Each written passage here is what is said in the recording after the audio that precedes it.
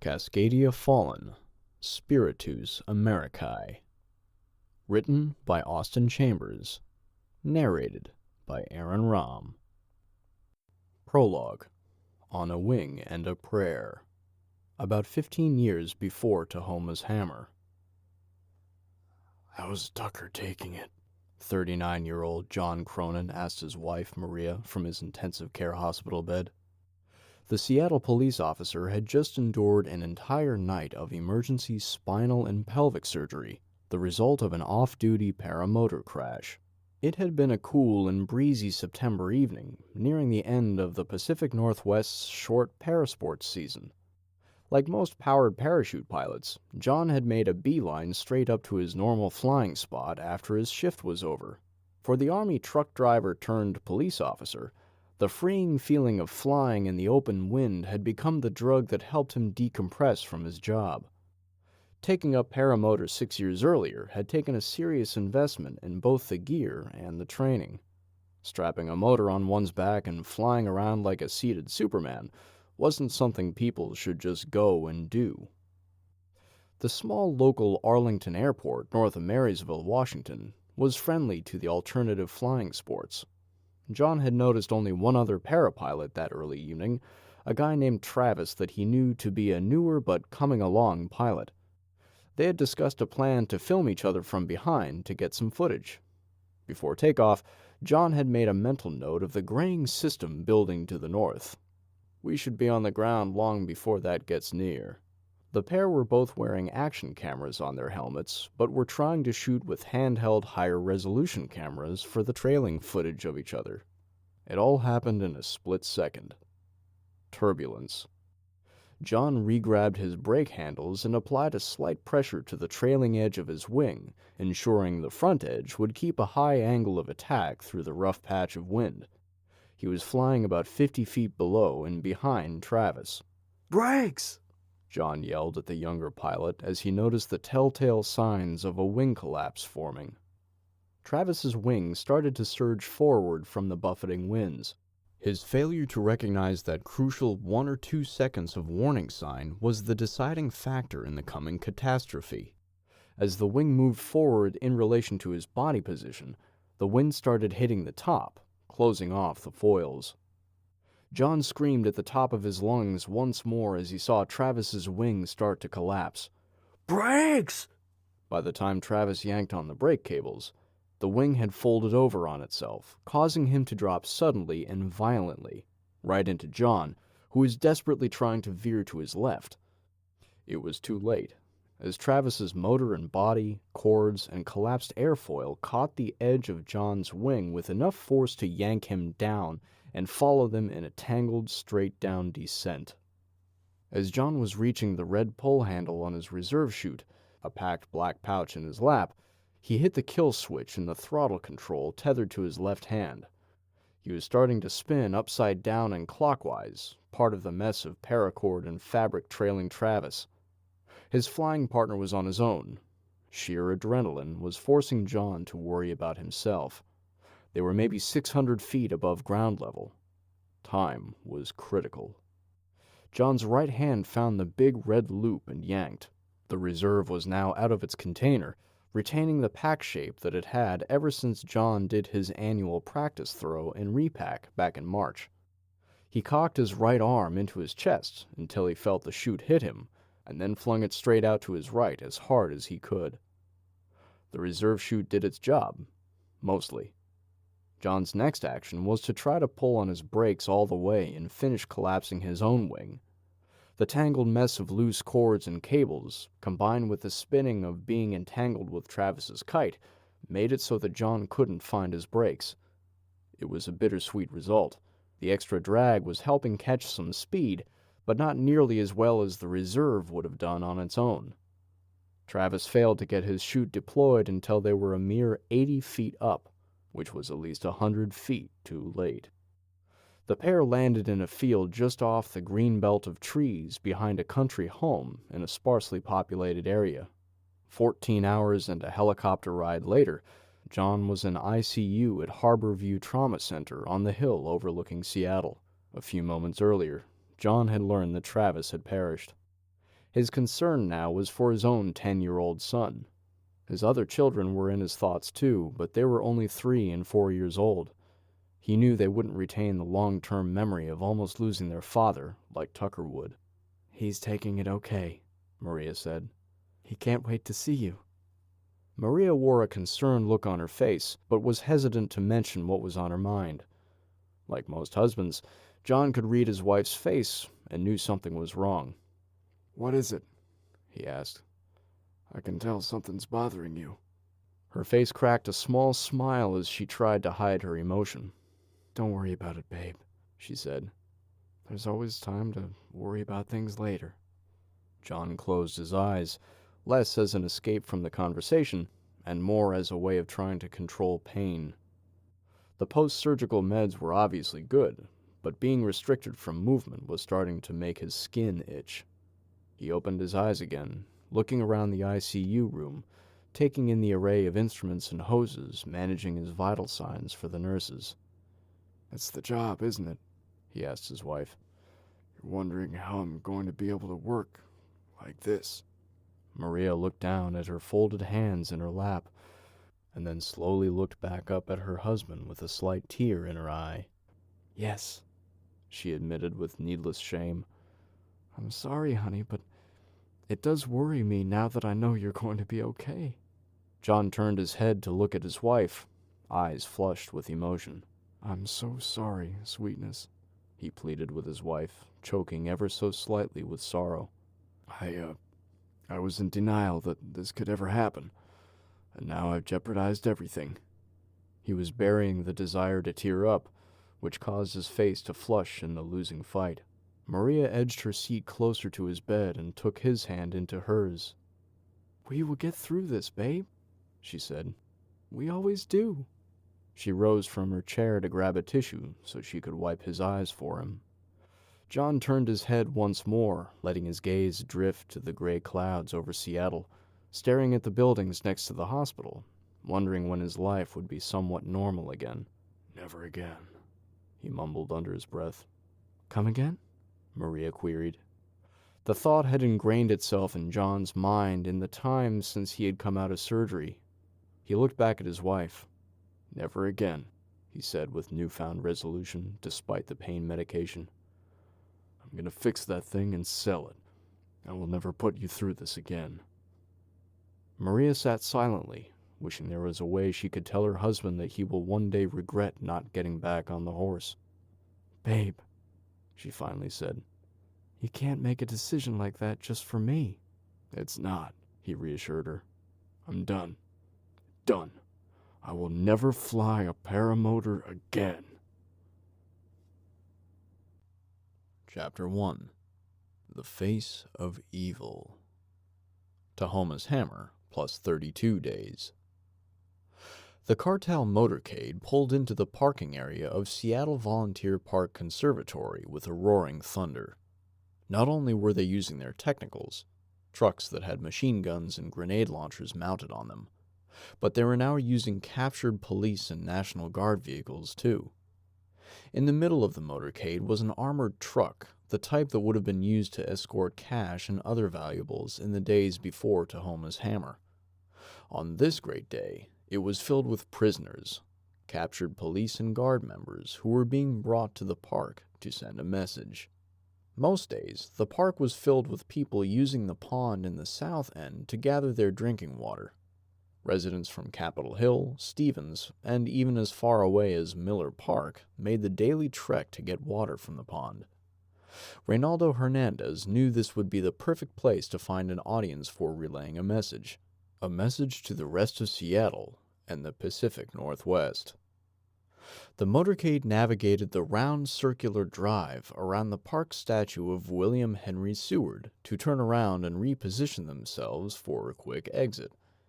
The statue, of the man who was Secretary of State under Abraham Lincoln, seemed to Reynaldo like a fitting place to send a message of liberation and hope. "I'm surprised this statue still stands," Reynaldo thought, half surprised that the stone monolith withstood Seattle's dabble in anarchy in recent years. He hopped out of the passenger seat in the second vehicle with a powered megaphone in his hand and immediately started giving orders to his cartel soldiers. There were 7 vehicles in all, which seemed like a safe minimum number to Ray. While not a full-sized army, the cartel had done a good job of invading and taking over entire sectors of the city. This was a direct result of Reynaldo's 2-pronged invasion strategy. Part 1 had been to liberate the mostly ethnic minority prisoners from the Monroe Correctional Facility and unify them under one leadership. Part 2 had been his various plants into all of the local gangs, who used a variety of tactics, from subterfuge to sniper attacks, to infiltrate the gangs and assassinate their leadership. The police and National Guard staffing levels had fallen to less than 30% at this point in the crisis. They just could not maintain control of Seattle.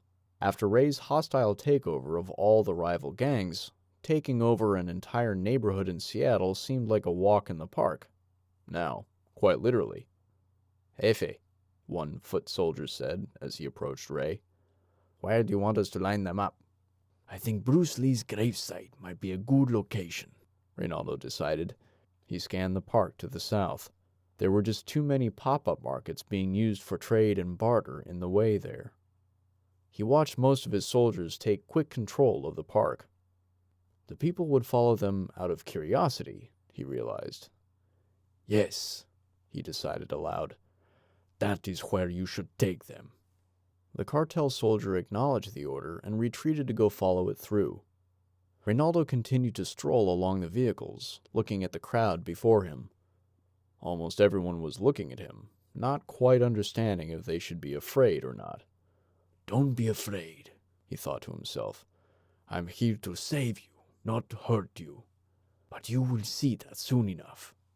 Hector," he called over to one of his lieutenants, "after this business is finished, I want to add this location as one of our welfare distribution sites," Ray said.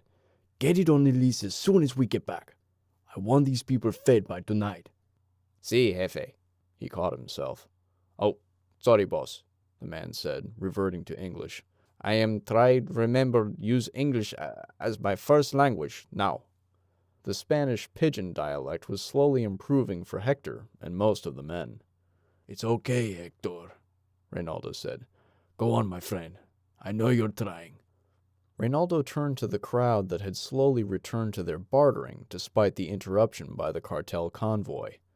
He looked through the light drizzle under the gray skies and pulled the megaphone up to his mouth. "Excuse me," he said, with a pleasant but authoritative voice through the electronic speaker.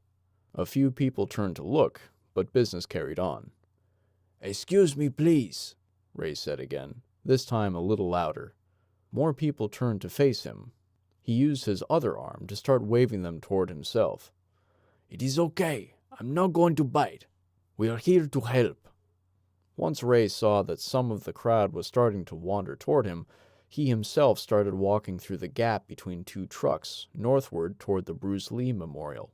As he meandered the approximate 100 yards toward the gravesite, he occasionally glanced backwards to make sure the crowd was continuing to follow him. A small squad of his cartel soldiers was escorting the National Guard and police members, bound in handcuffs and shackles.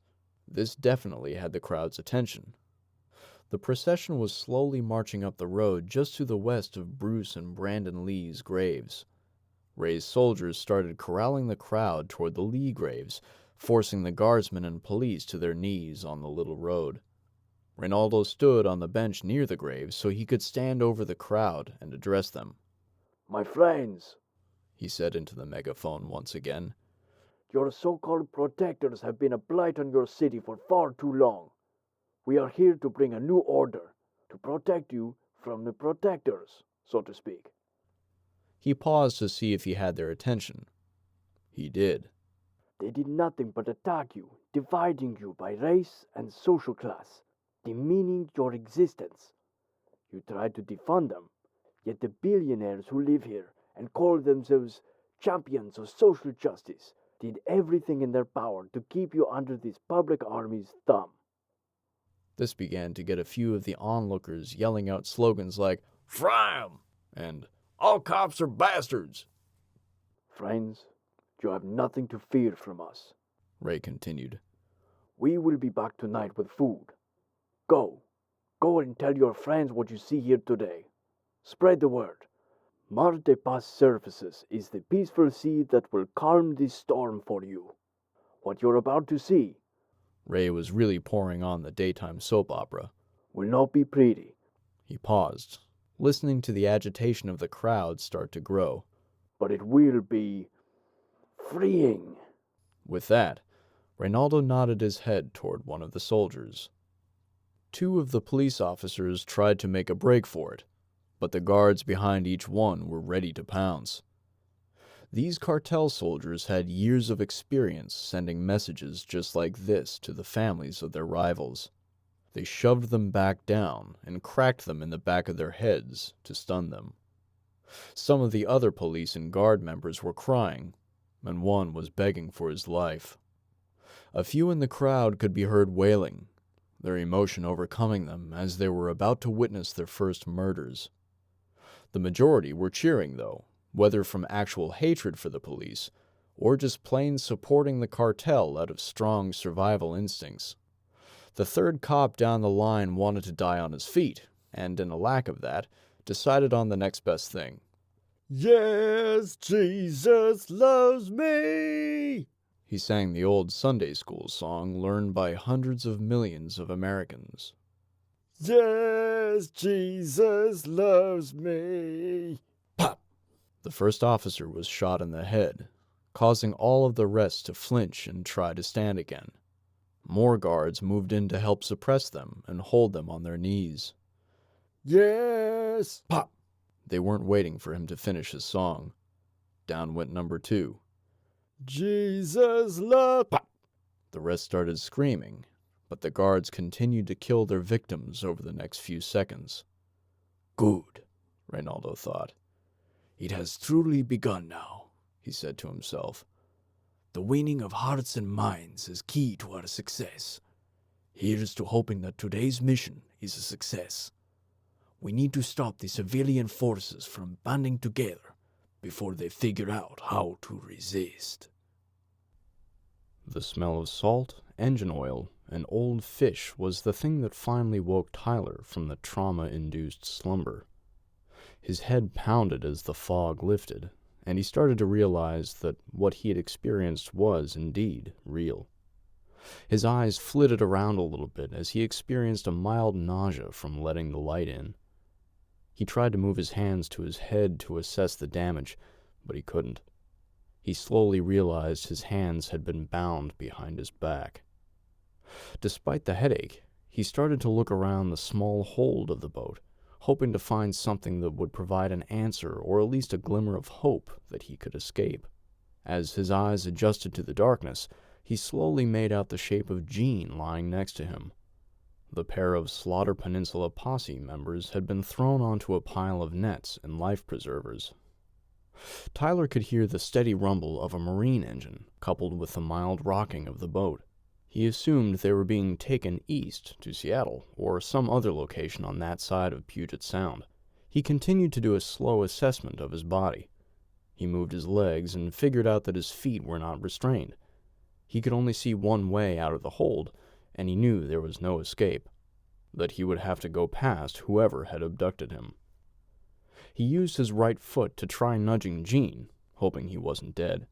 After a few tries, Jean started to moan and grumble. The veil of darkness was slowly lifting off of his head as well. Jean, Tyler hissed. Jean, wake up. Tyler said as loud as he dared, which was barely a grunt above a whisper. Jean's grumbling was eventually accompanied by the body shudders and movements that Tyler had just gone through. Jean groaned. Jean, wake up. Where are we? Jean asked, letting Tyler know that he was alive by doing so. What happened? We were ambushed, Tyler responded. And now we're in the hold of a boat. Try not to move. What? Jean replied, his mind still not quite accepting the reality of the events that had unfolded less than an hour earlier. The men had been stripped of all their gear. What do you think they want? Gene asked in a very concerned voice. I'm not sure, Tyler admitted. but it can't be good. Do you remember anything? An explosion, maybe? Gene responded, still trying to shake the cobwebs. To say the least, Tyler replied. As we were approaching the truck, they pulled up in a van and killed Julia and Kendall with an RPG. Tyler couldn't believe the words that had just come out of his mouth. It was like something from a B-movie or a nightmare. They're dead? Gene asked incredulously. He was still a little foggy on everything that happened. Tyler glanced at Gene to see if his eyes had adjusted to the dark yet. Nobody could have survived it, he said with a hint of desperation. The pair of men sat silently for a couple more minutes before Tyler spoke again. Do you still have your posse patch on you? He asked in a concerned voice. Yes, Gene said. Or at least I think I do. I keep it in my front left pants pocket. Why? Because we need to get rid of those, Tyler explained, thinking back to his training as an Air Force officer over 15 years earlier. You need to understand something, he continued. As soon as these guys don't need us, we are dead. You got it? Yeah, Gene replied in a horrified tone. But what about the patch? He asked, not quite understanding what Tyler was getting at. That patch ties us to our group, our families, Tyler explained. If they find out about it, they will use that against us. Understand? Yeah, Gene acknowledged. I understand. What about yours? As if on cue, Tyler started digging at his right rear pocket. The restraints made it difficult, but not impossible. I'm going to bury it under this pile of rope and life preservers and hope they never find it, he explained. Wouldn't it be better to drop it in the water when they're taking us off the boat? Gene asked. Can't take that chance, Tyler explained. There may be too many of them. One of them is bound to see. Okay, Gene said. But I can't reach. You're going to have to get it for me. He started scooching his body toward Tyler's. Tyler started rolling over on his left, while Gene scooted over from what used to be Tyler's right. Gene did his best to get his front pocket right up into Tyler's hands.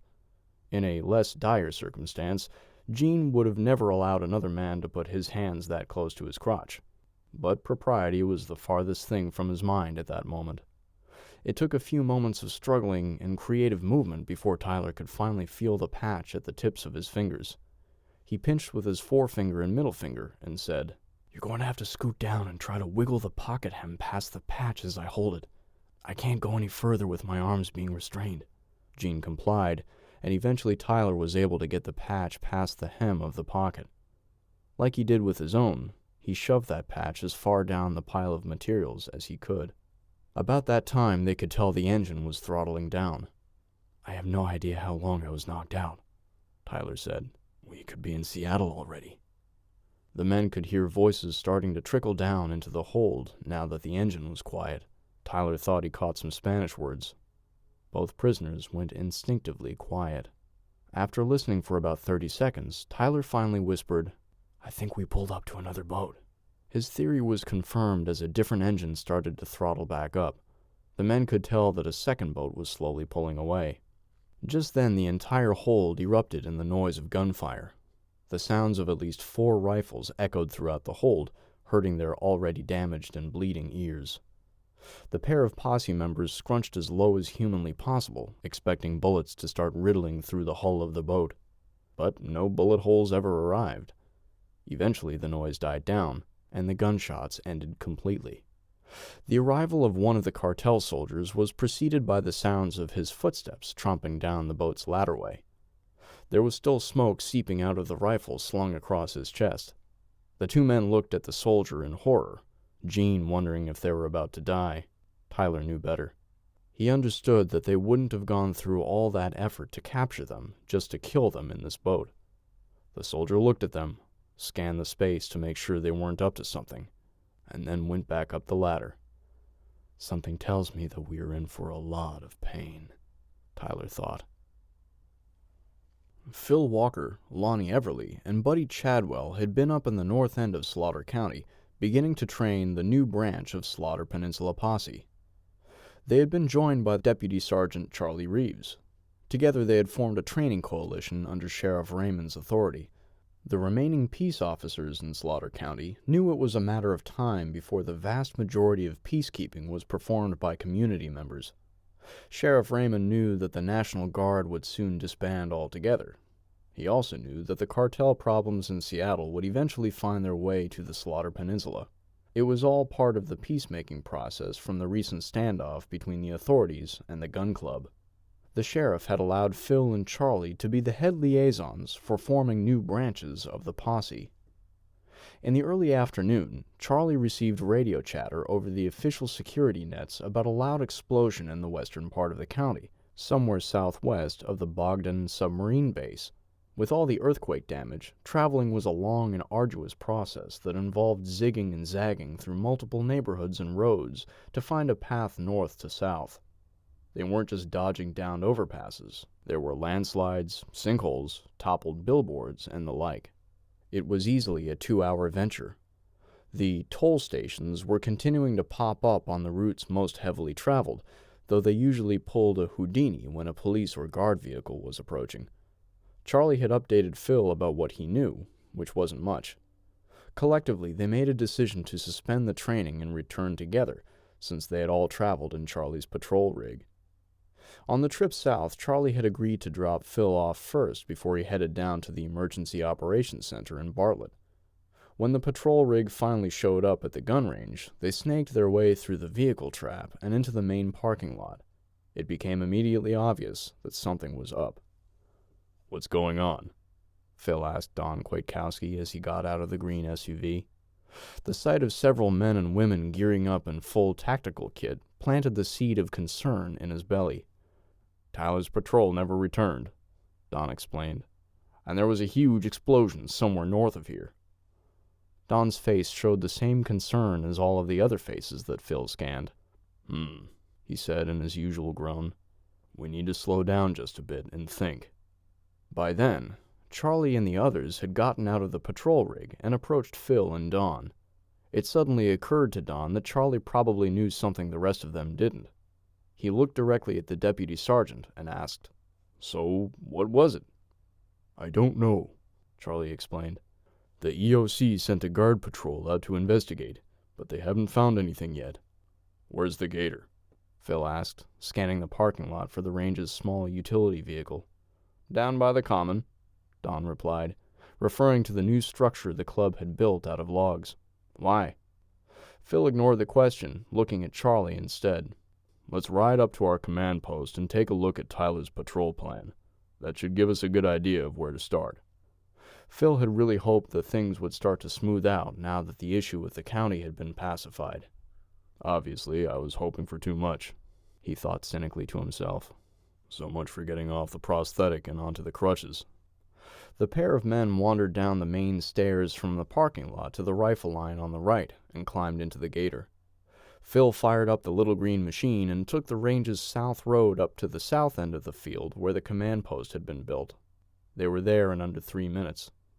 They climbed out of the gator and walked into the main command post tent, where they found Jerry and a few others scanning maps. Without any greetings or pleasantries, Phil looked directly at Jerry and asked, "You got Tyler's patrol plan handy?" "Right here," Jerry explained. "I figured you'd be wanting to look at it as soon as you got back." Phil looked over at the small, dry erase board they used for their daily patrol plans. "All right," he said. "This gives us a starting point."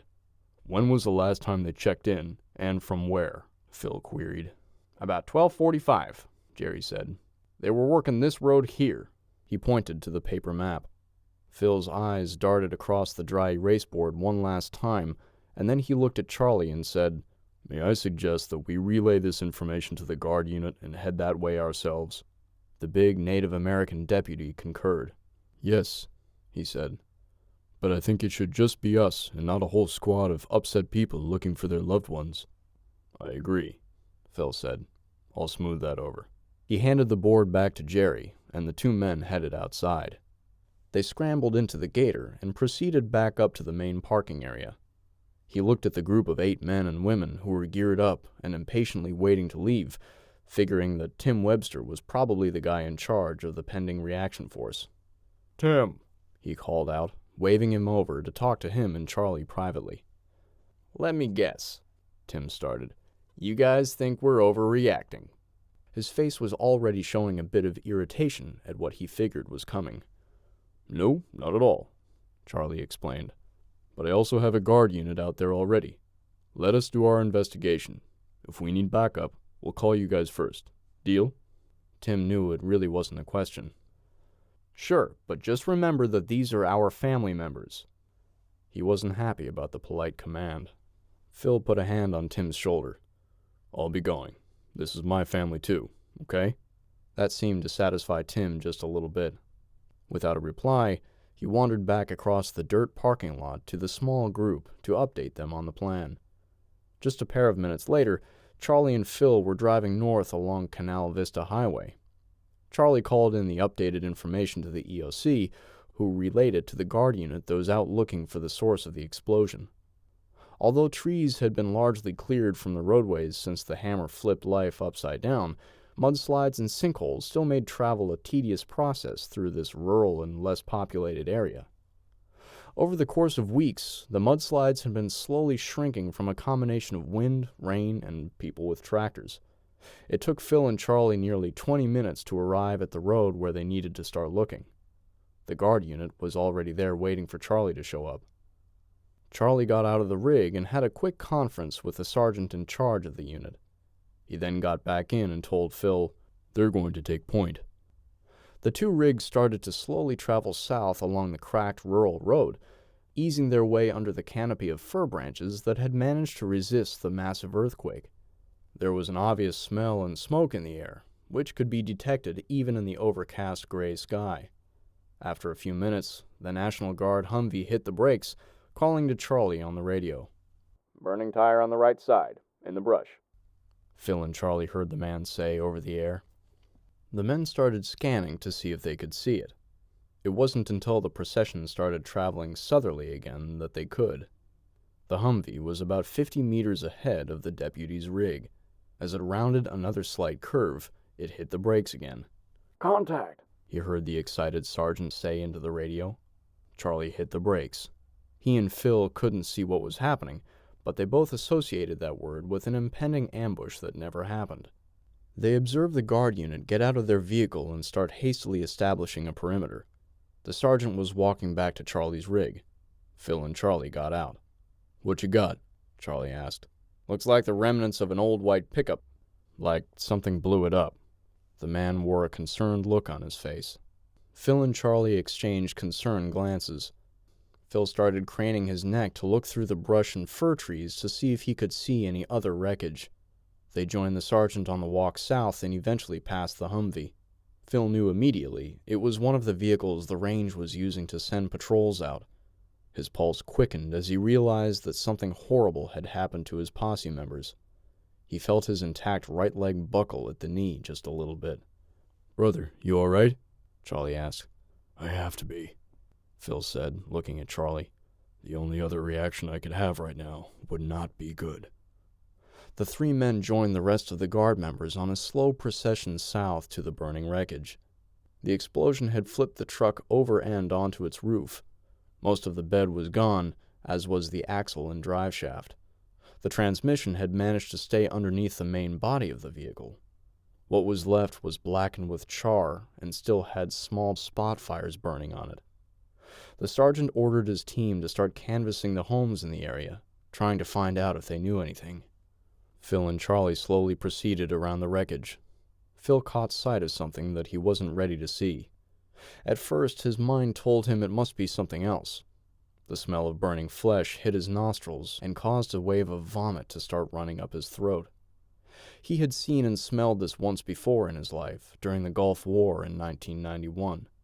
It was that memory and experience that allowed him to keep his lunch in. He suppressed the urge to puke and looked over at Charlie, seeing that he had managed to do so also. Before them was a charred torso laying in the brush like a piece of discarded, burnt barbecue. Kendall, Phil thought, suddenly overcome with a wave of both sadness and intense rage. My God, who could have done this? The two men continued to scan the forest, brush, and farther down the road. They were met with more pieces of the bloody puzzle, realizing that Tyler's patrol had been ambushed by an evil worse than either of them had prepared themselves for.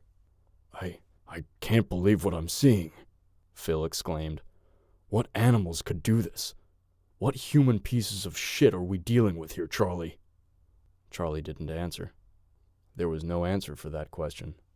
After several more minutes of looking around, the guard sergeant approached Phil and Charlie with an update. "We made contact with 2 houses that have people present," he said. "Nobody is talking." "Show me where," the fiery ginger demanded. "I'll get them to talk," he said angrily. He started to march off in the direction the sergeant had come from. "Phil!" Charlie called out to him. He started jogging to catch up to his closest friend. "Come on, brother, just hold up a second.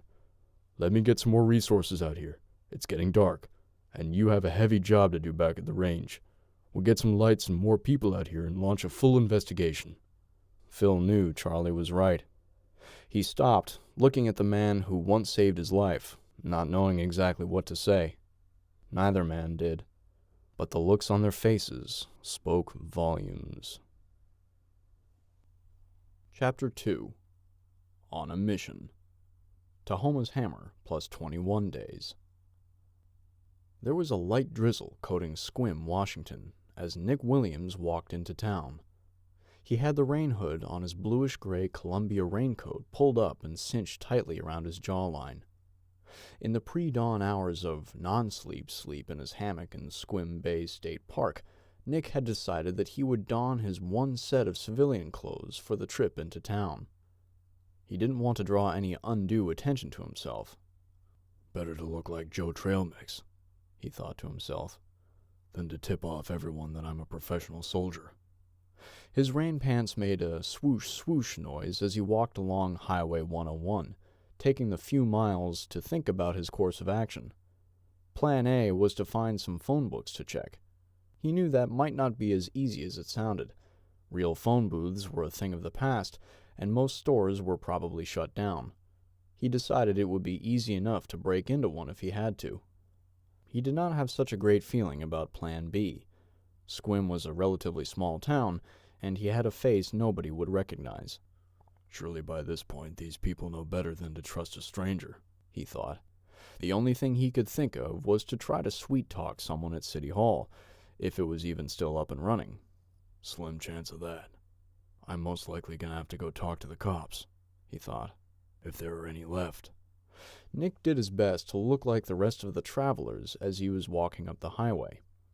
He kept a close eye in all directions. "Head on a swivel, as they taught us in basic." But he did it as cautiously as he could. He didn't want to draw attention to himself just by how he was keeping an eye on his own back. He noticed that most people traveled in packs and had some sort of system of pole carts or wagons. Vehicle traffic still existed, but it was much rarer to see. Nick noticed the roads up here still had the same cracks and crevices as the rest of the areas he had been since the hammer fell, though less of them. The key difference along the southern edge of the Strait of Juan de Fuca was the amount of coastal wave damage. "Can't even begin to imagine how it looks on Whidbey Island," he thought, thinking about the piece of Washington state that took the brunt of the wave's force. "Or the coast." Nick cruised westward under the gray sky and drizzle between a lower forest of trees and occasional lavender fields to his north, and a thick forest that ran like a carpet up the foothills and presented itself as a green fir mountain. After 2 hours, he came up on a checkpoint that spanned the entire westbound lanes of the highway. It was staffed mostly by armed civilians, though there were 2 police officers as well. They were corralling everyone into a choke point and forcing people to provide identification before they could continue west or down the off-ramp into town. When he reached the guards, Nick handed them his Army retirement identification. One of the volunteers wrote his name down and then started flipping through some papers to see if he could find Nick's name on any of the log sheets. After several seconds of flipping through a couple of different papers, he finally looked up and said, "We don't have your name as having checked in at one of the checkpoints further east on the highway." Nick just stood there and stared back at the volunteer for a few seconds, contemplating what to say. He wanted to let the Captain Obvious moment hang in the air just for a second or two. Finally, he said, "Huh, that's kind of weird." He was going for sincere with his tone, but his one raised eyebrow was full of sarcasm. While the volunteers were staring at each other and trying to decide if they should let Nick pass, he heard some other names being broadcast on the radios set up near a police vehicle. Must be relaying the names of pedestrians up and down the highway, he thought. "Where you headed?" a different volunteer finally asked. "Right here, into Squim," Nick replied truthfully. "Checking on my aunt and uncle." The first volunteer wrote his destination down on the clipboard. "The names and address?" the second volunteer asked. Nick wasn't expecting that question. He knew their last name was probably Schwartz. "The Schwartzes," he said. "Don't remember the name of the road. I'll know it when I see it." After another minute, the building crowd of pedestrians behind Nick started to get a little testy. The volunteers finally decided to let Nick pass. He started up the final stretch of road into the actual town. He guessed that about 50 or 60% of the nomads were continuing west on the highway. The rest were heading into Squim with him. "I wonder if it's because people have family here, or that they heard about some sort of food or shelter that's available." He paused when he saw an abandoned Black Bear diner on the left side of the road. "Wonder if I can find a phone book in there." He did a loop around the diner and the hotel next to it, looking for threats. Both buildings had been boarded up, and both buildings showed signs of forced entry. "People obviously don't care about other people's property anymore," he thought. "Not when they're wet or hungry." He decided not to draw attention to himself by trying to find a phone book here. He joined the herd rambling westward into Squim once again. Within another 20 or 25 minutes, Nick had started to pass more hotels and a QFC shopping mart. There were tents in the QFC parking lot that caused him to stop and look. He meandered through the wide array of tents and canopies, observing what was going on. Seems like trading posts and bartering stations are the new normal. He continued on to the QFC, which appeared to be open, but under the protection of some sort of armed security. There was a line of people waiting to get in. "Don't know if I want to waste my time standing in that line just to find a phone book," he thought. "Maybe tougher than I thought." Nick wandered down the road just a little farther, trying a few different stores and having no luck. He finally managed to find a phone book at a little RV park on the left side of the road. He noticed that the RV park was full, a bright orange "No Vacancy" sign painted on a full sheet of plywood right at the entrance to the park. "No vacancy," the manager said unexcitedly, not even looking up at Nick. "Yeah," he thought, "I can read." Nick left the snarkiness in his head as he said, "Actually, I'm just looking for a phone book. Trying to find my uncle, but I haven't been here in many, many years, and I don't remember where he lives." The man looked up and gave Nick a cautious glance. After several seconds, he reached below the counter. Grabbing a phone book, he plopped it onto the countertop with a hard thud. "Thanks," Nick mumbled. "I guess people are finally starting to realize they shouldn't just trust anyone anymore." He thumbed through the pages, going right to the S section. There was one Schwartz residence in the small town's phone book. "I'm still not sure how I'm going to know if it's the right house. Tons of people stay unlisted now. Here's hoping somebody's home." "Got a pen and paper?" Nick asked. "Nope," the man said flatly. Nick ripped the page right out of the phone book and turned to leave. "Hey!" The man started to protest at Nick's back, but Nick Williams was already out of the building before the sounds even hit the wall, holding a raised middle finger over his shoulder. It took Nick another 2 hours of trying to find the location of the residence. He had stopped and asked a few different people for directions. As unfriendly as people were before the hammer fell, they really didn't like talking to strangers afterwards. When he finally found the house, he introduced himself to the person who answered the door. It turned out to be a family of people who had no knowledge of Dr. Stuart Schwartz. "Well, that sucks," Nick thought. He headed out of the small neighborhood and back out onto the main drag. It didn't take long to find the local emergency operations center. Nick assumed that any police officers that would help him track down the Schwartz residence would be there anyhow.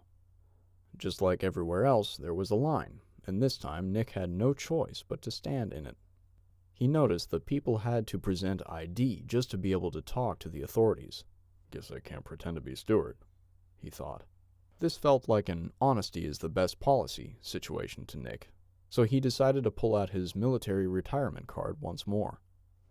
The line eventually took Nick into a giant canvas tent in the parking lot of the police station.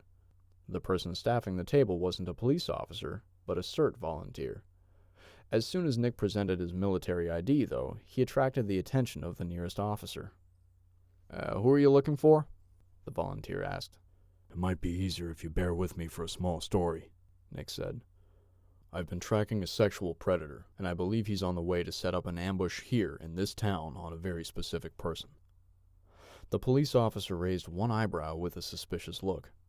"What makes you believe that?" he asked, not quite ready to take Nick at face value. "Because I was tracking him, and on the night he killed several people, I found evidence that he's tracking the son of an out-of-stater who lives in this town." "Why were you tracking him?"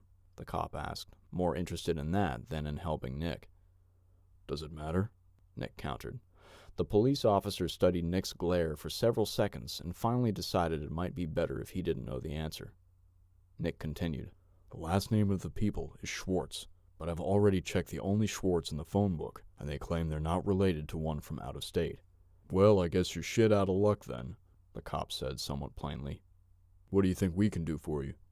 "I'm hoping you have some database, such as the ability to look at tax records. Maybe help me identify where these people live, for their own safety," Nick said, having a hard time believing he had to paint the picture for Barney Fife. "Mr. Williams," the cop began, "do you really think I'm going to tell you where these people live? What if you're the sexual predator?" A sudden look of concern crossed the cop's face. "Where are you staying while you're here in Squim, Mr. Williams?" He passively put his hand near his holster, which tripped like a big red flare to Nick. "You serious?" Nick asked incredulously, looking down at the cop's gun hand. "As a heart attack," the cop replied in a concerned tone. "I'm camping at the state park east of here," Nick said, trying to cooperate and trying even harder to keep his cool. "Susan," the cop said to the CERT volunteer, "when Lieutenant Reynolds gets back, would you tell him I'm escorting Mr. Williams back to the state park?" Nick let out an audible sigh, but he didn't say anything. He knew there was no point in arguing and putting himself more on these people's radar than he already had. "Sure thing," Susan told Officer Beller. Nick had an icy stare, but he was trying not to give the cop too hard of a look. "Have you ever seen the movie First Blood?" he asked the officer. Officer Beller ignored Nick, instead motioning for him to follow him out to his patrol rig. Without so much as a word, he ordered Nick to get in with a wave of his hand. Nick complied, and a short minute later found himself being driven back to the state park that he walked out of earlier that day. "At least I get a ride," he thought angrily. When they pulled into the park, the cop asked, "Where's your car?" "I came by boat," Nick explained to the skeptical police officer. "I'm telling you the truth. I've been tracking this guy since McNeil Island. He's the worst of the worst, and you people are in for some trouble if you don't help me out." Officer Beller just looked at Nick for a few moments. "Look," he said, "I'm going to level with you. I believe you, but that doesn't matter. Our town has established policies and procedures, and I'm not going to break them just for you. I wish you the best of luck on your journey. Now get out." He had stopped where Nick indicated, and he actually parked and got out. He watched Nick walk down through the bushes to the boat tied up to the broken tree. "Thankfully I hid my supplies," Nick thought. As he untied his boat and fired it up, he looked at Officer Beller one last time. "I'll be back, whether you know it or not, whether you like it or not, whether you believe me or not. I'll be here to protect your dumb ass." Tahoma's Hammer, plus 25 days. Football 1-0. Your presence is requested at the main gate, John Cronin heard in his radio. He recognized the voice as Jeremy, also known as Soccer 3, one of the adult children of one of the property owners out here on the north side of the river near North Bend, Washington. Priority 2. The medically retired Seattle police officer heard Jeremy add. "Copy, Soccer 3, John said. "I'll be there as quickly as I can get there." The titanium in John's back, courtesy of a sudden stop after a rapid experiment with gravity, usually required that he go out and walk every hour or so. But since this was priority 2, he decided he would actually take the pickup truck. He set down his book, back to basics, and turned the gas down on the old-school lantern. He'd been catching up on old-school homesteading techniques while listening to the shortwave radio. He was making it a point to listen to the radio more often, as he was growing concerned with the increasing levels of violence just to their west in Seattle. So glad we stocked up on those rechargeable batteries. He got up out of the easy chair and meandered through the main living area of the fishing cabin, spotting his youngest son, Evan. "Ah, that's right. Your brother and sister are both out at perimeter posts. You seen your mama?" "I think she's still next door helping patch that hole in the Cortez's chicken pen," replied the 17-year-old.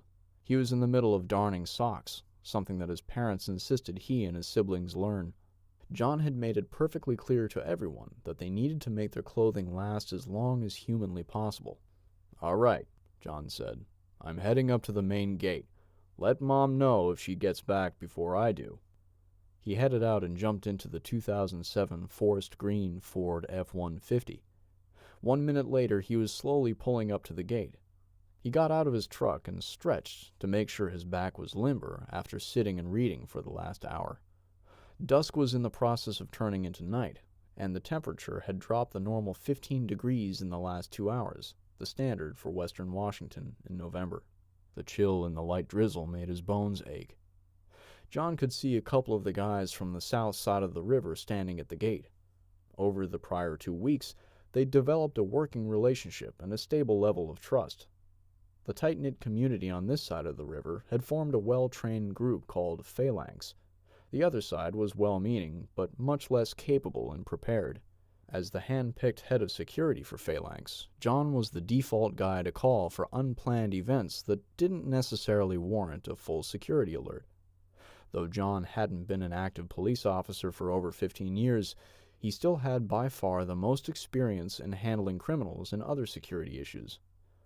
"Let him in," he told Jeremy, almost in a scolding manner. At this point, he assumed all of his normal gate guards had learned who the key players from the other side of the river were. "Gonna have to create some sort of access list," he thought. "That way I don't get called for stuff that I don't need to anymore." "What's up?" he said to Earl and Connor as they approached him near the small guard shack after being let through the gate. They both wore concerned looks on their face, and that instantly put one on John's face as well. "Fellas, something I should be worried about?" "No. Well, not yet," Earl replied worriedly. "This is something more of a personal matter." John led the pair of men into the little 8-foot by 12-foot shack and motioned for them to have a seat. They declined. "What's going on?" The looks on their faces had managed to make John's heart beat just a little faster. "As you know," Earl started, "Connor and I are the only real fighting experience over on the south side of the river." John nodded. Earl continued. "Tonight, my teenage nephews showed up without the rest of the family. Earl got a lump in his throat and almost began to choke on his words. After several deployments to Iraq and Afghanistan with Earl, Connor knew when he could speak for his best friend. "Earl's family was ambushed on the way here," he said bluntly. "We're going out to see if we can find them.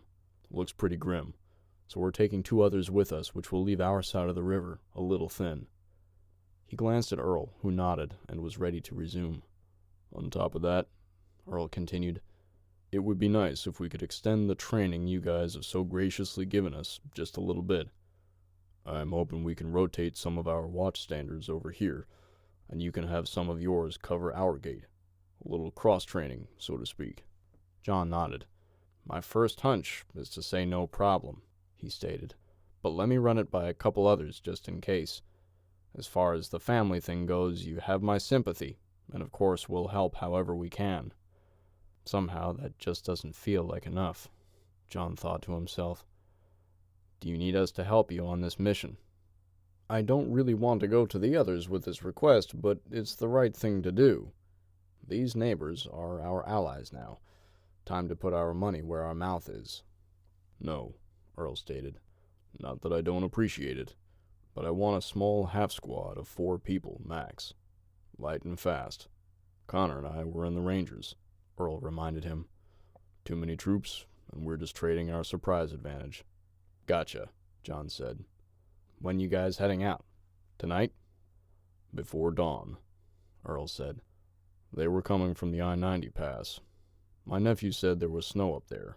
Weather. Darkness. Too many things out of our control to be trying to leave right this moment. One last question, John said. Do you guys have any smoke or frags? Earl and Connor felt like bad preppers, but they had to answer honestly. No, Earl admitted. You offering? He was half joking. I bet we can scrounge up a couple of loners, John joked.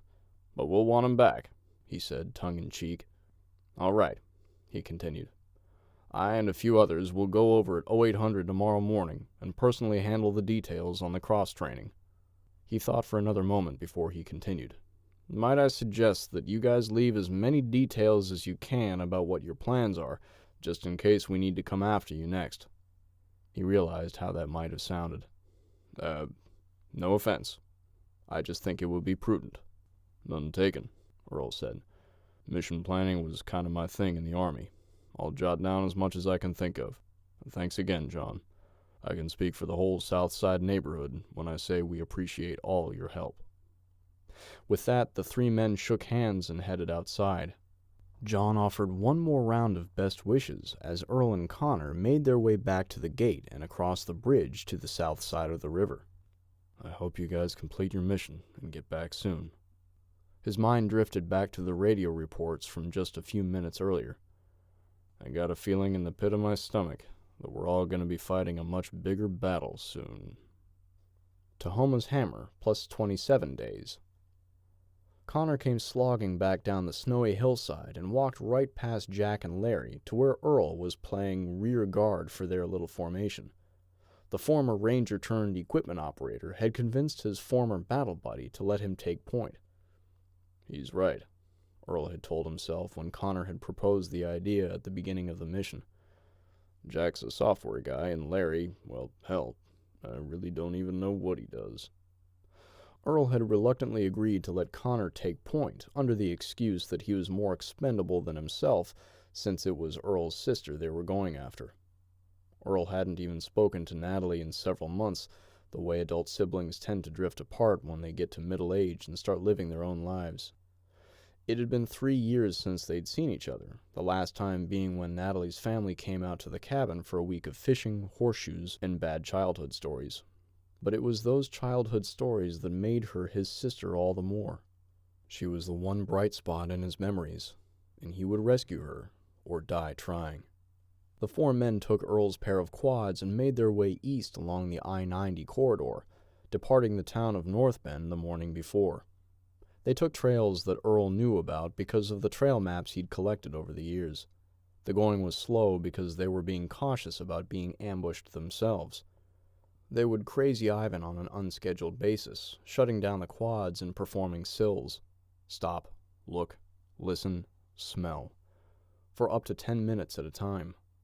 Just a month earlier, Earl would have never believed they would have to do this. But the experience of him and Connor killing 3 scumbags who were trying to rape and murder his daughter had convinced him there was no such thing as being too cautious. As badly as he wanted to get to his sister, a life of Army experience had taught him to be patient and not make a bad judgment by rushing. Earl could smell the cold, crisp air of the light gray system over their heads. More snow was on the way. I think I found the ambush site just over the crest, Connor informed. We lucked out. The snow is old and crunchy, left some tracks. If there had been fresh snow, I may not have seen the signs. What did you see? Earl asked. Utility vehicle tracks had suddenly stopped and changed directions. Lots and lots of footprints of different types and sizes. Some game tracks, too. He frowned, not enjoying the thought of trekking up the mountain in the hard snow.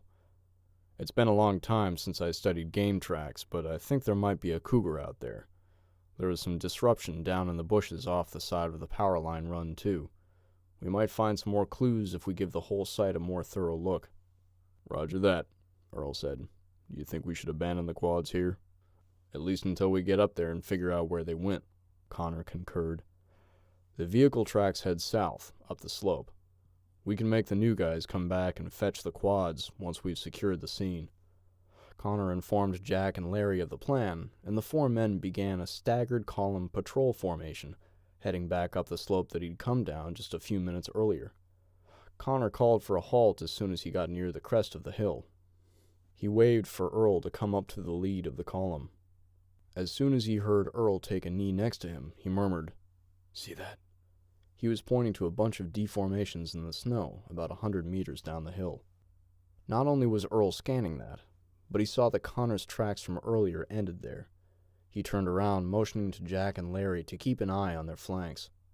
"Cover me," he whispered to Connor as he started down the slope, hugging the tree line as best he could without getting into the deep snow. He cringed as every step announced his presence to the forest with a nerve-grating crunch. Slowly, cautiously, Earl progressed down the slope, keeping close to the tall green firs and trying not to expose his profile lest he be targeted by the same adversaries that killed his brother-in-law and kidnapped his sister and niece. He took a knee when he was about 10 meters away from the messed-up snow, taking one last opportunity to look, listen, and smell. After 3 excruciating minutes, he waved Connor to join him. In turn, Connor waved up the other 2 to the crest to cover them. About 2 minutes later, he joined Earl, and the 2 proceeded to cautiously start scouting the site. "See how all this snow looks piled up like it was shoveled?" he mentioned to Connor. "Like they were trying to cover something." "I have an E-tool back on the quad," Connor mentioned, referring to a folding shovel in Army lingo. Earl looked at his buddy and thought for a moment. He looked down at the ground and used the buttstock of his rifle to cautiously probe the biggest lump of snow. The snow was a lot deeper down the small side slope towards the trees than the 20 or so inches they were standing in. He was able to push his rifle down so that almost all of it was in the snow. "Whew. Thought Roy's body might be under there." He pulled his rifle back out and decided to try to use it as a makeshift shovel, shoving some of the snow off the pile. When he did, the unnatural sight of crimson revealed itself. "Oh shit," he thought. He scooped more of the snow off the pile, revealing more dark red blood.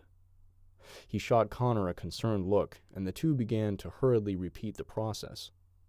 It became obvious that there was a track leading down toward the tree line. Almost instinctively, Earl reslung his rifle and aimed it at the trees as he went down the thick drift to investigate. When he got down there, Connor could see his brother's air deflate just a little bit as Earl's shoulders slumped. He turned to look back up toward Connor. "Found Roy," he said with a sudden gloominess that matched the gray sky. He scrambled back out of the tree line and up the slight slope of the power line run where his buddy was standing. Connor was already studying the tracks that ran up the slope to their south. They seemed to disappear into some sort of trail that cut through the forest. "That's bigger than a game trail," he said to his buddy. "Yeah," Earl agreed. "What do you want to bet that we find a cabin somewhere up that slope?" "Whether it's on that slope or the next, we'd better get moving," Connor said. "With as long as it took your nephews to get to the cabin, they could be long gone by now." He hated stating the obvious to Earl, but sometimes people under duress needed to be reminded of harsh truths, and that's what best friends were for. "I know," Earl said just a little bit testily. He looked at his army buddy and then apologized without words, just by softening his tone. "Would you, go get the other 2 in the quads? We obviously don't have time to bury Roy, but I can at least try to set up a marker for later." Earl watched his best friend head back to the crest of the slope they were on. He started playing out the scenarios in his head. "Gonna have to hide the quads soon. Those can be heard from a long way off if there's no other noise around. I'm banking on the fact that most criminals are dumbasses, and the fact that there are very few cabins up here in the state forest." Chapter 3. I've always found, give me a pack of cigarettes and a couple of beers, and I do better with that than I do with torture. General James Mattis. 32 days after Tahoma knocked the Pacific Northwest back to the 18th century and caused a massive infrastructural and economic catastrophe that spread around the globe, the rhetoric between China and Russia finally reached the ocean's surface. The silent war had already been waging between the 2 countries' submarine fleets for a few weeks, starting when the Russian submarine Kazan, K-561, detected flanking maneuvers by 3 Chinese diesel submarines. She sank 2 of those submarines in the successful evasion, though China claimed that all 3 were destroyed in the battle. On the evening before Day 33, China sealed off the border with Russia indefinitely with surgical missile strikes. Of the 26 crossings on the 2,600-mile-long border, all 4 railroad crossings and 17 of the 22 bridges were completely destroyed. Simultaneously, a People's Liberation Army Navy submarine Type 093 class submarine launched one of their top-secret gas cloud U-12 torpedoes, capable of reaching a submerged speed of 400 knots, at the Russian heavy cruiser Yuri Andropov. It took 12 seconds for the torpedo to travel 6,000 meters and sink the ship, killing all 893 men on board. It took Parliament in Moscow less than 4 hours to vote on and declare war with China. Both countries had already been building up their forces along the border for the month prior, but now Russia started moving some of its western forces east. The Russian Prime Minister ordered the fleet at Vladivostok to prepare for a major engagement. China's central and northern fleets were itching to get into the action themselves. Beijing was using their southern fleet to finally take full control of the sea lanes between the Pacific and Indian Oceans, under the assumption that the United States Navy was in no position to stop them. Both countries had been preparing for this eventuality in the months since Tahoma woke up. On the home front, the United States wasn't faring much better. What had started as civil unrest as a result of power disruptions had turned into a straight-up fight to keep any western cities safe. After the cartel had presented itself in Seattle, it had become apparent that they were now making power plays in San Diego, Los Angeles, San Francisco, Sacramento, and Denver. President Jeremiah Allen, the first member of the Libertarian Party to be elected President of the United States, was reluctant, but he used a little-known clause of the National Defense Authorization Act to enact a midnight to 6 a.m. curfew for all states west of the Mississippi River. Meanwhile, roughly 70% of America's ground and air forces were being staged in the western third of the country. Approximately 20% of America's East Coast Navy was in the process of transitioning to the West Coast. The president began to give nightly briefs from the Oval Office in an attempt to keep the country together. In Washington, the state-level Emergency Operations Center had been moved to Vancouver, near the border with Oregon. Camp Murray, near Joint Base Lewis McChord, had been completely wiped out by the mud from Tahoma's lahars.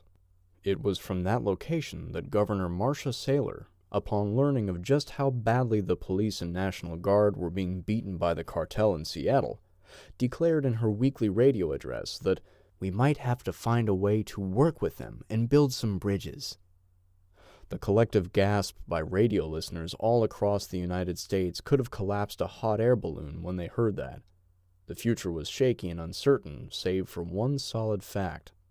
Ever since Tahoma blew her top and wiped out key portions of the internet, subversive agents from across the globe, government or otherwise, were moving to secure their futures. Tahoma's hammer plus 33 days. Reynaldo walked into the little 2-story concrete structure through the barn-style shop doors on the east side of the building. The first floor of the building was a shop, and the second floor an office, designed to support the operations of the nearby Seattle grain elevator. The facility, normally used to load cargo ships specifically designed to carry grain to Asia and South America, was relatively intact. Ray's men discovered that the pier hadn't suffered any significant damage, as there was no ship tied to it during the earthquake and volcano. Most of the multiple rail lines near the giant green silos were completely destroyed, covered in broken grain cars and other boxcars, as if a giant child had a tantrum.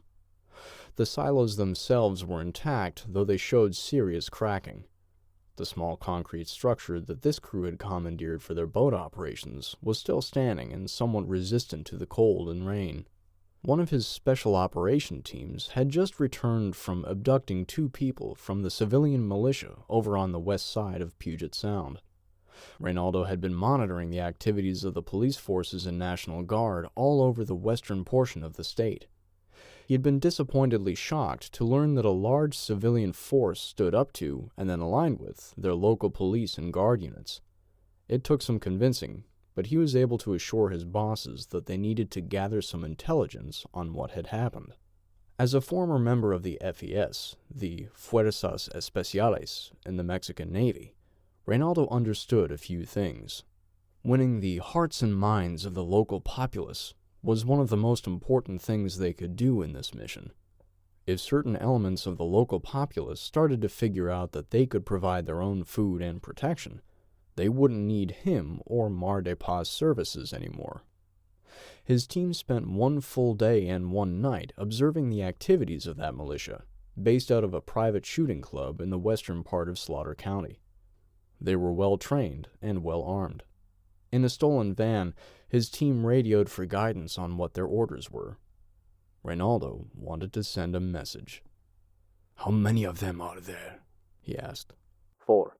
The soldier in charge of the unit told him via radio. "We only need 2, Ray told him. "Send the rest out, in style. We know the civilian police and army forces are fully aware of our presence now. We may as well let them know that our reach is anywhere we want it to be."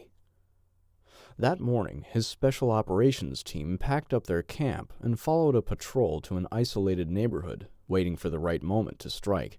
They grabbed 2 of the militia members and made their way back to the hidden boat they had come over on. A few more hours had passed, and Reynaldo was staring at one of the men, bound to a chair with multiple wraps of duct tape. The man with short, dark, curly hair, in his late 30s by my best guess, Reynaldo thought, had a terrified look in his eyes and was breathing heavily through the gag taped to his head. "Where is the other one?" Ray asked one of the soldiers in rapid Spanish, hoping their prisoner didn't speak it. "In the boiler room," came the reply. "Do you want us to keep them separated?" the man asked his boss. "No," Ray said. "If anything, hide some cameras in that room. Let them talk. Let them think we can't hear." The man nodded in understanding. Switching to English as he walked over to within a few feet of the man, Reynaldo decided that he would try to simply ask first. More than once, just asking had worked. "Some people just can't stomach the thought of torture." Ray nodded to the soldier guarding the man, who ripped the gag and duct tape off of his lower face. "Hello?" Reynaldo Hernandez greeted. "My name is Ray. What is yours?" The man was scanning the room, eyes flailing wildly. He was choking and gagging a bit, recovering from having the gag in his mouth. After a few seconds, he looked at Reynaldo but didn't say anything.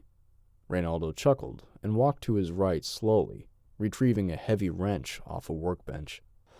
Tyler could hear the grime and gravel on the shop's floor make a slight crunch sound underneath Ray's custom leather boots as he turned back and slowly began to walk toward the captive.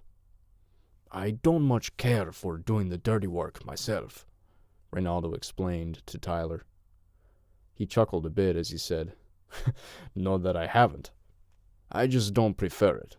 No, you don't get to my spot in any cartel without knowing how to extract information. So, my friend, all I ask is for your name." Reynaldo went silent. Tyler scanned the room and noticed there were at least a half-dozen guards scattered around. He was terrified, and the thought of escape seemed as far away as the moon at that moment. Tyler, he stammered, wondering in his own mind what information he could possibly have that these guys wanted. "Tyler," Reynaldo said slowly and with gusto. "Such a good American name, mijo," he commented, absent-mindedly slipping into Spanish. Ray let the big wrench slowly glide down and hang by his leg. "What is it you think we want to know, Tyler?" the cartel boss asked. I really don't know, Tyler replied with as much honesty and sincerity as he could muster. We don't have any money to offer. Ray's laughter cut Tyler off before he could say any more. He was still grinning as he asked, "Do we really look like we need your money?" He paused for a quick moment. "Try again," he ordered a little more sternly. I think we both know, Tyler said, grunting from the pain of the restraints on his chest, that it doesn't matter what I tell you. You're going to torture us anyhow. I've read about what you cartels do to each other. I know what's in store for us, he said, putting forth as much forced bravado as he could. What's my motivation to actually tell you anything that would help you? Oh, Ray thought to himself, letting his eyes drift off Tyler to stare into nowhere for a moment. We have a smart guy here. He looked down at the wrench hanging by his side, and then looked back at Tyler. I don't know why, but I like you. It's probably because you cut to the chase. So I'm going to be honest with you. You're in for a long night, but it doesn't have to be. And remember, if you resist too much, we'll just talk to your friend. Pass your torture on to him, so to speak. Tyler said nothing with his words, but his scared and angry glare spoke volumes. Reynaldo dropped the wrench, turned, and gave some final instructions to his men in Spanish before leaving. The soldier came over to Tyler with a grin that revealed crooked yellow teeth and a stench that smelled like 10-day-old sweaty ass. He had an M tattooed on one cheek and a 13 on the other. So, the man began slowly, which do you want first, the beating or the waterboarding? Before the dusk could give way to another gray November day, Charlie had already come back out to the range to pick up Phil. They were headed to the scene to continue the investigation into the atrocity. What do you think these guys wanted? Charlie asked. That question has kept me up all night, Phil replied angrily. He was staring at the trees that had fallen in the forest along the Canal Vista Highway. Whereas all of the trees that had crossed roads had been cleared, nobody had yet made their way into the woods to salvage the usable lumber. I guess not everyone is as lucky as we are at the range to have horses to help with that kind of stuff. He turned his head toward his partner. I got no idea, bud. I mean, why on earth would anyone use an RPG on a pickup truck? That's what bothers me, Charlie admitted. There's no reason to do that whatsoever. After another silent minute of driving, Phil said, Well, there's one reason. What's that? Charlie asked, slightly perplexed. Because they can. Charlie's face was still unsure of what he meant. It was a message, Phil explained. We can do whatever we want. On the rest of the short drive, Charlie briefed Phil that a squad of National Guard preserved the scene all night, scouting for clues or anybody that would talk to them. On the last leg of the trip, they were waved through the checkpoint staffed with 2 guardsmen. Charlie pulled over behind another deputy's rig and parked. The 2 men proceeded to go talk to the first lieutenant who was in charge of the scene. After Charlie introduced the officer and Phil to each other, he asked, So what's the latest update on what you guys found overnight? Well, first off, we think the bodies... The man paused, trying to find a way to talk about the delicate topic in front of Phil without being offensive. Go on, LT, Phil urged. I've seen a thing or two in my day. Sorry, mumbled the young man who, for some odd reason, reminded Phil of his son Crane. We picked up an excess of 30 body parts. None of us have any forensic training, but they appear to be from 2 people based on shape, skin tone, and remnants of clothing. 2? Phil asked with sudden surprise. Are you sure? Not 100% certain, the lieutenant replied, but reasonably sure, yes.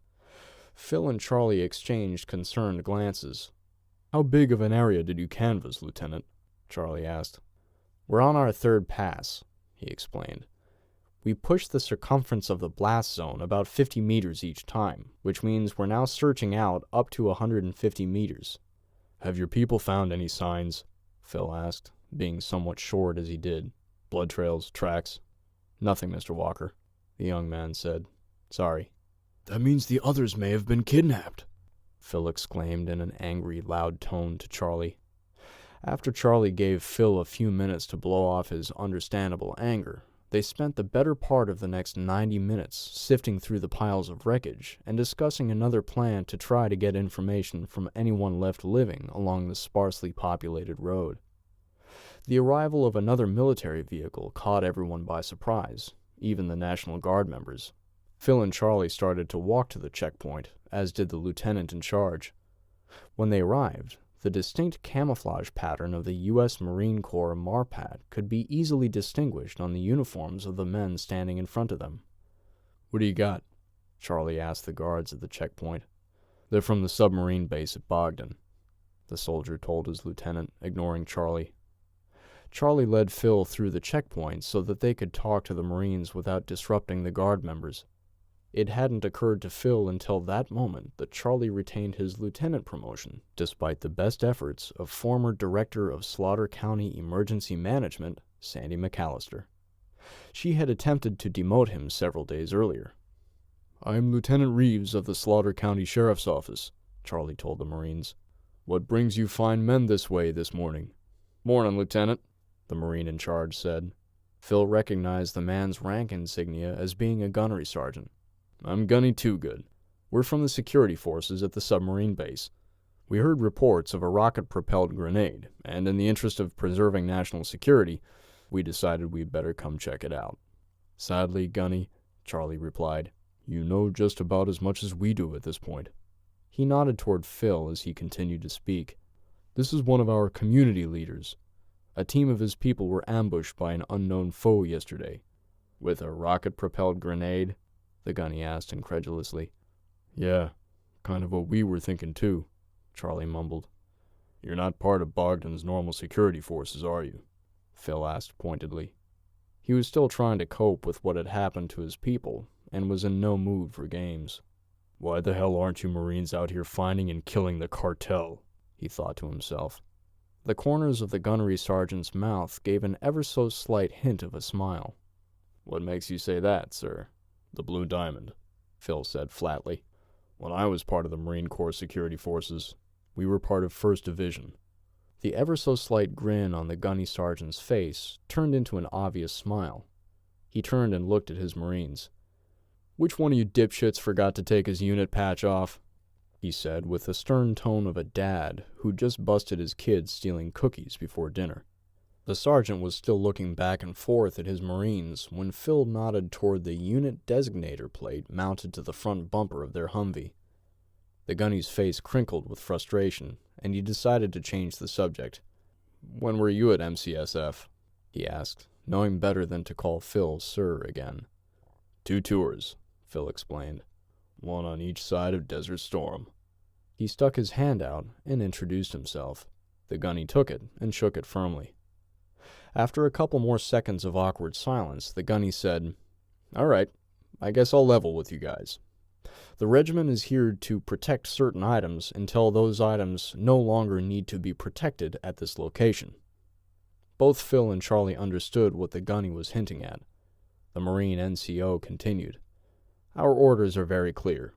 We are not to engage in civilian law enforcement matters. But," he drifted off, looking for words, "but when a cartel from a foreign country launches a rocket attack, the waters get a little bit muddy, don't they?" Phil asked rhetorically. "Exactly," the gunny concurred.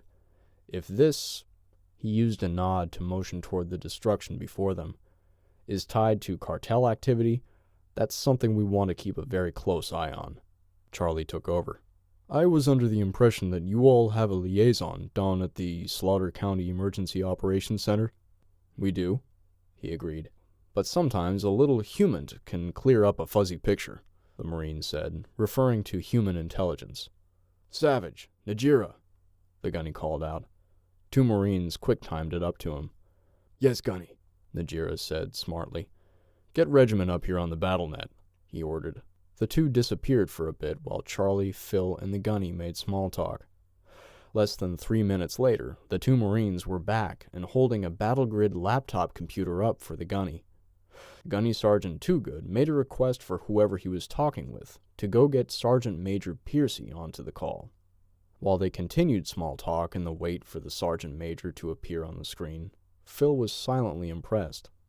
The Marines had some sort of communication system that was completely independent of using any of the civilian cell towers. "But of course, idiot. These are frontline Marines," able to operate in any third world war zone, which I guess we are one now. Interrupting his thoughts, the senior non-commissioned officer could be seen donning a headset and settling himself in front of the screen on the laptop that was now resting on the hood of the Humvee. "What's going on, Gunny?" Sergeant Major Piercy asked. He wasn't irritated, but he also didn't believe in micromanaging a simple recon patrol. "Sergeant Major, I thought you should meet the civilians who have been investigating this rocket attack. This is Lieutenant Reeves from the Sheriff's Department, and Phil from..." It took a second for Phil to get the hint. "Oh, Phil Walker, one of the leaders of the Slaughter Peninsula Posse.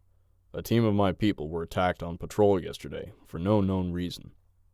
The sergeant major's face drifted off, his eyes revealing that he was trying to capture an old memory. Walker. Seems like I once knew a Phil Walker right here at Bogdan, or at least knew of him. Was that you? "Sure was," Phil answered, somewhat shocked. "I'm sorry, Sergeant Major, but you aren't ringing a bell for me here." He chuckled with slight embarrassment. "My red hair has been turning gray for quite a while." The sergeant major laughed a little bit. No, it's okay, Walker. But it does make sense as to why Gunny had someone come and grab me for this call." "That's right, Sergeant Major," the Gunny clarified. He looked at Phil and Charlie. "You see, I knew he was at MCSF early on in his career. I thought maybe you two knew each other." The ranking NCO on the tablet screen replied, "No, I believe Mr. Walker left as a result of a severe injury a month or two before I showed up here. Back then, we used the Lav 25 for cruising around the base. We call those things the Rolling Thunder, loud and dangerous with a high center of gravity." "All true, Sergeant Major," Phil verified. "I had a career-ending back injury as a result of that wreck." "So, it definitely was a rocket attack, huh?" the sergeant major asked, moving the conversation along. Phil could sense a bit of concern in his voice. "Definitely," Charlie replied. "If you all have any intel that the Slaughter County EOC can use, it would be much appreciated." "We'll keep that in mind, Lieutenant," the sergeant major replied. "But as I'm sure Gunny told you, our primary mission lies inside the base." "Understood," Charlie acknowledged, while Phil also nodded. The conversation wrapped up, and the Marines packed up and left, leaving Charlie and Phil with the feeling that things may be worse than they realized. Tyler was woozily entering and exiting consciousness as two cartel soldiers dragged him by the armpits toward the boiler room. They had indeed both beaten him and used waterboarding. "You never even bothered asking me any questions," he kept repeating in his own head. Just as they approached the doorway and stairs leading down to the boiler room, it opened, and two other soldiers were prodding Gene to enter the main shop.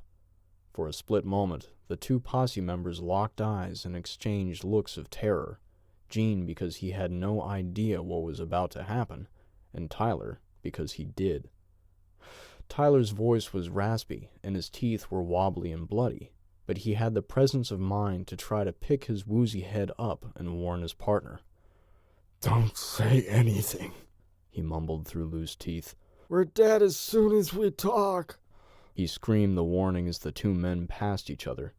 The man holding him on his right armpit used his free hand to smash Tyler in the side of the head as hard as he could, ending Tyler's attempt to warn his partner. They dragged him through the door and down the stairs, rounding the turn in the stairway and down the other half of the stairs into the main boiler room.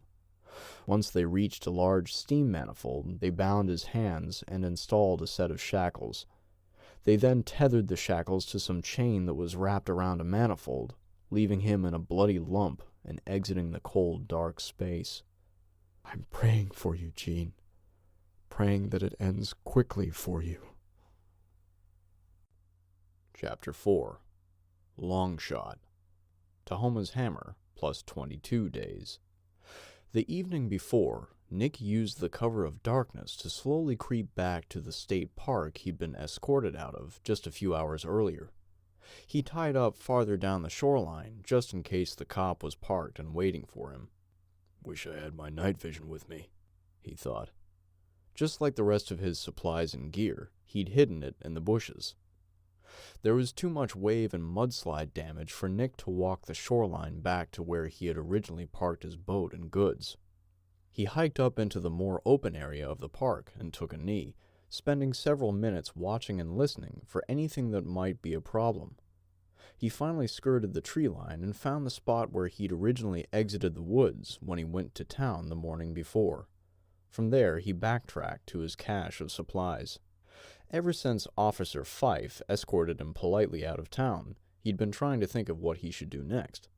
The only thing he knew was that they were passing names of people traveling on foot via radio. Except for some wild card factor that he couldn't predict, he knew Sticky would have to come up that highway if he wanted to find the Schwartz family. He arrived at his gear and decided to change back into his multicam battle uniform. After he changed clothes and boots and handled a few other matters, like getting his battle rifle ready, he decided he needed to consult a map. Like he had done on Fox Island a couple of weeks earlier, Nick draped a heavy poncho over himself and his map and used a flashlight under the protective concealment of the garment. He studied the map of the Olympic Peninsula North Shore and decided there were probably a couple of major junctions and intersections that would have other checkpoints. Discovery Bay. That's where I'll go. Nick set up his hammock and tarp and grabbed a few hours of shut-eye. The sound of brush moving woke him with a start at some point after that. His instincts told him to jump out of his hammock, but his training kicked in. Out in the woods, motion was usually what gave the prey away to the predator, especially at night. He remained in his hammock and very slowly moved his head to a position to see a raccoon wandering around within a few feet, checking out his stuff. Nick slipped out of the hammock, causing the raccoon to go on alert. When he stood, he looked around and finally decided it was just better to leave. Nick drank the rest of last night's water ration and secured the rest of his equipment. He repeated the slow, long process of making his way back to his boat in reverse of what he had done the night before. He was more exposed in the morning dawn, but it was also easier to see that there was no apparent police presence. He did notice other campers in the park, though, and that gave him concern. Well, that settles that question. Nick knew then that he was going to need to move all of the supplies back to his boat. He saw other campers and realized that his supply cache would not be safe for a prolonged absence.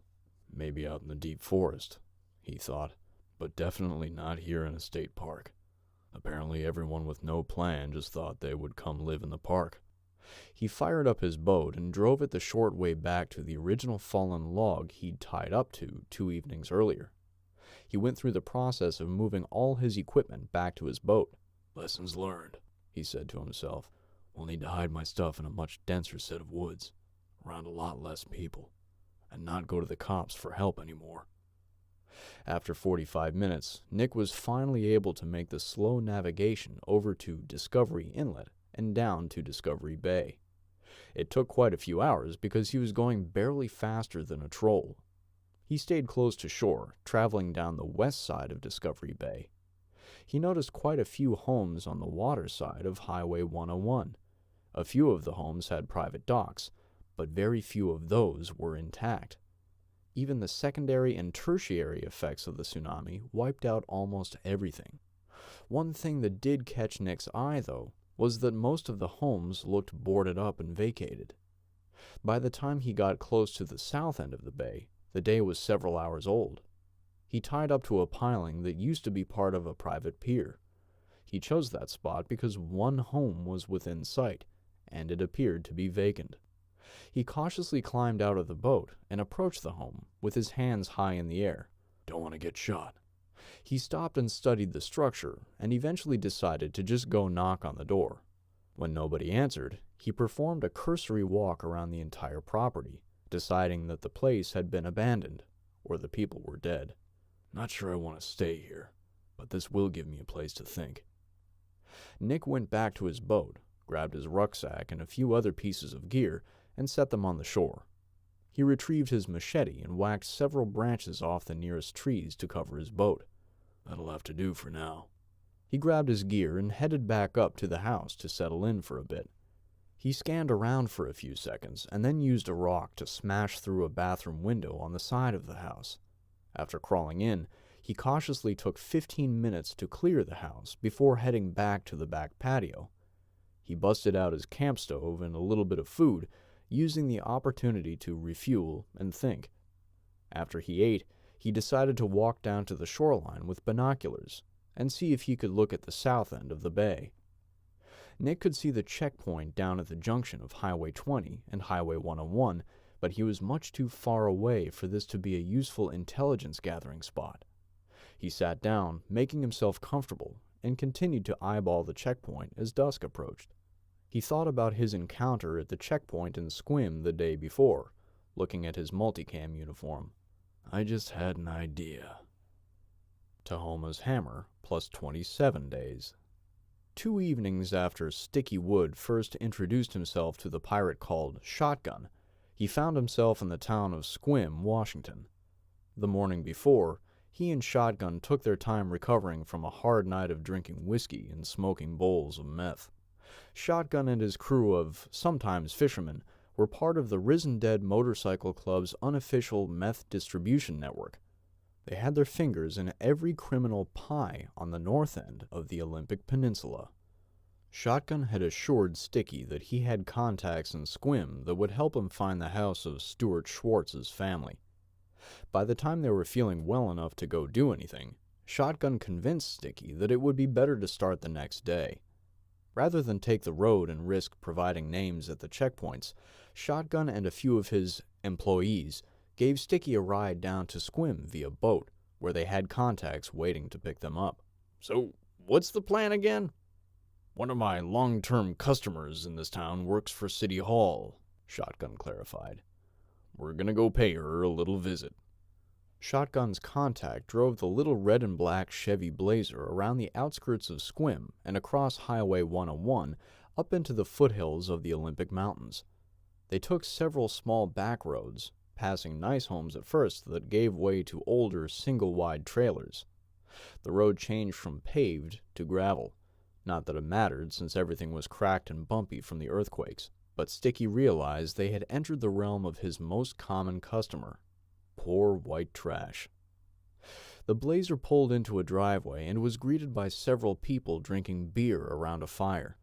There were 3 dogs running around acting quite aggressively. Trash was strewn everywhere. One of the people around the fire was a woman who looked to be in her mid-50s. As soon as she saw the red and black Blazer, she started beating feet to get into the house. Hey, Linda, Shotgun yelled at her before she could get inside the structure. how you doing? Hey, Shotgun. A little less enthused, Linda replied. Good to see you. She lied.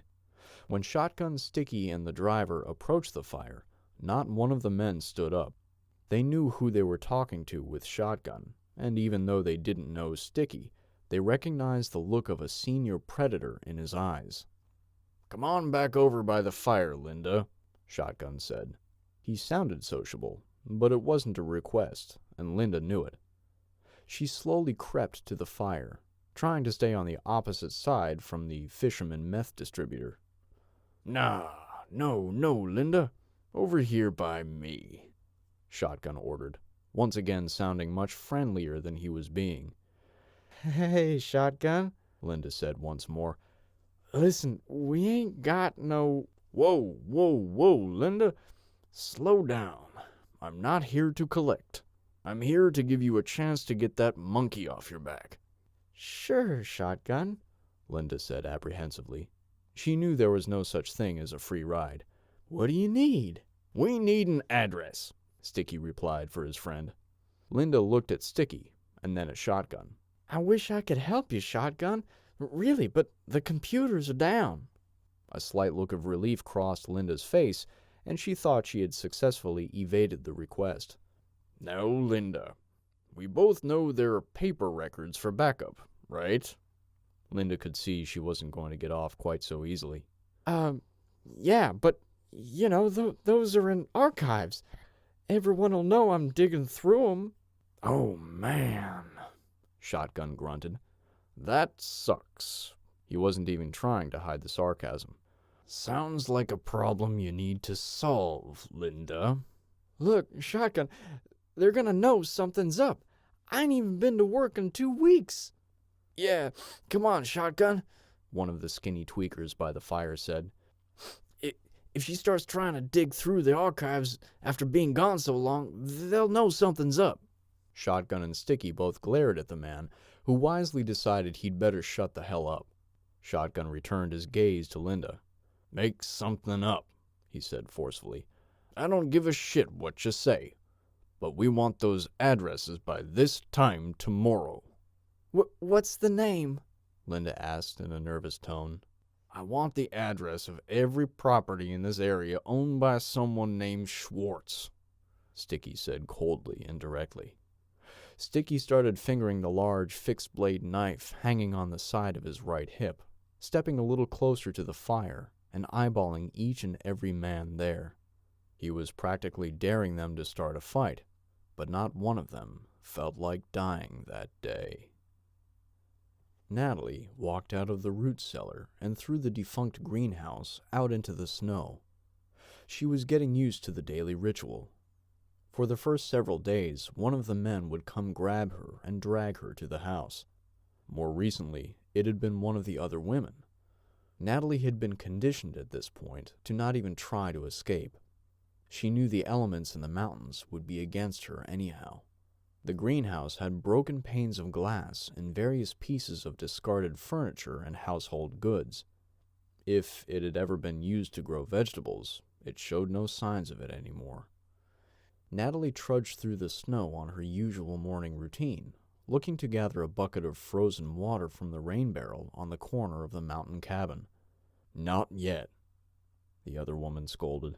House, she commanded. Natalie did as she was instructed, bypassing the rain barrel and continuing up the path around to the front of the cabin.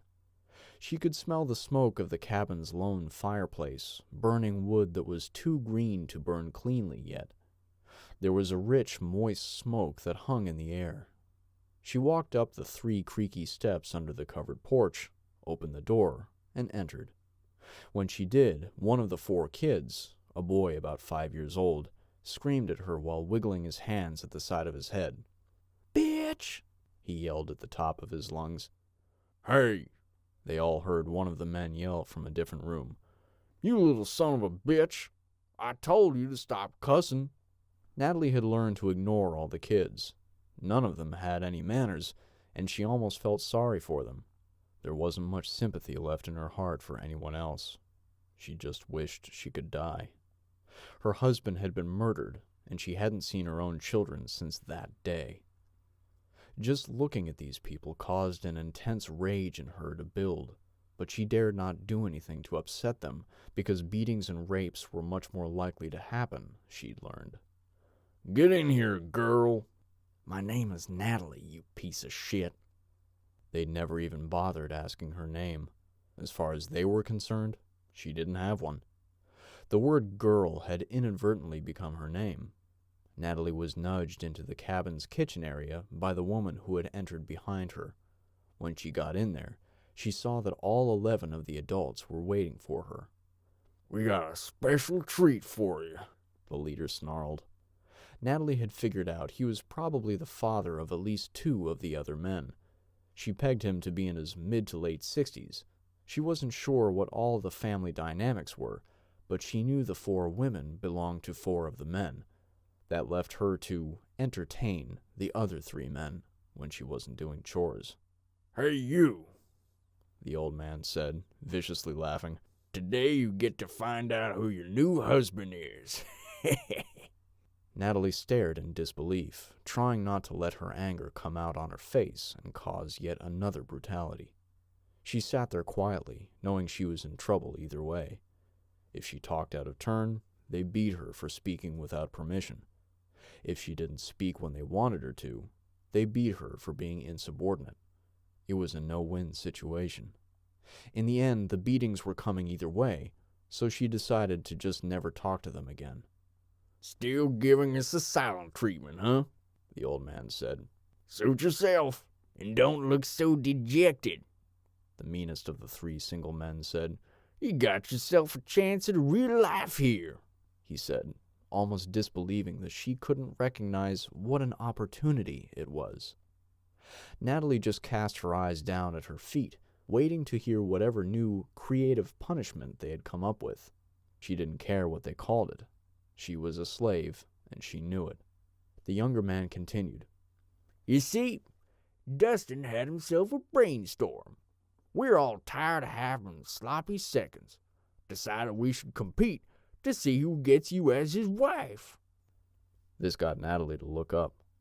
For a moment, the group of kidnappers all thought they had finally found the thing to make her talk again. But she didn't. The man continued. We're gonna flip a coin for you. Odd man out wins. What you think? Once again, Natalie didn't respond. She casually glanced around the kitchen, looking for a knife or anything she could use to end herself. As usual, they'd left nothing out that she might use against them. Wham! The old man had slammed his fist down on the table. You're part of this family now, and you're gonna speak if it's the last damn thing you do. The old man had grown tired of the silent treatment, and he'd thought of one last way to get Natalie to speak. Don't you want to know what happened to your daughter? Tears welled up in Natalie's eyes instantly. In a matter of 2 seconds, they started streaming down her filthy face. She looked up, looking at the other women who were all looking away. She started to openly sob. Finally, Yes. Then this silent treatment shit stops now, the patriarch yelled, his voice echoing off the logs. The room went quiet once again. Ask nicely, the old man commanded. Natalie was stammering, but the words finally started to slip past her salty lips. Please tell me what happened to my daughter, she slowly begged. She don't exist no more, the old man said coldly. You might as well forget she ever existed, he said with pure evil in his toothy grin. The sooner the idea of her living is gone, the sooner you can go on to having your own life again. That's no answer, you piece of shit. You tell me what happened to my daughter right now, I swear. This caused most of the men in the room to start laughing, even the old man. You're in no position to swear by anything, he said, but I'll tell you anyways. We fetched enough gasoline to run the generator all winter. He stood up. Despite his age, a lifetime of hard work had made him a hard old man, and he was still powerful looking, even under a whiskey gut. Now, you think about that girl this one last time. We got heat and electricity 'cause of her. You get her out of your system, and you forget she ever existed. The old man pointed at the front door with his eyes, silently instructing one of the women to start escorting Natalie on her morning chores. As she was exiting the cabin, she heard the old man say, By the time you get back in here with water, you'll find out who your husband is. Chapter 5. Dark Days. Tahoma's Hammer plus 33 days. Between Puget Sound and one of Seattle's more prominent northern neighborhoods, Queen Anne, sat a vast array of rail lines and a giant concrete grain elevator. Built in 1970, the Pier 86 grain elevator was, in the eyes of many, an ugly eyesore in what had otherwise become a quaint hipster metropolis. Nestled between the railroad tracks and the shoreline, the bulk of the complex was a 500-foot-long, 80-foot-tall array of concrete silos. At the south end, there was a 9-story access and machinery building. A large conveyor ran off of that end, southwest toward the water, where it crossed over the Elliott Bay Trail and ran above a pier that banked sharply south. The 500-foot-long pier had small supporting piers on both the south and north ends. It was designed to tie up large grain-hauling cargo ships. The conveyor was supported by 5 large metal-framed towers that carried the grain to 4 telescoping boom hoses. It was those hoses that could fill a cargo ship in just a few hours. Reynaldo Hernandez stood at the end of the pier, wondering if the recent and sudden stop of grain flowing to China was something he needed to be worried about. At that moment, though, Reynaldo was ecstatic. He was watching the youngest ship in his 3-ship flotilla, the Nina, slowly breast over to the pier under the aid of a captured tugboat.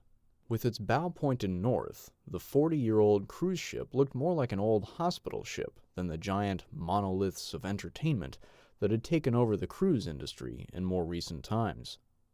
The dated 584-foot ship, longer than the pier it was headed for, had old dirty white paint and orange rust stains running down the hull at its various drain outlets. It had the familiar ports on 3 levels of passenger cabins. The proud ship had been recovered by Ray from a recycling center in India. Reynaldo's cartel paid to have it towed to Indonesia, where it went through an overhaul process, converting many of the dining rooms into hospitals and berthing compartments, and the various other entertainment areas into storage. The mission for Reynaldo's fleet for many years had been simple: take food, medicine, and doctors to the coastal villages along Central and South America. Providing critical services and nutrition to children, Ray had discovered, was always the fastest way to gain loyalty from a local populace. It wasn't until the very first time that Ray's ship was down for many months of maintenance did his cartel leaders finally realize the true value of the ship. When this ship had been out making port calls and delivering goods to dozens of villages, the intelligence provided by those villages kept their rivals at arm's length. For several months, they never lost a single shipment and survived 4 different ambushes unscathed. Over the dozen years that Ray had been building and running Mar de Paz services, he had learned that it really took 3 ships to guarantee they would always have at least one operating. These entitlements are key to keeping the locals from turning against us, Ray thought as he watched. Something most governments learn, and most citizens don't. He knew full well that the unique isolation of the Seattle area and the magnitude of the disasters were a once-in-a-millennia opportunity. The municipalities have failed to provide. Enter me. After La Nina had arrived and unloaded at their captured pier near Blaine, Washington, Reynaldo decided she didn't need to join the other 2 ships on a second trip of bringing supplies, soldiers, drugs, and trafficked humans. Always a forward thinker, Reynaldo knew that he needed a backup plan, an escape route, just in case things in Seattle didn't go the way he thought they would. While he fully intended to set up his operations in the city, having one of his ships on standby to leave at a moment's notice was simply a wise move. There was absolutely no way the ship could be approached without his army knowing about it. Reynaldo and his men had been on the ground in the Pacific Northwest for 2 full weeks. There is something oddly comforting about seeing your ship tied up to the grain elevator pier, Ray thought. It was like seeing an old, long-lost friend one could rely on. La Nina carried her own crew of about 280 people. Over 200 of those were dedicated to the operations of the ship, from staffing the bridge to manning the engine room. The rest were dedicated to security and other tasks, as designated by Ray. They had used one of their 4 gunboats to run some of the ship's crew over to the pier to act as line handlers. They were also manning the stolen tugboat. Ray knew that the vast majority of these people's dedication to the cartel was based on one of the oldest instincts known to man. Please, don't hurt my family. Still, they were handsomely paid to ensure that the temptation to take bribes from rival cartels was not worth risking one's life for. Ray was impressed as he watched their professionalism in action, successfully tying the ship to the pier and moving a gangway over at a location they'd never been to. Ray walked north along the pier, moving right past the newly installed gangway that reached through the side hatch of his command ship. His crew was also in the process of mooring his gunboats, the stolen tugboat, and a few other ships they had procured over the last several days. This included the fishing boat his team of operators had used to retrieve the 2 militia members from the west side of Puget Sound the day before. As a former member of the Mexican Special Forces, Reynaldo had undergone SEER training. Anyone trained in resisting and escaping capture would have known to hide anything of value before the captors could find it. He climbed onto the fishing boat and went down into the hold where the captives had been bound and gagged. Ray squatted, looking and thinking. He moved a few ropes and life preservers around, not knowing exactly what he was looking for. But I'll know it if I see it, he thought. Jefe, he heard from behind. He stood up, recognizing the voice of one of his most trusted lieutenants. Gilberto, what can I do for you, my friend? La Niña is secure and accessible. Did you have any specific orders for offloading supplies, product, or women or children? Deep in his psyche, it bothered Reynaldo that they trafficked anything, or anyone, that another person wanted. But without a demand, there would be no supply, he reminded himself in an attempt to quiet the conscience on his shoulder. No, Ray said, thinking for a moment. We will continue with the original plan and handle all of those tasks first thing tomorrow morning. Si, Jefe. Looking around the hold of the small fishing boat, the lieutenant asked, Is there anything you need me to handle here?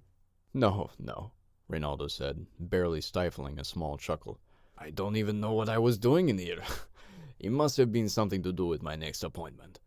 Ray passed the lieutenant, who then followed him up the small ladder out of the hold and off the fishing vessel. Neither man had seen the small, tattered brown patch that had stumbled its way out from under the very last life preserver Ray had moved. It was stitched with a circle, and inside that circle was a set of crosshairs, a small volcano shape in one quadrant, and the letters SPP in the other 3 quadrants. Jean groaned and grunted in pain, wondering if it was pure chance or a planned and intentional design for him to stare at the welding machine. He couldn't feel his arms anymore, and the heavy rope wrapped several times around his wrists had rubbed the skin raw. He had a pain shooting through both elbows that was nearly unbearable. He'd been standing in the shop on his tippy toes for so long that he no longer remembered what the forklift looked like. He knew he was hanging from the raised forks of a forklift, and they had set the height so that he was barely able to use the balls of his feet to hold some of his body weight. Gene's body was in shock. The building was cold, and he was stripped naked. The intense fight-or-flight reflex had kept his blood pumping and adrenaline flowing for so long that he was now exhausted and covered in sweat, as if he had just run a race. Back in his mid-20s, Gene had taken a bad spill while rock climbing. Up until that day, he always thought he knew the fear of knowing you were about to die, slowly and painfully. But on this day, Gene realized he'd been mistaken all those years. The salty perspiration had slowly started to evaporate off him. His body temperature was starting to drop, and his muscles were cramping all over his body. He barely had the presence of mind to register the arrival of the nicely dressed, good-looking man who he presumed to be the leader. In the stupor of what he thought was a dream state, he heard someone say, "Wake him up." The vile splash of cold urine hitting him in the face with a surprising force startled Gene. In front of him was the guard who had been watching him for the last 3.5 hours, holding an upside-down Gatorade bottle. Behind him and to the man's right, standing next to a shop workbench, was the man who had ordered him to be woken up. "Please," Gene began to beg. "Please don't hurt me." "Ah, yes, well, we are long past that," Ray answered honestly. "I mean, I have members of my team that thrive on such things. You wouldn't want me to disappoint them, would you?" Gene didn't answer. He had no training nor expectations of what was about to happen. As a man who read the news and watched TV shows, Gene knew that it didn't matter. Besides, he'd caught a glimpse of Tyler. He knew beatings were coming next. Maybe you should just beg for death. Though Gene's heart was full of fear, his mind kept reminding him that the very worst thing that could happen was that he finally got his salvation through Christ. The pudgy, balding Navy retiree and IT specialist hadn't always been a man of faith. He found it about 15 years earlier, and he'd tried his best to study the scripture and live a Christian life ever since. And ever since they had been captured, the scripture of Psalm 53, verse 5, had repeated itself in Gene's mind, like the persistent drip of moisture from an air conditioner on a hot July day. There were they in great fear where no fear was, for God hath scattered the bones of him that encampeth against thee. Thou hast to put them to shame, because God hath despised them. Gene's only hope was that they would hurry up and get it over with. Your friend showed uncharacteristic resolve, Ray told Gene. but he talked, eventually. As will you. What is it that you think we know? Gene pled. Anything. Ray stated matter-of-factly. If you want to make it easy on yourself, just look into your mind and ask yourself, what is that one thing I shouldn't tell him? And then, do. Gene's mind immediately flashed back to the patches that Tyler had hidden in the boat the day before. Did he tell him about the patch? Did he tell him about our security procedures at the range? I don't know. Wrong, Reynaldo yelled. I don't have time for games. He nodded at one of his henchmen. The older cartel soldier had green tattoos that had long turned gray on his leathery skin, reflection of a life of violence and harsh living. The balding man donned a set of electrician's gloves and moved a couple of switches and a dial on a large, specially modified welding machine. The pair of leads running off of the welder each ended at a large alligator clamp. The man grabbed a pair of sponges with the clamps and dunked them in a bucket of cold, Puget Sound salt water. With no delay, hesitation, or remorse in his eyes, the man applied both dripping wet sponges to the sides of Gene's scrotum, sending 440 volts through his testicles. Ah, my God! Gene screamed at the top of his lungs. Please just kill me! Far from it, my friend, Ray said pleasantly. But I've already told you how to make this easy on yourself. Just give me something, anything, and take pleasure in knowing that your friend will not have to endure any more of this himself. Gene refused and endured 3 more rounds, which only brought more and more enjoyment to the cartel members. He'd always heard there were few humans born that could withstand torture, and he thought he had read once in a National Geographic magazine that most people crack in just a few hours. I don't think I could make it a few hours. What could they do with that patch? He reasoned with himself, the way that people do when they're put in unreasonable situations. There's a patch! He screamed, feeling both relief and regret. At this point, it wasn't that he was afraid to die and meet his maker. It was that he was afraid to live with himself if something he did got Tyler tortured. He understood the logic of what Tyler had said, that as soon as the cartel thought they were useless, they would kill them. But logic had no place in the mind of a tortured man. Gene was reacting on instinct, the need for security at the foundation of Maslow's hierarchy. Reynaldo walked over slowly and nodded to a different soldier. The man pushed forward on the forklift lever, causing the mast to lower and allowing Gene's body weight to crumple under him. Gene lay on the shop floor, shivering in the fetal position, wondering if this was the end. You've done well, my friend, Reynaldo said, in as soothing of a voice as he could. Now, tell me more about this patch. In the weeks following the devastation of Tahoma's hammer, an international effort had been put forth by several nations to send supplies via sea. While the highways, airports, and seaports had all been damaged beyond recognition, one thing that ships could do was anchor and send supplies via small boat. That is, if they could navigate past all of the hazards. Over the course of time, the trees, wrecked boats, and other flotsam and jetsam that resulted from numerous landslides around Puget Sound had all made their way to the shorelines. The sea lanes were slowly opening. In short order, armed gangs on boats had begun to raid some of the relief ships before they could make it all the way down to Seattle. As a result, the international effort began to make its way around the north end of Vancouver Island, bypassing most of the Strait of Juan de Fuca in the process. Reynaldo Hernandez had anticipated the eventuality of international relief supplies coming in by ship. What he had not anticipated were the pirates. "We need more gunboats," he thought to himself. "I need to make sure those are priority when the rest of my flotilla shows up for round 2. He was watching the second ship in 2 days weigh anchor just off downtown Seattle. He didn't mind the friendly competition when it came to providing for the people. But I'll be damned if the Federales are going to get credit for this. In the void of authority which grew each day, a result of most of the police and National Guard members abandoning their jobs once it became apparent that the federal government wasn't going to be able to provide assistance, grew more opportunity for Mar de Paz services to root themselves permanently. "I have a new project for you, Miguel. I need you to run the welcoming committee for these ships," Reynaldo explained. "Whatever you say, Jefe," his most trusted captain replied. "But I thought in the Grand Plan we weren't going to assume any civic leadership roles.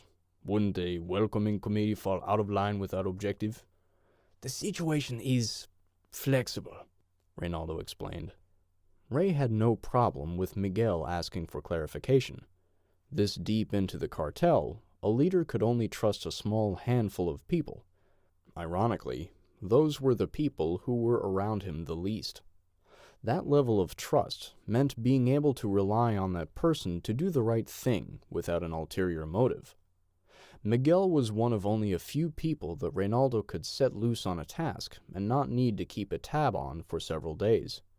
"You're correct. The last thing we want to try is to replicate government. But we won't be doing this for the benefit of the city of Seattle," he explained. "If anything, we'll be showing the world that Mar de Paz Services is who they should be sending those supplies to in the first place." "Ah," said the taller and younger assistant. "We'll need some boats. Not all of those supplies are making it down here, a problem we need to handle in a way that deters future piracy. Already communicated to headquarters," Reynaldo said. "In the meantime, we will continue to procure any boats that seem to work and outfit them with our armament." "And where should we be staging all of these supplies for distribution? I don't think our new headquarters will be large enough." "I agree," Reynaldo said quietly. "I just don't know if this idea is going to spread us too thin. I'm trying not to bite off more than we can chew," he explained. "But our new subservient gangs are going to have to earn their keep. Even with the levels of death and devastation that this area has seen this month, there are a lot of people to take care of. Most of them have flocked to a few key large environments, like those sports arenas. Unfortunately, those same areas are where the last strongholds of civil authority are camping out." The two cartel leaders, binoculars to their eyes, continued to watch the big vessel set its 12-ton anchor not too far from Seattle's destroyed Pier 69. They were perched on top of one of the taller apartment buildings between Seattle's recently renovated basketball and hockey arena and the waterfront. Reynaldo's army had taken the sports arena as the west end of their base camp, and the Bill and Melinda Gates Foundation building as its eastern perimeter. In between was the Memorial Stadium football field and the international fountain portions of the Seattle Center. These fields provided plenty of area for Ray's army to have a central base camp. They were slowly pushing the perimeter out via patrols and establishing posts at major intersections. Next to Ray and Miguel, 3 men were establishing a machine gun nest, complete with sandbags, both for protecting the base camp and to observe the activities along the Seattle waterfront. "Other than this new assignment," Ray continued, "your other top priority will be to continue to establish our network for secure communications. I'm going to take your other assignments off your plate and give them to some of these new members to test their capabilities. Regarding where to have those ships offload their supplies, let me know when you have their full understanding of who they'll be dealing with. By then, I'll have your answer." Ray's eyes darted around the cityscape as he decided to shift topics. "There's just so much destruction downtown. I think we're going to need to root all of that stuff up here near us. There's a few other parks east of the interstate highway that we'll have to secure for our own use. Ray started walking back toward the damaged building's fire escape, indicating to Miguel that it was time to get going on this new task. Now it is time to go check on these new patches. No time to waste on this new mission. Chapter 6. Alternate Plans. Tahoma's Hammer, plus 23 days. What'd you say your name was? The scraggly-looking man asked Nick. Nick Williams. The retired Army sniper replied coolly. And you live where? The man asked skeptically. I'm from the Olympia area, Nick answered honestly.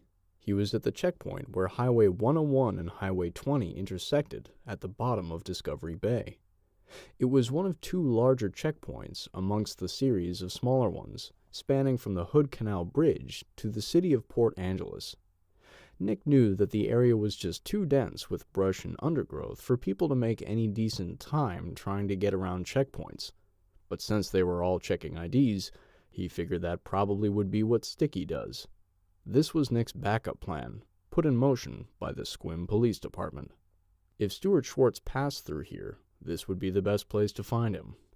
I recently retired from the Army and was up visiting a few different family members when the quake hit. I was at my Uncle Jake's, not too far from here. He wasn't in the best of health, anyhow. He finally died of natural causes a few days ago. Nick was trying to put on his best Oscar-winning performance. There were a total of 6 men and women staffing the checkpoint. This older scraggly one thinks he's in charge, Nick thought. Sorry to hear that, one of the younger men said. What was your uncle's last name? Schwartz, Nick said, knowing the question would play right into this lie. The other 4 people at the checkpoint were in the process of pushing foot traffic along their way in both directions. Like the other checkpoint Nick had been at, they were collecting names, looking at identification, and noting these things for radio traffic that seemed to happen on a scheduled basis. Never heard of him, the younger man said, looking at his partner. Me neither, the older man said, still scrutinizing Nick's retired military identification. But you seem to be who you say you are. So, what are you doing here? Well, Nick said, trying to act sheepish. I have another uncle that lives in Squim. I'd like to check on him, but I don't recall where he lives exactly. I'm hoping to catch my cousin, who I know to be traveling on foot. I figured I'd volunteer my services here at the checkpoint in the hopes that I can find him. He acted like he just suddenly had an idea. Say, would you guys be able to tell me if he's already passed through here? The 2 men just looked at each other, both wearing expressions that said, I'll take a hard pass on that. Everyone's been throwing the papers in that box inside the tent, the grumpy old man said. You're welcome to go look through there, but I ain't gonna. The old man turned away from Nick, and the younger sentry continued to scan the lines of people, waiting to go in each direction. The younger man just raised his hands as if to say, Don't ask me. Just like that, Nick Williams was now a volunteer at the Discovery Bay checkpoint. He walked over to the tent as if he owned the place and went inside. He commenced looking for the box of papers. I'm wondering if you're ever going to find the needle in the proverbial haystack. This had better work, he thought glumly to himself. Tahoma's Hammer, plus 27 days. The tsunami that ran west to east in the Strait of Juan de Fuca had done serious damage along the north shore of the Olympic Peninsula, but not nearly as devastating as the areas impacted head-on by the wave, such as Washington State's western coast and the western shore of Whidbey Island. Many of the private and charter fishing vessels in the city of Port Angeles had been damaged, but not completely destroyed. In the days that followed, a few groups of boat owners, most of whom specialized in running charter fishing operations, had slowly started to realize how important their operational boats had just become. As others made repairs, the local fleet started to grow, though not nearly as large as the few hundred boats and small ships that predated that fateful day. While a few of them were tied to Shotgun's smuggling network, most weren't. However, they all knew that Shotgun wasn't someone to be messed with. Fuel was becoming much too scarce to waste on daily fishing trips. As the days grew into weeks, Shotgun and his small fleet of criminals were becoming bolder. Charter boat owners were being forced to consider the potential of being robbed when they went out for food. It was a matter of time before someone resisted and wound up dead. "I just don't see the point, Sweet Pea," Jennifer Smith's father told her. "It's a matter of time before those guys outright kill someone and take their boat. I don't mind fighting for what's mine, but I ain't risking your or Andy's lives just to prove a point." The pretty, long-haired brunette couldn't believe what she was hearing from her own father. "We have to stand up to them, Dad," she said in an exasperated tone. "Seriously, they're just going to continue to run all over everyone if we don't do something." "I get that, Jennifer," her father said, tired of arguing with her on what was becoming a daily battle. "But we are one boat with 3 people. You'll understand when you have your own kids, someday." Jennifer looked at her younger brother Andy for some support. The normally quiet Andy predictably let her down, keeping his opinion to himself. "Big help you are," she complained at her brother, never afraid to tell him her thoughts. She looked back at her father. "Then we need to get with the others, talk them into forming some sort of pact. If we all went out and fished as a group, there would be safety in numbers, especially if we're armed." "Even if we did that, Sweet Pea, there's still the fuel issue. Where do you propose we get hundreds of gallons of diesel? They have control of every fuel station on the coast." "Then let's get creative," she said in her normally insistent tone. "I know it's a lot of work, but we could siphon from the school district's bus barn, or make a trade with some farmers. There's like 4 or 5 private airports. They're all going to want to eat fish, just like the rest of us."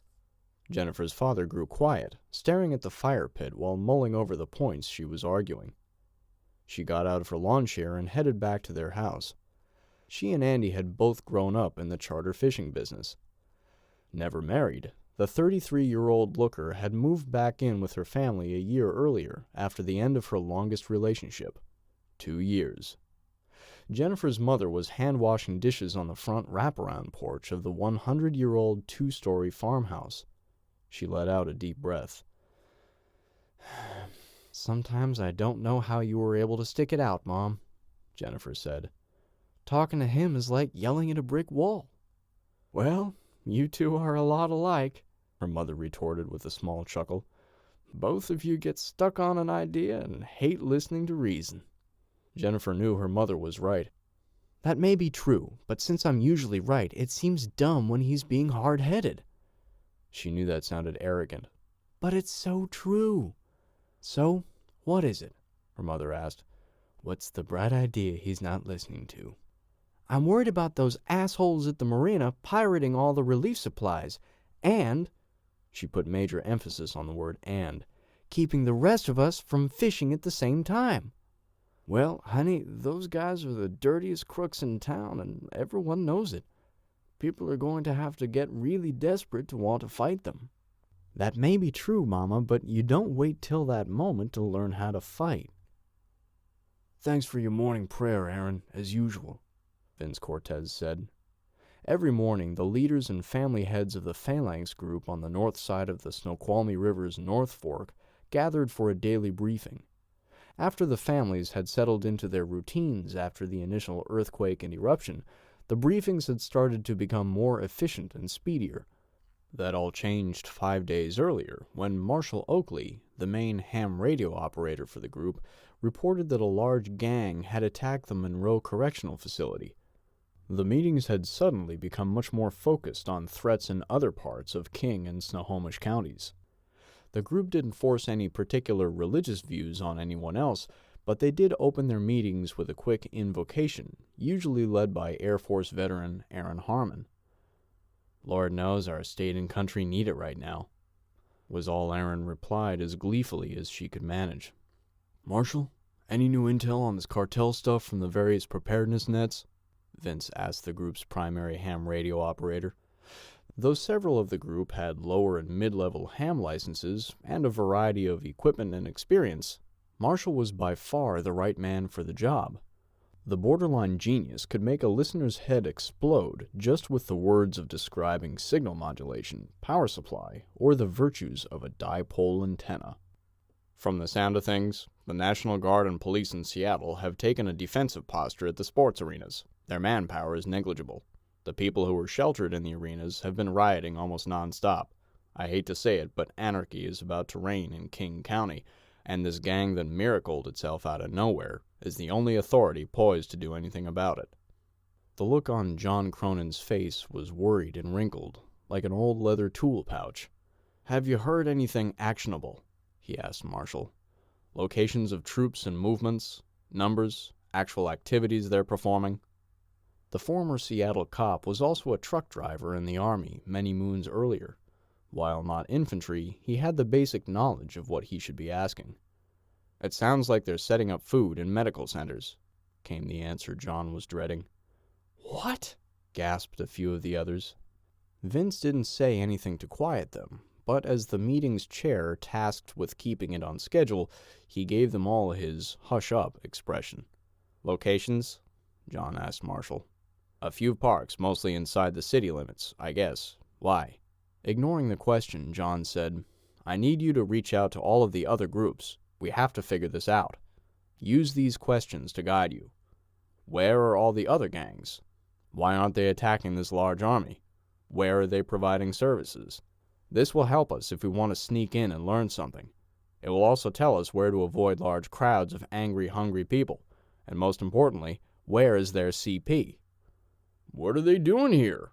wondered Lawrence Teal, one of the family heads. "Nothing good," came John's curt reply, which caught the group off guard a bit. "Sorry," he mumbled toward Larry's direction, though his mind was obviously moving 100 miles per hour. "John, should we be worried?" Aaron asked. "Even way up here in the isolated foothills?" "You all have been preppers for years," John thought. "Why is everyone suddenly so naive?" "They're all living in denial." "Yes," John said, looking around the shop near Vince's cabin that they used for the meetings.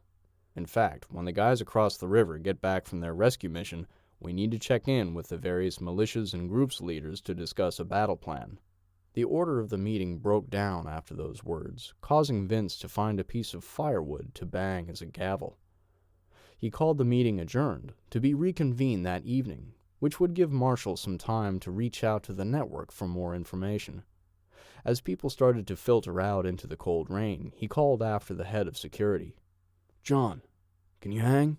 I want to show you something." John nodded and continued to listen to the sidebar conversations as people left. Once the shop was clear, he asked, "Something sensitive?"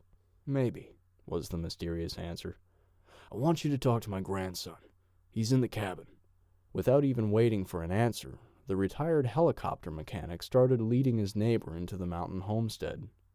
As they trudged through slushy, low-level snow that was washing away in the day's 40-degree rain, John asked, "Is this the family member that just showed up a couple of days ago?" "Yeah," Vince answered, stopping to do a quick check of his chicken run's fence for signs of rat or raccoon invasions. "He worked in electronics before all this." "No practical life skills, that one," he said somewhat disappointedly. "But as smart as they come. Made parts for a Boeing subcontractor." The rustic lodge was warm from the large fireplace. The pair of men could smell chili cooking when they walked inside. "Alex," Vince called when they had shut the door. "On the way, Buelo." Within a few seconds, a young man came down from the loft and then wore a surprised look when he saw John. Looks to be maybe 25, John thought. Vince must be volunteering him for guard duty. "Hi, I'm John," he said, sticking his hand out to the new resident. "Alex," the young man said politely. He then looked expectantly at his grandfather. "You see, Alex and I were talking aviation," Vince explained. "What with his job and my career in helicopters." John's face morphed with confusion as his assumption was proven wrong. Vince went on. "This led to a conversation about drones, air superiority, and such. I mean," Vince practically chuckled, "we all know this gang or cartel will be using them, right?" Yeah. John's face changed to one of piqued curiosity. Without even asking, he slid over to the cabin's couch and plopped down. "What's this about, Vince? You guys got a badass drone or something?" Vince and Alex exchanged glances as they each plopped into an easy chair in front of the fireplace. "Hey, Buelo, that was all theory, you know? I've never actually done it myself. Now John was actually curious. Done what? He asked, looking at the two. Junior here knows how to build an infrared detector circuit card, the old man said proudly.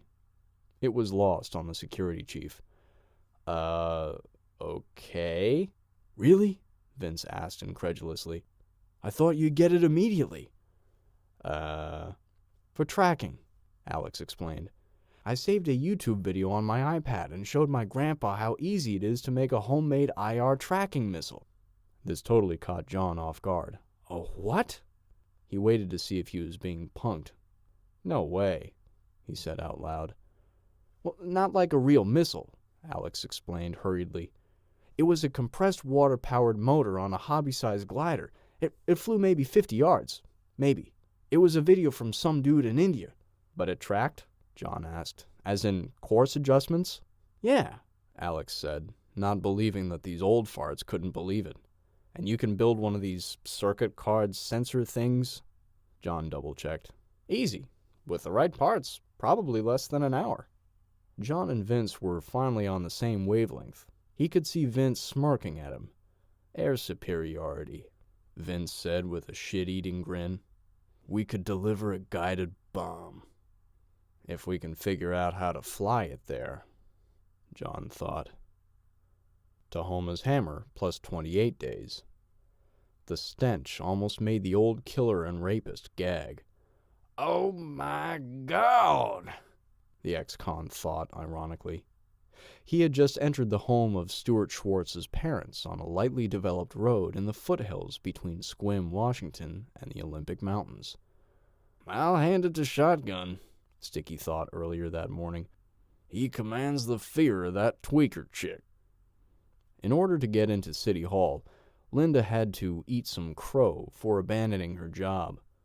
Fortunately for her, though, when the apology was falling on deaf ears, she reminded the current city manager about their romp in the back of his truck every 4th of July, back at the beginning of their careers.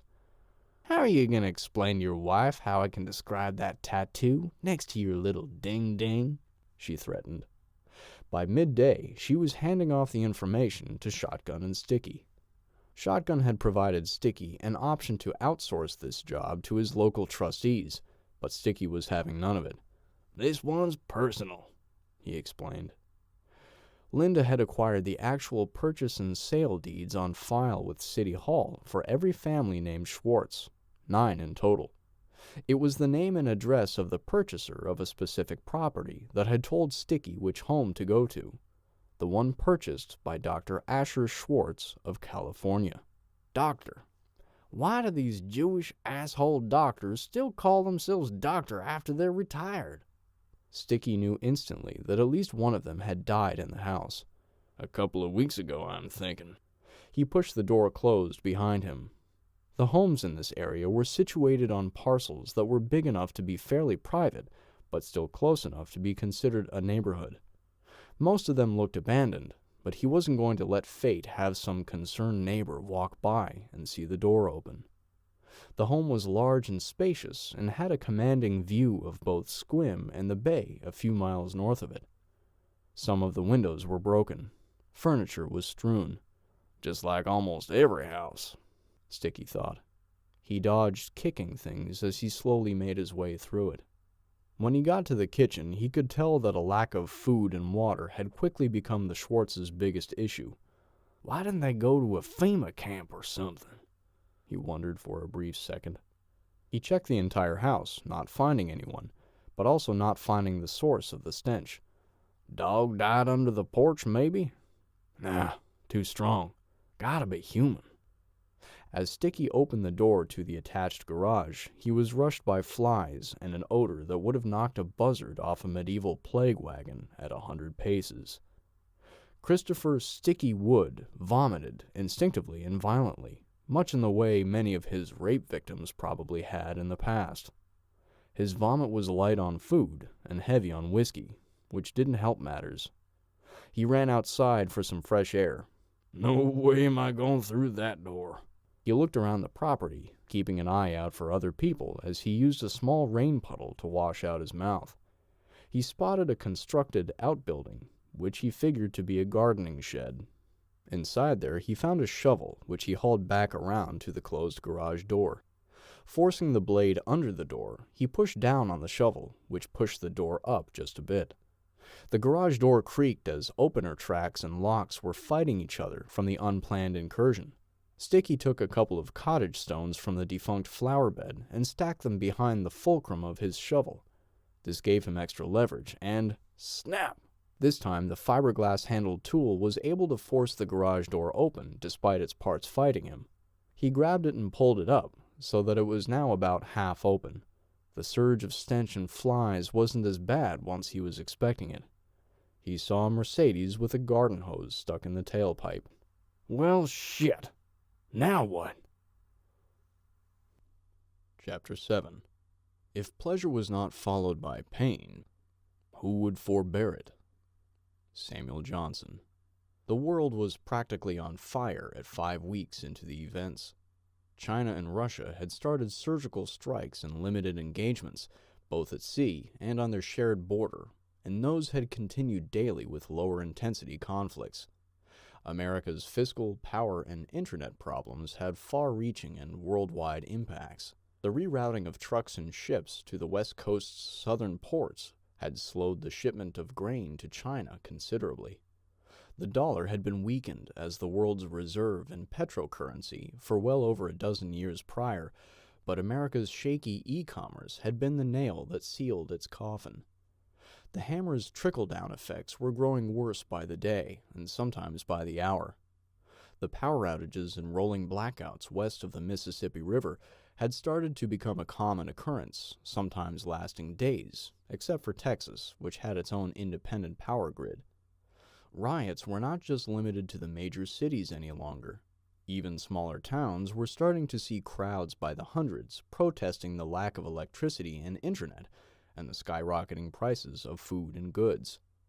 As word slipped out of the RIZ, the Rainier Impact Zone, of the cartel setting up shop and starting to provide food and medical for the populace, people in other states began to lose their faith in the nanny state.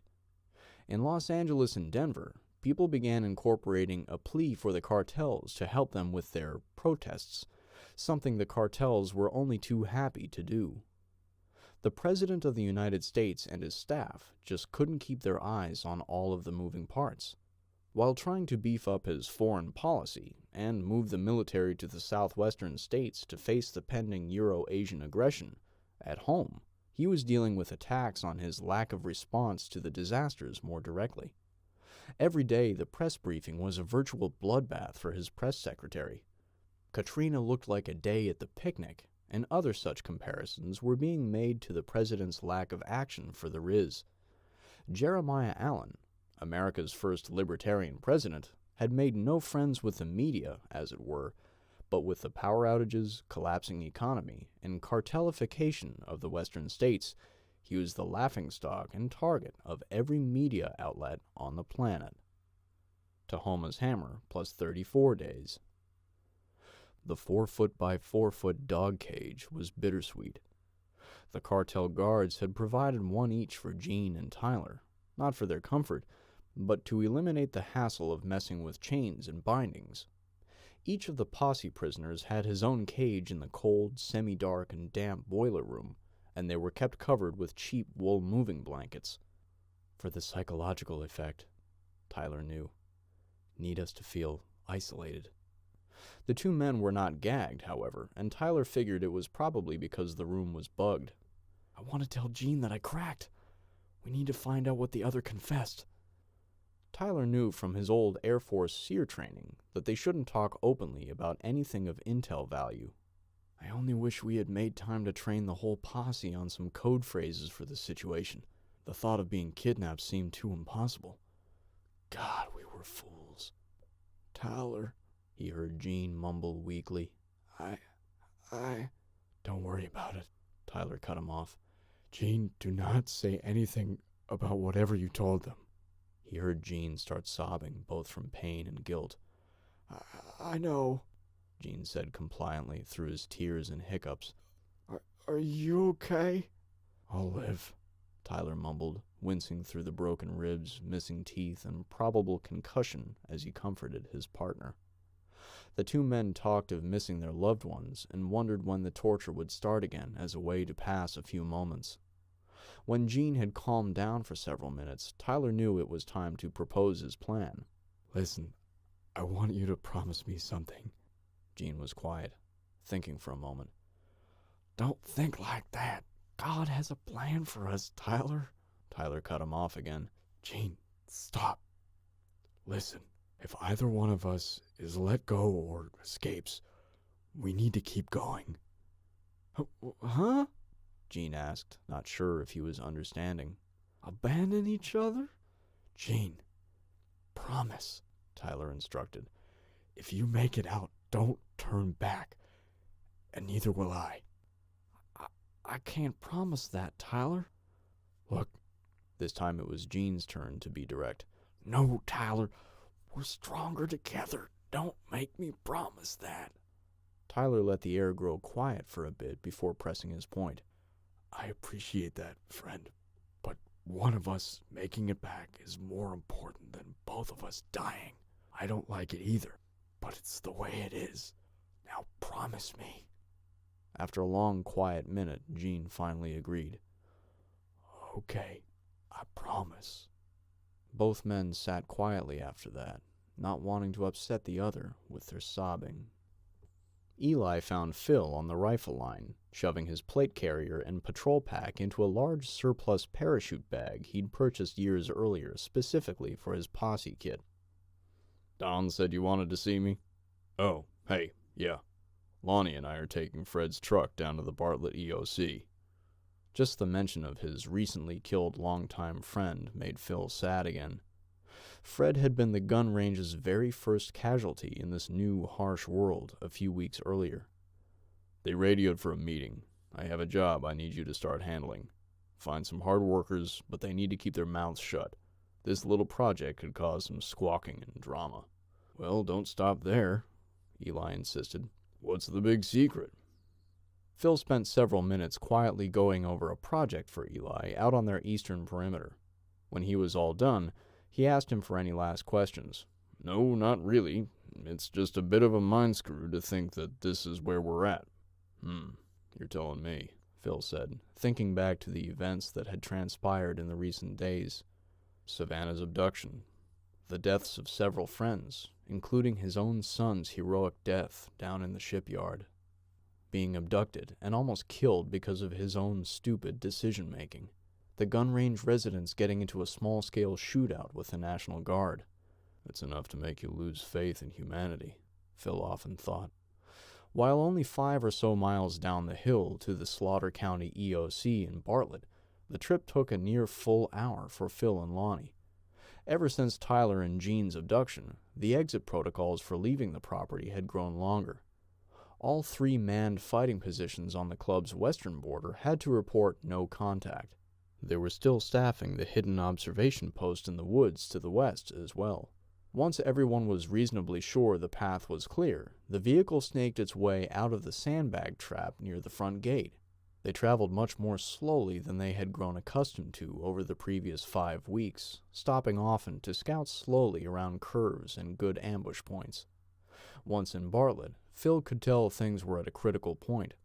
Any people who hadn't made their way to the FEMA camp attached to the EOC were fully aware of the new rules.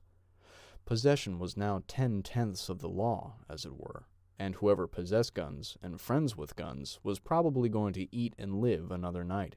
People were learning to bunch together into defendable houses. They were learning to crowd those structures to capacity. There was a balance between having the right amount of real estate for your supplies and food and the right amount of people to defend it. They were learning to keep fires hidden and windows blackened with plastic and blankets. The outside fire barrels were buried, with large holes punched into the side and multiple grates or metal screens laid over them to block as much light as possible. The rain, Phil thought. What a curse and a blessing at the same time. The usual heavy drizzle and, sometimes, rain was miserable and downright deadly if one didn't have the correct gear. It was a natural deterrent for some of the two-legged predators. It made sneaking through the woods and underbrush much quieter, which was good if you were the one doing the sneaking.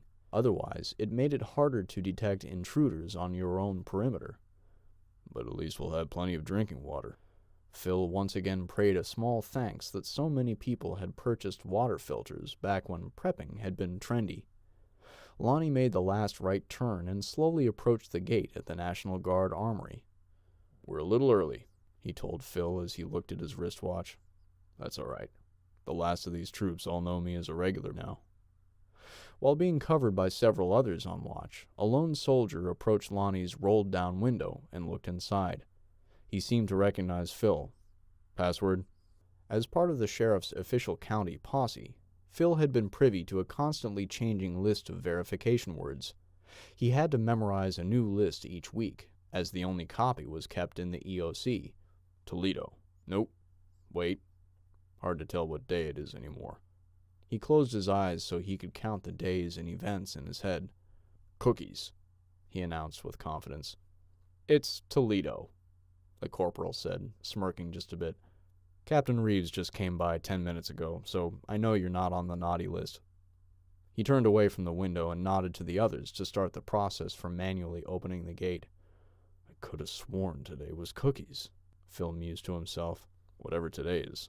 Seems like the names of days quit mattering once weekends didn't exist anymore. After the hammer, every day was a work day. Lonnie took the truck to the central dispatch building, and the pair of men slowly strolled inside. Civilians with rifles slung on their backs would have been a major security threat 6 weeks earlier. Now, it was the new normal. Charlie greeted them at the lobby of the dark, stuffy building. They called up to say you were here, he explained. Lonnie and Phil shook off their hooded raincoats and draped them over their arms as they followed Charlie farther into the building. They entered a room that had diesel-generated electricity powering the lights, a few fans, and computers. It wasn't the main EOC dispatch, but a small room down the hall that the officers in charge of the deployable forces used for their daily planning and intelligence gathering. Captain Reeves, huh?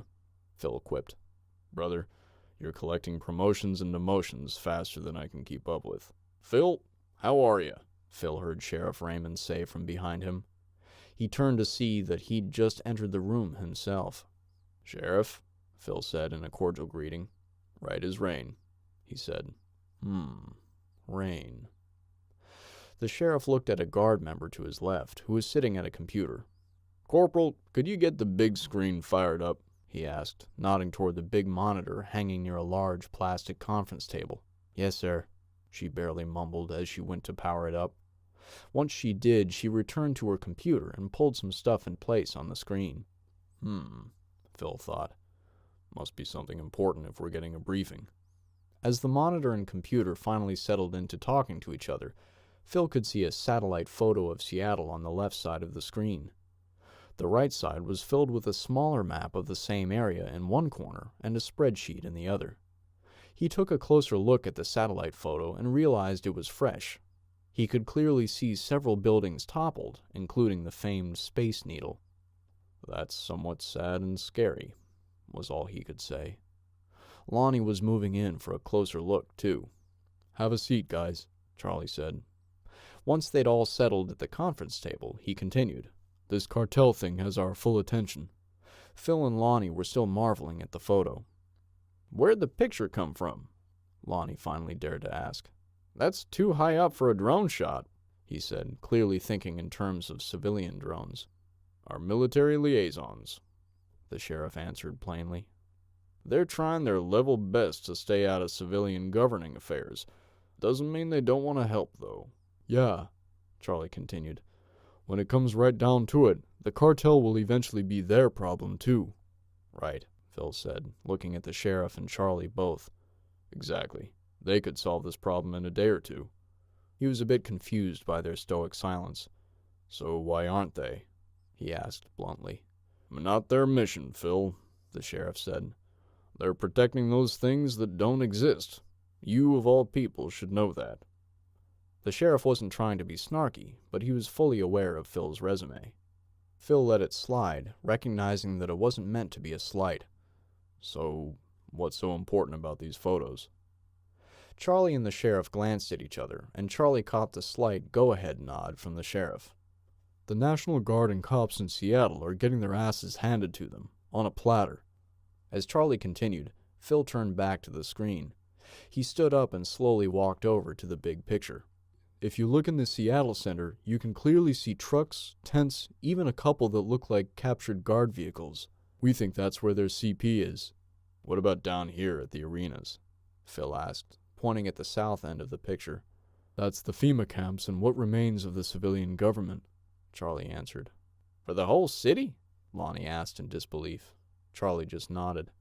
There's more, Phil, the sheriff said glumly. There's nothing we can do about it, but there's problems abroad, too, both domestically and internationally. There's been severe power and internet problems throughout the West, here in America, and sounds like China and Russia have started some sort of shooting war. Phil cast glances amongst the three men. Sure, why not? Might as well have World War III while we're at it. It then dawned on Phil that their own National Guard commander was absent. Where's Adam?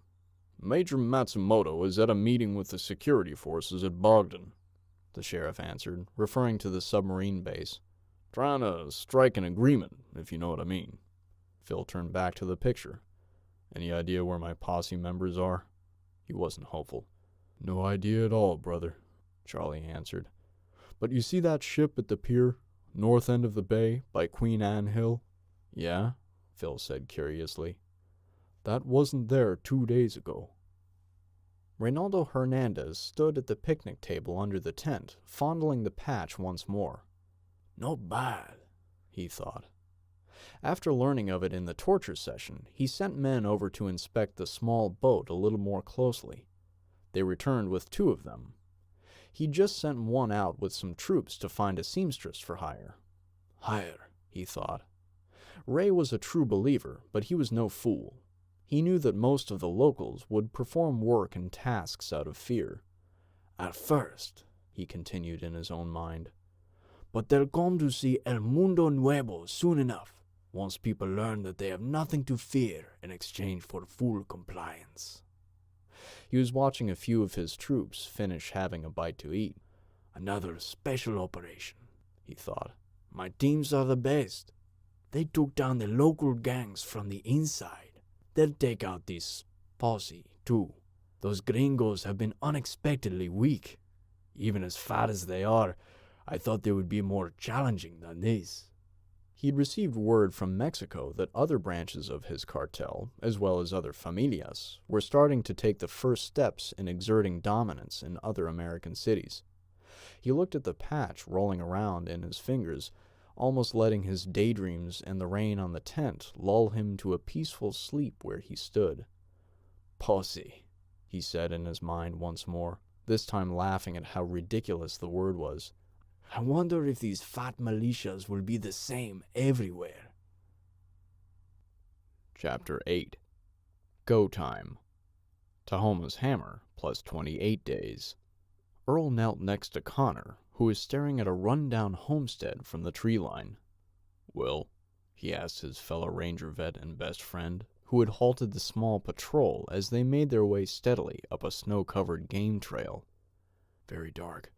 We're gonna need to scout this thing for a while.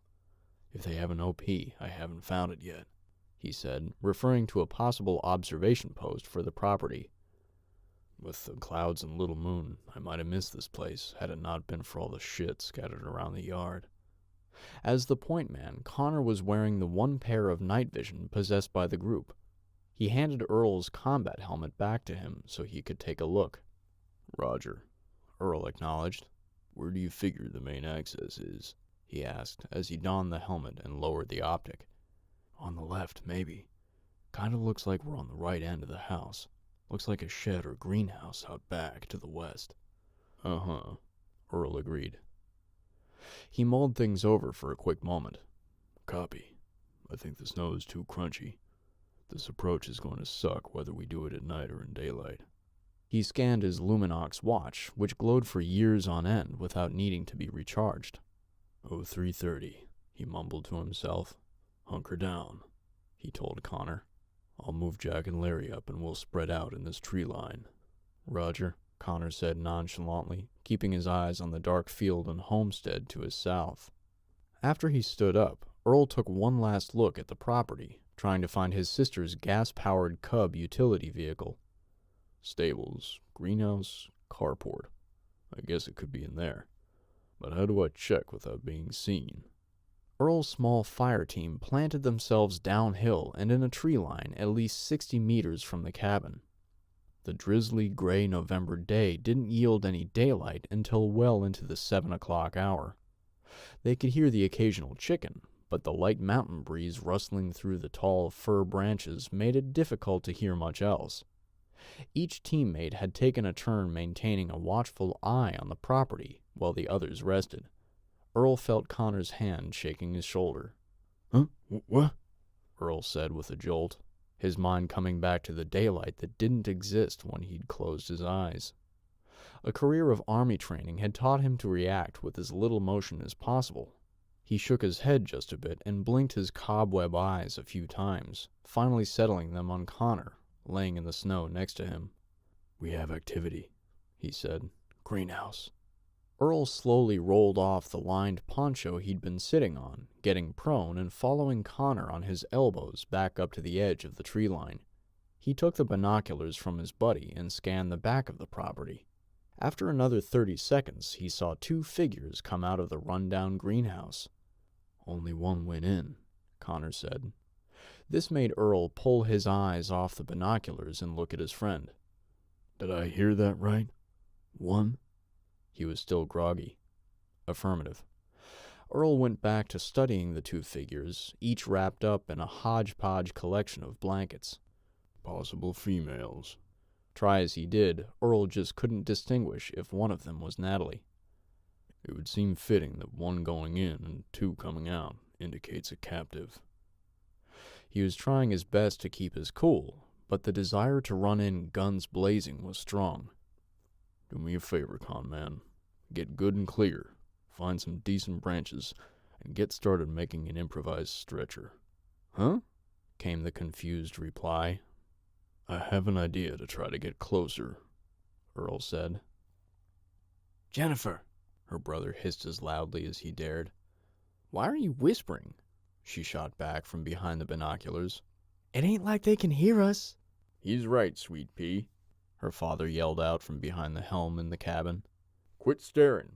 If they think you're snooping, they'll hunt us down. The Smith family was making their usual venture out to fish, headed west on the strait, something they were doing only every few days to save fuel.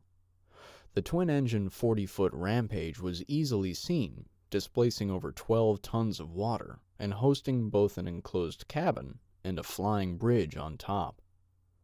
The family had several poles and outriggers established, trying to catch enough not just to eat, but to barter, too. Limits and seasons are a thing of the past, Jennifer recalled her father saying. The big vessel was just a bit older than her, but they had taken great care of it. The way I see it, they'll leave us alone, 'cause they figure the more people we feed, the less troubles they'll be dealing with at their black market, she reasoned. Or, the more often they see the rest of us, the more they think we're competing, Andy countered. Her younger brother was quiet, but when he spoke, it usually counted for something. Jennifer pulled the big waterproof binoculars off her face and looked at him. Just you shut up, she said, which was her usual order to him when he made a valid counterpoint. She turned her gaze forward under her thick orange rain hood and called to her father through the open cabin hatch. It's pretty obvious they're robbing that ship. Maybe we should call it in or something? It was a half-suggestion. Are you out of your damned mind, Jennifer? To who? We haven't seen any authorities since the wave, he reminded her somewhat sternly. Well, it looks like he's grown. That asshole has like 5 boats working for him now, she replied, glassing 4 miles to the northeast. She could plainly see the small fleet of fishing vessels harassing some sort of larger ship that had a red cross painted on the side. She couldn't tell the name or registered country. I don't think they're trying to commandeer the ship, just board it and rob what they can offload by hand. I don't care if you're scared, old man, she thought. We need to get all the others in alignment, and soon. Christopher Sticky Wood was settling into his new sniper roost, a lesson he took from being hunted recently himself. He had wandered up the hill through the spacious, hilly neighborhood. The homes and properties were built with high-end retirees in mind, earning the original developer his profits not by squeezing every home he could into the space, but by providing plenty of space between homes for a higher-paying clientele. Unlike most of the greenbelts and small woods between streets and neighborhoods in Washington state, this particular one had open fields of lavender with the occasional lilac. The home Sticky was occupying was near the highest southern end of this Olympic mountain foothill. The normal woods and brush occupied the land farther to his south, but he had a fairly clear observation downhill and to his north. There was a large wooden deck with a decent view of several homes on the road below, including the Schwartzes. He had reclosed the garage door, hoping that the odor would stay contained. He wasn't extremely worried about authorities anyhow. Seems like this Mayberry town is only worried about the folks down on the north side of the highway, he concluded. Sticky took control of the home cautiously, finding it vacated. Still, someone could decide to come home at any time. He set up an old-school trip alarm, using tin cans left over from whatever the occupants had eaten after the start of the disaster. Shotgun had outfitted Sticky with a rifle and some food for several days. He wasn't opposed to procuring some more from what was seemingly a mostly abandoned neighborhood, but he was trying his best to keep a low profile. He established his sniping roost on the deck under a dark quilt he found in the house. The upscale home's roof extended over the deck, offering him good rain protection from anything that wasn't being blown in from due north. He wondered once more who his adversary had been, fairly certain it was an Army vet relative of the rape victim who had killed herself. In another life, I might buy you a beer, he thought. His mind turned back to his prey. His primary plan wasn't to snipe Dr. Stuart Schwartz, but he knew he might have to once the good doctor found his parents in their present state. No telling what you'll do after that. But you made my brothers bleed to death, and for that, oh, you will pay. Please, don't shoot, Earl yelled. Help! Help! He was panting heavily, his breath blowing out of his lungs like a flameless dragon as he dragged Jack on the makeshift branch and poncho litter up what used to be the cabin's driveway. He was trudging through the snow, glancing in every direction while trying not to look like he was scouting. Please, help! Stop right there. He heard the voice of an older man command him from inside the structure. Damn it, he thought. I need about 20 more feet to see into that carport. All right, he yelled back. Don't shoot. My buddy's hurt. We need help. He slowly set the litter down and raised his hands. He fell down a ravine. We need help.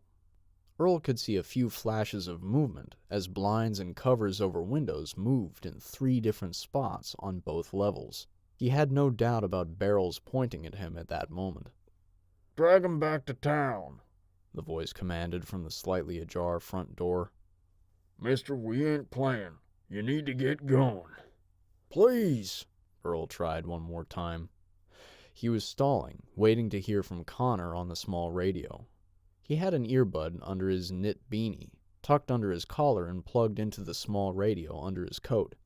The big ranger took a step as he pled his case. Look, we took a buck this morning. I'll tell you where to find it if you just help me with my friend. He needs to warm up. I'm at the back, he heard Connor say into the earbud. It could be her, but whoever she is, she's definitely a hostage. Wait, they're taking her, and a bunch of them are going up to the 2nd floor, including kids. I got several hostiles on both floors, unknown how many, most of them armed with long guns. Please, mister, Earl pled once more. I'll trade you our deer. The front door slowly pulled open, and 2 people in tattered clothes slowly came out, 1 man and 1 woman.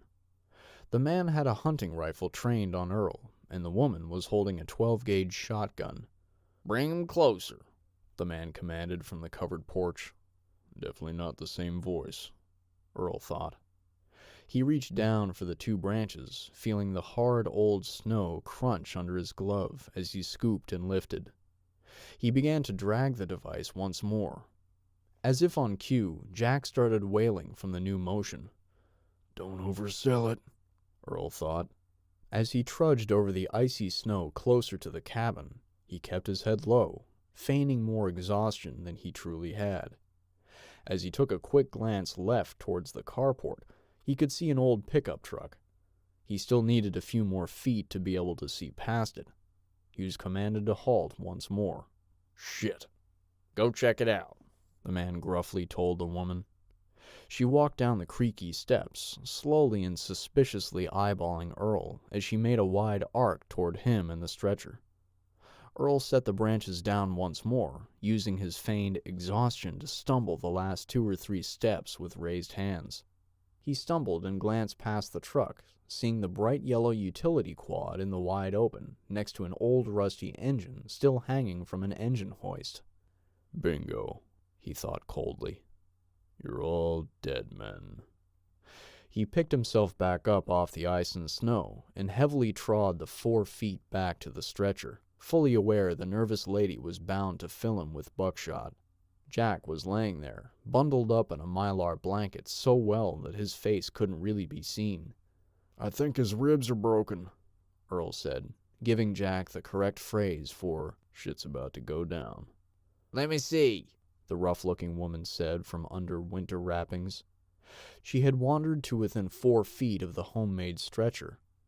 Earl bent down and pulled the mylar blanket up on the side of Jack closer to himself.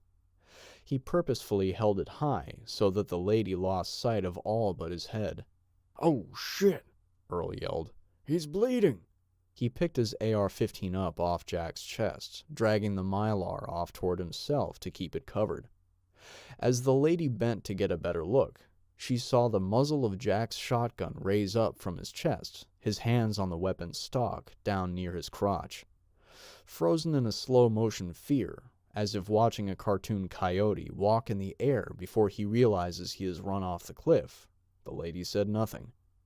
The look on her face said it all, as her eyes grew as wide as saucers, and her mouth opened in a gap that made no screaming noise.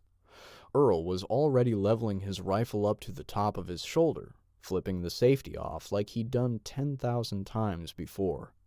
He knew his first 2 shots would be all the signal Connor would need. Larry was in the woods behind the dilapidated cottage. The experienced elk hunter was covering that whole side with his Weatherby. Pop, pop, Earl's rifle screamed, almost instantaneously with the thunderous boom of Jack's shotgun.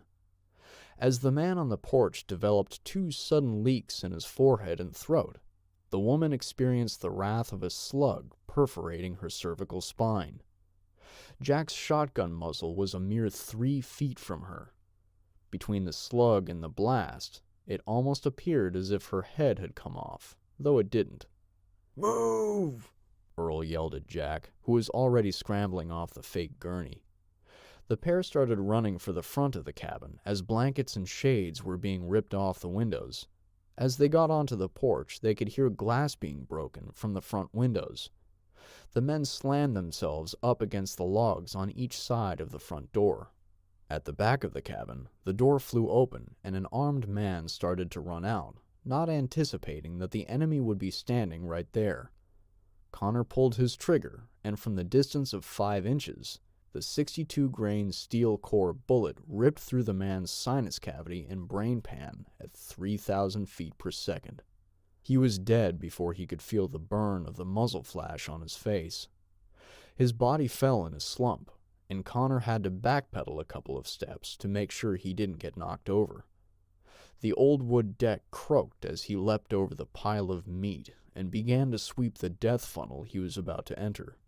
He swept both sides of the door as he entered what was essentially a mudroom. It led straight into the pantry with a wide doorway. Connor entered the pantry and cautiously approached the other entrance into it along its left side.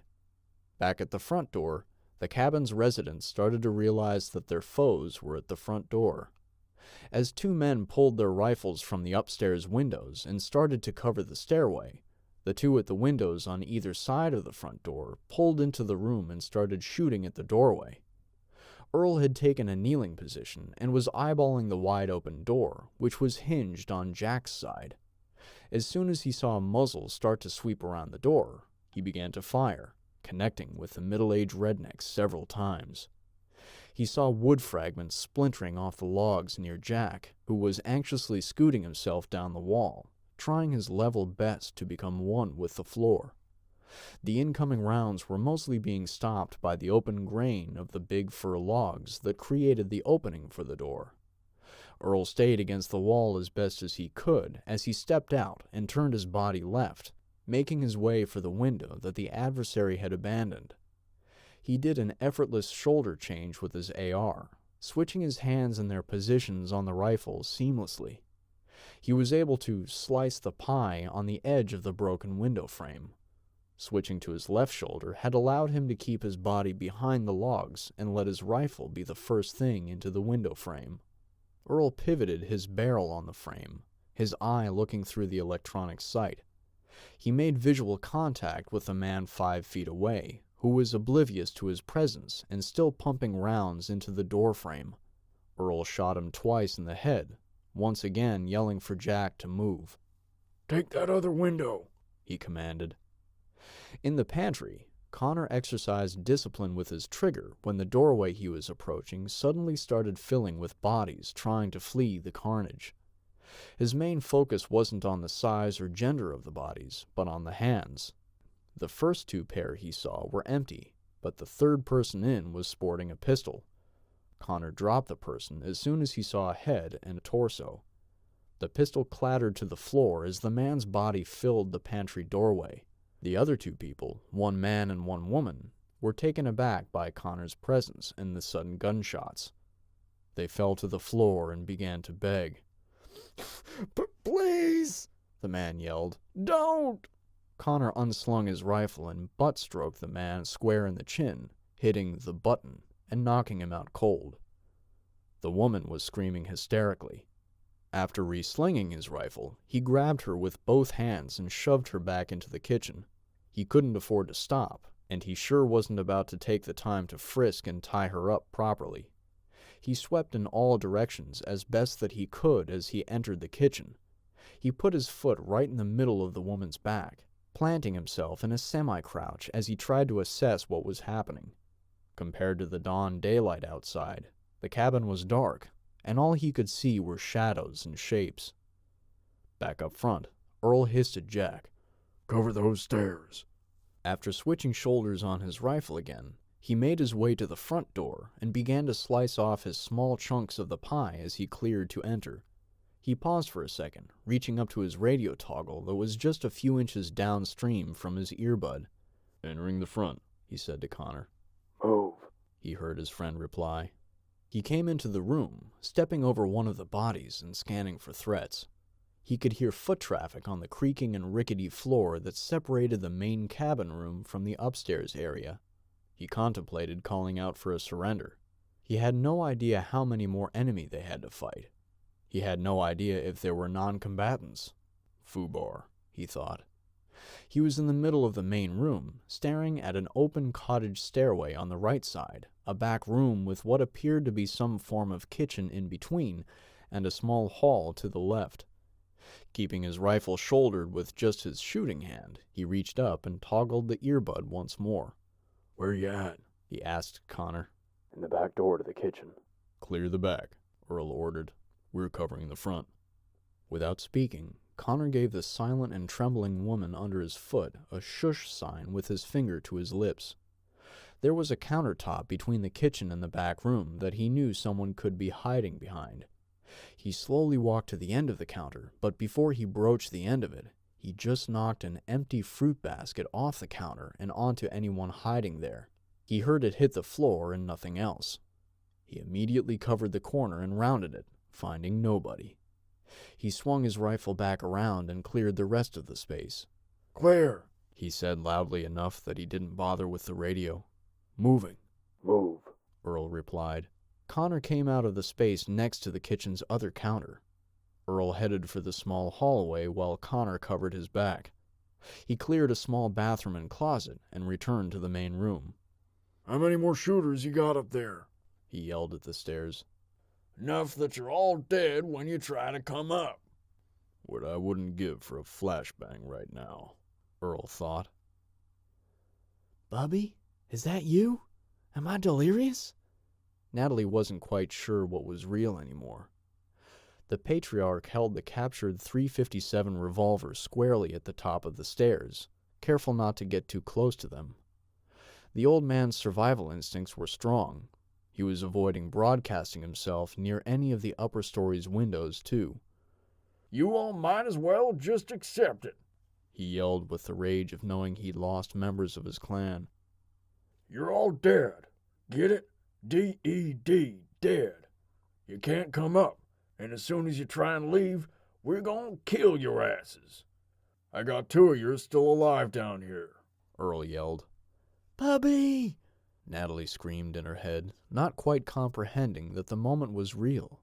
She was lying in a pile of broken window glass, being guarded in one of the front corners by the 2 women.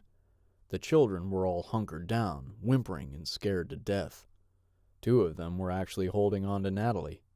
Her mind pushed through the fog of war, the countless days of torture, rape, and abuse that had strung itself along into one long nightmare, quickly dissolving into understood reality.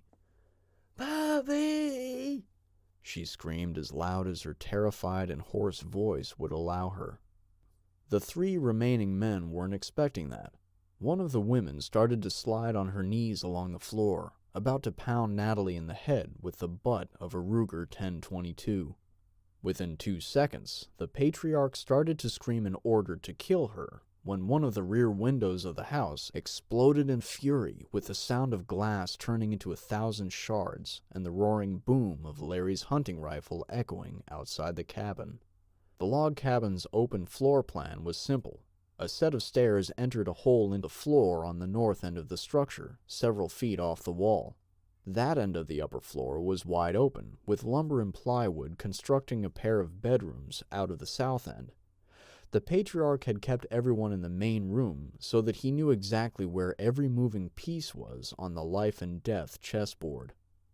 As Connor's head began to break through the plane of the upper floor, his body driving up the steep wood stairs as quickly as his legs could pump through a fresh surge of adrenaline, the 3 men were still reacting to the temporary distraction. Both of the other men were on the front half of the house, covering the blind side of the stairs. The man on the left caught the motion of the foreign invader first. He leveled his AK-47 to his shoulder. Natalie had shaken the little fingers clutching onto her arms off and was lunging at the woman who had been scooting toward her. She got her hands on the woman's throat before her captor was able to get the Ruger's barrel pointed at her. A .22 caliber bullet exploded out of the rifle, impacting one of the logs Natalie had just been leaning against, a mere 4 inches above the kids. Natalie squeezed as hard as she could. She could feel cartilage cracking under her palms. I'll die before I let go of you, you murderous bitch, she screamed in her head. On the outside, it was the war cry of a woman possessed. Dynamic room clearing was an infantry soldier's most dangerous assignment in urban fighting, something that both Connor and Earl had done in real combat in Iraq. The former ranger was following his training, clearing the path of least resistance. As he crested the top of the stairs, he was clearly seeing the old man, who was spinning back around from looking at the exploding window behind him. Pop, pop, pop! Connor's AR-15 screamed as he pumped 3 rounds into the old man's head and chest from a distance of 6 feet. The patriarch crumpled, still holding the revolver. Connor was fully off the stairs and starting to spin to his right. Earl was about halfway out of the stair hole himself. Kaboom! The upper floor exploded in a much different and larger sound as the AK sent a round through the top of Connor's left shoulder, exploding into his muscle and clavicle with extreme prejudice. He screamed in agony as the shockwave of energy sent a surge of pain like he'd never experienced before. Instinct caused him to drop to his knees and let go of his rifle to grab the spot. Training took back over when he saw the other man, the one who hadn't fired yet. He was sneering at Connor through the open sights on his AR-15, enjoying the look of terror and pain on the invader's face for a moment. 2 more shots rang out. Bop-bop! Earl's AR sent a round into the throat of the man who'd shot Connor at the exact same instant that the little Ruger elsewhere had cooked off again. The small semi-auto had chambered another round as Natalie was squeezing the life out of the woman. She had relaxed her grip in the moment of the fight, just long enough for the trigger and bolt on the gun to reset. This second unplanned shot found its mark, but it wasn't the children. Her rifle's muzzle was swinging wildly in the fight to breathe, and she was pointing it directly at her husband. She shot him in the leg just as he was getting ready to kill Connor. The sudden pain caused him to flinch and react, just long enough for Earl to get around the stair protrusion in the middle of the floor and finish the man off with a 3-round burst. Connor fell face first to the floor in writhing pain, grunting loudly to avoid screaming. Chapter 9. Tricks up the sleeve. Tahoma's hammer plus 34 days. Ray stood staring at the open-ended buildings with a large metal net suspended between them, thinking about the extravagance of it all. These buildings resembled many of the actual quake-damaged structures that were not much more than barren steel skeletons after the disasters shook the glass and contents right out of them. Many of the older buildings did actually snap somewhere mid-structure and collapse or start leaning against a different building. Like a giant building made out of dominoes, and one got knocked over too early, he thought. But not these. These were made to look unfinished on the ends on purpose. What kind of maniac has the wealth and extravagance to make a state-of-the-art structure look unfinished on purpose? The Bill and Melinda Gates Foundation was more than a set of buildings. It was an empire built specifically to influence the world. To some, it represented great hope, and to others, great influence and control ripe with abuse. Everyone was worried about the conspiratorial New World Order, Ray thought amusedly. He began to walk west, his protection detail turning to follow him about 5 paces behind. As he walked west, he looked straight up at the giant net, formerly a one-of-a-kind light-up piece of symbolic art. All that any of this symbolizes to me is hypocrisy, Ray thought. These foundations should have spent a little less time and money trying to vaccinate highly survivable illnesses, and a little more trying to stop, well, us. That thought made Ray actually laugh out loud, not caring what his men thought. But these structures are new and were built well. Ray also knew that the benefactors had probably not been impacted too badly by the disasters. I'm sure they took a helicopter to their estate in Montana, and a plane from there to New Zealand to live a long and prosperous life. On the campus's southwest corner was an intact parking structure. Half the rolling command rig we captured established up there, he told a lieutenant traveling with him, nodding towards the top with his eyes. The antennas can use the extra height. He wondered how badly the radio signals would be affected by the damaged or collapsed skyscrapers to the south. He glanced back at the Foundation's 2 primary buildings. Those will become our dorms eventually. Until we're certain we have control of the city, everyone is staying in their tents. Si, jefe, his soldier replied, making a few notes on a paper pad. The troop continued across a parking lot and into a small football arena with partially covered bleachers on both sides. There were multiple military-style tents and vehicles occupying the facility. Ray glanced at his watch and headed for the tent that housed his special operators. Almost time. Several minutes later, he was meeting with about 20 men, most of whom who had participated in the gang infiltration mission. Most of them were Mexican, but there were men from other countries and ethnicities, special forces men that Ray had personally recruited, including 4 Americans. All of his special forces were multilingual and highly trained in combat tactics. He spent 45 minutes reviewing a new mission. He admitted there was a lot he didn't know, reminding them that the initial objective was observation, not direct action contact.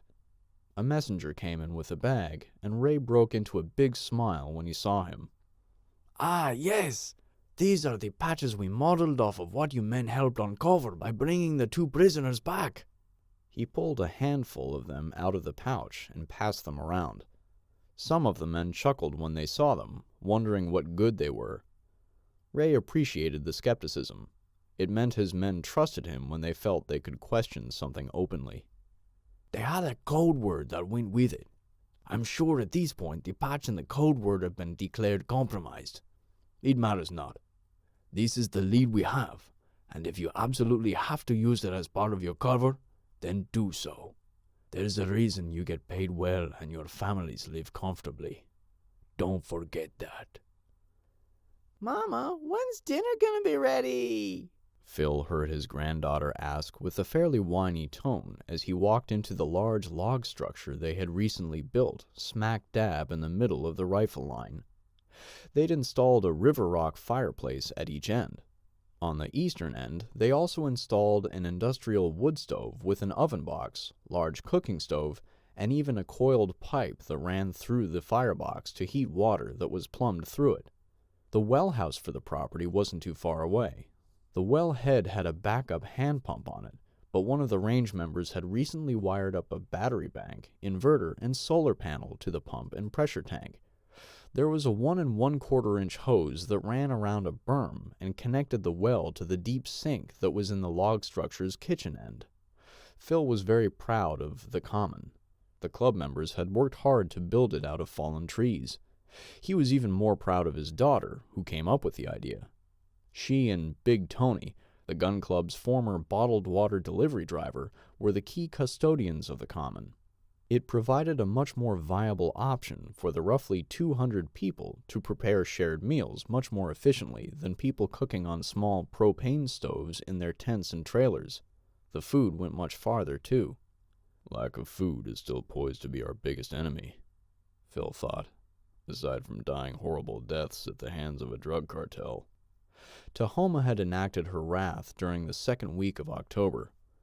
It'll be months before anything of real volume takes off in the high-tunnel greenhouses. The common was slowly filling with tables and chairs. Plastic, scrap wood, fallen timber, even a few recliners trucked in on trailers. Savannah was using crayons to do her homework at the table closest to the kitchen area. Peyton was next to her, rehydrating veggies and sausage from her father's freeze-dried supply. About a half hour, honey, Peyton told her daughter. Most families had adopted their share of the work in an organized fashion. It was usually the same people from the various family or friend units that were working on a communal dinner each afternoon. Hey, she said to her father, as Phil walked up and threw his full leg over a wooden bench to straddle across the table from them. Savannah sighed her discontentment with her mother. You always say that. Then, Hi, Grandpa. Phil noticed that she was returning more to her old self the farther she was removed from the abduction and rescue. He also noticed the enthusiasm for camping and going to school in a Connex box was quickly evaporating. Hey, Peaches, he said, smiling softly and using her nickname. Phil had a thing for nicknames for his girls. Olive, he said, looking at Peyton Olivia Walker. How you feeling? Getting enough food and rest? Dad, she grumbled. Don't start. Dr. Schwartz made it clear that you should take it easy, Phil argued. What'd they want? Peyton asked, changing the subject. She was outgrowing the desire to argue with her father over everything. Phil accepted her dodge, as he was outgrowing the need to be right all the time, too. Talk about the cartel thing, he said while picking up one of Savannah's crayons. Peyton looked up. Oh? Her face was her mood ring. She showed her worry instantly. Nothing imminent, honey, Phil said reassuringly. He looked into the kitchen area, scanning for Teddy. Have you checked on Teddy today? Peyton nodded. He's still understandably depressed. Teddy was Tyler's husband. While Phil was still a bit old-fashioned and reserved on the gay marriage topic, he was sympathetic to anyone who lost a loved one, particularly after his own wife had passed away from cancer several years earlier.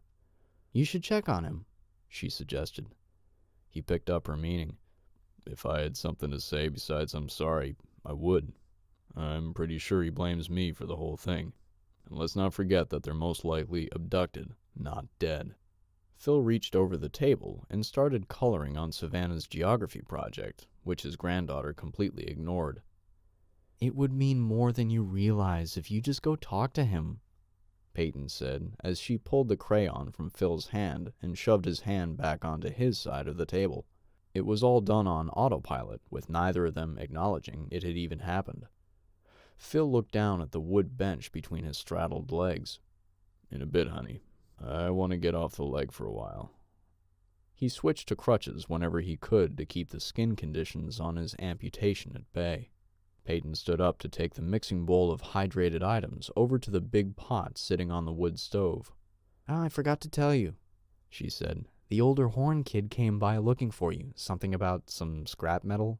"Oh, good," Phil said.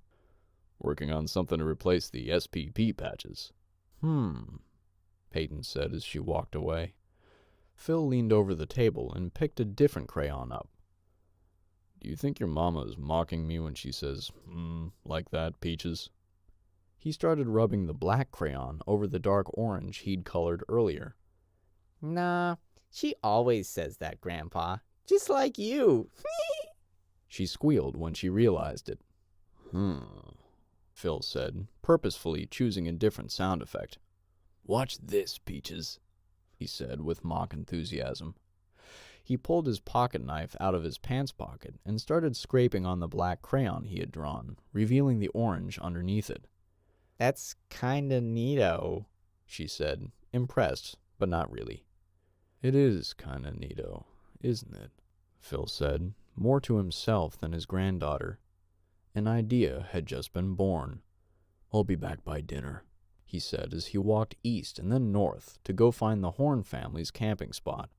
As he walked north on the Cross Range Road, he passed the spot near the other fire pit where the Slaughter Peninsula Posse had been born, not long after Crane had passed away. He caught himself daydreaming about that night and suddenly realized he'd walked 100 feet without realizing it, almost passing the Horn's tent.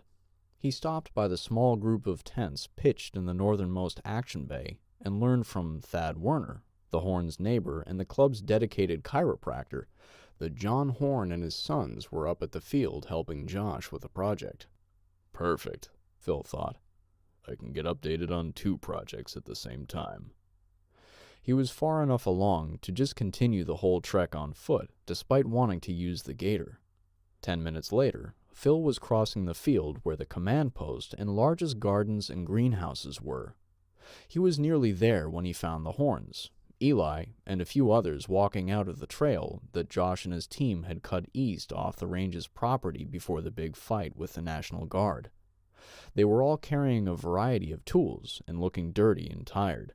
"Phil," Eli said, pleasantly surprised. "It's getting dark, and we're wet and tired. Just heading down for some supper. Don't let me stop you, brother. I'll check on the project when I catch up to you. I'm actually here to talk to Horn about a different task." John Horn was one of 4 Johns at the range, and everybody had taken to calling them all by their last names. Phil joined the group as they headed back across the field and down the hill he'd just come up. "I found some tin, and I found some sheet metal. I think the sheet metal would be a longer-lasting product to make some tags," Horn said. Phil had decided that they needed to replace the patches, as painful as that was going to be. "Agreed," Phil admitted. "I have an idea for foolproofing it, but we're going to need some disappearing paint and UV lights." Tahoma's hammer, plus 35 days. Ray was watching the daily chaos at the Clink, CenturyLink Field, and T-Mobile Park on a set of screens. In this case, he was in his new command vehicle, which his troops had captured relatively intact, except for some bullet holes, after an engagement with the local authorities. The big diesel rig was a rolling communication platform on a giant F-650 chassis. It was the pride and joy of the Seattle Police Department's incident management team. Or it used to be. Ray's technicians removed the equipment that had been on the near side of the freshly installed bullet holes to make room for some of his own gear. The vehicle was nestled safely in the center of Memorial Stadium, about as close to the center of his claimed territory as he could get it. The camera angles he was watching from were from 2 different towers on the south end of downtown, including near the top of the Columbia Center Tower. "One of the perks of being the boss," Ray admitted to himself, "I can make other people climb 70-something stories with gear so that I don't have to." In addition to setting up food and medical distribution centers and machine gun nests, Ray's men were now setting up observation posts all over town, especially up in abandoned skyscrapers. This task fell on his newest indentured prisoners and American gang members. The process wasn't without its hazards. There had been a few attacks on some of his men as they ascended the towers. Those buildings that hadn't lost all of their glass and still seemed somewhat structurally sound had started to become the impromptu collection points for the worst dregs of society. "Other than us," Ray thought amusedly. "But this is why we use the expendable soldiers, isn't it?" People that were off their mood-altering meds for too long were being expelled from the FEMA camps. If they didn't die from dehydration or starvation, they had to wind up somewhere. The dark, cold towers had become mini-cities in and of themselves, trading camps for food, water, and anything else a person desired. The people in them were filthy and unkempt, and certain areas on every floor reeked of human waste. Ray's army had learned to never go into one with less than a full squad. Once the residents figured out the cartel were the drug distributors, they became welcomed guests.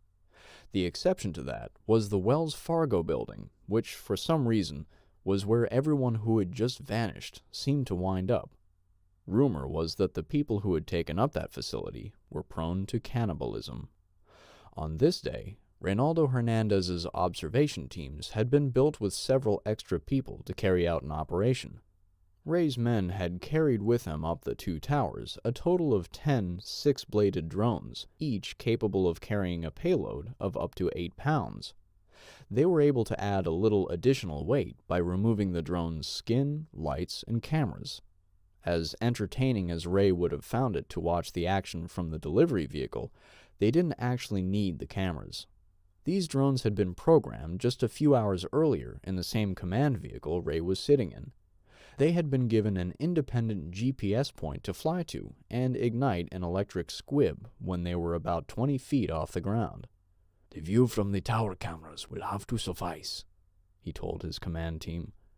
"Be safe, amigos," he told the departing field team. At 5 minutes after 3 in the afternoon, all 10 of his pre-programmed drones took off from the 2 derelict skyscrapers and started flying south, almost immediately descending to an altitude of 400 feet. "Let's toy with them a bit," he'd told the programmers that morning. Ray watched in amusement as the drones began to buzz over the heads of various security points belonging to the Washington National Guard and last remnants of the various police agencies. The loud, buzzing, man-made insects were following pre-selected routes and turning at their waypoints to change directions and altitudes suddenly. Care had been used to select altitudes and durations to ensure that the drones missed each other. The programmers couldn't account for variables, however. As the buzzers started the final descent, one guardswoman made a lucky shot with a specially modified shotgun that had launched a drone-capturing net, dragging the device down before it reached its final destination. Another drone flew straight into a flag mast hanging off the side of a building, something Ray's programmers couldn't see on their satellite photos. But ultimately, the mission was a success, as 8 drones, each laden with 8 pounds of C4 plastic explosive, caused several seconds of chaos and confusion before hovering over several security checkpoints around the FEMA camps and detonating themselves. Chapter 10. Critical Decisions. Tahoma's hammer plus 28 days. Throughout the intense fight, Natalie continued to squeeze the woman's throat. The other woman had watched everything unfold and had dropped her gun to scoop up her own child. Get in there, Larry, Earl yelled into the little mic and earbud. When he gets there, come up, Jack, he ordered. He scanned all of the room again, keeping his rifle up. He knew Connor was down, but that wasn't the moment to help him. He wanted to throw a second round into the man he'd shot in the throat, but he didn't trust that he wouldn't shoot right through the floor. He squatted just a bit, and with the looseness of his sling, had the capacity to send his rifle straight down, muzzle first, with a hard-striking blow to the gurgling and grasping man's forehead. Insurance, he called it. At least he gets to die asleep now. Earl could hear his sister wildly screaming as she continued to choke a dead woman. Clear the other rooms, he commanded himself. He managed to verify the 2 rooms were vacant about the time that Jack had finally arrived up the stairs. Help Connor, he yelled. He walked over to his sister slowly, eyeing the last woman and children who were all scared, sniveling, and shaking with fear. Don't move, he commanded them with an angry, pointed finger. At 6 feet 2 inches tall, Earl Guerin could be quite intimidating when angry. He took a knee next to his sister. Nat. She was sobbing, flushed in the face with rage. She's gonna make herself pass out if she keeps it up, Earl realized. Nat, it's over. She's dead. As he put his hand on her shoulder, 2 of the quivering children began to cry for their mother, screaming and bawling. Oh, shit, Earl thought as he looked at them. This is a real goat screw if I ever saw one. Earl slowly slid his gloved hand down Natalie's arm and placed it on her hand, coaxing her to let go. Nat, it's me. His sobbing, enslaved sister was now forced to accept that the ordeal was real, and hope hadn't died after all. She relaxed her grip, looking up at Earl. That's when the real emotion showed up. Papa. She couldn't even call out for Bubby, as the weeks of fear and rage overtook her. She fell into her big brother's arms, bawling in a combined state of stress and relief that only people freed from human trafficking could ever truly understand.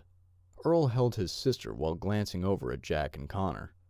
Jack had Connor lying on his back while he used a knife to try and cut enough of his coat away to expose the wound. Because Connor had made his way directly to Earl's after the disasters, he was only outfitted with Earl's spare gear. He had a backpack out in the snow that he ditched as part of his battle plan. Earl yanked his own first aid gear, called an IFAC, out of a pouch on his plate carrier. He threw it at Jack. What do you see? Just an ass ton of blood, Jack said. The software developer had never dealt with this kind of thing before. Take a dressing out of that pouch and apply pressure, fast, Earl commanded. Listen to that wound. Do you hear air? After Jack fumbled with a vacuum-sealed pouch and pulled out a thick dressing, he pushed it onto the wound. He bent and slowly lifted it, though his ears were still ringing from the gunfight. I don't think I hear air. Good, Earl said, trying to calm down a bit. That dressing unravels like a Z. Start packing it into the wound. He swiveled his head towards the stair hole. Larry, you okay down there? Earl yelled, ignoring the radio. All good. Got these 2 tied up, he heard back. Nat, I need to check on my friend. He held onto his sister, forcing her to stand up as he stood. She slowly composed herself, showing signs that she would be able to walk on her own. Come on, Earl nudged as he tried to hold her around the shoulders with one arm and move toward his buddy at the same time. Natalie nodded that she understood, not quite ready to try using words yet. Earl moved to Connor, and Jack gladly slid over. He bent close, putting his eyes and ears into play, trying to lift the dressing Jack had stuffed into the hole just enough to see where the wound was. I think it missed the lung, Connor said in a slightly shocked tone. Did we get her? Earl looked up with moist eyes. We got her, brother. We saved her. He kept pressure on the bandage with one hand and put the other one around his buddy's neck. cupping the side of his head. You saved her. Just then, Earl felt a nudging. It was Natalie. The former triage nurse was kneeling next to her brother, gently bumping him as a way of saying, "Move." Earl gave her a surprised look. "Move over," she softly commanded. "Let me look." With a hard-to-hide look of surprise, Earl scooted away, clearing the room for his sister. "What's your name, soldier?" Natalie asked. Connor, he grunted through the pain. "Connor?" she repeated. "As in the Connor? The one who was such a jackass in all of my brother's war stories?" Connor would have laughed if he wasn't in such immense pain. the same. Ow! He yelled when Natalie started feeling around both sides of the shoulder. She was looking down the chest as best as she could with all of the clothing still there. "Cut a little more there," she instructed Jack, who had moved to Connor's other side. She continued to look, listen, and feel. "I agree. I'm not seeing or hearing any air or frothy blood. Looks like it destroyed your clavicle, though." Well, that sucks, Connor said. Earl laughed a bit. That's your takeaway, brother? "Just trying not to cuss in front of the lady," Connor joked with a wince. "But I sure could go for some mother-loving morphine." Earl, Jack, and even Connor all chuckled a bit. Natalie was still way too emotional. If not for an intrinsic need to treat her would-be savior, she would still be a wreck. What are you gonna do with us?" stammered one of the remaining female prisoners. All of them were down in the dining area on the first floor, though Earl had left the one tending the children unrestrained. He looked at his sister. "Your call. Either of these women show you any mercy?" Natalie had been sitting in one of the old, worn-out dining chairs, thinking about what she wanted for several minutes. She had been staring down at her father's .357 revolver, taken from the still warm, dead hand of the old patriarch. She finally stood up. With cold, hard eyes, she looked at Earl and said, "I don't care what you do with them, but I want my goats back."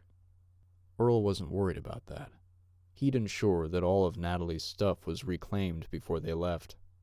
She stormed out of the cabin to check on Jack and Larry. They were reinforcing the now real stretcher that Connor had made and tethering it to the yellow cub. Connor was laying on the front porch, wrapped in the decoy mylar blanket and a pair of crocheted afghans they'd taken from the cabin. In the cabin, Earl looked at his 7 captives, 3 adults and 4 children. "Look, I don't want to kill you, but I will. But since you two were running, and you dropped her weapon intended to the kids, I think I'll let you live." An open sigh of relief crossed their faces as they all started to bark their thanks. Earl held a powerful hand up. Just stop. Save it. Here's how this is going to work." He looked at the kids and addressed the oldest-looking one. "How old are you, kid?" 8. The scared boy answered. "That'll do. Name?" Billy! The kid started to cry. "Billy, calm down. You're going to be fine. You're just going to walk with me for a bit so that you can bring one of the hunting rifles back to your tribe when we're on our way. Get it?" Can't you just leave one?" The scared boy asked earnestly. Earl laughed.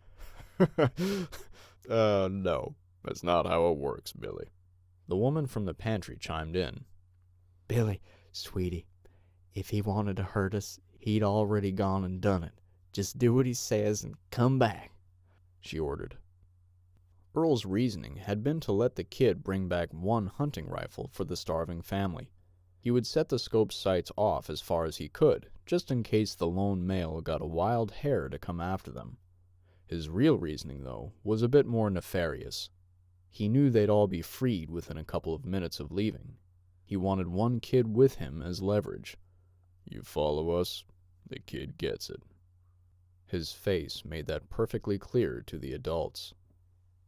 "I'm afraid to ask," Natalie said, eyes swelling with tears once more. "But my boys?" "They're fine," Earl said, which made his sister start crying with joy. They had tracked back down to the spot where they'd hidden the quads, probably a full 2 miles from the cabin. They'd just let the boy take the rifle with him to start heading back. Natalie was overjoyed to hear that, but her face creased with worry once more. They took my baby, Earl. She only used her brother's real name when she was desperate. What do you know? What did they tell you? Nothing, she exclaimed. The day they took us, the day they shot Roy. She stopped, flooded with emotion. Anything, Nat? Any tidbit? Did they trade her? Did they... Trade, she exclaimed. Yes. Her eyes darted back and forth, searching the foggy memory of the nightmare. Fuel. Something about having fuel for winter. Earl's face was stoic. He looked at the makeshift gurney behind the cub, then at the others and the quads, deep in thought. He stayed silent. What? Natalie demanded. He looked in her eyes, still thinking. Finally, all right, but what I say goes. Got it? Whatever. What are you thinking? Not whatever, Nat. Say it. Say deal, he said, taking her back to their childhood. Fine. Deal. Whatever. Now, what are you thinking? Feel how the temp has dropped, he said, looking up. Snow's coming. These vehicles have only been working because the snow is packed and frozen. We need to get as much traveling done as we can while we can use them. Larry and I are heading down to Snoqualmie Pass on one quad. You and Jack will take the cub on one quad back to my cabin. No, Earl, if my daughter is... You said deal, Natalie. You're in no shape to go on a snipe hunt. She might not even be there, and Connor needs to get back down there. There's a team of people down by the river that'll be able to pull those bone fragments out. Earl was in NCO mode. Natalie had tears flowing, but she knew her brother was right. The small rescue team disbanded, with the rescuee now in charge of getting the wounded Connor home before they froze in the mountains. Tahoma's hammer plus 29 days. Josh, Jeff, and Stu didn't have too much difficulty getting a ride across Hood Canal. During the disasters a month earlier, the structure that had been the 4th largest floating bridge in the world broke loose when the residual effect of the massive Strait of Juan de Fuca tsunami shot south-southwest and smashed into it. The 2 fixed ends hadn't fared much better, one of them barely standing, and the other crumpled over into the tidal zone. It hadn't taken long for people whose boats had been up on trailers to be put into the water for providing rides. After a couple of days, fuel had become an obvious concern. As they'd heard what had happened down in Bartlett, people were required to provide fuel as part of their payment for one-way transport. Charlie had long ago learned about the bartering system from the North End deputies and had pre-warned the 3 gun club residents to bring some, along with some sort of food to barter with. Peyton had provided some of the apples from Phil's tree, as they were starting to go mushy. The 3 travelers had barely made it the 3 miles up the long, steep hill in Jefferson County when they ran into their first checkpoint. "Hold up," Josh ordered the trio as he pulled his small monocular neck strap, retrieving it from his coat's interior. "Fine by me," said a panting Stu, who put his hands on his knees. Jeff just turned away and rolled his eyes. Josh scanned the checkpoint. They've already seen us, so it's a moot point to try and dodge them. He stared through the one-sided optic for a few more seconds. Seems legit. He tucked the device back into the front of his coat and started walking again. All 3 of them had rifles slung on their backs, a posture Josh had ordered to keep a nervous Nellie from shooting first and asking questions later. There was a slight uphill, and it took another 10 minutes to cover the 500 meters. They were all traveling at Stu's pace. At a month into the disaster, anybody alive had either been through checkpoints or knew somebody who had. They took their place in line. Josh surveyed what he was seeing from the eastbound pedestrians. People were bundled, dirty, and keeping their distance from each other. Like pack animals afraid to make eye contact, Josh realized. He knew there was a delicate balance in the art of eye contact. Too much would get you attacked, but so would too little. They went through the process of providing their names and destination for the first of several times. It gave Josh an uneasy feeling, like we're being tracked. But his experience in Iraq had prepared him for this. He understood exactly why these points existed.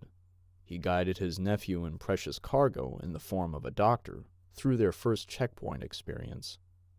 As they continued west on Highway 101, he said, "We need to get off-road by 2 hours before dusk. I want to get at least a full click off this road to whichever side is the high ground." The high ground, Stu repeated. Just like in the movies. What is it about the high ground? What makes it so damn special? Stu was trying to be funny, not fully comprehending Josh's experience with loss in Iraq and the demons he'd fought over it in the years since. "Words won't do it," he said coldly. "Let's see if you still need to ask that after the first time you're ambushed."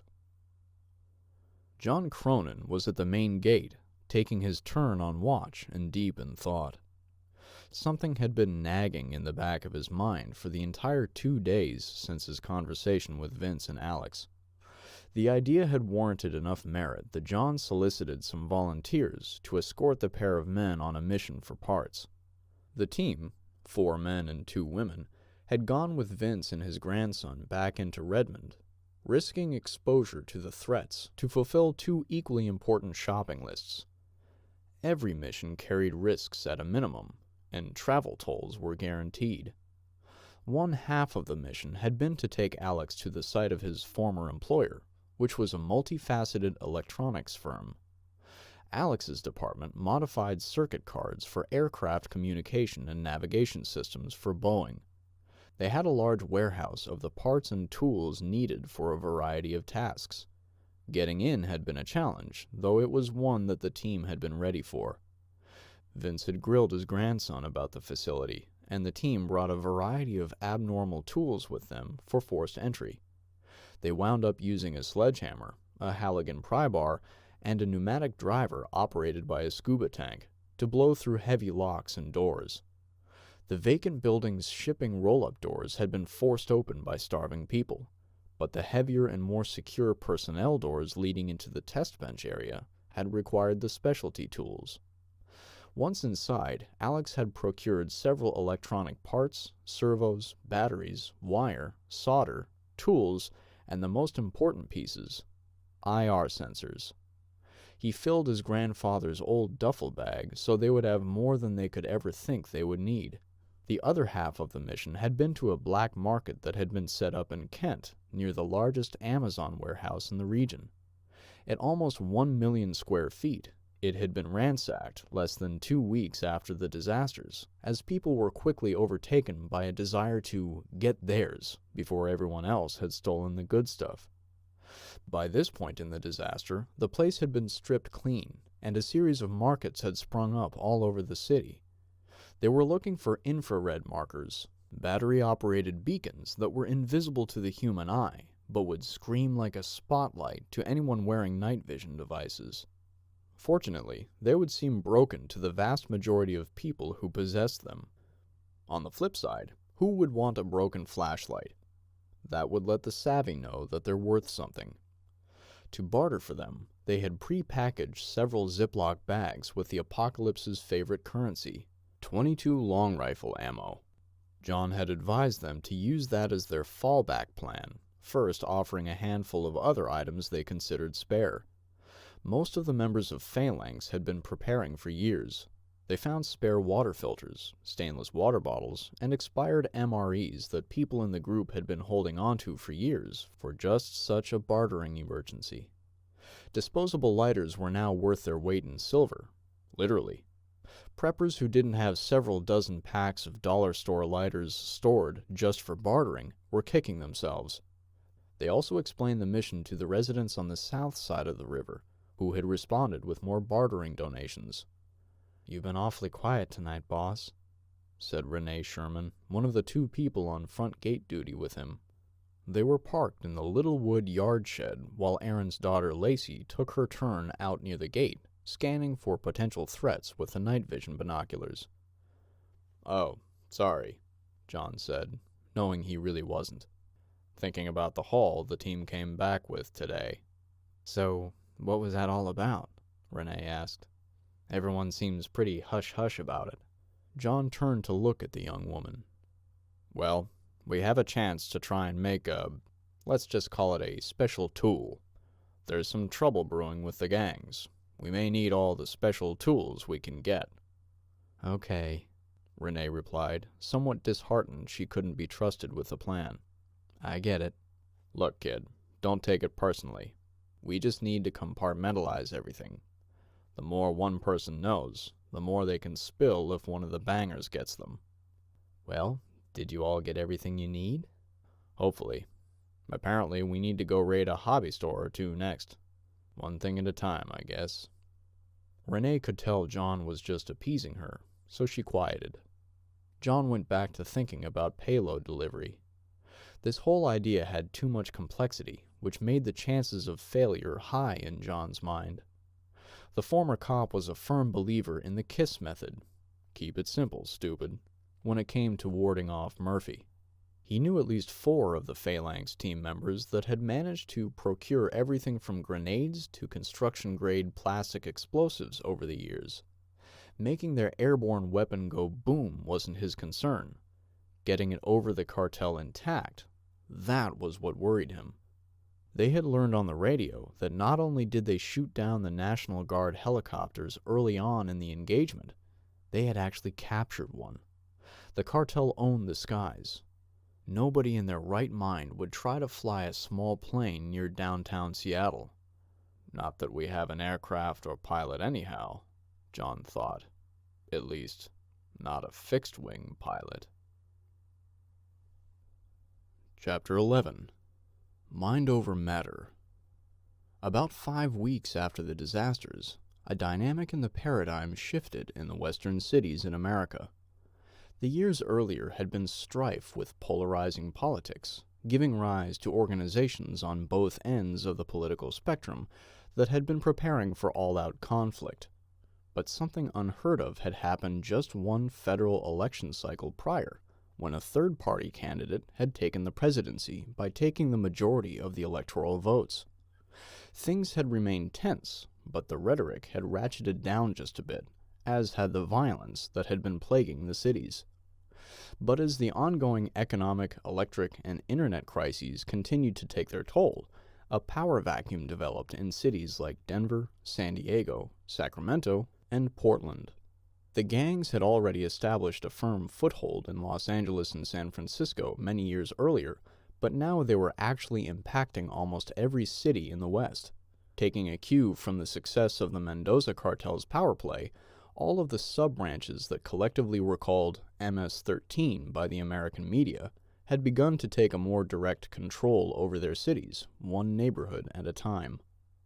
The American president had been too distracted by the increasingly violent skirmish between China and Russia, and too trusting that the governors would be able to handle the problems in their states.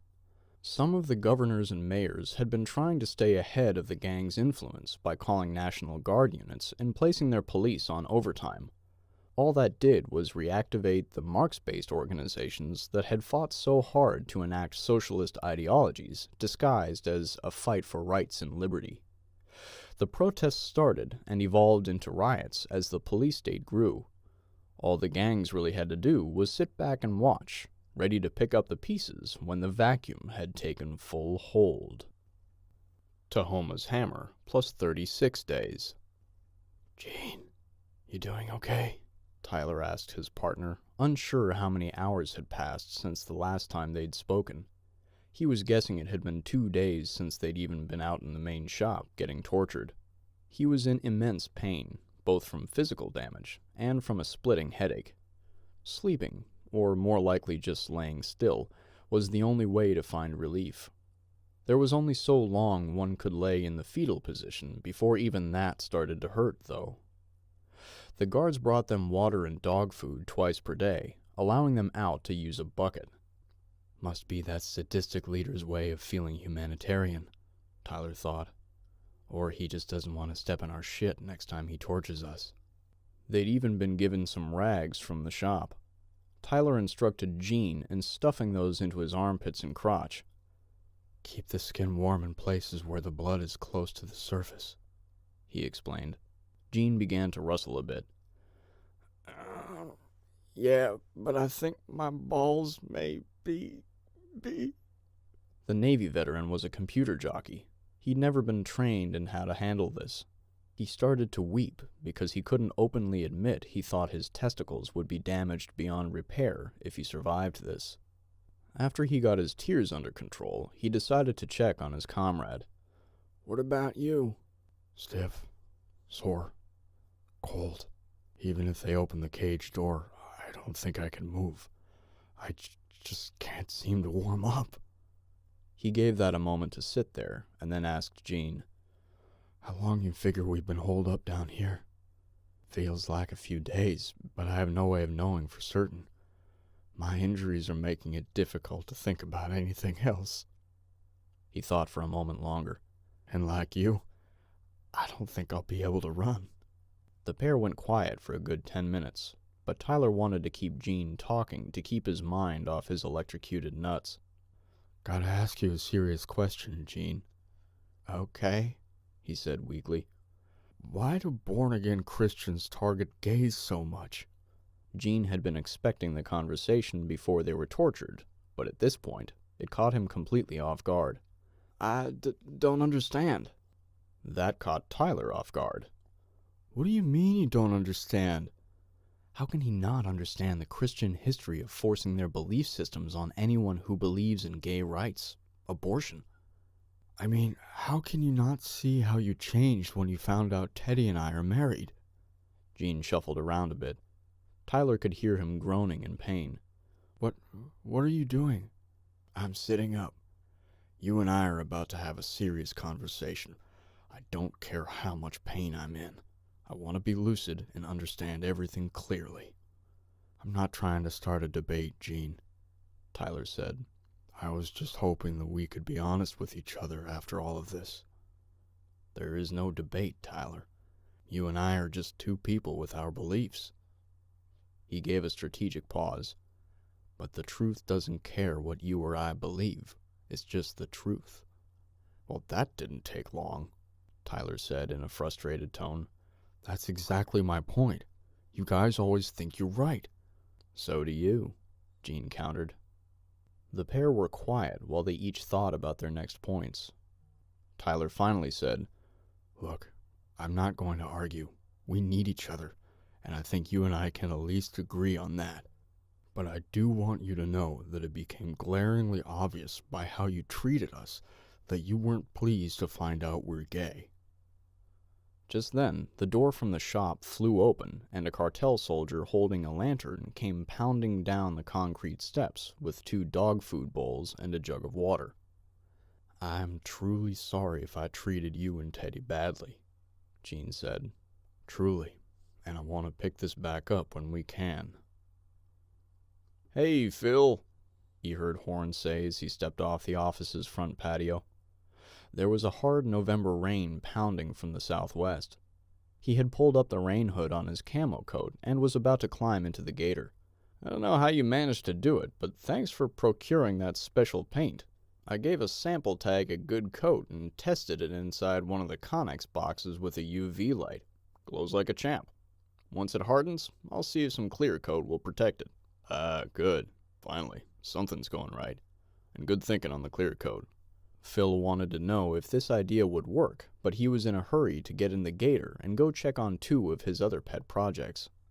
Savannah's coloring project had given Phil the idea to paint a secret phrase on the new metal tags that would replace the now compromised SPP patches. They could spray paint over it and put some sort of phrase or sticker over the spray paint as a decoy.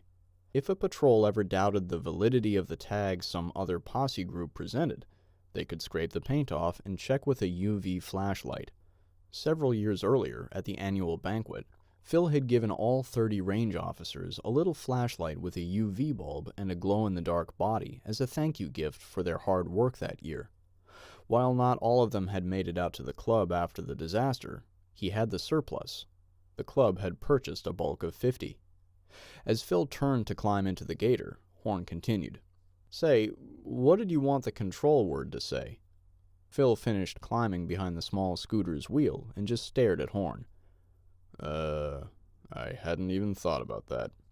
Give me a little bit, and I'll get back to you before you mass produce. Right on, Horn acknowledged. Phil started the gator and headed for the road that diverges from the main gate and heads uprange. He crossed over the range and stopped off by a connex near the southern perimeter. He hopped out and hobbled over to the door and gave it a little rap with his knuckles. He saw a pile of cardboard tubes laying on the ground outside. Come in, he heard through a mostly closed steel door. Phil entered and saw two dim lanterns providing light to the father and son duo of Theron and Stefan Middenberg. How's it going? He asked. The box was strong with the scent of saltpeter and sulfur. Stefan pointed in the corner. If the old man would just let me lead, there'd be twice as much by now. He pointed at a tightly sealed tub of powder from the self-contained fireworks. While the big show-quality mortars had proven useful, and probably would again, all the smaller stuff they had procured from the local crime family weren't as much use just as a firework. The Middenbergs were disassembling them for parts. Maybe you should just have a nice tall glass of kiss my ass, said the plump father to his lanky son. Phil laughed. I think maybe you guys should prop the door open just a bit. Though he knew Phil was joking, Theron explained, Can't. We're already trying to dehumidify in here. He pointed to 3 of the plastic bucket desiccant dehumidifiers that people had provided from their RVs. Phil said. Moist potassium nitrate isn't much good, is it? Just thought I'd check on you guys. Just be careful, okay? Stuff's pretty stable, Theron commented. We might have made a few DuPont spinners for fishing over the years. He was smiling sheepishly as he said it. Was there anything left to eat? Phil asked, laughing. I thought grenade fishing was a joke. Yeah, deadpanned Theron. It's a joke. We'll just go with that. All right, fellas, I'll get out of your hair. He went back to the gator and took the southern perimeter road to the field up on the hill. Phil parked the gator next to the command post trailer and tent at the south end of the field. Sloppy, sloppy mud, he thought, looking around at the mess. Gonna need to get some pallets out here. Maybe build a deck. He remembered the back deck had collapsed on his split-level home just 2 miles north. Maybe some of the lumber will be usable. Hey, everyone, he said as he ducked into the walk-in carport-style canopy. The club's lead ham radio operator, Jerry Horst, was in the middle of teaching a few others the fine art of calculating how long to make an antenna that would be resonant on several of the HF frequencies.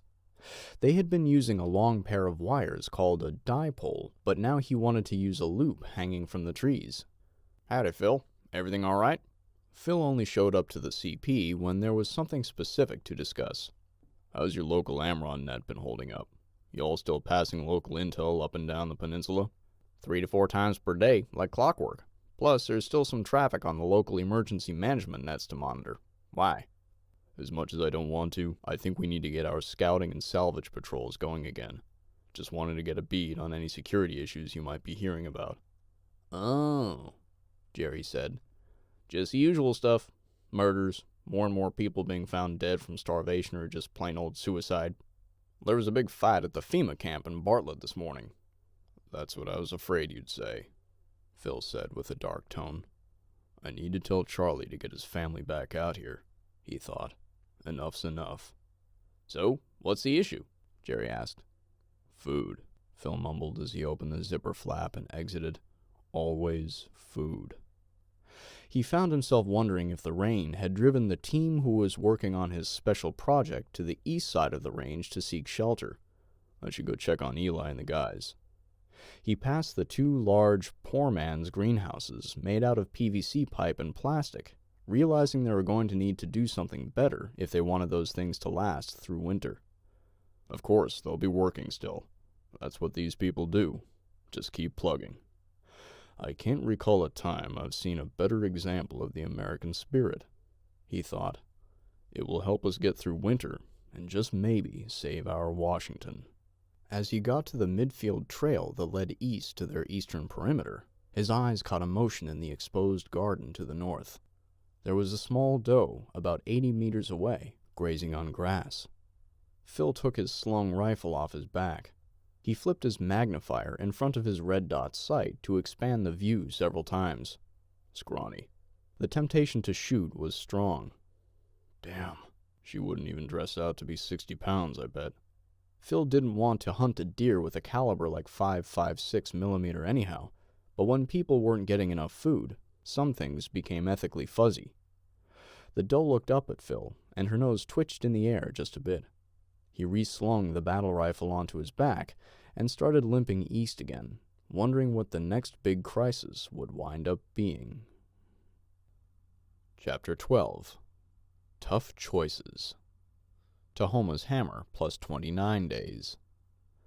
The night before had gone somewhat smoothly for Josh, Stu, and Jeff. They had pitched themselves a low-angled and low-height lean-to style tarp that was big enough for two of them at a time. They piled up debris on the low-side gap to keep wind and rain from being pushed under. One guarded while the others slept.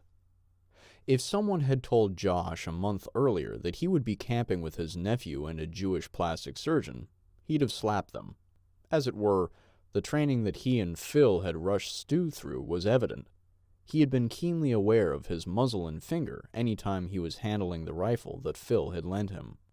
Each of them chowed on a can of tuna for breakfast. They broke camp and hiked back out through the underbrush and low-hanging cedar and fir branches back out to the highway. It started to rain. As they progressed west, they occasionally moved off to the side of the road to give plenty of clearance to a much larger eastbound group. About once or twice an hour, a vehicle would stop by, sometimes with groups of people fleeing to higher hopes, sometimes with groups that resembled a civil patrol of some sort. It was during one of these occasions that Stu ventured too close to the shoulder, slipping down a particularly muddy and steep slope. He slid down the wash for a good 20 feet, slamming into the base of a tree where it leveled out. It happened so fast, Jeff and Josh couldn't do anything but watch. Shit! Stu yelled as he slid. Thud. Son of a... He screamed in pain. Jeff scrambled down the muddy slope, slipping and landing on his butt once, but regaining his traction. The ordeal delayed them only a bit, but Stu was fairly certain he had a good ankle sprain. This had slowed their pace considerably, and by the late afternoon they had only progressed to the intersection of Highway 104 and Center Road. It was only 1/3 of the roughly 40 miles they needed to travel to the Schwartz house. They came to a junction of that intersection, running into another large checkpoint. There was no line, and they were able to stroll right up to 4 armed men who were guarding the one vehicle-sized gap in an offset row of Jersey barriers. "What's with the limp?" the tallest one asked Stu. He was direct, but not overly aggressive. Stu looked up into the man's magazine carrier. He then looked up some more, and then some more. Finally, he saw a smiling man in his early to mid-30s looking down at him from behind a bushy, reddish-brown beard. "Well, I'd tell you, but I'd have to kill you," quipped the short, balding physician, referencing a movie line that had been born about the same time as this giant. Stu's ankle hurt. He was desperate to get to his folks' house, and he was hungry. And there was a natural smartass in him that still lurked deep under the reformation he'd gone through over the prior month. Jeff guffawed, and Josh just smirked, wanting to see if the good doctor could backpedal with a sprained ankle. The other guards all made a few small sound effects and smirks, as if openly thinking, "You gonna let this twerp get away with that?" But the young farm boy showed great poise, to Josh's delight. "I don't really feel like apologizing for Stu with these boys." Aside from that, he could see a vehicle rolling up from the west, and 4 new men and women showed up. This had caused no concern to the checkpoint staff, which told Josh it might be a shift change. The tall redneck broke out in laughter, which broke the ice for all of them. "I'm pretty sure you can't reach the ejection seat either, little goose," he said, causing everyone to laugh, even the ailing Stu. "Let's just say my 2 sizes too big hiking boots didn't handle a slippery slope too well," Stu explained. "I'll live." "You should get that thing elevated," the man explained. Josh winced, not wanting the doctor to make another smart-ass crack. It might not go over so well this time, he thought. I appreciate that, friend, Stu said politely. He pulled his California driver's license out, expecting they would need that. This prompted Jeff and Josh to cough up some IDs too. One of the other men scanned the names against the list and verified they had passed through the checkpoint near the bridge a day earlier. California? Exclaimed the tall one. What are you doing up here in the North Country? Trying to see if my parents are still alive, Stu said honestly and earnestly, almost wanting to see the man eat some humble pie. Oh, dude. Well, that's understandable. The other guard handed them all their stuff back. They were waved through the gate and started limping along past the men, who were now busy trying to conduct a shift change with the new arrivals.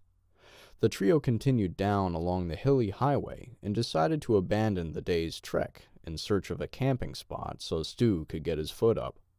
Josh found what seemed to be a grassy field and led them into it, figuring there would be a game trail on the far side of it. Might get lucky and find something to shoot for supper. They heard a vehicle pull up and stop. It had come from uphill and east, the direction of the last checkpoint. It caught the small team's attention when it stopped on the road where they had just left a minute earlier. They all turned to look. An old brown Chevy Tahoe with the rear passenger side window down revealed the tall checkpoint guard. You guys got a hotel for the night? Jeff and Stu started the whole look around at each other process, but Josh pushed right through them and started making his way to the vehicle. The other two stared at each other for a second before Jeff took off after his uncle. Stu hobbled after them. You don't gotta ask me twice, Josh said as he approached the vehicle. He could see all four of them in it, so he headed for the double doors on the back. I was in the Army. You'd shudder to know some of the places I've slept. He and the others stuffed themselves into the back of the laden SUV and felt it lurch as the men started driving. I figure you guys can crash in my barn for the night, their new friend said. Name's Chad, he said, sticking his hand over the back of the bench to Josh for a shake. Chad Dutchman, but my friends call me Tiny. On the trip, the travelers learned that Tiny and his buddies, Jeremy, David, and Brad, all manned the checkpoint in the afternoons. This allowed them to work their homesteads in the morning and evening. They were all neighbors who lived within a few miles of the checkpoint. Within 5 minutes, Jeremy had pulled the rig over and was dropping Tiny and his new house guests off at a small farm. Stu hobbled and limped as he climbed out of the cramped back of the SUV. I do appreciate this, Chad. He winced in pain. Are you sure your wife will be okay with this? Really, dude? I tell you my friends call me Tiny, and you still call me by my real name? Chad was doing his best to act mad. Well, then, what should we call me? Asked Stu. Gigantor? Tiny laughed, always appreciative when someone could throw a crack right back at him. Here she comes now.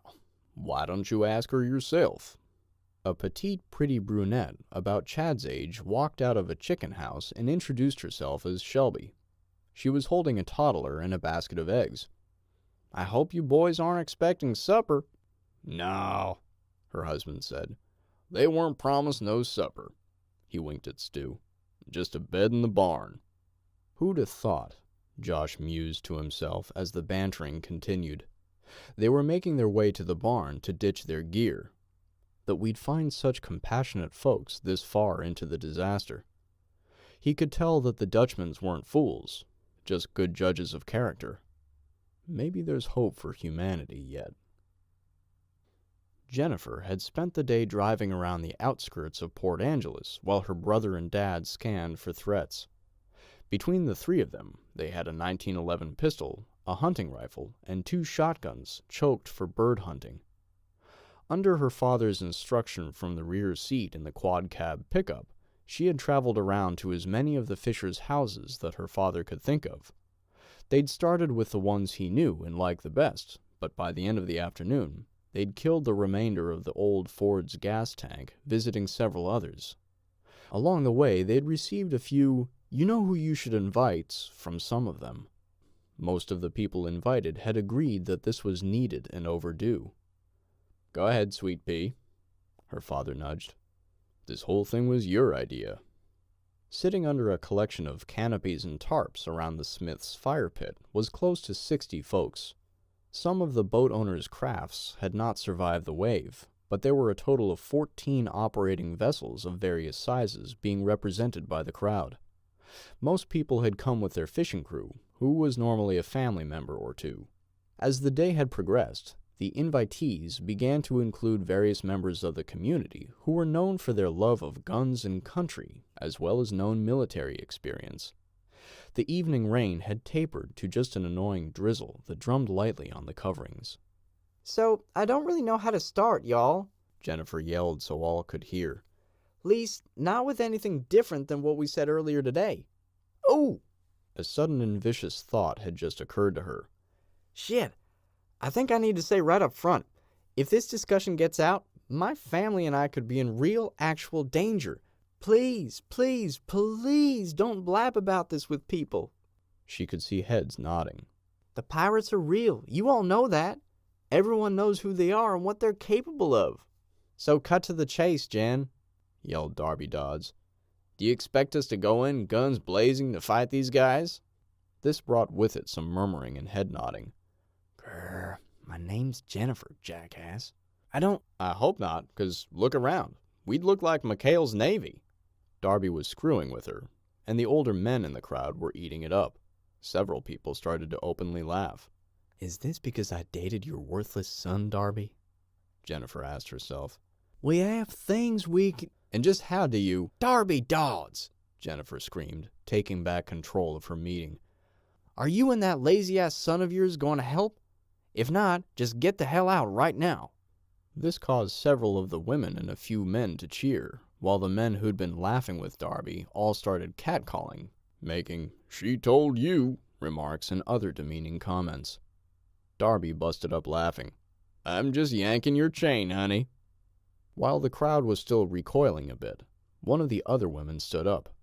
She was the grandmother of Thomas Saltz, one of the most well-liked and respected fishers in the Port Angeles fleet. Once enough people saw her standing, they all started quieting down. Most of you know my family, she said quietly, but as loud as her little voice could carry. I was born in 1947. Though not purposefully, the frail woman was turning on the old lady charm. I was one of the lucky ones. See, what you don't know is that our family name used to be Schultz. This got a few surprised looks. I recall the stories my father told me of how he had to flee Germany as a teenager before they could conscript him into the army. The crowd had grown so quiet that the fire's crackling was competing with the rain on the tarps as the predominant background noise. As a girl, I was captivated by his stories. As a young woman, I studied history in college. And now, as an old lady, well, I guess I don't really know what to say except I'm scared. There, jerks, Jennifer thought angrily. Eat a big-ass piece of humble pie. The little old lady finished what she wanted to say. It is only because our family has been canning and raising chickens and rabbits that I'm still alive. I can feel it in my bones. What happens when those men want what's mine? The guilt trip had worked. The men were all respectfully quiet. I'd like to hear what she has to say. After a few seconds of crackling fire, Jennifer continued. Thank you, Mrs. Saltz. She looked to the crowd. I have an idea. And yes, Darby isn't far off. We will be patrolling the strait. We need some help, though, and this will be dangerous. But we have numbers, for now. We have to stick together.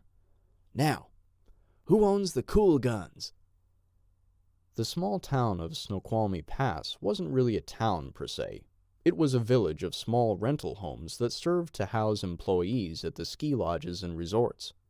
There was a small gas station, a couple of restaurants, a few boutiques and shops, all serving the guests and employees of the summer and winter tourist industries on the pass on Interstate 90. The only other major facility was a Washington State Department of Transportation unit geared up for plowing the highway and dealing with traffic accidents. The seasonal employees had already started moving into the rentals and lodges when the disasters had struck. Many had stayed, still stuck in normalcy bias about the state of things. By the time they had realized how bad it was, the snows had started to clog up the broken highways and steep hiking trails. In all, there was a population of almost 400, many of them meeting at the one strip mall of shops and boutiques every night to make a community stew. Earl and Larry had to abandon the quad not too long after the snow started. Earl decided to park it in a spot that wouldn't be too steep to try to dig it back out, if he had a chance.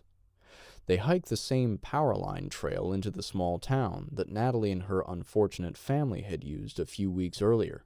There were plenty of tracks chewing up the snowpack, and the fresh stuff was light. Maybe 2 inches per hour, Earl calculated. For a bit, tracks were still visible. Human, horse, off-road vehicle, wagon, and some game like bobcat, bear, and cougar. The lack of deer and elk tracks was obvious to Earl. I'm regretting never buying snowshoes, Earl thought, as they broke through the gap that could be considered the edge of town. It was late afternoon, and they gravitated toward the small strip mall with the crowd, keeping hoods up over beanies, trying to remain as gray as possible. As they walked past the last pair of rental homes, Earl saw the gas station on the left, figuring it to be the one that Natalie said had practically robbed them of their chickens. There was a small contingent of men, bundled up and standing around a trash barrel fire. Must be the local gang, the bearded ranger thought, unimpressed. He and Larry had opted to keep their rifles slung on their fronts, but were trying to keep them pointed down to reduce their threat posture. Seems like more and more people are carrying rifles, he mumbled to Larry as they turned right into the strip mall parking lot. There was a pair of armed guards who cut them off and stopped the men from walking straight to the community stew hub. Just hold up, one of them said gruffly. This is for residents and guests. You're neither. He was a bigger man like Earl and had the tone of someone not afraid to fight. We're stranded up on the pass. My mom is ill. We're just looking to see if someone with a snowplow or horses can come up and give us a hand. Everyone has or had a mom, Earl said to himself, hoping. You two ain't getting anywhere near that food, the big one rebuked sternly. And why can't you assholes ever come up with something new? Stuck at the pass, my ass. Earl instinctively tightened the grip on his rifle, which the two men caught. Look, said the shorter one, trying to diffuse the tension. Nothing happens without Tank's permission. He pointed at the gas station behind Earl and Larry. Larry had turned back to look, but Earl and the big guard had remained eyes locked. Tank, Earl repeated. Got it. He must be big then. Earl caught the bully's grimace as he and Larry turned to head in that direction. When they were about halfway across the slushy road, he stopped Larry and spun him for a quick, whispered conversation. This Tank is who we're looking for. Sounds like a real boss hog wannabe. The plan is to stay humble, let them run us out of town. What if they follow us? Larry asked, a little confused about the wisdom of drawing a pack of hunters. Oh, they will, Earl clarified. Not sure of their approach. Could be a group, could just be one or two, which is what I'm hoping. Larry scanned both ways to ensure they were still alone in the street between the two groups. What'll that get us? The bottom line is that we'll need to get this Tank character alone. To do that, I need to know where he lives. Larry understood. All right, Earl. I may not have your combat experience, and I may be 65, but I ain't afraid to help you get that little girl back. You lead. I'll follow. Chapter 13. Luck of the Irish. Tahoma's hammer plus 30 days. Jeez, this thing is huge, John exclaimed. Alex and a small team had rapidly begun to work on the delivery vehicle as soon as all of the custom parts had arrived. They were working practically around the clock. It had started with making the molds and shapes they needed for the fuselage and wing. John's scout party had managed to find everything in the shopping list at 3 different former hobby stores, all of which had been boarded up, and one of which had been picked almost clean.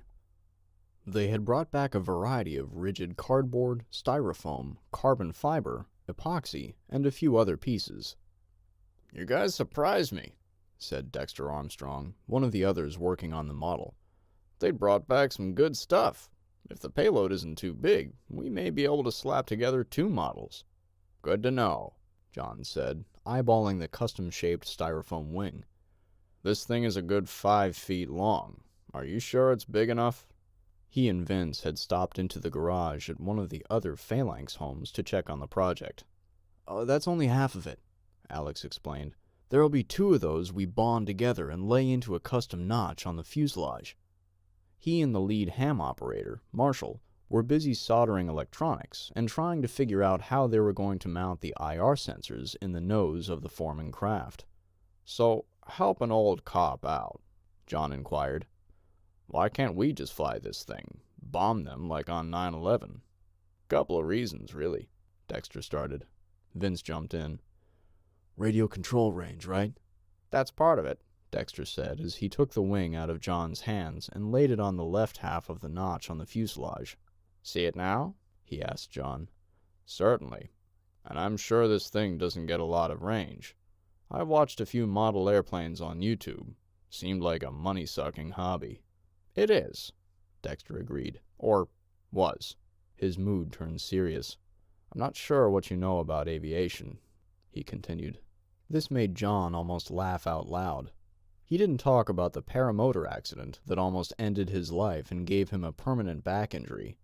If you only knew.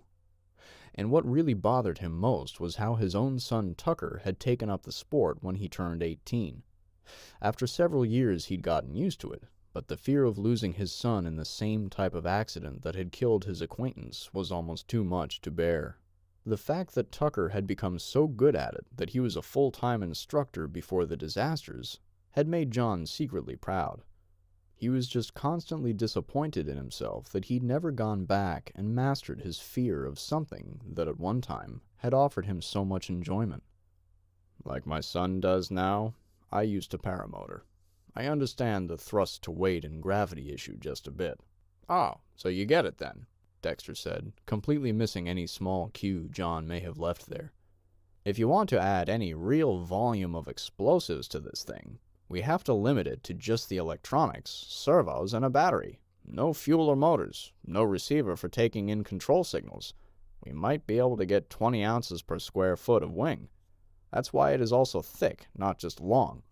We need to have a wing shape that really provides lift so it'll glide a long way, which leads me to ask, where are we launching from?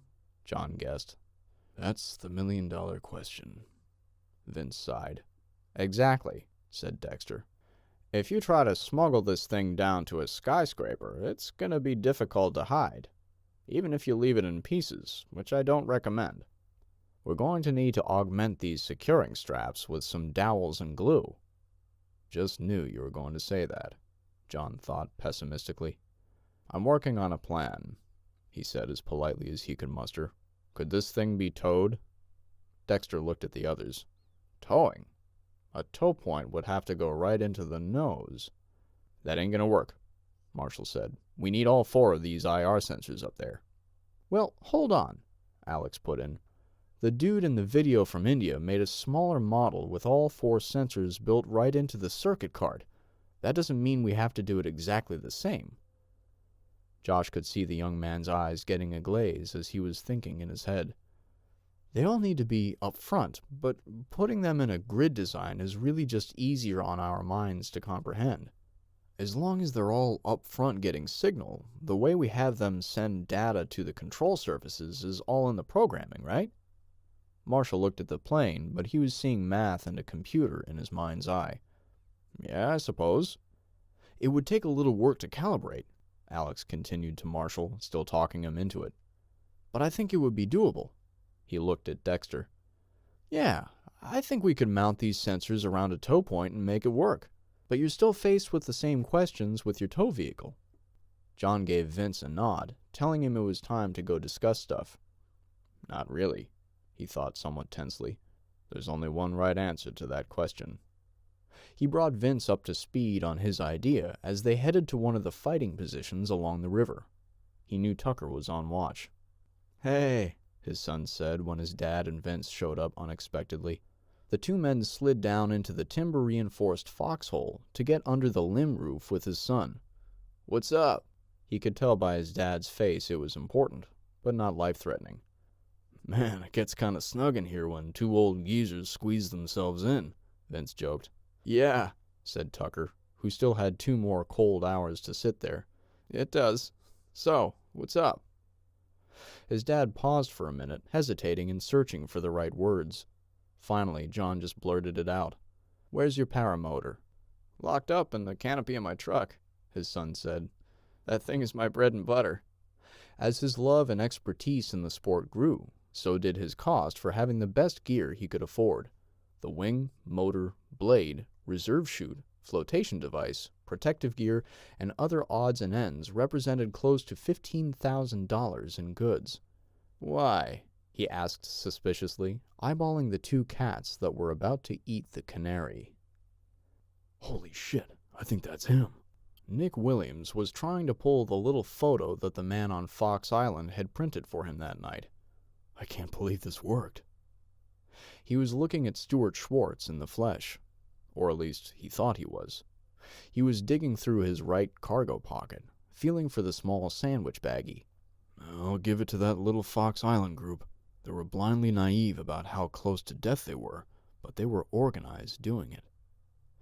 Nick started to slide a little closer to the gap in the concrete barriers.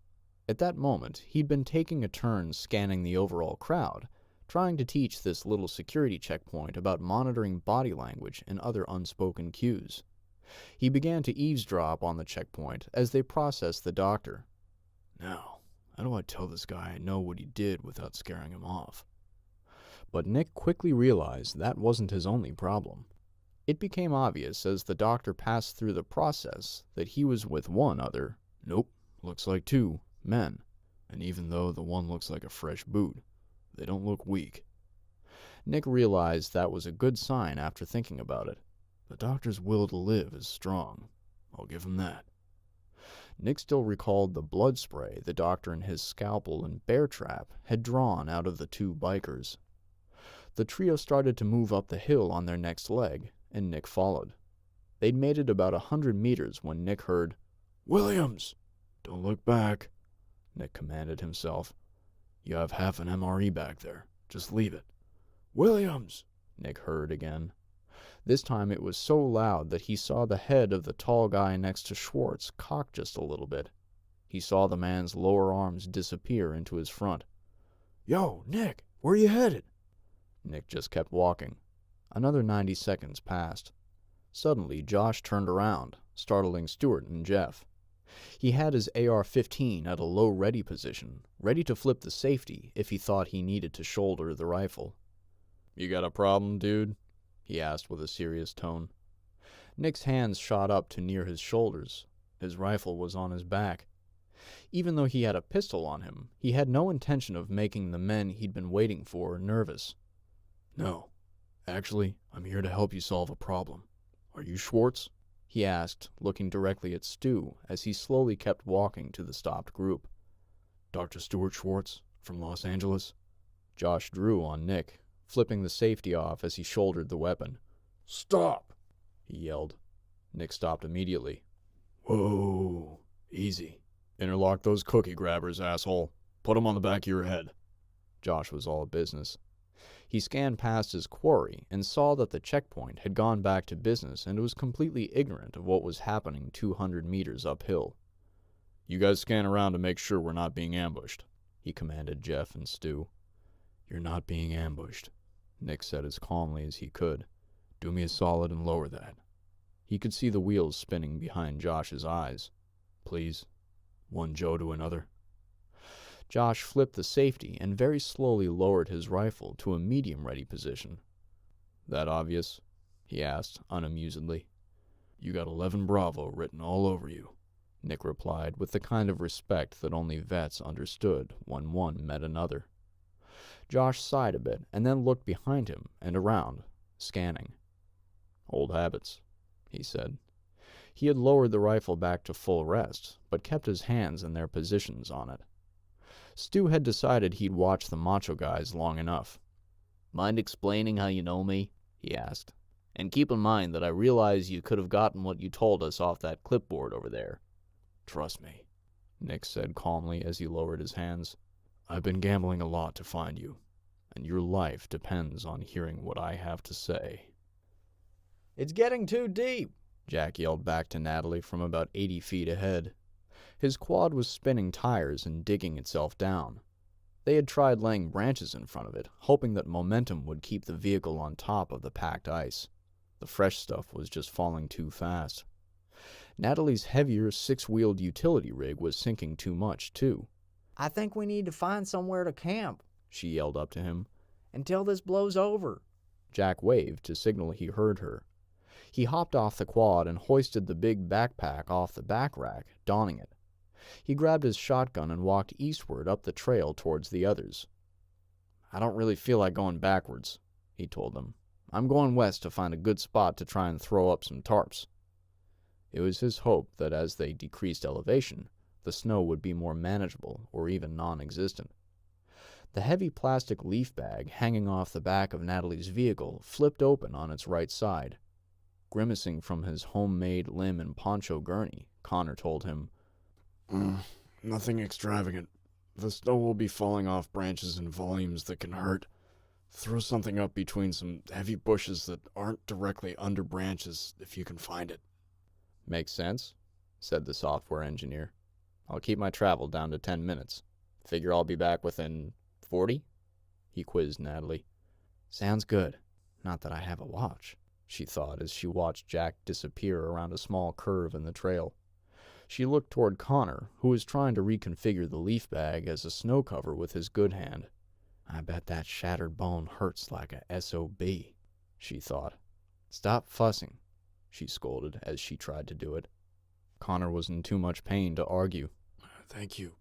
You should go get out of the wind until he gets back, he suggested from under the plastic mylar and blankets. And drink some water, he suggested, echoing those medics in the army that used to annoy him so much. Natalie was still in physical pain from her variety of injuries, and she didn't even dare try to think of her emotional mindset at that moment. Having Connor to look after had been an unfortunate blessing, a needed distraction. You're in shock, and I told you to quit fussing, she said, with just a small hint of nurse's charm. Not flirtatious, more motherly. You've done plenty, she thought, almost choking up. The elation of being rescued was perpetually pushing itself to the front of her mind. Connor had ended the old man, the lead demon in her nightmares, and that was something she'd not soon forget. Chapter 14. Tough Breaks. Tahoma's hammer, plus 30 days. It don't matter what you do, the tied-up man told Earl defiantly. They're gonna track you. It's what they do. It's what they've been doing ever since Tank took over. You're awfully mouthy, considering you're hanging over a ravine, Earl said calmly. He was rummaging through the pack of a man he and Larry got the drop on, just as he predicted.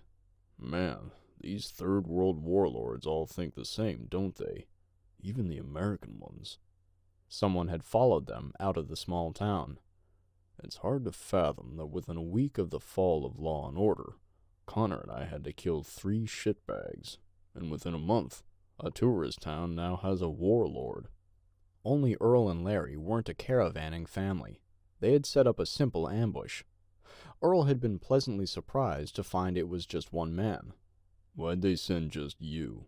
He asked his prey, just an average-looking man in his mid to late 30s.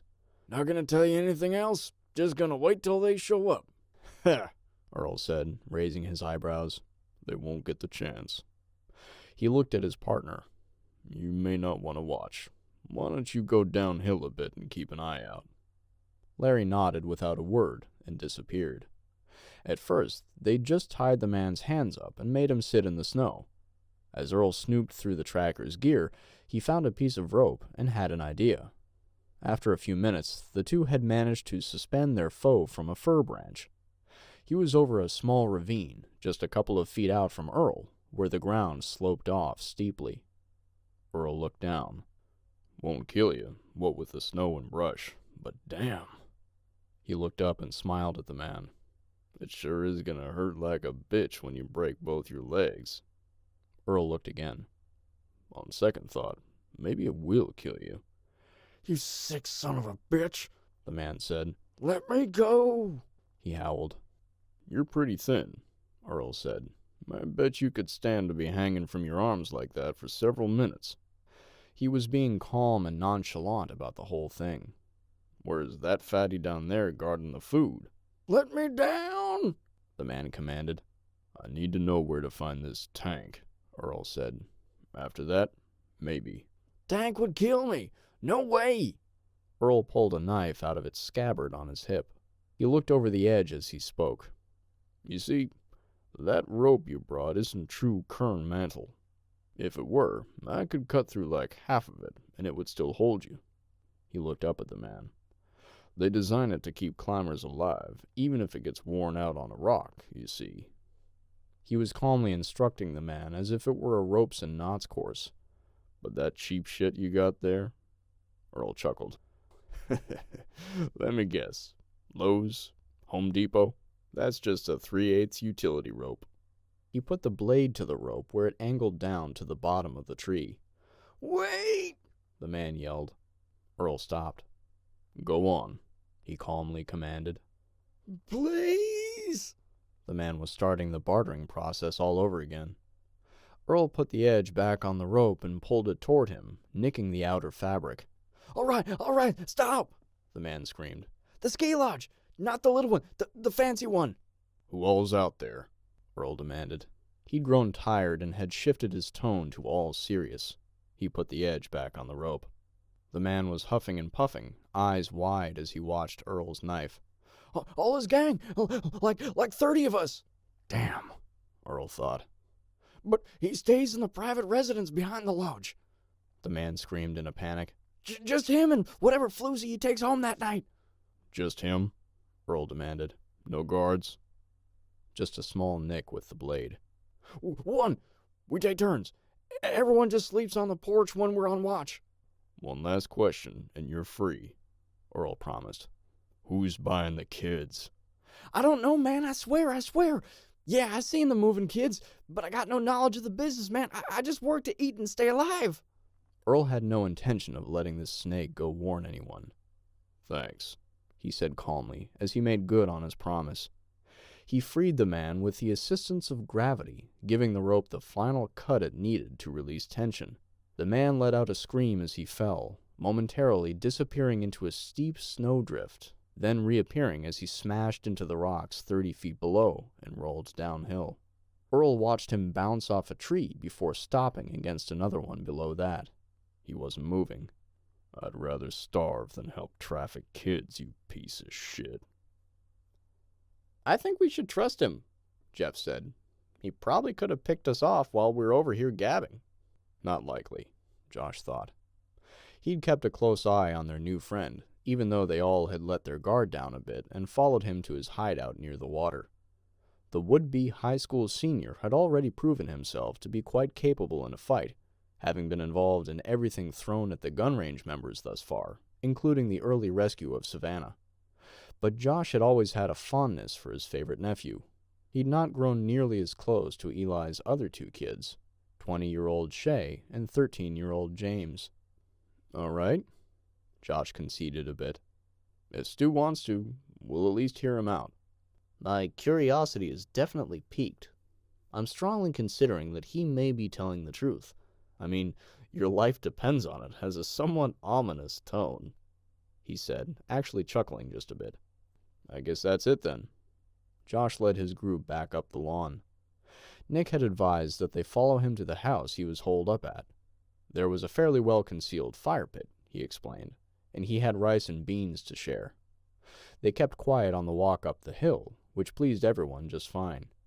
Stu had tried to prod Nick a few times, but he kept putting him off. Neither Nick nor Josh wanted to be distracted while they were walking. The trio had been standing near the saltwater inlet, Josh keeping his back to it while he watched Nick build the fire in the backyard fire pit of what was probably someone's expensive retirement home at one point. So just what Stu started to ask, but was cut off by Josh, who shot him a look. So, the multicam could have been bought online. What unit were you with? Been retired for over 5 years now, Nick explained. He figured he might have to swap stories with Josh to earn some trust. Did a full career, retired master sergeant. Was a light infantry sniper for most of it, but didn't get to do as much fun stuff as a senior NCO. He scanned Josh's face in the gray afternoon light to gauge his believability. Retired out of 25th ID, he said, referring to the infantry division out of Hawaii. And you? Quid pro quo, huh? Josh thought. I guess trust is a two-way street. I was in for 5 years, 3rd Cav. Did my tours on both sides of the build-up in '07. Mosul, Nick said, impressed. I heard that was some tough dirt. I was with 10th Mountain back then. We just gotten back from Afghanistan at that point. And like that, the two men had broken through 90% of their trust issues.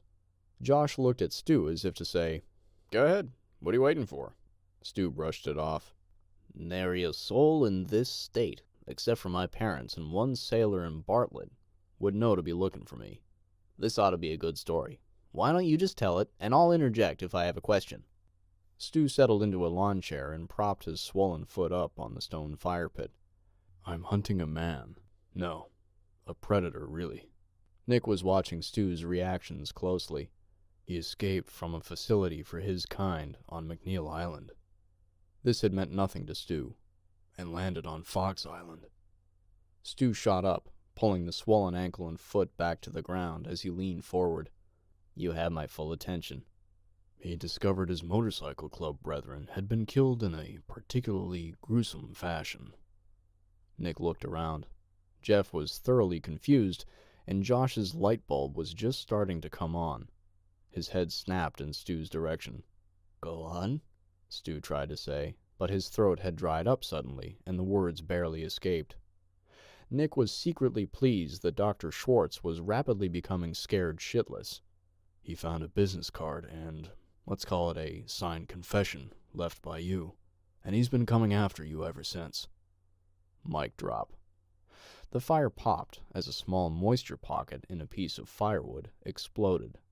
The silence grew just a bit awkward as Josh was wondering just what Stu had done. Jeff was finally catching up, and Stu was wondering if the man before him was actually the predator chasing him. His hands were shaking in his lap as he contemplated how to get to the rifle he'd leaned against the back of his chair. The .22 Carmen had given him was in his backpack up on the patio. He decided to be blunt. As he stood up, he asked, "Are you him?" Josh kicked himself for not thinking of that and whipped his head. He and Nick were 5 feet away from each other. He shifted his weight as he planted his feet after spinning toward Nick. "Well?" he demanded. "Easy," Nick said, putting his hands out, fighting the instinct to draw in his own defense. "My retirement ID will tell you who I am, and the perp is a low-life piece of shit named Sticky Wood. He raped a lot of women, including my sister." He left out the part where she killed herself a few years later. There was a heavy tension that only came to a conclusion when Stu exhaled and began to hyperventilate. He'd forgotten to breathe when the shock that the man might be the killer had hit him. "Whew. All right. At ease, Josh. I believe him." Josh kept his hand postured to his right hip. "Get out that ID," he said. "Slowly," he reminded Nick. Nick slowly pulled it out of his front pant pocket and handed it to Josh. He scrutinized it thoroughly, finally relaxing and handing it back. "Sorry, Nick. We just can't be too careful." "I get it," Nick said, scanning all 3 of them. "I've been trying to figure out how to tell you without getting shot for days." The men all looked around at each other, slowly chuckling and shaking their heads, wondering how poorly the almost Mexican standoff could have gone. Stu had started to put the pieces together. "I'm assuming you found out about my parents?" He was confused. "How?" "I tracked him to Fox Island the night after you... Anyhow, he tortured the neighbor who had taken you off island." This caused Stu's face to pale as he sat back down in the lawn chair. "Badly. Before he finally killed him," Nick added. "I take it you just couldn't get a shot on him?" Josh asked. He's wily. I was tired. I made a mistake. Truthfully, I'm lucky. It was dark. He escaped by boat, and I'm plain lucky to be alive. Then what's the plan? Jeff chimed in. Is there any way we can help? I mean, he doesn't know about me and Josh. Yeah, Nick agreed. I was pondering that too, on the walk up the hill just now. I've been waiting for him to come through a checkpoint, but I doubt he will. He's part of the largest meth-cooking gang in the Northwest, which means connections. He moved around to stretch a little, picking up the pot he'd brought out of the house for the rice and beans. We have to assume he's up here, and probably already waiting for the doc to show up. Great, Josh thought. Which means we need to take our time and do a good counter-surveillance without being seen, he said. Exactly, Nick acknowledged. But first, Stu, since my nephew's life is on the line here, I think you owe it to us to tell us just exactly what you did to these bikers. I think something's out there, Natalie said from the mouth of their small man-made cave. They were bunched up around Connor's stretcher, which was up against a giant old fallen cedar. The log was almost 5 feet thick at the root ball. Cedars were usually more resilient to the Pacific Northwest winds, but even trees that had stood for 300 years hadn't been impervious to Tahoma's hammer. Jack and Natalie had taken fallen limbs and made a hasty debris hut by leaning them on the log. Connor talked them through the act of fire-making with wet tinder, something neither one knew how to do. They had warmed up some rocks in the fire, and Jack had used a gloved hand to spread them around their little shelter. "Everyone quiet," Connor hissed, trying to listen. They could hear fresh snow packing every once in a while, but it was very stealthy. Mostly all they heard was the odd quiet of falling snow, drowning out the wind. "I need to check it out," Jack said. No, Jack, just sit here a bit, Natalie argued. "He's right," Connor said. "Sorry, buddy. It's all on you. Remember, don't get tunnel vision." He resisted the urge to throw out a worn-out cliché about swivels. Jack slipped out of the hut, pulling his shotgun with him. He crouched next to the root ball for a bit, scanning. He then moved around it and out of Natalie's sight. Connor could see Natalie was about to call out to Jack. Tss. He quietly noised at her. Did he just shush me? She asked herself with a small tad of Karen attitude. He was shaking his head no when she looked at him. Natalie gave him a stern look, but she complied, trusting his security experience. They continued to look at each other when the quiet suddenly exploded. Ah! They heard Jack scream as one round fired out of his shotgun. Natalie and Connor heard the sound of a life-and-death fight being drowned out by Jack's screams. Without hesitation, Natalie grabbed the .357 laying on top of her pack and slipped out of the covering. I'm gonna kill you, you son of a... As Natalie whipped herself around the far side of a fallen root ball, she expected to find a man, any man, fighting Jack. Instead, it was a 200-pound cougar that had his throat in its mouth. It spun on its feet, pulling Jack with him in a powerful stroke. The growling was unmistakable. "You're next," it was saying to Natalie. The cougar was sensing this new threat as a competitor for its fresh kill. Until that moment, the most nervous Natalie had ever been was the first time she was allowed to use a scalpel while assisting in surgery. That paled compared to the shakes she had as she tried to cock the revolver. Damn gloves! She screamed in her head as the adrenaline coursed through her veins. The cougar let go of its bleeding and moaning victim, baring its bloody teeth at Natalie. It stepped over Jack and did a semi-charge before stopping in a low crouch. It let out a loud roar. Natalie was trying to strip the gloves off her shaking hands. The two foes were about 8 feet apart, well within the leaping range of the hunter. You've been through so much. Just calm down and make it count. Natalie wasn't sure if it was her own voice or that of God, but her hand stopped trembling. She cocked the revolver. As the very few times she'd ever shot a revolver, that was the only way she'd ever done it. She looked down the barrel and squeezed. Blam! The hollow point impacted the cougar's shoulder, and it let out a loud whelp as it hobbled off through the brush. Natalie cocked the gun once more, and the shakes returned. Her senses were on full alert, and she heard something behind her. She spun around. Me! Connor screamed, laying at the bottom of the root ball. It's me! Damn it, Connor! She screamed at him, spinning back around.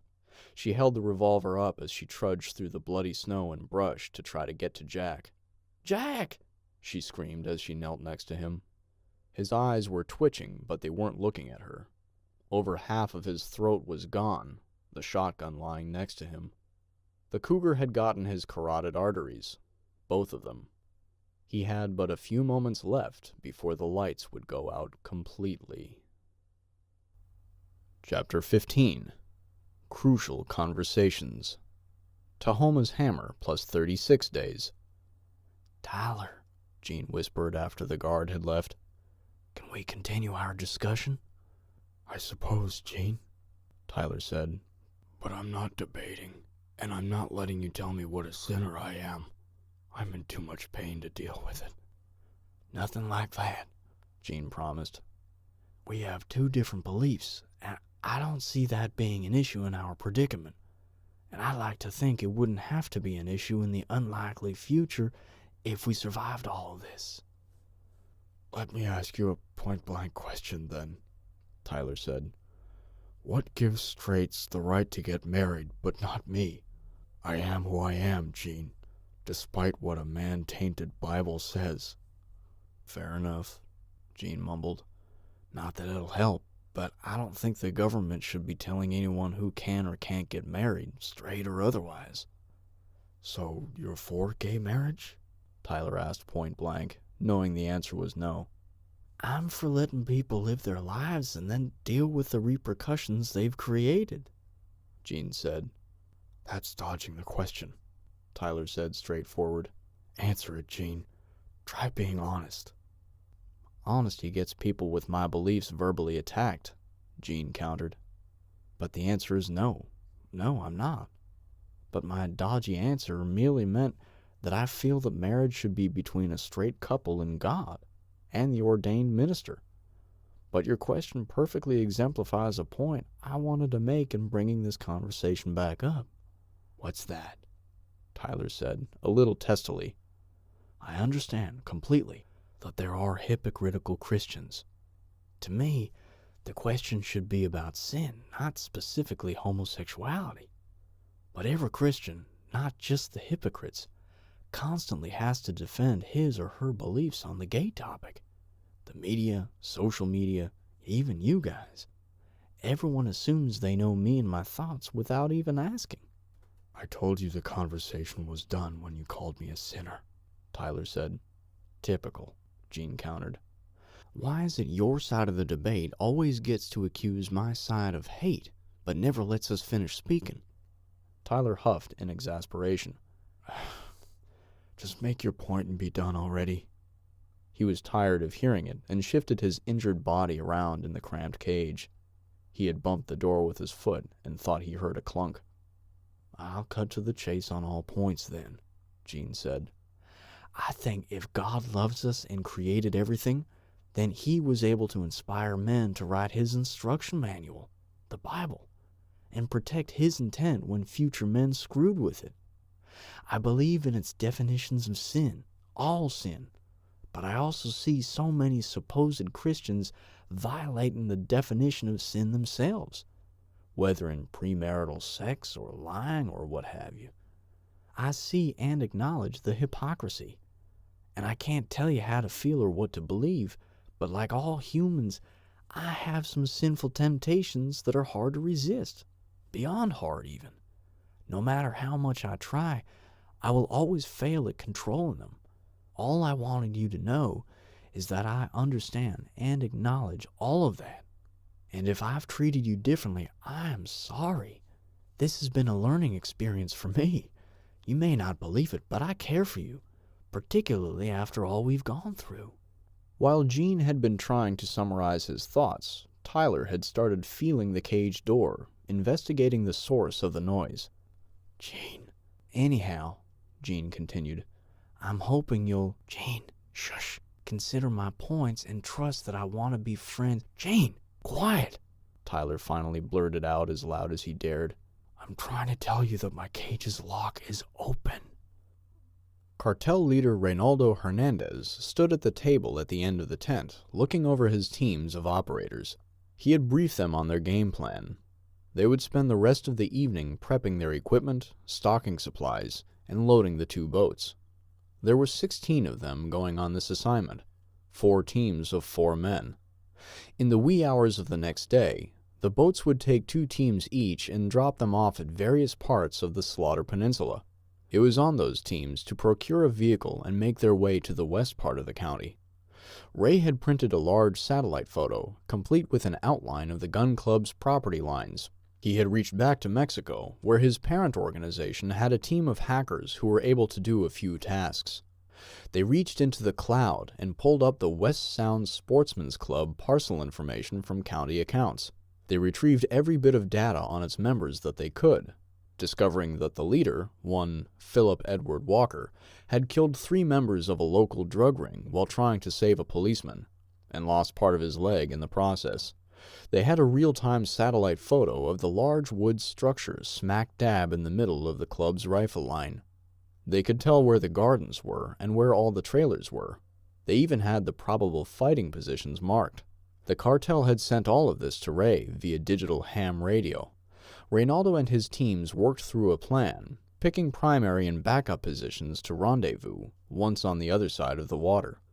The teams were to remain under the radar, checking in with updates and for new orders at midnight each night. They were to look like they were on a civic patrol, only showing the patches and mentioning the posse if absolutely necessary. Reynaldo had expected to take up to 3 days gathering intel. Jefe, there are bound to be cities and militias forming over here, and in greater numbers, one of his men asked in concern. Wouldn't we be better served ensuring our new recruits are battle-ready? You are correct in your assessment, Orlando. Our radio operators are keeping a close ear on the airwaves, fixing positions. There are indeed a number of them. The important thing to remember about gnats, he said, looking at all of them, is that even when there are 1,000 of them, they're still just gnats. This caused a few courtesy chuckles, but his men respected him too much to pander with butt-kissing. I feel that the airstrike on the arenas has had the desired impact, demoralizing any such cowboy mentality in the gringos. But this mission is about just that concern, my friend, he said, looking back at Orlando. This particular group has proven crafty and resourceful, not only winning a standoff against their own policia, but convincing them to join forces in the process. This is the core of your mission. Find those with this mindset, and when the moment is right, destroy them loudly and violently. Tahoma's hammer plus 37 days. The door to the boiler room slowly pushed open. Tyler realized that being stuck down in the dark space with only his thoughts and Jean had helped his eyes adjust very well. The nighttime light coming in from the high windows had illuminated the dark shop quite well. I guess the guards decided locking this boiler room door was too much work or not needed. He decided that the shop must be guard-free, but he wasn't about to risk his life on a whim. He slowly pushed the door open just enough to get his head out and listen. After a few more seconds of waiting to get clubbed to death violently, he pushed the door open a few more inches and stepped out. There were big swinging doors on both sides of the building, the kind that full-sized vehicles could drive through. He walked over to the side on the grain elevator pier side of the building, hearing generators running. Tyler cautiously stooped below the chest-high windows in the large swinging doors and slowly slid up for a peek. Something's going on. Lots of commotion loading a couple of boats. That's when he saw the ship. Whoa, where'd that come from? Tyler realized that he must be in Seattle or elsewhere on the east side of Puget Sound. The temptation to flee inland was his first impulse. Except, if the cartel controls this pier, then what else do they control? And when they discover I'm gone, what'll happen to Jean? Despite his philosophical differences with the man, he harbored no ill feelings toward him. Then they'll canvass the area until they find me. Tyler stepped away from the window and knew exactly what he had to do. He slowly crept back toward a workbench, careful not to knock anything over. This is when the hero kicks something in the movies, he thought. He knew exactly what he was looking for. A pair of adjustable crescent wrenches. He rummaged through the tools by feel. When he thought he found one, he'd walk closer to the light coming from a window. About 3 minutes later, he'd finally found what he was looking for. Tyler made his way back to the boiler room, where he found Jean praying for Tyler's safety. "Tyler," Jean said when he realized his partner was back. "What are you doing? We made a pact." "I'm getting you out of here," Tyler said as he felt his way to Jean's cage and tossed the blanket off of it. He began to feel for the door and lock. "No, Tyler, you'll make too much noise busting the lock. Just go, get help." "Give me a minute," Tyler said. "I need to at least try this idea." "What idea?" Jean insisted. Tyler explained what he was doing as he did it. "See, I recognized the feel of the standard brass combo lock like we used when I was in the Air Force. I remember learning this trick in SEER training." He went quiet to concentrate on what he was doing. He opened the jaws on one of the wrenches and placed it through the lock's shank so that it was sort of grabbing the brass body. He did the same thing with the other wrench on the far end of the shank, which placed the curved backs of the two wrenches against each other with the handles at about 90 degrees. He pushed the handles toward each other, which turned the wrenches' heads and jaws into a couple of big cams. This applied pressure to the shank, and it popped out of the lock. Both pieces of the now broken lock clattered to the cold concrete floor. He slid the galvanized slider of the dog cage's door and opened it. "Holy cow," Jean said. He started to crawl out of the cage, but as he stood up, a searing pain shot through his groin. "Oh," he moaned, trying desperately to be quiet. "You're nuts?" Tyler asked. "Uh-huh," Jean grunted his reply. "They're bad, Ty. I mean real bad. I don't know if I can walk." "Well, I'd check, but I know how that'd go over in your church," Tyler quipped. Jean laughed. "Don't, man. It hurts to laugh. What are we gonna do?" Tyler was under Jean's left arm, holding him up. "Well, they just fed us an hour ago, so we know they won't be back until morning. I saw them loading some boats. The shop is dark, nobody in it. I say we sit tight in the shadows and try and get on one of the boats." "Why not slip out and off the pier and just disappear?" Jean grimaced. Tyler was starting to lead him up the stairs. "You can hardly move. If we can stow away, then we're on the move. They don't know where we went, and you're able to sit still. And we'll be on the west side of the water, maybe." Jean blew out a big breath at the top of the stairs. "Okay, you're right. I couldn't even breathe as we walked up here." Tyler did another quick check of the shop and reopened the door to lead Jean out to it. "And Tyler, I'm really, really glad you came back." Chapter 16. The mission must continue. Tahoma's hammer plus 31 days. "Larry, you know how to operate that AK?" Earl whispered. "Things could get dicey pretty fast." "I've shot a few of them," Larry acknowledged from behind his tree. They had taken the rifle off of the man that had tried to tail them. "All right. Even with my suppressor, we can't afford to lose the element of surprise," Earl said, bringing him up on the game plan. "I'm going in alone. I just need you to cover me and call out Fallujah on the radio if you see anyone coming." Larry nodded. "Good luck, Earl. If trouble starts, I'll take out as many as I can," Larry promised. "Just remember, I can't see every approach from these woods." Earl slipped the night vision device down and started creeping through the forest to the back side of the cabin. The thought to pretend to be part of the gang and approach the front had occurred to him, but it seemed too risky. "These guys have a routine by now," he told himself. "Been together long enough to know each other's clothes, even the way each other walks." He knew his activities in the house would bring a certain level of noise. He had no choice but to take out the front guard, silently. The smell of seasoned fur emanated from the fireplace as he slowly crept around the large, fancy cabin behind the ski lodge. Earl stayed in the dark as much as possible. He had to travel halfway down the structure's front to get to the covered porch that was partially recessed by the shape of the building. He paused on the corner and crouched a couple of feet, slowly peeking around the wall. Sleeping sure enough, he thought, just like dead POS said. Earl watched the guard for a couple of minutes. He was wrapped up in a quilted blanket and sitting on a front porch rocker, rifle leaning against the doorframe 5 feet away.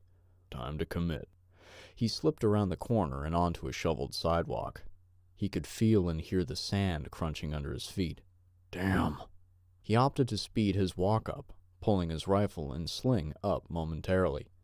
He ducked his head out from under the sling as he stepped up onto the porch, careful not to catch it on his helmet and nods. With his rifle free, he shot its butt directly into the sleeping man's chin, hitting the button and knocking him out. Earl pulled 2 zip ties he'd transferred from his pack to his cargo pockets out and secured the man's hands to the rocker. He used his knife to cut up the blanket, stuffing a piece in the man's mouth and using a long strip around the man's head to hold it in place. He tried the handle, and the door opened. Earl slipped in and closed the door. He saw the flickering of the fireplace dancing on the walls of the entryway and dining room.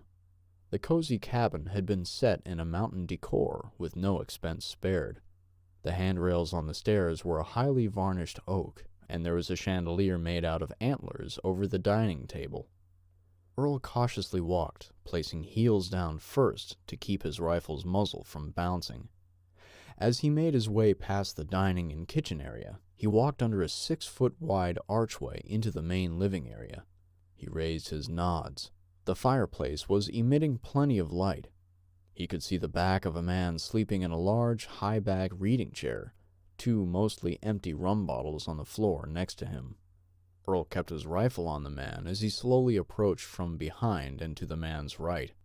The large throw rug on the lavish wood floor helped silence his boots for the last dozen feet of travel. Passed out in the chair was a man, easily 6'4" and about 400 pounds. Tank. Earl looked around to ensure they were alone. A bearskin rug complete with head between the reading chair and the fireplace was the nearest company. I think this room and my suppressor would be soundproof enough. He pulled a pair of older backup tourniquets out of his left cargo pocket and threw them on the man's lap. Wake up, he yelled, jamming his suppressor into the man's sternum forcefully.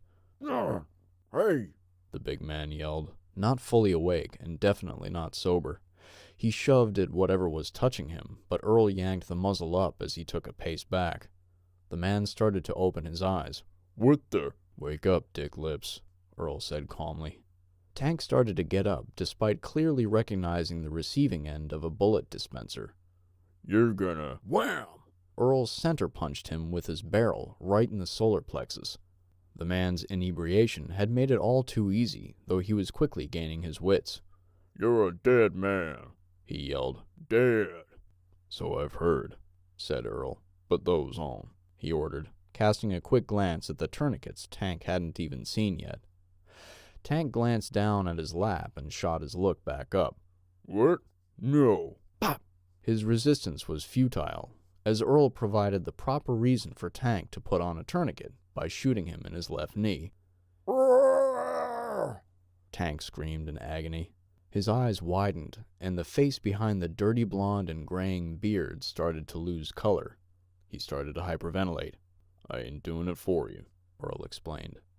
Tank began to scramble to get the thing over his foot, but his large size made it difficult, almost comical.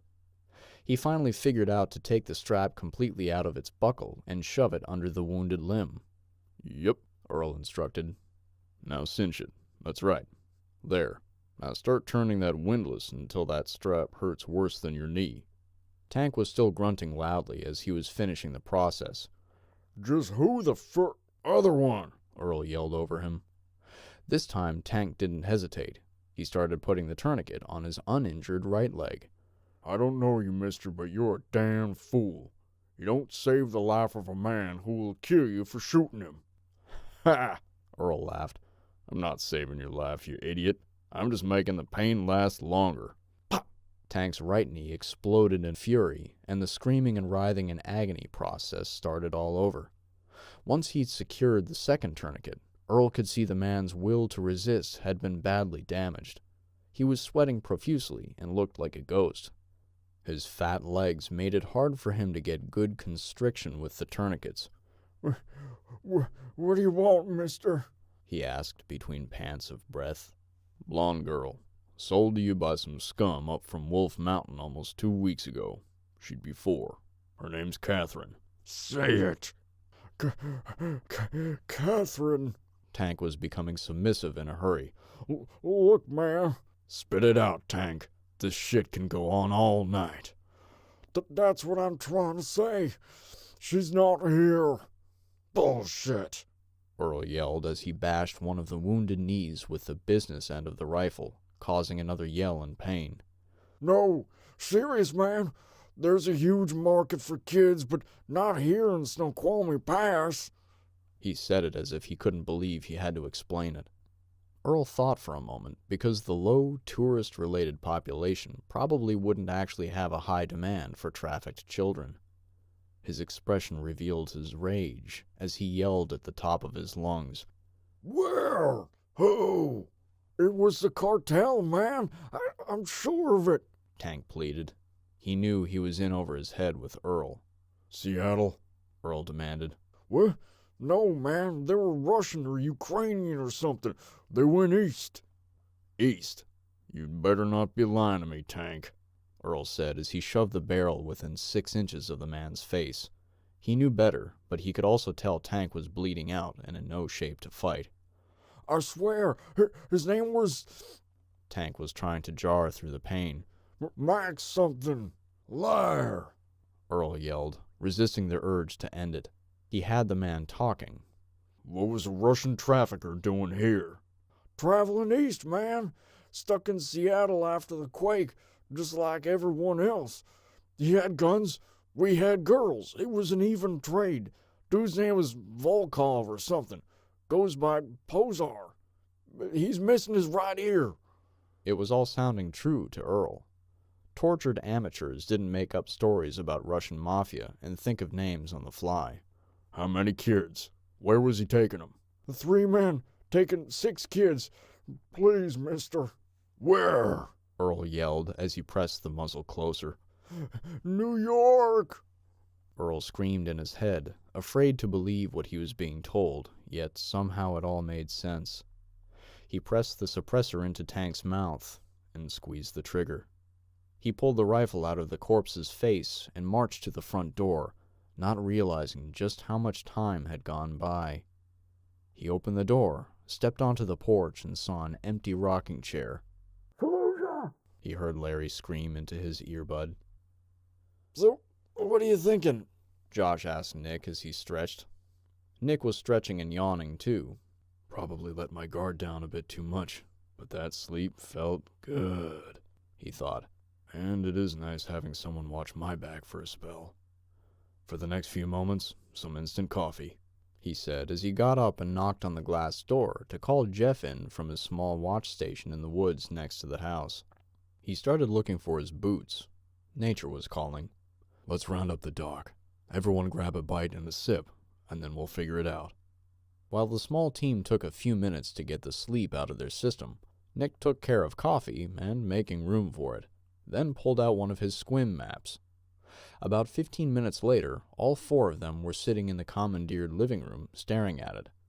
It beats nothing, but I do wish we had a topo right now, Nick said, referring to a topographic map. It's safe to assume elevation increases with southerly travel, right? They all nodded, acknowledging the fact that they were traveling east to west, situated northeast of the Olympic Mountains. Nick knew he was mostly explaining this to Stu and Jeff. So, to a sniper, high ground is gold. Stu, why don't you start with telling me about where your folks live? Stuart looked over the map and got his bearing on where the only highway came into town. He mumbled a few things to himself as he used his finger to take the exit and head south of the highway. A few lefts and rights, he finally said, Right about here, I think. Address is 14355. Nick reached up with a Sharpie and dotted it, allowing Stu to pull his finger back. He spent the next half hour peppering Stu with anything he could remember. What did the house look like? What were the distinguishing features? Cars, flower beds, deck? Which side is uphill? Where are the closest neighbors? How many? Who are they? What about the next street over? Up? Below?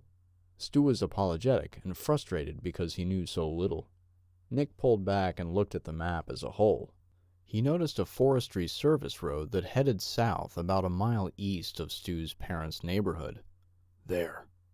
All right, fellas, he announced. Here's what I propose.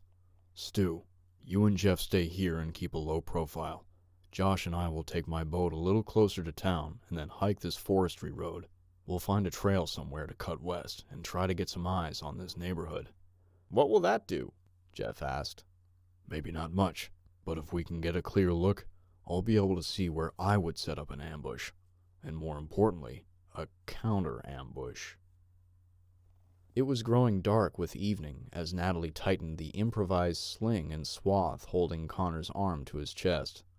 I told you to stop fidgeting, she scolded. All you're doing is making your fever worse. I gotta admit, Conman said, laying down on a set of garbage bags stuffed with maple leaves next to the fire. I feel like freshly microwaved dog turd. Me too, Natalie thought as she worked on her patient. She had been forced to bury her trauma, focused on getting to her sons. She knew that when she did, the full impact of everything would finally hit her. At least we made it below the main snowfall today. She was soaked and shivering. Connor said, Get under this mylar with me. Natalie looked horrified. Seriously, if you trust your brother, you could trust me. Even though these blankets are soaked, the mylar is keeping the heat in. Connor was laying on his good right shoulder, facing the fire. Natalie picked up the mylar and scooted next to him, pulling the foil blanket and wet layers above it back over herself. That morning, back at the Big Cedar, she had announced she was going to bury Jack, but Connor talked her out of it. Earl will find him when they come by, he advised. Neither of us is in the condition to put our remaining energy into that. The shovel is on the quad they took. Ground is frozen. The best we can do is cover him with enough branches that keeps animals from reaching him too easily. That seems so disrespectful. Natalie started to weep slowly, thinking about how the man had lost his life saving her. None of them would be here if we just stayed home. Roy would be alive. My babies. She started to cry heavily, sobbing. I'm sorry, Natalie. It's the reality of things. We can build a cairn of rocks on this tree. Earl will find it. He'll find Jack. He'll have a look around when he finds the vehicles, I promise. They covered Jack and broke their camp, and Connor committed to walking. Natalie fashioned a good walking stick for him from a branch. His legs weren't injured, but the stick would still help with balance when trudging downhill along the snow-covered power line run. Connor could no longer wear a backpack, so they used cordage to attach his gurney to his hips with a makeshift belt outside his coat. He dragged as much gear behind him as he could manage. Over the course of the day, Connor tried to keep a pace count, though his fever was making him ill and he wasn't very lucid at some moments. He estimated they'd only traveled 4 or 5 miles, but they'd decreased elevation by at least 1,000 feet, probably more. They found a pair of fallen trees in which one had crossed another at angle. The little space was roomier, and the branches had made for a decent roof. After they'd gotten a fire going, Natalie collected some water from a nearby stream and helped Connor settle into his spot. Thinking back to the morning's sorrow about Jack, Natalie said, You awake? She was the front spoon facing the fire, trying not to lean too far back into his wounded limb. Who could sleep? Connor joked through the pain. I realize I forgot to tell you thanks. I'm sorry. Connor could tell she was going to start weeping again. Did I ever tell you how I met your brother? Is he delirious? He knows we've never met. Obviously not, Natalie said with just a small hint of sass. Let me guess. she said as she wiped at the eyes that had started to moisten a moment earlier. In the Army. Ignoring her joke, We went through ranger school together. I'd only been in for like 13 months, hadn't even deployed yet. Earl was already an infantry sergeant with combat experience. There's this first phase for like 3 weeks where they wash out the ones who won't hack the rest of it. I know this may be surprising to you, but I was the class clown. "Shocking," she said sarcastically. No, it's true. Connor said, missing the tone as he was half asleep with fever. That's where he started calling me "Con man." Connor was trying his best to finish the story to cheer her up before he passed out from exhaustion. He shook his face. Anyway, the physical part of it was easy for me. Discipline, not so much. He paused, thinking. After a long silence, Natalie said, "And?" Earl took me under his wing. Made me realize that being Han Solo in a team environment doesn't work. Earning my tab was the best thing I ever did. Aside from my kids, I mean. He paused for a moment. Next to them, there's nobody on this planet I love more than my best friend. The fire snapped in the silence. Where are your kids? I take it they're safe in another state somewhere? Natalie asked, receiving only light snoring in reply. Chapter 17. Skin of Our Teeth. Tahoma's hammer plus 31 days. "I'm going out the back," Earl yelled into the radio as he slammed the heavy wood door. A round went through the door a few inches above Earl's head. Got the back covered, Larry said. Though Earl couldn't hear it, Larry had already taken out 2 pursuers with his hunting rifle. It was still the wee hours of the morning, and too dark to see much. Earl ran back through the large living room and karate-kicked the glass French doors leading to the impressive wood deck. They splintered the center post out, losing half their glass in the process as the 6'2" combat vet knew better than to stop for anything. He pushed through the pieces of door and ran for the stairs that led from the deck to the snowy yard between the cabin and the woods to the west. He didn't have the time to find the little earbud button to key up his mic. He just sprinted for the woods, flipping his nods down, which turned the snow into a bright green reflector. He knew about where he'd left Larry. As soon as he saw his partner take another shot, he yelled, "Larry, coming from your south, and I ain't stopping." Larry's muzzle flash had been a huge beacon to the incoming horde. The snow and trees around the 2 men began to take fire. "Switch guns," Earl yelled as he passed Larry. Earl wasn't in the best shape, and they were running uphill in the snow, and now he was towing a 65-year-old man. "There's a small crest for a little dell just up here a bit. We have to make it there," Earl yelled at Larry as the 2 tried to sprint in almost 18 inches of fresh powder. They could hear probably 6 to 8 people behind them. As Earl reached and jumped over the small crest, he pivoted and dropped to his knees. Larry was huffing and puffing, with about 20 meters to go. Earl saw the beams of flashlights cutting through the dark around the fir trees. Bop!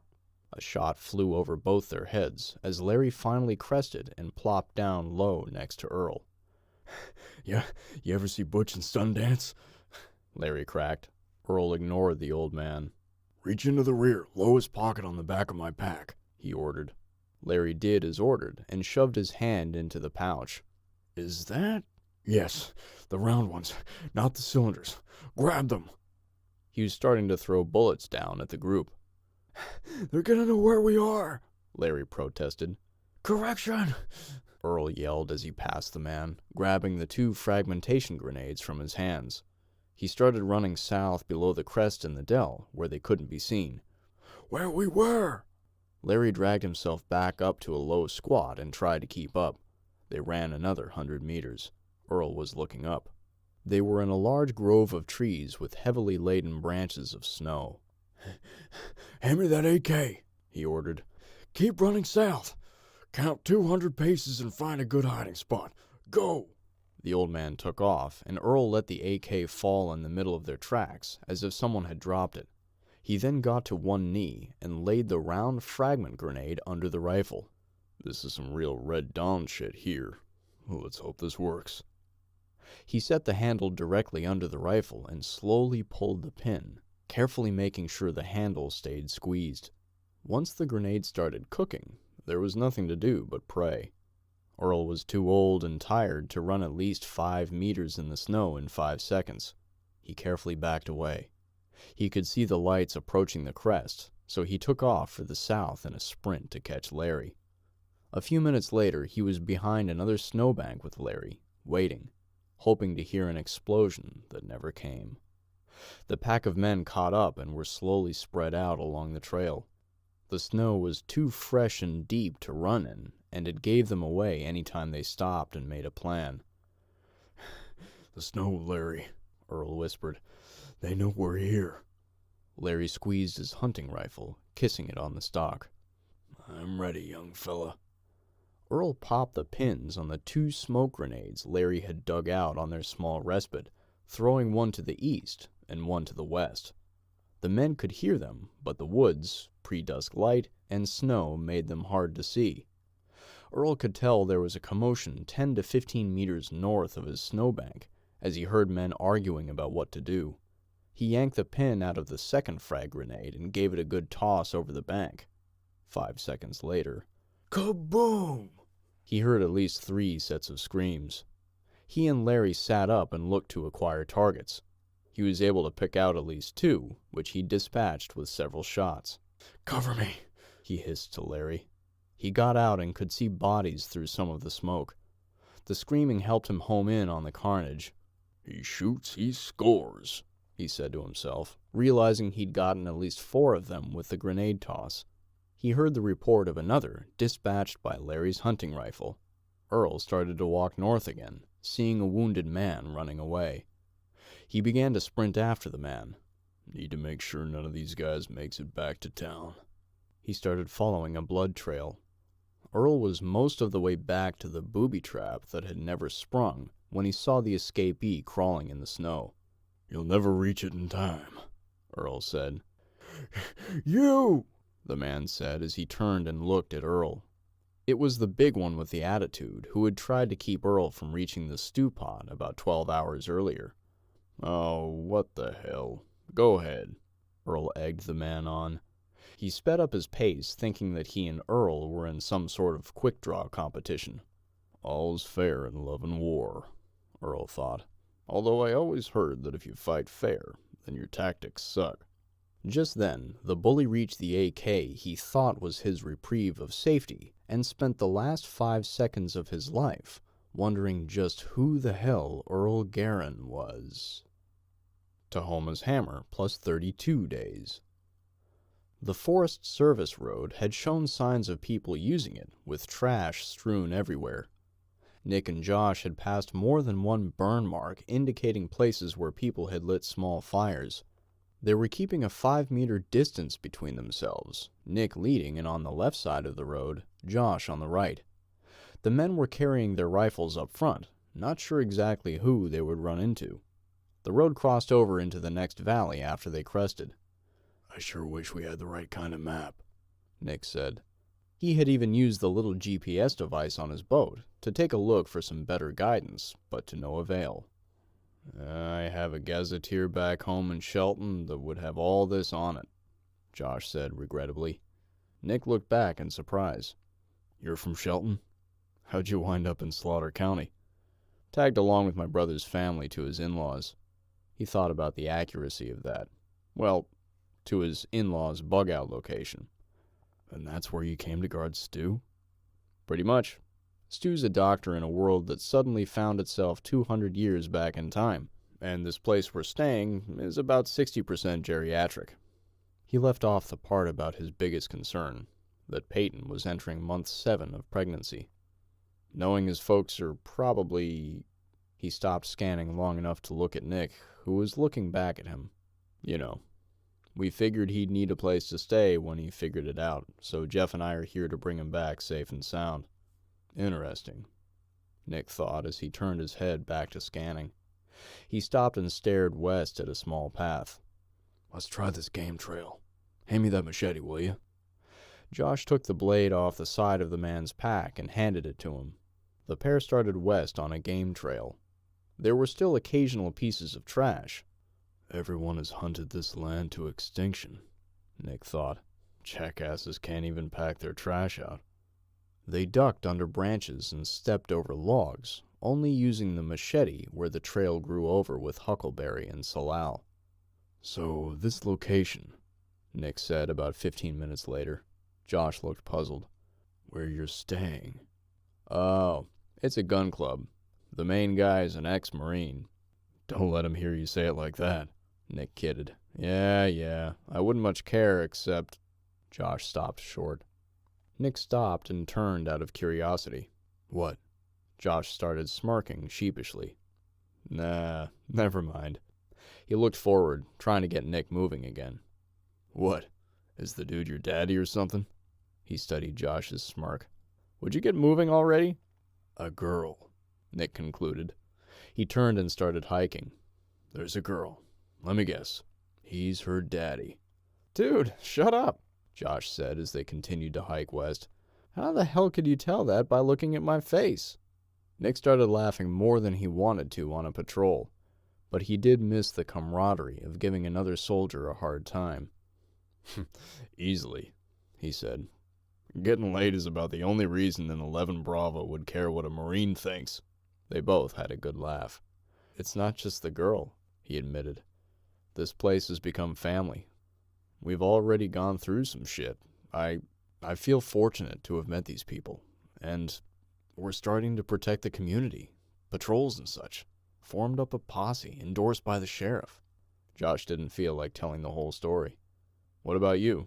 He asked, changing the topic. What are you doing after the hunt is over?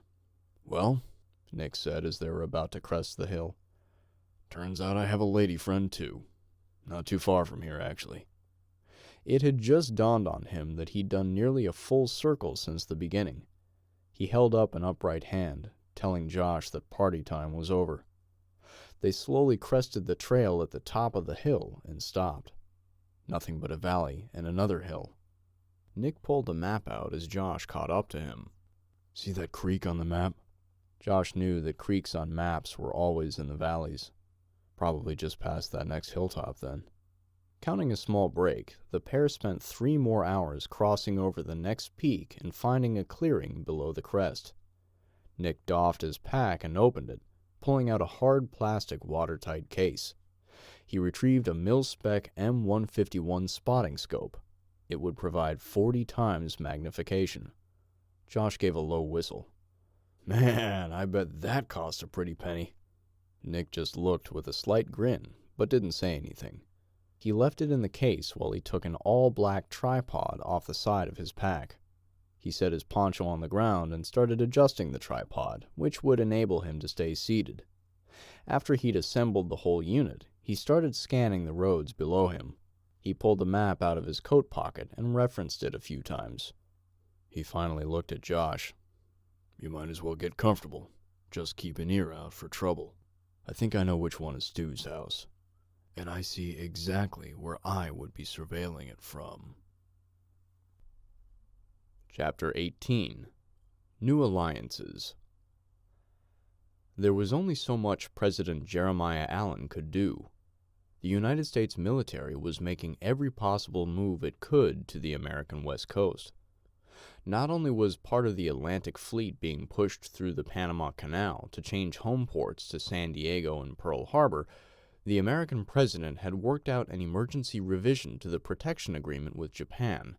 The aircraft carrier USS Halsey was destined to pick up her air wings in California and change home ports to Yokosuka.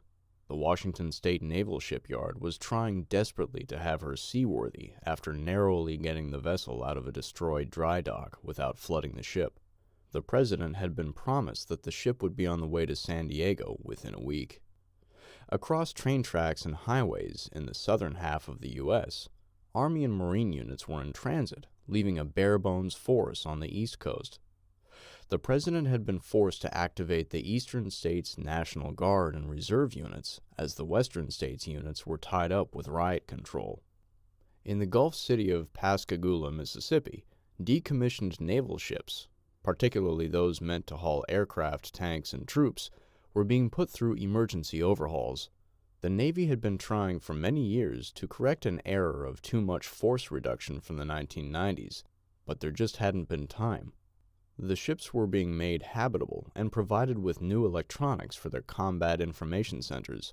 The engine rooms and other systems were just too time-consuming to upgrade in a state of national emergency. Another world war had been brewing for close to 2 decades, and the release of Tahoma's Hammer had been the kettle's call. Tahoma's Hammer plus 37 days. "How you doing, James?" Phil asked his radio operator. James Bryant, though only 13 years old, had trained and learned enough from Jerry that he was now standing command post duty as a lead operator.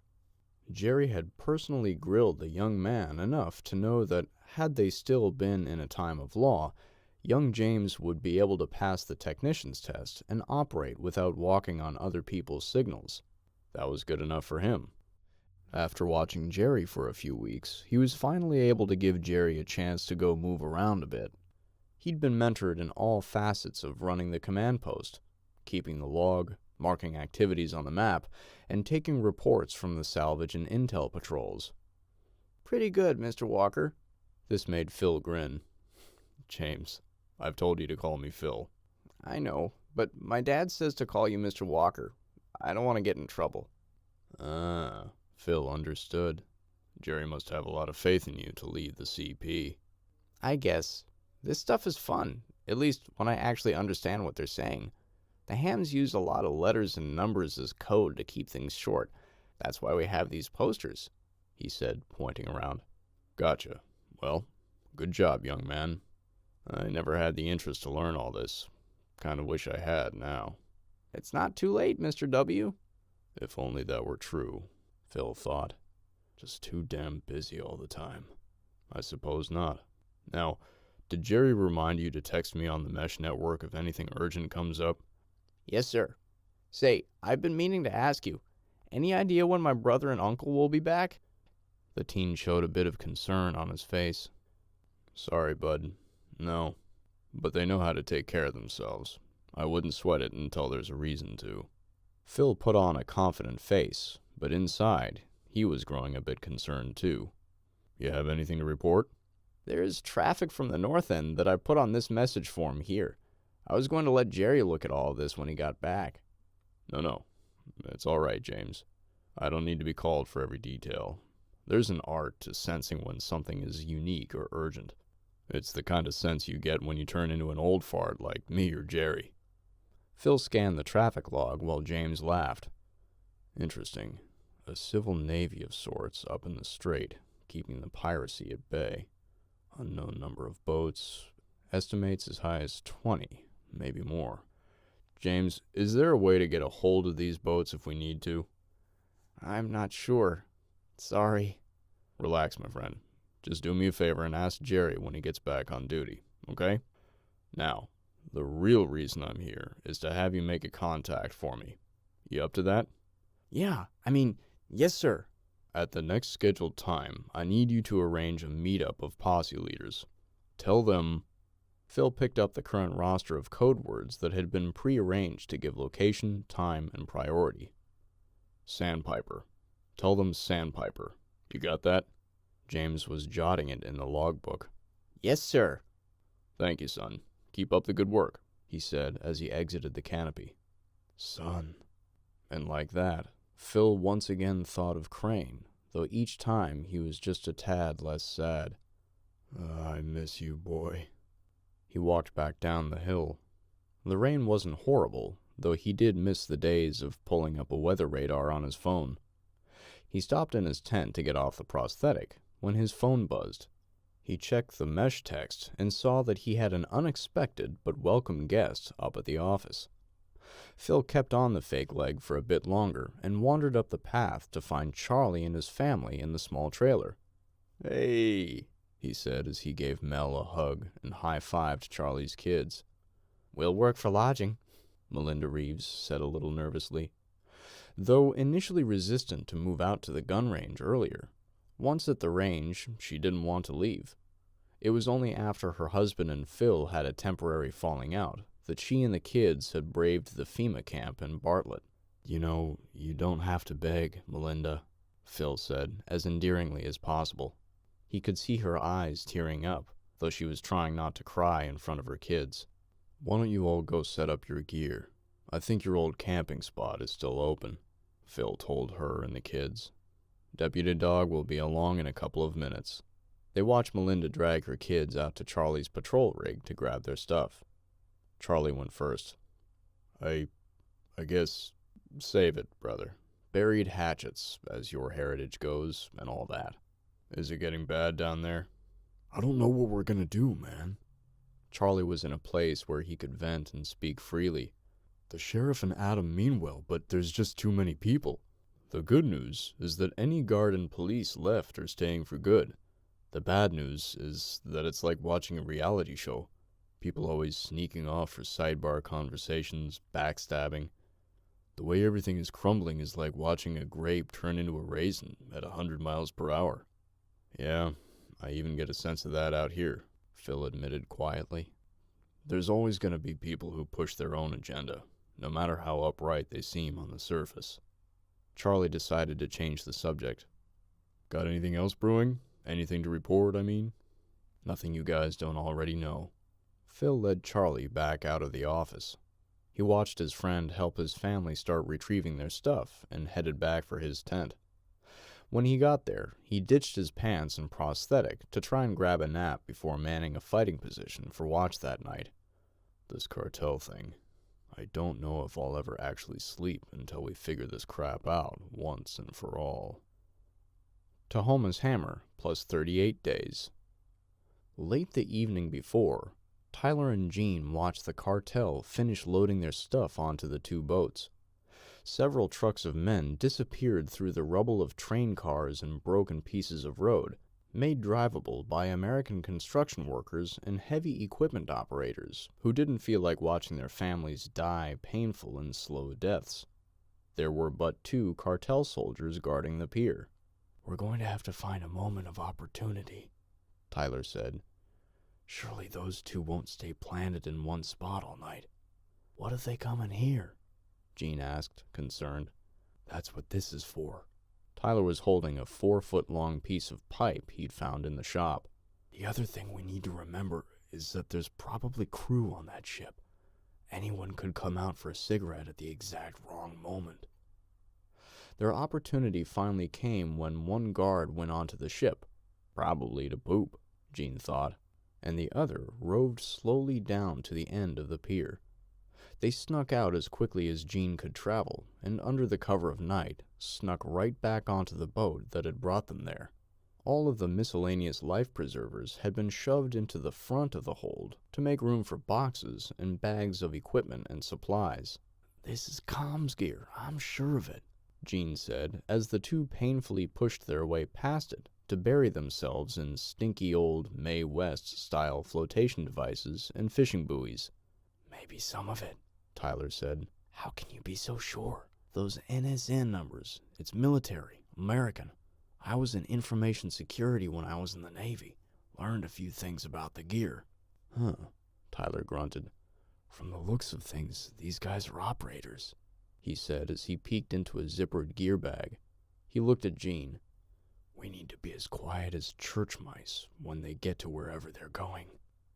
Less than 3 hours later, the soldiers had returned and departed on a pre-dawn trip northwest across Puget Sound. An hour later, some of the cargo disappeared from the hold and some of the men departed. The small vessel headed south for 30 minutes before stopping again. The process repeated itself. "Dang!" Jean's scream whispered at Tyler as the now empty vessel fired back up to leave, presumably east. "Some of them didn't leave." "I know. We need to run up and just fly off the back of this boat as fast as we can." "No." Jean was terrified. "I can't move that fast." "We got no choice, Jean. We're dead men if we go back to Seattle on this boat." Jean didn't say anything, but Tyler had the impression he was going to freeze up from fear. "Look, we have to go. Push through the pain. I'll head up the stairs first. Every second counts. We're getting farther away from shore. With that, Tyler led the way. He wasn't going to stay, and he knew leaving was the only way to spur Gene into moving. He pushed his way out of the fishing gear and life preservers and headed aft. He stood aside from the stairs when he got to them and could hear Gene trying to move through the mess, too. When he sensed his partner behind him, he moved up the ladder and cautiously tried to sneak a look. He waved Gene up. As low as he could whisper, he cupped Gene's ear and said, "The aft deck is clear. You make a break for it, and I'll stop and shove anyone who comes after us into the water." Gene's teeth were shaking as he looked at Tyler. Good luck. And with that, Gene started running up and aft as fast as his tortured body and fiery balls would let him. Tyler had no intention of stopping. He lied through his teeth to get Gene the confidence he needed. He got right onto Gene's back and started shoving him in the middle of it as hard as he could. The two men jumped off the stern of the vessel and plummeted 4 feet into the water. Razors of icy pain shot through Gene's broken body as the men hit the 54-degree water. Gene made a bubbling sound as he screamed while submerged. He started to shoot his way up, and Tyler grabbed him and held him down, half expecting to see Hollywood-style bullet trails coming after them. Gene started to panic, and 8 seconds later broke free of Tyler's grasp, shooting through the surface. Tyler followed. What the hell? Gene yelled through coughs, while Tyler was shushing him to be quiet. He spun around to get his bearings. We need to swim that way, he pointed. There was a broken piling and pier farther north along the shore from where the cartel soldiers were still handling their gear. "Quietly," he whispered. There was a medium-density rain that helped mask the sound of their strokes, which gave Tyler the confidence to try regular swimming versus dog paddling. He knew they only had moments before their bodies would freeze up and they'd drown. The two made their way past the pilings, grabbing onto the broken pier deck.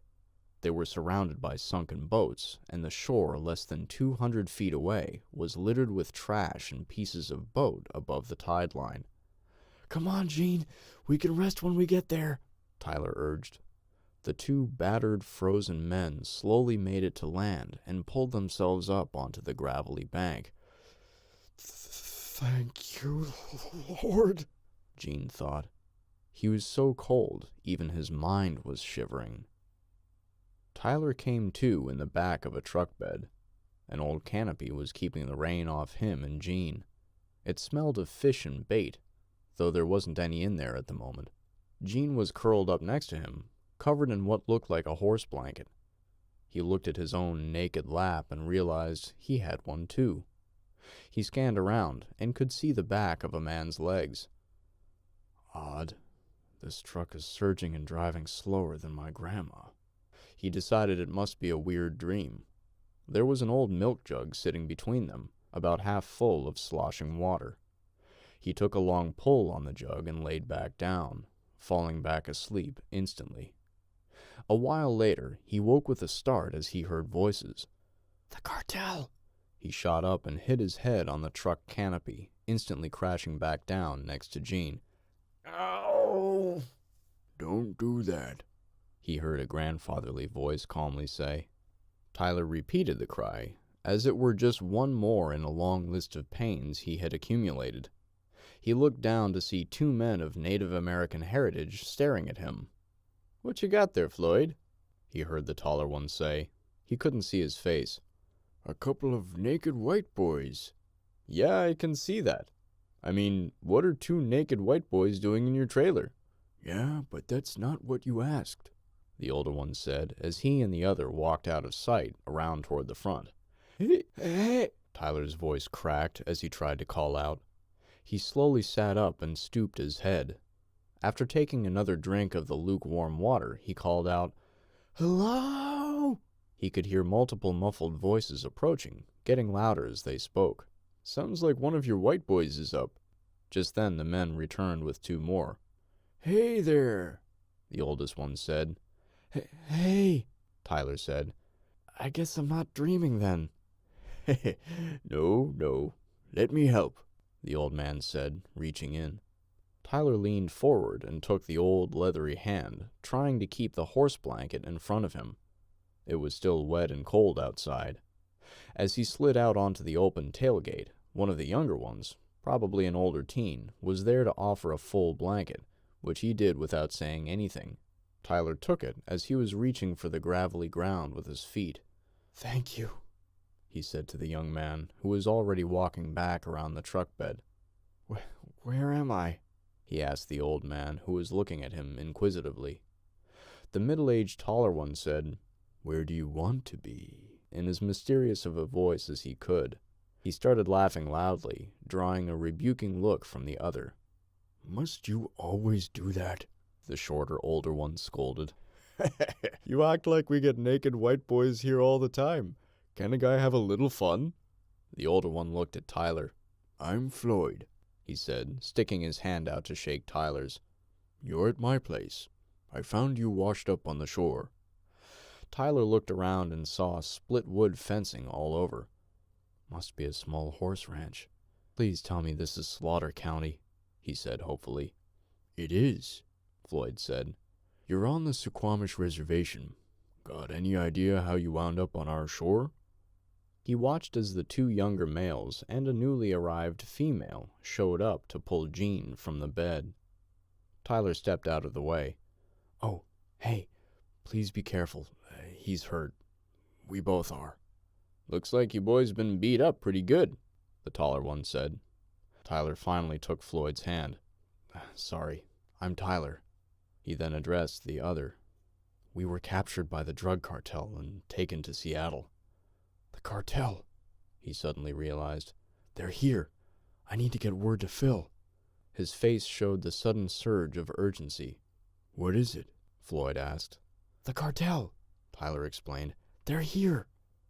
The taller one started to interject. "Drug dealers ain't nothing new." "Quiet, Henry." He looked at Tyler. "Please forgive my brother. He's been kicked by one too many horses. Please continue." Tyler didn't know why, but he found Floyd's voice soothing, reassuring.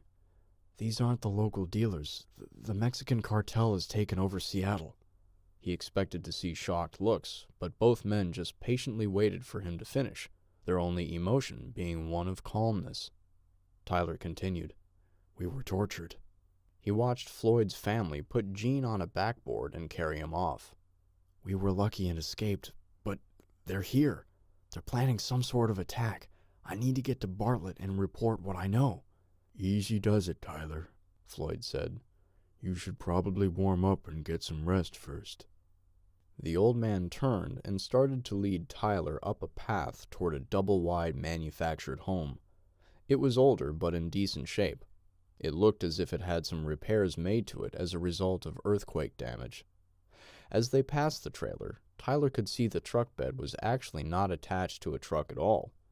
It was a converted trailer being towed by a horse, which the young man who had brought him a blanket was now detaching from the trailer. Tyler followed Floyd into his home, trailed by Henry. He stepped inside and felt the warmth of a fireplace. "Oh, man, does that feel good?"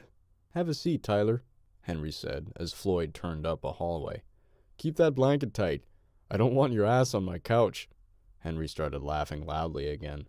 Tyler plopped down and realized there was a danger of falling asleep again. "No, you need to get going."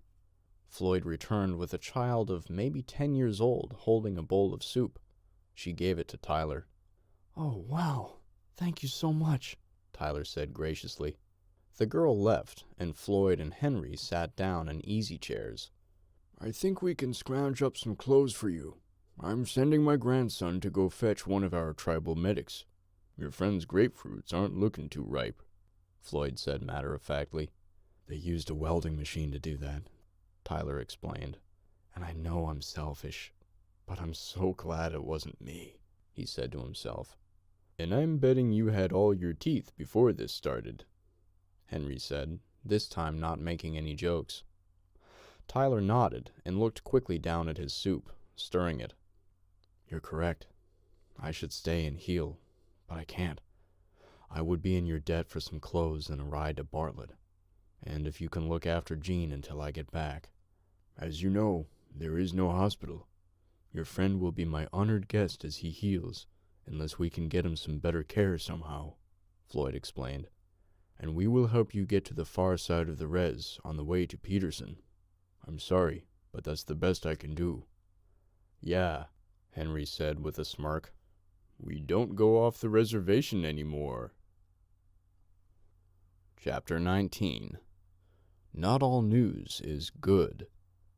Tahoma's hammer plus 32 days. John felt the butterflies in his stomach as he watched his son swooping around, doing rollovers and sharp banking turns and dives. The weather had broken enough for him to come do his first flight in over 5 weeks. They needed it to not be raining. Water droplets on a wing could cause it to collapse. If God doesn't give us some good weather when we need to use this thing, it was all for nothing, John realized. He watched the square, parachute-type wing over his son stayed filled with cells of air and reacted to his every command, applied through 2 pair of control cables and brakes, and 1 electric throttle. They had slid over the 10 miles to a large mountain that had been frequented by paramotorists and their non-motorized cousins, parasailers, before the hammer fell. There were 2 security teams keeping watch and perimeter guard. Seeing a paramotor this long into the strange new world was sure to bring some spectators. The idea of word about these tests getting to the cartel was foremost in John's mind. The group had been hard-pressed to convince him to let them come out this time. "Things better work. That's all I have to say about it." John was watching as Alex and Dexter busied themselves in prepping the craft. They had made a tow line out of a double strand of 550 paracord and had attached it to a hula hoop that Tucker could try to hook with his arm as he did a low-elevation flyby. Typically, when he flew just a few feet off the ground, he tried to maintain a good portion of this power, which maxed out at over 45 miles per hour. Flying low was the most fun and most challenging aspect of the sport. Pilots needed time and space to climb if they came up on a tree or power lines unexpectedly. Tucker was keeping his momentum at about 25 miles per hour, which was enough to keep from stalling and landing. To provide a small shock-absorbing factor, the paracord line had been tied with a few alpine butterfly loops, and the cord had been run back and forth through them a few times. It had been secured with a large volume of wraps, similar to a noose. The intent was for the paracord tow line to grow in length as Tucker's initial grab had pulled on it, absorbing the sudden shock and slowly transferring the energy to the glider. The glider had everything except the actual explosive, which was going to be in the form of a construction-grade mixture of TXT and RDX. It was waterproof and stable, but also required the use on another explosive to set it off. The electrically fired blasting cap wouldn't do it by itself. A common component in the construction and mining industry, ASA, was the small explosive triggered by the squib that would then explode the main charge. The small team had simulated the warhead by adding 8 one-pound cornhole bags to the craft. Tucker swooped down and pulled into a level flight barely 4 feet above the open sloping field. He lined up on Alex, who was holding the hoop out, ready to run aside before their glider caught him. About 500 meters down the field, just before the next tree line, Marshall had set up a weighted cardboard box covered in foil. He had traversed most of the way back towards the main group and was pointing a combat rifle with a civilian version of an IR laser pointer at the target. He and his target were offline with Tucker's flight path by at least 45 degrees. Tucker used his right hand, his non-throttle side, to reach out and grab the hula hoop. He cocked his arm to hold it tight, knowing the weight of the glider would try dragging his shoulder back. He hit the throttle to begin an ascent as quickly as possible, trying to get as much of his speed back as possible before the clunky 50-pound anchor behind him caused him to crash. The paracord shock absorber began to grow and stretch as the wraps around it tightened around the pulley system they'd made out of knots started to tighten.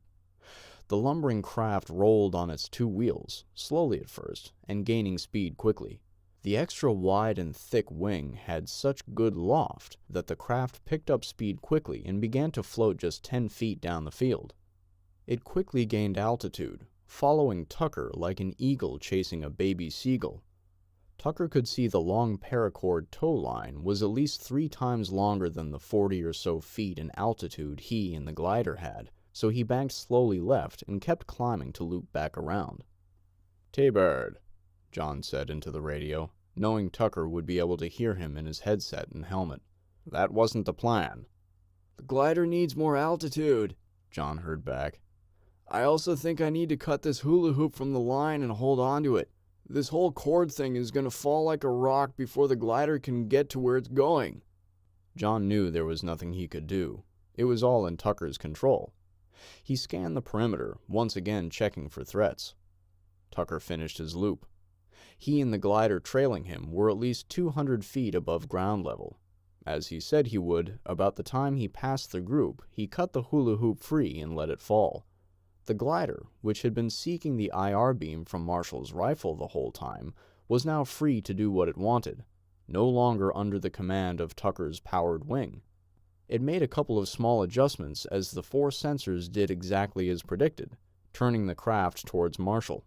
It flew right over him, dragging the paracord from its nose, and appeared to be headed for the foil-covered box, but it landed about 40 meters shy of getting to it.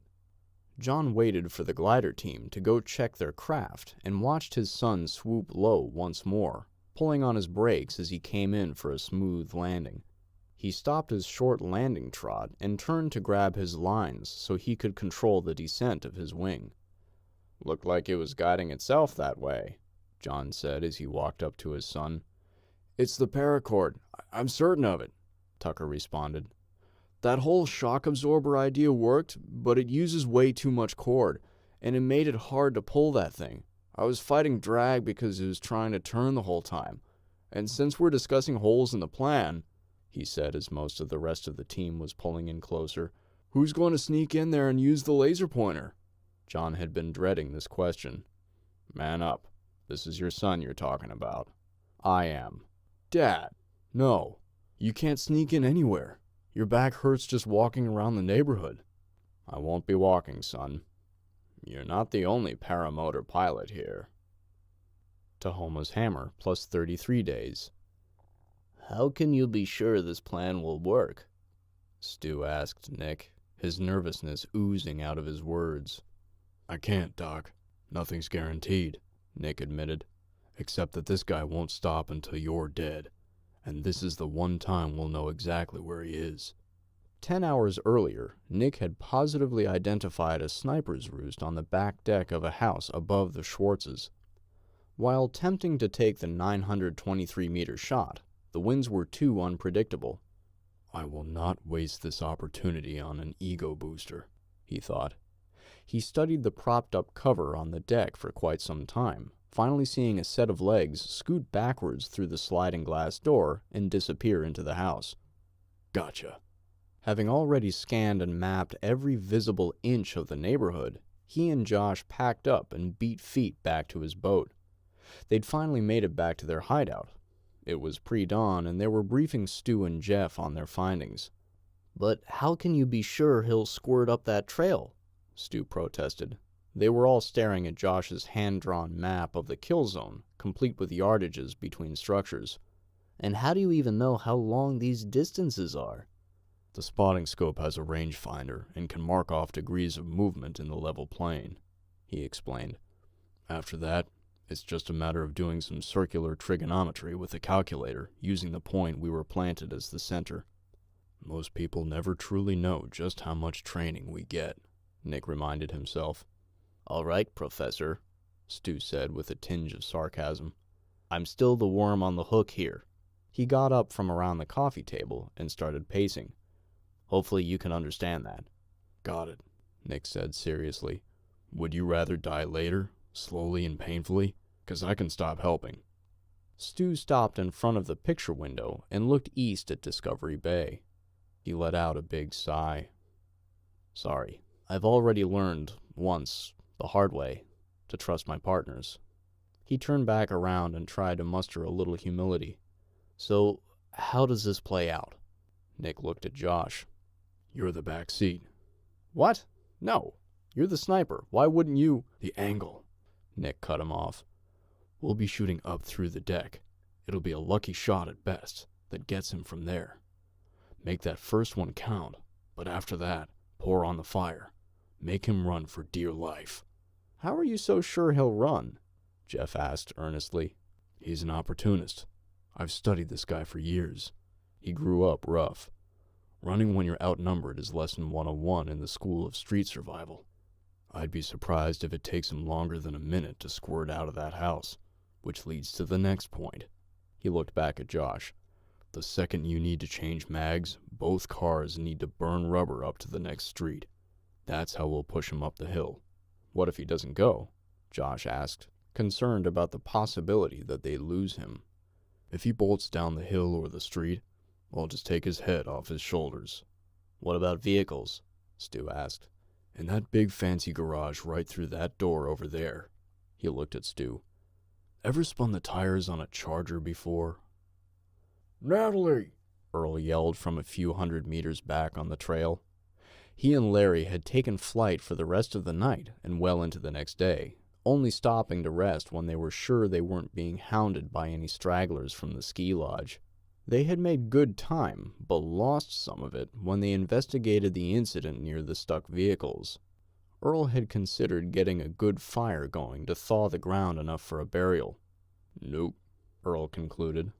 A big fire would attract them if they're following us. Ultimately, Earl's leave no man behind mentality forced him to make another improvised stretcher. They wrapped Jack up in a Mylar blanket and began to drag him home. Ranger up. It irked Earl that they had now abandoned 3 perfectly good vehicles, knowing they may never see them again. But that's a small price for saving my sister. He and Larry trudged on, with Earl doing the dragging the majority of the time. Connor and Natalie's injuries were keeping their progress slow. Earl estimated they were maybe one more full day away from reaching North Bend when he spotted them up ahead. I don't feel like getting shot. Do you? He asked Larry. Not particularly, the old hunter replied. The two began to yell and wave their rifles, eventually getting their counterparts' attention. Natalie came running back up the trail. Earl could see hope on her face all the way up. He dropped the poles and tried to cut her off and hold her. When she was but a few feet from him, she finally realized it was Jack on the makeshift stretcher, not her daughter. She let out a scream that rivaled the wounded cougars when the realization that Earl had failed to find Catherine fully hit her. Chapter 20. Perhaps because I'll never be one, humans are interesting to me. Jeff Lindsay, Darkly Dreaming Dexter. Tahoma's hammer plus 33 days. The lower wood guardrail of the deck Sticky was laying on exploded into 100 pieces of wooden shrapnel as splinters showered the cover he had laying over his head and part of his rifle. But it wasn't just the one shot from that first sudden muzzle flash. It happened again, this time coming up through the deck about 2 inches to his left. "Balls!" he screamed out loud. Crawling backward as fast and low as he could, his legs cleared the threshold of the open sliding glass floor. He was a good 4 feet away from the rifle before he realized that in his zeal for preserving life and limb, he'd failed to grab the stock and drag it back with him. The area all around it, and indeed the rifle itself, was being peppered with copper-jacketed lead. "Screw that," he thought, as he shook the temptation to fetch the hunting rifle. He had no idea who was in the 2 vehicles, but he knew they knew right where he was, and he had to change that. Fast. He pushed up off the floor and started to run for the front door when it suddenly occurred to him he was being stalked. What if they're already out front? Shit. Sticky ran down the hall toward the home's bedroom area. He didn't even care about finding any of his things. Escape was his only instinct. He pulled back the closed custom blinds on a bedroom window that looked out the far side of the house. Seeing nothing but lawn and shrubbery, he ripped the blinds off the window, throwing them out of the way entirely, and slid the window open. He didn't even kick off the screen, choosing to punch and push his way through it. He leaned his body on the window's sill and squirmed the 4 or so feet to the ground, using his arms to break his fall into a roll. In a split second, he pushed himself against the home's wall, trying to become one with it as he scanned in all directions hastily. How the hell did they know I was here? Who are they? Is it the asshole who's been after me? Sticky low-crawled to the front corner of the house. Damn it! He'd forgotten how much lawn this property had. Most of the homes here were spread out from each other a bit and had what used to be custom landscaping and manicured lawns. He knew he had to move. He'd heard that when ambushed, the best option was to just keep moving. He started to slowly creep, stooping as best as he could toward the street. He could hear tires squealing as at least one of the vehicles was tearing up the hill on a main road, looking for this street to continue its hunt. Sticky saw what appeared to be a community trail in the woods just across from the property he was on. There! He started to sprint. Just as he made it to the trail's head, he heard the red Challenger round the nearest curve, followed by the gold Expedition a mere 2 seconds later. He kept sprinting up the trail, gaining altitude as he did. He heard the vehicles stop and idle at the house he'd just abandoned, but he didn't stop. Shit! He screamed in his head for the 100th time in the last 2 minutes. He could see the hill flatten out just a bit farther up, with a distinctive cedar and its roots on the right side of the trail. I'll stop for a breather behind that tree. He got to the top and stepped behind the tree, turning. He slowly leaned back out just enough to look down the trail. I don't think they're following me. He sat there trying to catch his breath, looking, just to be sure, for another minute. He turned just in time to see the shape of a man in green. There was a rifle butt coming straight at his head. Wham! The light went out. Sticky's head throbbed. The pulsating pain in his forehead was almost unbearable. He jolted with a start as he came to, and it took a few seconds for him to orient himself. A man in camouflage stood not 4 feet away. Sticky squinted his eyes, but he couldn't make out specifics. His head hurt too much. What the hell, man? Sticky screamed through the headache. You got no idea how bad you screwed up, asshole. Nick said nothing, and the pounding headache was blurring Sticky's vision, but he squinted until he figured it out.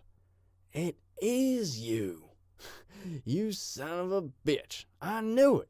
Hey, how's your sister? Nick remained silent for another moment or two before speaking. I thought about just ending it for you, he said, but it didn't seem right, somehow. He walked closer to Sticky, a combat-style fixed-blade knife in his hand. Nick was thumping it softly against his right thigh, slowly, rhythmically. He squatted directly in front of Sticky, who was tied to the big cedar, hands bound and in his own lap. Sticky's feet had been bound together and tied to a tree farther up the trail to keep them outstretched. He flicked Sticky's boot with the big knife, causing a nervous shudder to jolt through the wounded predator's body. You better back off, Sticky squealed. You better let me go, asshole, if you know what's good for you. Nick said nothing, but he stood and moved to Sticky's left, checking on the status of an IV bag hanging off the big cedar's trunk by a wrap of wax-coated bank line. Sticky hadn't even noticed it yet. The IV was dripping into a line that was attached to his left arm. When he realized there was an IV in his arm, the anger suddenly became confusion, with a tint of fear laced in. Listen, we can deal. I got connects. Listen to you, Christopher, Nick said calmly. You just went through like 3 stages of grief in the last 30 seconds. You know this is it, and there's not a damn thing you can do about it. Sticky started to plead. Come on, I'm sure we can come to an understanding. He was craning his neck each time Nick walked around, checking the ropes and IV. That's when he noticed 3 other men off to the side, just staring at him. Hey, listen, he screamed at them. I got no beef with you. Just help me out. I got connections. Dr. Stuart Schwartz walked over to a shaking, sticky wood and bent down to get near his face. I only wish you could have heard how they screamed like little girls as they bled to death, you piece of shit, he said sternly but calmly. With that, he walked back down the trail, not wanting to waste any more of his life on the Risen Dead Motorcycle Club. Jeff followed after him. Nick looked at Josh, who showed no emotion other than providing overwatch for his fellow combat vet. Nick squatted in front of Sticky. He nodded in the direction Stu had walked off. The doc, there, is the one who came up with this. Though he thought it'd be fitting to just poke you in an artery. Not exactly what is about to happen. See, you're getting it so much easier than you gave any of your victims, including my sister. He looked off and thought for a second, collecting the words to finish the deed. Aren't you curious what's in the IV, Christopher? It's not too late, man. Sticky pled. We can both walk away. Aspirin and Coumadin, Nick said, as if Sticky hadn't even been speaking. Anticoagulants we found. Common in older people's homes, he explained, almost lecturing Sticky. Nick picked up a cut t-shirt on the ground and stuffed it into Sticky's mouth, having to hold his sweaty head from shaking as he did. Sticky was writhing harshly. Josh came over with a roll of duct tape and put several wraps around Sticky's head while Nick controlled the animal. After the gag had been successfully installed, Josh stood back up and retook his overwatch position 10 feet away. Nick began to slice Sticky's pant legs up the front.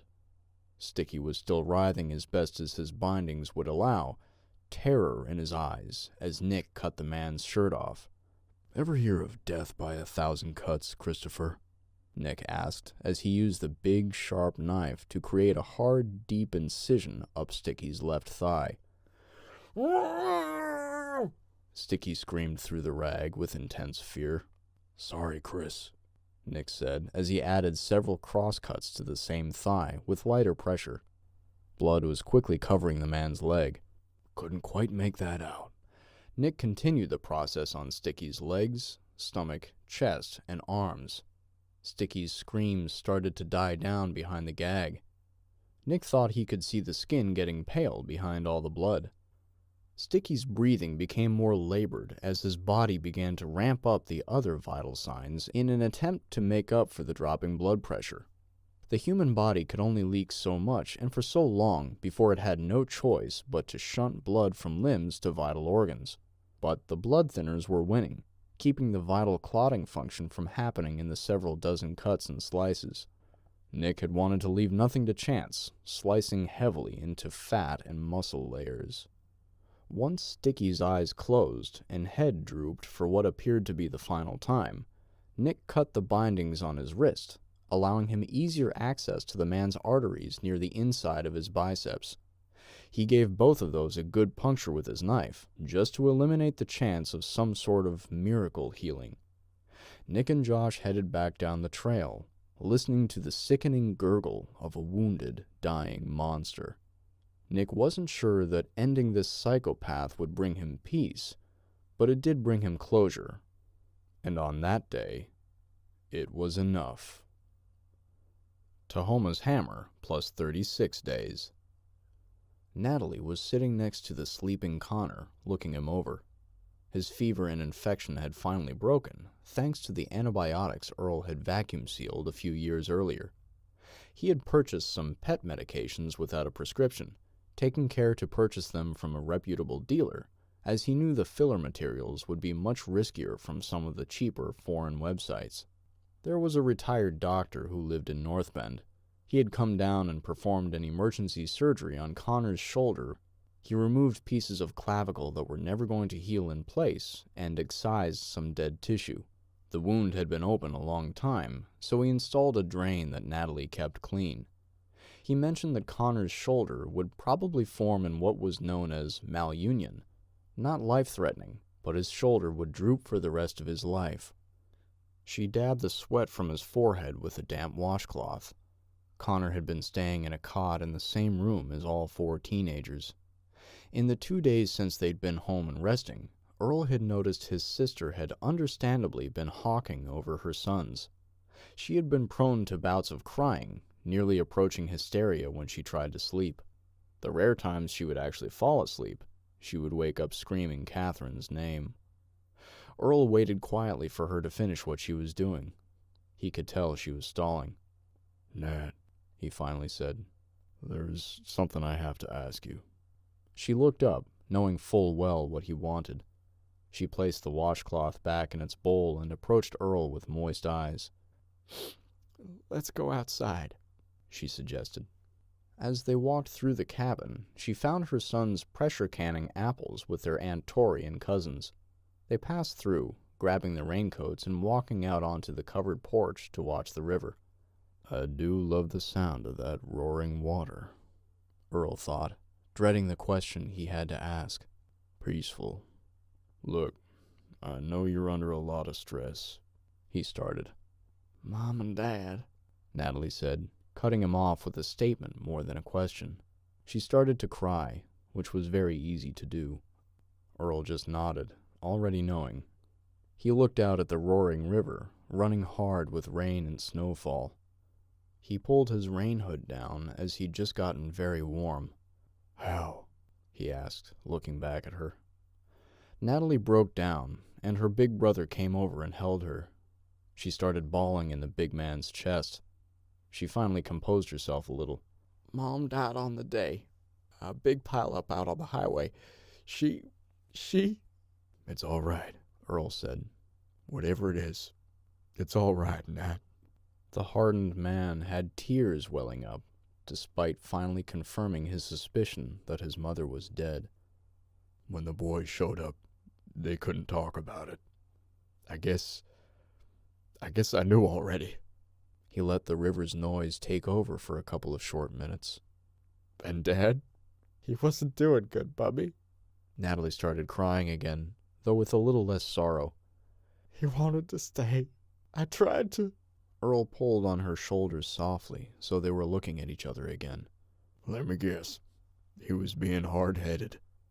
Natalie busted up laughing at the inside joke, as it was the known family blemish that Earl and their father both shared the same stubborn determination.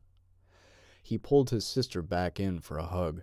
I'm sorry I wasn't there to help, he said, staring at the rushing mountain river once more.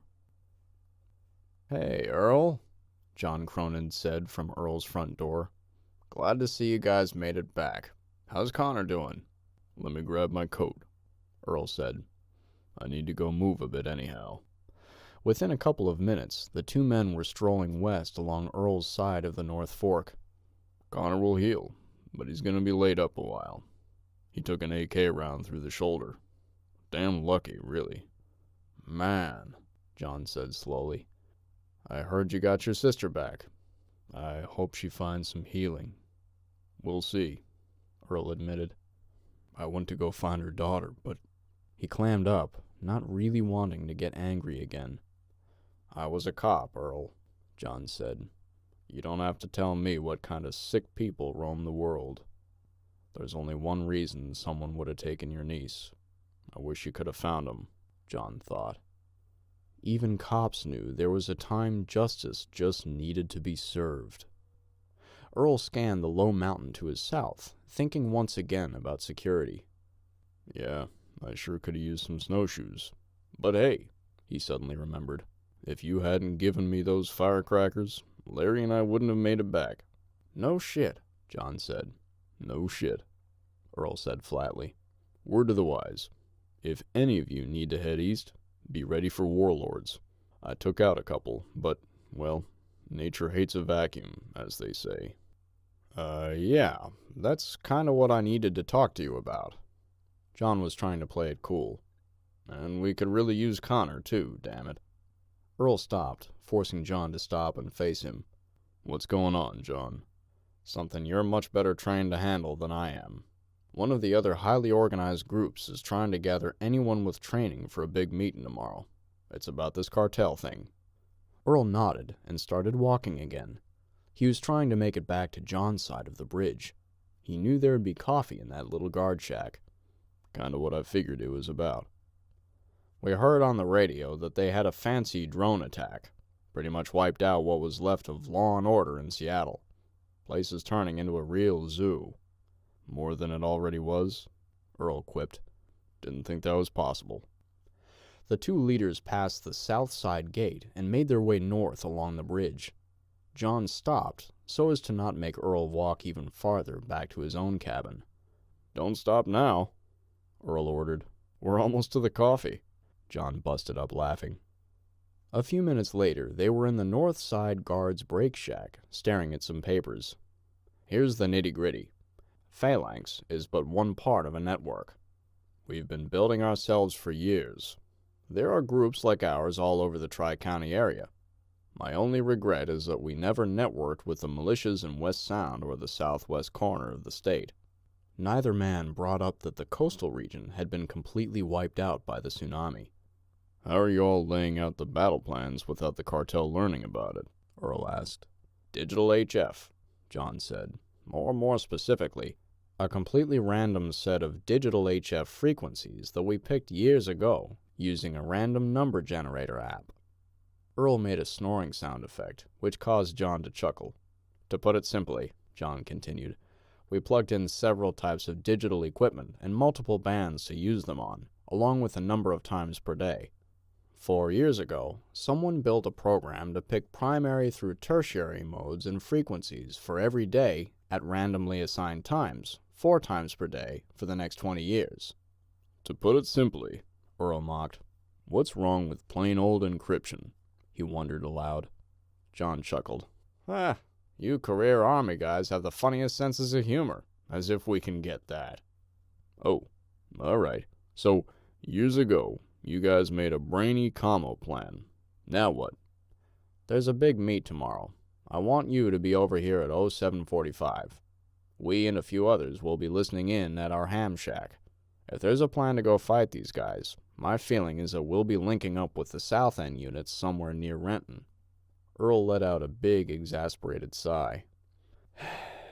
Man, am I getting sick and tired of war. I just wish this shit was over. It was a lot to process after the week he just had. He stood up, feeling his pockets for a can of chew he hadn't had in weeks. Damn it. So, that's a yes then? John said, with a twinge of humor. Chapter 21. Plans. Tahoma's hammer plus 37 days. I think I can muster about 20, Earl said the next morning. It went without saying that most of the volunteers weren't the spring chickens of any modern army. We'll put the guards down to just the front gate and a roving patrol. Everyone on the road knows to be armed and extra vigilant while we're away. This includes a few older teens, like my own daughter, Earl told John seriously. Same as us, Sarge, John replied. We all got skin in this game. John couldn't believe he was also looking at Connor. He'd insisted on coming, feeling a bit better. It took Earl impressing upon Natalie that all they were doing was going for a simple walk before she'd let him go. Shouldn't you still be in the sack? John asked him. You look like the one-armed man that killed Dr. Kimball's wife. He was referring to the empty sleeve that resulted from Connor keeping his wounded left arm slung to his body under his coat. The joke went over both Connor and Earl's head. Larry gave it a quick chuckle. You must be an old turd like me, John. I don't think those boys remember that show. Earl had also brought Larry with him, knowing the man's experience as a long-range game hunter might translate into a good sniping role. The 4 men strolled east on the north side road to a point where it split into a Y. They took the left fork and walked about 4 homes and properties up, stopping at a small chicken and goat farm that had been built on a small flat on the hillside. Earl could see 3 different antennas mounted to the house and outbuildings. Some were just a pole, and some had little rods sticking out at the bottom. John caught him staring as they headed up the short gravel driveway. Look up, he suggested. Several wire antennas crisscrossed the property in different locations, running different cardinal directions. Earl even caught a big satellite dish in the back, pointed southerly toward the sky. He could hear the deep whine of a generator running behind the home. When the hell does this guy have time for goats and chickens? Earl sniped with a chuckle. His wife does all that, John laughed. They made it to the front door, and John gave 2 quick knocks as he opened it to let himself in. "Barb?" he called out. As he pushed himself through the door, Barbara Oakley was walking up. "They're all already in there," she said. Small introductions and greetings were exchanged in the entry as John slowly led his guests up the hall and into what used to be the home's master bedroom. "Your guys' Radio Shack is in this dude's master bedroom?" "Uh-huh," John replied. "It seems a bit weird, but they're older, kids live elsewhere, and all that. They just use a smaller room for themselves." As they entered, Earl just about crapped himself. A large oak dining table with 2 leaves extending its length was surrounded by a dozen tightly packed chairs, some wood and some folding. The far wall had a workbench that ran the entire length of it. The bench and the shelving above it were covered in radios, meters, oscilloscopes, wires, and power supplies, electronic gizmos of all types. Not 1, but 2 computers were powered up, each with 2 screens showing spreadsheets and technical data. "Is that a map?" Earl asked jealously. He was looking at a map of East King County with their little river fork on the right and the Renton area on the left. He could see small electronic dots placed on the map by a computer program. "Yep," John whispered. "Those are Patriot unit locations. They're using APRS to transmit where they're at to us in real time." 3 or 4 small conversations were going on simultaneously, creating a small buzz. Maps and photos were on every available piece of wall. Connor leaned in and mumbled, "I always figured Darth Vader's sex dungeon looked something like this." Larry chuckled, and Earl shot his buddy a stern look. "I guess you're feeling better, huh?" he transmitted to Connor without words. "Gents," Marshall said aloud, breaking into everyone's talking, "why don't you all get seated?" Everyone scooted toward the table. People were shedding coats, as that many heaters in a room warmed it quickly. Earl figured the gear was probably cranking out heat, too. There was a general buzz coming from that side, as several pieces had their small internal fans working. A different radio operator with a headset on was turning knobs and clacking on a keyboard, trying to pick up the signal for the chat. As everyone settled in, Marshall said, "While Tina gets us into the meeting, why don't you introduce your guests?" he suggested to John. John took a few minutes to introduce the men and what they just learned on their trip, not wanting to waste a chance to once again remind everyone of the reality of what the world beyond their valley had become. They were interrupted when the woman at the bench leaned over to Marshall and said, "We're ready." She flipped a switch, and suddenly radio chatter could be heard coming out of 4 speakers around the room in crystal clear digital. "Surround sound," Earl thought, laughing to himself. "We're using cheap Baofangs that China could probably kill with the flip of a switch, and they have surround sound." Earl heard several electronic voices calling in. "Issaquah East, checking in." Then a new voice. "Issaquah West, checking in." The process repeated itself. Maple Valley, Miramont, on and on. Obviously alphabetized, Earl thought. The speakers went dead as Tina keyed into a microphone. "North Bend, checking in." John leaned close to Earl and whispered, "And this is just around here, our sector. The section leaders met earlier and are now disseminating information down. Later today, we'll be relaying our statuses back up. Committed numbers, whether or not we're low on ammo and food, known obstacles we have to travel around to avoid, stuff like that." Earl, Connor, and Larry sat quietly for 30 minutes, listening to the initial battle plans being presented. "Sounds like they have retired infantry coordinating this. Maybe we won't all die in Seattle after all." Hope, which was a tree that could either grow or wither in the pit of one's stomach, had planted itself in Earl's gut that morning, though still just a sliver. After the radio had grown silent again, Marshall passed the floor to John. "Thoughts, security lead?" "Well, the special project we've been working on is ready to go. But you need to make sure they know," he emphasized, stabbing a pointer finger at the radio beyond Tina, "that it won't work if there's any rain." He turned to his guest. "Earl and Connor are Army combat vets.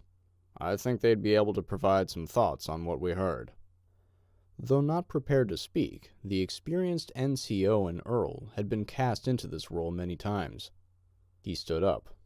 "It's not rocket science. Lake Washington is a giant topographical obstacle that we all have to get around. In conventional warfare, you don't attack an entrenched enemy with anything less than 3 times their estimated strength. Your leaders estimated the cartel is at 10,000, which sounds like a swag to me." A few murmurs broke out amongst the others. "A what?" one of them asked. "A scientific wild-ass guess," Marshall explained, cutting Earl off. "Exactly," Earl said. "That's supposed to be the invaders and the local gangs they absorbed." "And broke out of the Monroe prison," John added, looking up for a moment before staring at the table again. "Yeah," Earl said. "The bottom line is that we all have to link up with the South Sounders and move north. Everyone else needs to link up there and move south," he said, pointing at the north end of the map.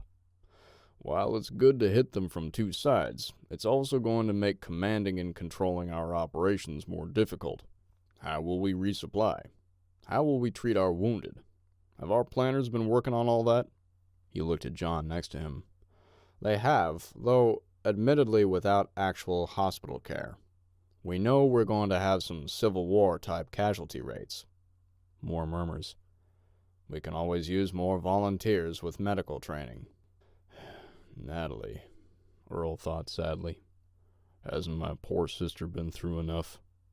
My honest assessment, folks, is that this cartel just may win. Maybe we can scrounge up the numbers to beat them, but they're much more battle-hardened than we are. They have artillery, armed drones, even a damn helicopter. We have snowplows mounted on pickup trucks. We have no wild card factors unless we can get a break in this rain and use our aerial attack." He thought he was done and started to sit, but then suddenly shot back up. "And they know exactly what 2 routes will be coming up and down to get to them." 2 routes, Marshall mumbled a little too loudly, deep in thought. "Huh?" a couple of the others asked. "What if we could attack them from a 3rd direction?" he asked, looking at Earl and Connor. Jeff was riding on the front of Nick's boat, calling for obstacles that may still be clogging what used to be the pristine waters of Hood Canal. Stu was digging through an underseat storage compartment looking for a spotlight. A thought had occurred to Josh. "We're going to be coming up on the submarine base very quickly." "So?" Nick asked. "So, an entire regiment of Marines showed up there by ship and helicopter like 2 or 3 weeks back, to start extracting important things, as in national security." Nick figured out what Josh was hinting at. "You think they'd stop us?" "Wouldn't you?" Josh countered. "Good point," Nick admitted. "What do you propose? Find somewhere here to land?" "That depends," Josh replied. "Have you made up your mind what you want to do?" Several days earlier, the 4 men put an end to Sticky Wood and then put Dr. Stuart Schwartz's parents to rest. They gave Stu a day to grieve and recover before making their way to Nick's boat, where they abandoned the vehicles. This was the first time Josh asked Nick if he was heading to his nearby Booty Calls ranch. Nick gave the trio a ride back to the house that they'd holed up in. He'd been tempted to just give them the boat and start hoofing south, but he knew he'd have to pass by the checkpoint he abandoned. Deep inside, he knew that wasn't an issue. The real issue was purpose. For the first time in his life, he had none. The men made a fire to sit around while they answered some of Nick's questions about the gun range. "What's this posse thing? How many of you are there? You guys actually fought the law and won? And you get to kill meth dealers?" The more he learned, the more he felt like it was a calling. Nick was an atheist, not prone to serendipitous feelings of fate and kismet. "Still, there's just something tugging me to stay with these guys." Knowing he had enough gas to boat them around to Slaughter Peninsula, he bought himself a little more time. The men knocked back a few drinks with booze they found in the house, careful not to get too tipsy to defend themselves, but also enjoying watching Jeff get his first buzz. Almost like things were normal again for an evening. They'd finally made the slow journey around. Despite a medium rain while being out on the boat, the fact that they weren't walking was like winning the lottery to Stu and his swollen ankle. He was still wearing the boots he'd bartered for almost a month earlier, having failed to find adequate replacements in either house. "Well," Josh said, shaking Nick out of his reflective thought, "I'm thinking if I go with you guys, I'll never see this boat again." "Most likely," Josh agreed. "But I need to trade off ammo or gear for gas, an idea I don't like. So maybe I'll come check this gig out with you. You say there's a place I can hang the hammock?" All three men were trying to hide their smiles that Nick was joining them. "Big wood common we just built, complete with rock fireplaces. You'll be fine with those high-dollar hammock quilts of yours." "Rather than park here," Stu suggested, as Nick had started east for the shore, "I'd suggest you go back up to the broken bridge where people like us are bartering for trips across. You might just get a good deal for this boat." "Shoot, Doc, that's actually a really good idea," Nick said as he turned his boat north again. Tahoma's hammer plus 38 days. Phil walked back into the EOC in Bartlett at about 14:30 hours, a full half hour before the meeting he'd called for with the other posse units from Slaughter Peninsula. Charlie had relayed to the National Guard Major, Adam Matsumoto, that they would be converging there that afternoon. Phil didn't want to be the last to show up. He was asked to wait in the building's lobby based on his own recognizance. He had earned the right to be granted entry to the facility, though not the credentials to wander freely. One of the remaining deputies came and grabbed Phil. "Charlie said to take you into the meeting room off the main EOC," Matty Wildman said. "Hey, Matt," Phil said with a handshake. "Lead the way." 40 seconds later, he learned where most of the diesel-generated electricity traveled. He saw 15 people, a mixture of civilians, police, and fire officers, and National Guard personnel staffing various stations, some with computers, some without. He scanned the room. "They all look as tired as I feel," Phil thought. Everyone's attire was worn and showed signs of being worn way too much. Coffee stains abounded, though the ring around the collar was harder to see on the camo uniforms. He could see a communication room with a couple of radio operators during his quick scan. Deputy Wildman led Phil into the conference room. "I wonder where the bitch wound up," Phil thought, curious if he should dare ask what happened to Sandy McAllister. Hell, why not? "Good afternoon, Sheriff," Phil said. "Thank you for letting us meet here today." "My pleasure, Mr. Walker," Sheriff Raymond replied. "Charlie says you have a new security protocol for the community patrols?" "That's a big part of it, yes. I need to get some new metal tags and code words distributed to the other civilian groups. The patches were fast, but as soon as our people were nabbed, they became a liability." Phil looked around at the messy conference table. "I figured it would be a good chance for us and you all to shore up our working relationship." Said the sheriff. "Don't let me interfere. I need to go check on some things, but I'll be back before you guys finish. Promise." The sheriff began to depart. "Say, Sheriff," Phil stopped him. "Before you go—" He trailed off, searching for the words. The sheriff finally figured it out. "You're wondering what happened to her," he guessed with the slightest of grins. "Something like that," Phil admitted. "House arrest, Phil. You don't have to worry about her. We all make committee decisions." He turned to leave and said over his shoulder as he did, "And we have an odd number for tie-breaking." Phil could see Charlie crossing the EOC toward him with several other posse leaders in tow, some from each end of the county, as well as his old lawyer, Gary Stonefence, from the next county over. After the room filled up and greetings were over, Phil sent a box around the room. "Everyone take one of the tags and a flashlight. You'll need any type of portable UV light with your patrol teams for this to work." He spent a pair of minutes explaining the new tags and the reasoning behind them. "So, you're saying there's a glow-in-the-dark paint under this spray paint?" one of the women asked.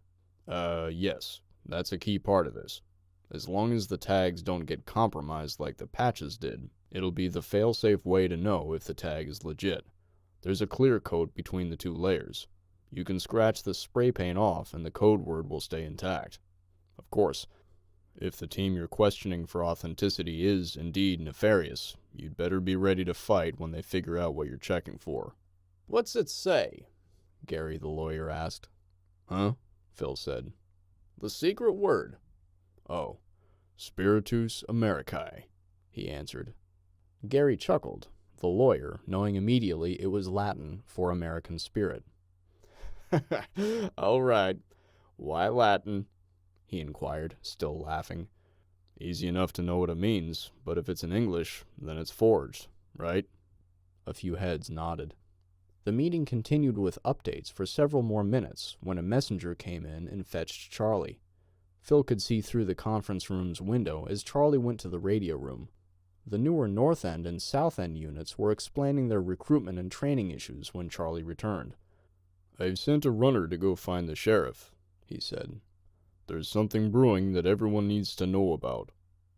The room buzzed for several minutes while they waited. Sheriff Raymond, Adam Matsumoto, and Bartlett Police Chief Brandy Farley showed up and squeezed in. Charlie reviewed the message forms he was reading quickly and looked up, addressing everyone as he scanned the room. I'm sure those of you whose groups have the right radio capabilities will be getting this from your own hams when you get back.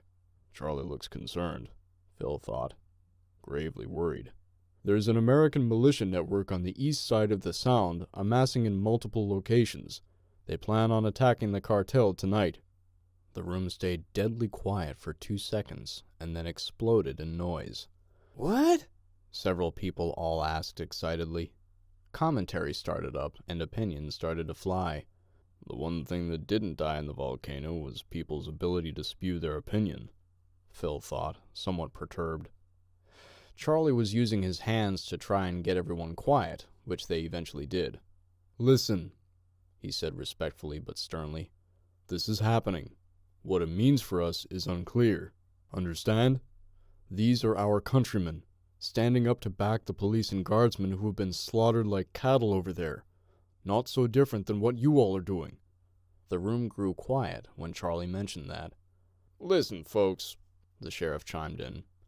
You all need to think about what your plan of action will be when this cartel shows up with larger numbers. I mean, they already came over here and sent a message when they killed Phil's folks. Several heads turned toward Phil when they were reminded of that. What about the military? Someone shouted out. What are they doing about it? Our military liaisons are extremely sympathetic to what's happening, but they say their hands are tied, the sheriff explained. The small room erupted once again. Phil wandered over to Charlie while all of the opinions and emotions filled the airwaves. Are they asking for help, brother? Phil inquired. Actually, yeah, Charlie acknowledged. But how? How would we? Phil brought Charlie up to speed on hearing a report about a posse-style unit of boats patrolling the Strait of Juan de Fuca. Maybe it's not just them, he posited. Maybe there are other boaters willing to help too. A lot of maybes, Phil, Charlie countered. It would take everyone here a couple of days to go back, get their groups organized, and get back. The cartel will obliterate this patriot army before we even step foot on a boat. Don't underestimate a guerrilla counterinsurgency, Phil advised as he pushed past Charlie and out of the room. His closest friend followed him out. Where are you going? Phil stopped and turned back. Get up to the range and have Jerry get a hold of that group of boats. I'm going to the shipyard. The shipyard? Charlie exclaimed. Good Lord, Phil, why? We have their liaison officer here. My son gave his life for that place, Charles, Phil said in the most serious tone Charlie had ever heard. I need to go find out what he bought with that. Chapter 22. Milestones. Tahoma's hammer plus 38 days. Josh, Stu, Jeff, and their new friend Nick turned left on Canal Vista Highway. It's like 3 or 4 miles from here, he said loudly toward the rear of the spread-out pack. Nick was leading his new pet llama, which had a ton of his gear stacked on it. Tell me there's a good spot to pin up Brian and let him eat, Nick hollered up the pack. I really don't feel like building a corral tonight. The 4 men had acquired their beast of burden in trade for Nick's boat. The family that had owned Brian had camped for 2 days, waiting for a trade worthy of their walking meat supply. When they found out Nick's boat was seaworthy, they felt they'd finally found something worth Brian's value. And who the hell? Name's a llama, Brian. All 3 of the other men cut Nick off in unison, mocking him. After the laughter that lasted longer than it should due to boredom and exhaustion died down, Nick said, I guess I have said that a few times, haven't I? To answer your question, Jeff said, yes, there's already a place where we're keeping horses. There's some small grazing spots that haven't been eaten or gardened yet, Josh added. But we'll need to go find hay to get your llama through winter. Should be easy enough.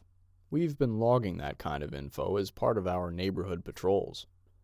An hour of careful walking later, and the foursome passed the northwest fighting position on the gun club's property. "Hey!" they heard from behind some covered sandbags. It was Don Kwiatkowski. "You guys are back! Hey, Pawpaw!" Jeff called out, giving his grandfather a hug as he came out of the hole. Josh led the team up the older and less used alternate driveway, past the secondary gate, and into the north end of the club's main parking lot. People were flocking to the parking lot, having heard on the radio that the group was approaching. There was a loud and happy chatter that broke through the early evening rain. Peyton and Savannah trotted up the stairs from the rifle line. She was probably tending to post-supper dishes in the common, Josh figured. He was trying to look happy to see her without revealing just how badly he wanted to hold the two of them. The Walker ladies grabbed onto Josh, and Peyton planted a long kiss on her man. "I've missed you," she said excitedly. "But babe, you really need to brush your teeth." Savannah was laughing. Stu was shaking a few hands and trying to politely make his way back to his little bedroom and office at the far end of the rifle line. Phil hobbled up to the top of the stairs on his crutches and blocked his way. "Stu," he greeted. His face was asking how the trip went. Phil knew Stu's presence meant not well. "They're at peace, Phil," Stu said with a smile, knowing what the unspoken question was. "And I'm just glad to have people I can trust at this point." You'll have a home here, Doc, for as long as we all need to stay here. Phil stepped out of the way of the stairs. Other than people battling colds and flu, there are no surprises down there. We've been patrolling again. Supplements and salt are at the top of the scrounge list, just like you ordered. "Good to hear," Stu called out as he made his way down and to the right. Phil pushed through the people as their excitement started to taper. He noticed a new face and a llama parked behind Josh. Jeff had escaped his parents' hugs and started to lead Nick and the llama down past the office. "Who's your friend?" Phil asked Josh. Peyton looked around to see what her dad was talking about. She hadn't even noticed. Jeff, Nick, and Brian rounded the corner just before getting to the main gate and went east farther onto the property. "He's the real deal," Josh told him. "There's a long and harrowing story that I'll be happy to tell down by the fireplace with a bowl of soup." Peyton grabbed him by the hand and started to lead him and Savannah down the steps. "Army?" Phil asked Josh before he could escape. "Light infantry," Josh informed him. "Sniper." 2 hours later, with a roaring fire in the stone fireplace on the west end of the common, Nick Williams began to hang his hammock from 2 nearby logs. He'd just been regaled as the big hero in the story of life and death of a vicious psychopath that nobody listening had ever heard of before. All they knew was that their loved ones and precious doctor had returned, albeit with a sprained ankle and a little dehydration.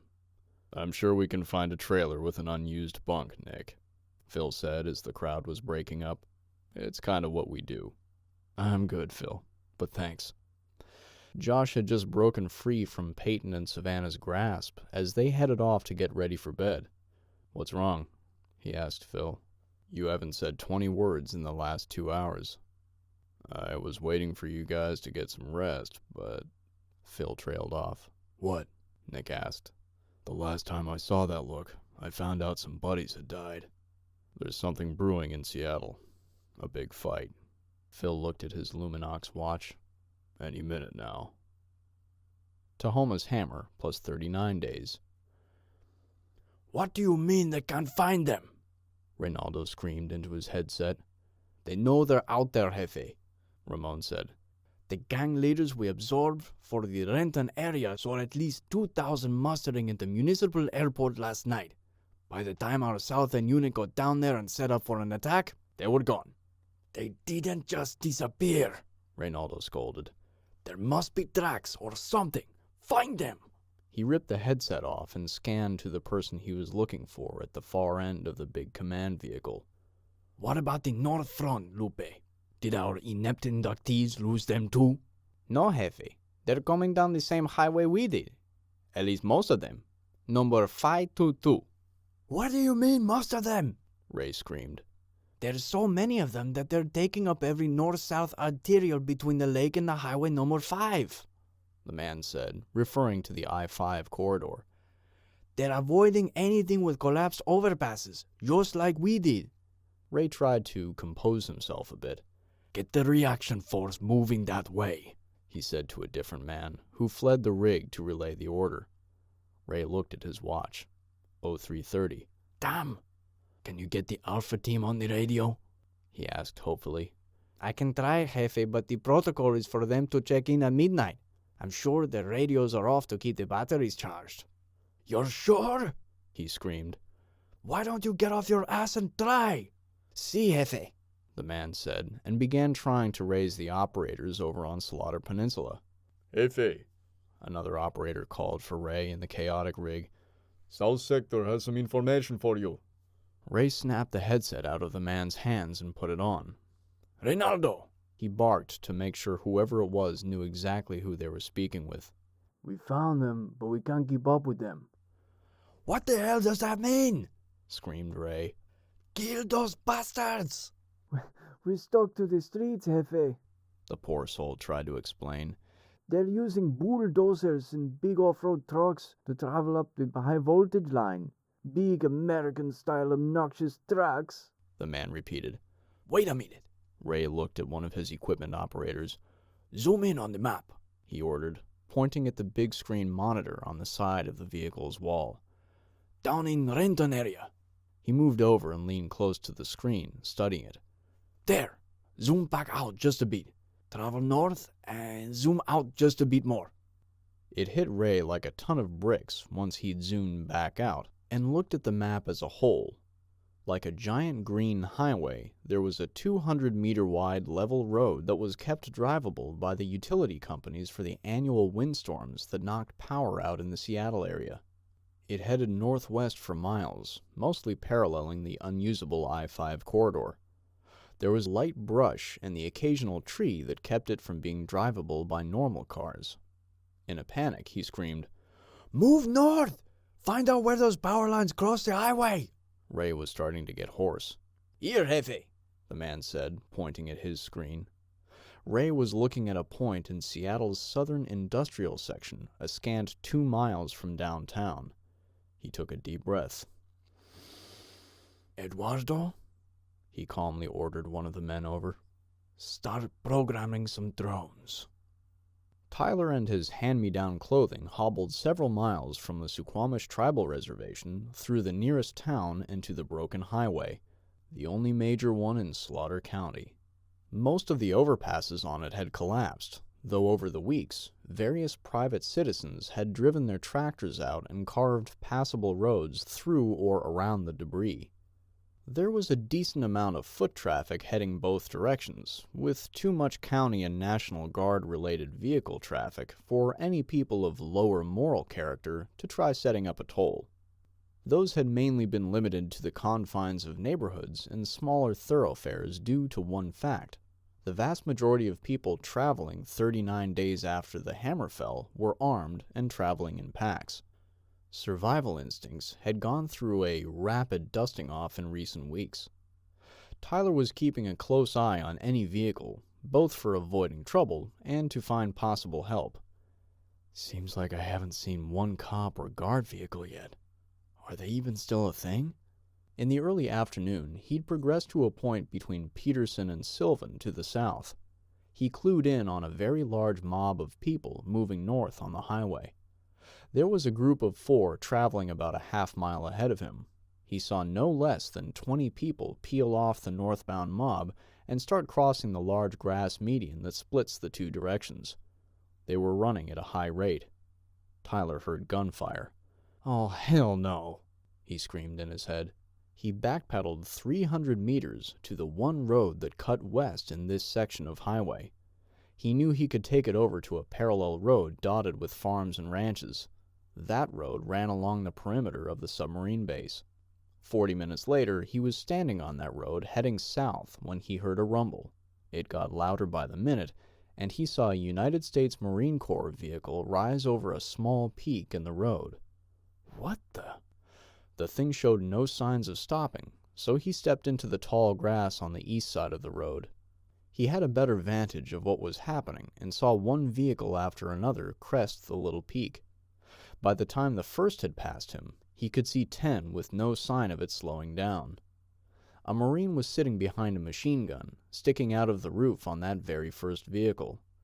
Tyler saw the man look at him and start talking into a microphone that was part of his helmet as they passed by. The fourth vehicle in the convoy was a Humvee that stopped directly in front of Tyler.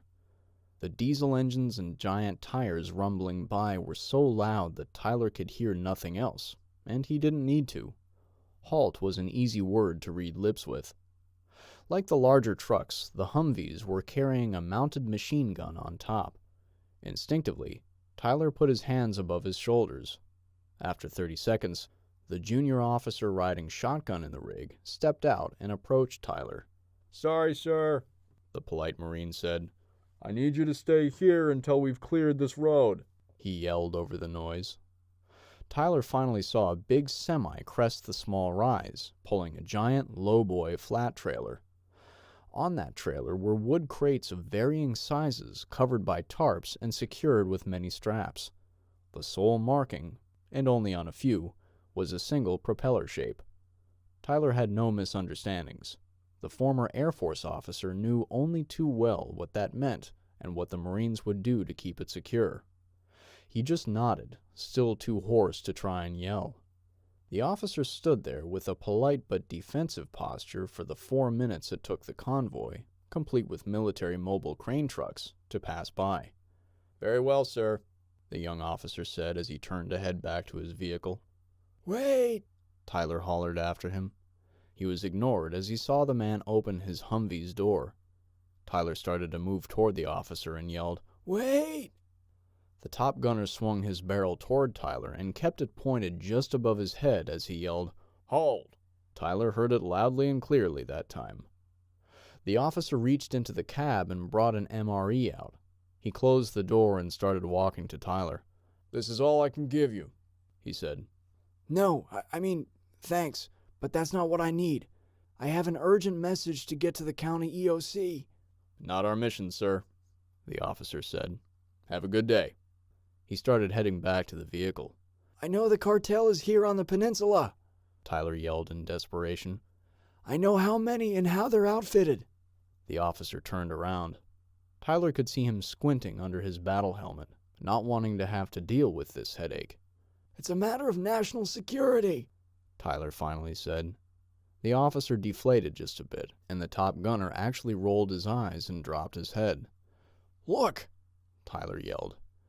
They're still here. Have to keep trying. I was a captain in the Air Force. I'm not screwing with you. Good day, sir, the second lieutenant concluded with some finality. They used an RPG to kill my friends and kidnap me, damn it. The Marine walked back over and studied Tyler's face. Get in, he finally said. 30 minutes later, Tyler was sitting in a fairly secure shelter in the middle of Bogdan Submarine Base. It had been constructed by the Navy Seabees as the regimental HQ for the Marines that had arrived to supplement the base's normal security forces. Tyler could still smell fresh paint. He was seated in a folding chair with thin padding under the watchful eye of a lance corporal, though not one of the men who had picked him up. Another Marine, this one wearing sergeant stripes, came through a door behind a counter to talk to Tyler. Sir, can I get your name, please? Tyler Wilson, he replied. Look, I don't mean to be snide, but the information... I'm taking you to see Sergeant Major Piercy, sir, he said, as soon as I get back. The young man started to go around the counter. I take it he's your battalion senior NCO, Sergeant? Regimental, sir. With that, the young man disappeared. About 20 minutes later, hurry up and wait is still a thing in the military, I see, Tyler thought. The door opened, only it wasn't the young sergeant.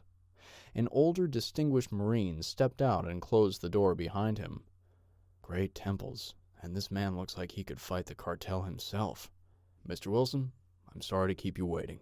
Sergeant Major Greg Piercy, he said, shaking Tyler's hand. Why don't you follow me? Sure, Tyler said. It had suddenly dawned on him that he and Jean were going to make it, that the nightmare might actually be over. Teddy, he thought to himself. I'm going to see him again. He followed the tall Marine back through the door and down a hallway. 3 doors down, Greg opened an office door and led Tyler into a nondescript room with 2 brand-new desks. They were both covered with papers, though care had been taken to make sure none of them were face up before Tyler had been brought in. Greg took the wheeled office chair from the one desk and pushed it toward Tyler. Have a seat, he said politely. He passed Tyler and opened the door. Stone, bring me 2 waters, double time, he ordered. He reclosed the door and sat down in his own desk chair. Sorry about the wait, Mr. Wilson. Tyler, but please, call me Tyler. Tyler, Greg repeated with a subtle smile. We had to make sure you were who you said you were. Please forgive me, Sergeant Major. Greg, he interrupted. Tyler chuckled. Greg, but in my 10 years in the Air Force, we never got anything done that quickly. This time, it was Greg's chance to laugh. Well, we already had a full report on the incident you reported to our unit that picked you up. We had to consult it. So far, you have the details right. What else can you tell me? Oh, I see what's going on here, Tyler realized. Is this a test? Look, Greg, I'm not kidding. This cartel is real. They're powerful, and they're... Here? Greg said, still being polite. Are they multiracial? Yes, Tyler exclaimed. Speak English with no accents? Most of them. Look. Subversive? Sneaky? Tyler exhaled. And you need to make sure I'm not one of them. I need you to tell me something they wouldn't have learned through torture, Greg said. Give me some detail they couldn't have known, or at least wouldn't have thought to ask. Tyler thought for a minute. Just then, there was a knock on the door. A young Marine provided 2 bottles of water, along with a tray of hot chow, 2 plates of pork adobo. Greg excused the Marine and set some food and water in front of Tyler. I'm stuck, I guess. There's nothing they couldn't have gotten out of me and Jean. He looked away, thinking about what he and his new friend had endured. He started to tear up. Then how about this, Greg said. Tell me something that will make the people at the range know you're you. Acapulco, Tyler said. It's where Teddy wanted to go on our honeymoon. I insisted we go to Nassau. Greg looked up into the corner of the room. You guys get that? He said to a camera. Roger that, Sergeant Major. Tyler heard a voice on a radio squawk from near Greg's belt. Holy shit, he said, as his jaw nearly landed in his adobo. Is this even your office? Hoorah, Greg announced. The 2 men laughed a bit and pulled little plastic sporks from sleeves. Look, Greg said, after you wolf down that chow, you can tell me all the juicy details, and I'll make sure the right people get it Ricky Tick. When you check out, and I'm sure you will, we're going to need to keep you here for a day or 2. What? Tyler said as he gagged on a noodle. Why? Can't tell you. Tyler rolled his eyes. But of course you can't. I should have known. It'll make sense tomorrow, I promise, Greg said. In the meantime, we'll give you a checkup and some fresh clothes. You shouldn't make promises you can't keep, Greg. I don't, came the even reply. Chapter 23. Key Events. The American patriots approaching from the south had indeed foreseen an issue when they reached the I-5 corridor. The maps showed that the power lines crossed the highway, but there was no overpass or underpass for their close to 1,800 members to cross and continue on. They'd made a strategic decision in planning the day before to divide the column into two formations and use Beacon Avenue and 15th Avenue to travel north. The columns would use their cat dozers, which had been covered in welded steel plating, to push through any obstacles. This was going to be a one-way trip for the Caterpillar D9s. The beast weighed 54 tons once the plating had been added and had been towed to the Renton Airport with Kenworths. Though topped off, they were going to burn through almost all of their fuel on the mad rush to get into downtown Seattle. The biggest risk in the plan was going to be getting the columns over I-5. 3 routes were planned. The column using 15th Avenue would divert up Columbian Way and enter the northbound lanes of I-5 for just a few hundred meters. The pair of cats leading that column would push through the Jersey barrier, and the trucks would then cross over and exit at the nearby Forest Street exit. The units would then subdivide and take 4th, 6th, and 8th Avenues north. The rail lines were clogged with train cars that had been tossed off their tracks and were not an option. The other column would split into two. One half was going to use one of the few overpasses that had survived due to its short span, the Beacon Avenue overpass. The other half were going to move over to 23rd Avenue and push north past the Mount Baker tunnels that I-90 dove into. They would push north and attempt to use whatever cartel route they could find over the interstate. It was going to be the element that tied the gap between the rest of the southern units and those approaching from the north. The groups from the Pierce County area were assigned this task, as they had the highest percentage of recent combat veterans. The Phalanx group had been assigned to this task as well, due to the special mission they would attempt if the weather broke. The vehicles had been filtering through all of the neighborhood streets, spreading out to minimize their risk and have a much larger front for the cartel to attack. The various trucks and SUVs trailing the cats had received only sporadic gunfire for the majority of the trip, to their pleased surprise. This changed for the Pierce element, call sign Tarboo on the radio. As they approached Garfield High School in East Seattle, Earl Guerin recognized the sounds of mortars instantly. "Incoming!" he yelled to everyone riding in the back of the black Ford F-350. He looked back through the quad cab and saw terror and confusion. The cat at the head of the column had been the first rig targeted. 4 rounds overshot it and took out the 2 trucks and SUVs behind it. "Drive east!" Earl yelled at his driver. East? The man objected. "Do it!" Earl yelled. "Most of our trucks are on the west. We need to flank the school and get up there." He pointed to the roof of the high school. "If they're not launching from there, that's at least where they're spotting from." He yelled back past the 3 people in the back row and through the open window. "Make sure John's truck follows us," he ordered. As the Ford turned right to head east, the men and women riding in the bed waved the next truck back to follow. "We need to keep together." As the truck started to speed east on Alder Street, Earl saw the football field coming up on their left. "Stop!" he yelled. The driver hit the brakes and Earl pointed to the left. "Push us up against the building." Both his and John's truck did as expected. "Dismount," he ordered everyone in Truck 1. The sounds of fresh explosions could be heard falling on more elements to their west. As the infantry started to hop out of the 2 pickups, Earl ran back to John, Tucker, and several Phalanx in Truck 2. "Anyone directly tied to the aerial weapon, stay put and pull security around these trucks," he ordered. "Damn, I wish Connor were here." His buddy had reluctantly agreed to play security for Tarboo's medical squad, which had brought Earl a great sense of relief. "Protect my sister with your life," he ordered his friend, though he knew he didn't have to. Earl pulled a small telescoping inspection mirror from his plate carrier. The militia soldiers were pushing themselves into the bushes along the school building's south side. Earl ran from John's truck and over to them. "9 of you. Congratulations, you're still alive. Keep hugging those bushes while I—" Just then, another SUV from Tarboo Element sped east on Alder, trying to escape the 81mm shooting gallery that 23rd Street had become. It sped right past the 2 stopped trucks. "No!" Earl yelled, too late. As the SUV cleared the building, Automatic machine gun fire with a red tracer round every fifth bullet began ripping the truck to pieces. It crashed into a house on its right side and stopped. The rounds were making a snapping noise as they cracked through the air, destroying the truck and everyone in it. "Damn it!" Earl screamed. He ran to the corner of the building and used the small telescoping mirror to look down and see where the fire was coming from. Behind the school's rear entrance, about 100 meters north, was a crudely constructed sandbag bumper with an M2 barrel still smoking.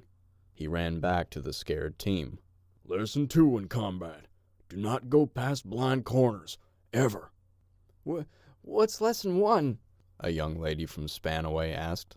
"They're learning it right now. Push through in ambush," Earl said. He started scanning up the brick wall over the rookies' heads.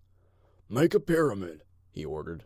2 of the men figured out what Earl was looking at and got onto their hands and knees. 2 more followed. Maybe you should be on the bottom? The same young lady suggested, eyeballing Earl's size. He was shoving the next guys on top of the first row. "I'm going in first." Earl unslung his rifle. As soon as 2 more men were sitting on top of the first row, he started climbing. He felt men's back muscles tighten as he stepped on them. "Sorry, dudes," he told the second row as all 210 pounds of him stood up on their backs. He shattered the window with his rifle's butt, showering everyone with glass. He reslung the rifle and pulled out a multi-tool, cutting through the remaining security wire. "Doesn't have to be pretty in combat," he thought. He pushed his body through his starter hole and wiggled through, falling onto a chair desk in a clatter. He found his knees and squatted on them, raising the rifle in the dark building. "Nothing. So far." Earl stood and reached back through the window, pulling the 2 girls and 1 man who were climbing up the pyramid inside with him. What about us? The middle row soldiers asked. "Do you have a grenade?" "Yeah." "Then get in here and take out that machine gun." He spun around while lowering his night vision. "On me. Keep it tight." Earl cleared the first corner and scanned both directions. "Main hallway. Over there," he thought. He led the 3 youngsters to the corner of their smaller cross hall and stopped. "There's probably a guard or 2 covering the stairs going up to the upper floors. Let me do the shooting, since none of you have suppressors." Without waiting for a reply, he sliced the corner until it was clear and started walking up the hall with controlled steps to keep the muzzle from bouncing. Bop, bop. Ding, ding, ding. Once the first scumbag fell, Earl knew that their element of surprise had been blown. "Just the man I was hoping to get a message to," Sergeant Major Greg Piercy said to Phil on the secure radio that the submarine-based liaison had provided to the Slaughter County EOC. "What are the chances that you'd be there?" "Funny, Sarge. I was thinking the same thing," Phil quipped. "I just got done visiting the Navy a bit ago. I have info you may want as well." "I believe one of your missing souls wandered into my base looking for help." "More or less." Phil couldn't believe his ears. "Repeat your last," he requested. "You heard right," Greg assured him. He spent a few minutes relaying everything he'd learned to Phil and Charlie. "Look, fellas, there's some stuff I have to tell you, and it won't make much sense to you how I know. You're just gonna have to trust me." "We're all ears," Phil replied. "And I have a feeling I have some stuff you may want to hear as well. No, you need to hear, so that a bunch of good people sailing down the Sound don't get shot. You first." "Using what your man told us, we were able to pull up some video from an asset. We went back to the moment your boys escaped from a boat. Using said asset, we were able to track a cartel unit's movements, all the way to a house less than 1 mile from your gun range." Greg thought he heard a pin drop through the radio. After 10 seconds, he heard Phil say, "Well, that's just a bit unsettling." "There's more," Greg said with a serious tone. "There's a total of 4 vehicles there." Phil went quiet for so long that Greg finally asked, "You copy? We still connected?" "We're here," Phil said. "Just wondering for how long, that's all." Earl's ragtag team arrived at the main first-floor intersection in the old school. "Give me a smoke," he ordered, looking back at the girl behind him. He pulled the pin and let the smoke canister cook for 3 seconds before tossing it up the stairwell. Last man, cover this stairwell. Remember, 2 more coming up behind you in a second. Don't shoot them. Once again, he cautiously rounded a corner and started up the stairs, which were filling with a thick magenta smoke that reeked of potassium chlorate. Earl's night vision didn't help, whereas a FLIR device would have allowed him to see a human heat signature. He knew that when he broke through the hall above, though, that his nod would once again be effective in the dark building. Earl could hear the 2 women in their 20s, keeping right on his heels and hugging the wall. At least they haven't frozen up yet, he thought. He cautiously cleared both directions around the corner and saw that the stairs in the old brick school went up to a 3rd floor in the center and north end of the building. Couldn't see that from our insertion point. There was little of the smoke from the canister 1.5 flights below to contend with when he neared the corner of the stair entrance onto the 3rd floor. The enamel brick corner near his head exploded as the roar of an AK round ricocheted down the hall from around the corner. Earl's face contorted with focus. Your mistake, asshole. Should've waited to see me. He got onto his knees on the stairs and shoved his rifle, hands, and top third of his head out onto the hallway's floor, stuffing them in a position to quickly acquire 2 targets running into a doorway. He filled it with 5.56mm bullets and heard at least one of them cry out in anguish as they slammed the door shut. The experienced ranger pulled himself back up to the cover and concealment of the open stairwell wall, performing a magazine change and stuffing the partial one into a pouch hanging from the left kidney area on his plate carrier. What's your names? Jessica, said the one of Hispanic descent. She's Renee. Earl recognized them as 2 of the Phalanx members from his river. Stay here until I call you up, he quietly ordered. But cover me. 4th door down, left side. With that, he rounded the corner, muzzle end of his rifle first. Earl sped-walked with as much muzzle control as he could and got to the wall of lockers on the far side of the hall, the same side his target door was on. He continued to proceed as cautiously as speed would allow when that door opened. Jessica opened fire on a hand with a grenade, and both of them retracted into the room. "Watch out!" she screamed at Earl, who had sped up and gotten into a gap of the lockers where a classroom door was. Kaboom! The hall echoed as the wood and glass door exploded into small missiles, covering the hallway in smoke and shards. Now, Earl said to himself. He ran up to that corner and rounded it, firing into the room as he acquired the 2 almost dead cartel members. Keeping his rifle in posture on the room, he slowly took 2 steps backward into the smoky hall. Move! He ordered Jessica and Renee as he scanned the now broken shelving in the small janitorial closet. Great, he thought angrily, seeing the old-school vertical ladder leading to an opening in the school's roof. He kept his rifle trained at the ceiling opening as he stepped over bodies and moved closer to it. If whoever is up there heard the grenade, all they need to do is drop one right now. We need to get up there, fast, he hissed at Jessica as she entered the janitor's closet. If they're watching the access, we're gonna get shot, so don't waste time. Earl let the muzzle fall to his legs as the rifle's sling kept the weapon to his body. Simultaneously, he was pulling his pistol out of its holster on his right hip and holding it skyward. Raindrops clouded his nods, so he flipped them up and started using his left hand and feet to scoot up the ladder. The door hinged to the south. As Earl's head got near the opening, he could hear the mortar team launching from that side of the access cover. Thank you, God, he thought as he propelled himself onto the roof, straight out, hoping that the open metal covering was hiding his movement. He spun around on his butt, holding his pistol out to the south to cover up the girl's movement up the fatal choke point. Keep low, he hissed to Jessica as he saw her camo boonie hat crest through the access. Earl transitioned to a knee. Using his left hand to pull his rifle up, he reholstered his pistol without looking. He scooted back a couple of feet to make some room. Soon both girls were crammed in the tiny space between him and the hole. Shoot anyone up here. I'll go left. Jessica, you go right. Renee, you stay behind this hatchway and shoot over the top of the door. He didn't give the girls time to think or ask questions. Earl zipped around the doorway and saw 4 cartel members manning a mortar station 20 meters to the south. 3 were operating the weapon, and 1 was leaning against the roof's parapet with a set of binoculars and a radio. Pop, pop, pop. Earl pumped 3 rounds into the one who was reaching into the mortar box first. He could hear Jessica opening fire too. In a matter of 5 seconds, all 4 cartel were dead. Clear the roof. Keep cover. We need to make sure there aren't others, Earl ordered, not wanting the girls to get tunnel vision after their surprise victory.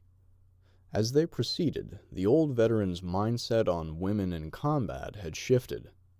Proud of those kids, he told himself. If we actually live through the night, you need to remember to tell them that. Chapter 24. Critical Junctures. Tahoma's Hammer plus 39 days. Much had happened in the 10 days since Jennifer's Navy had been formed.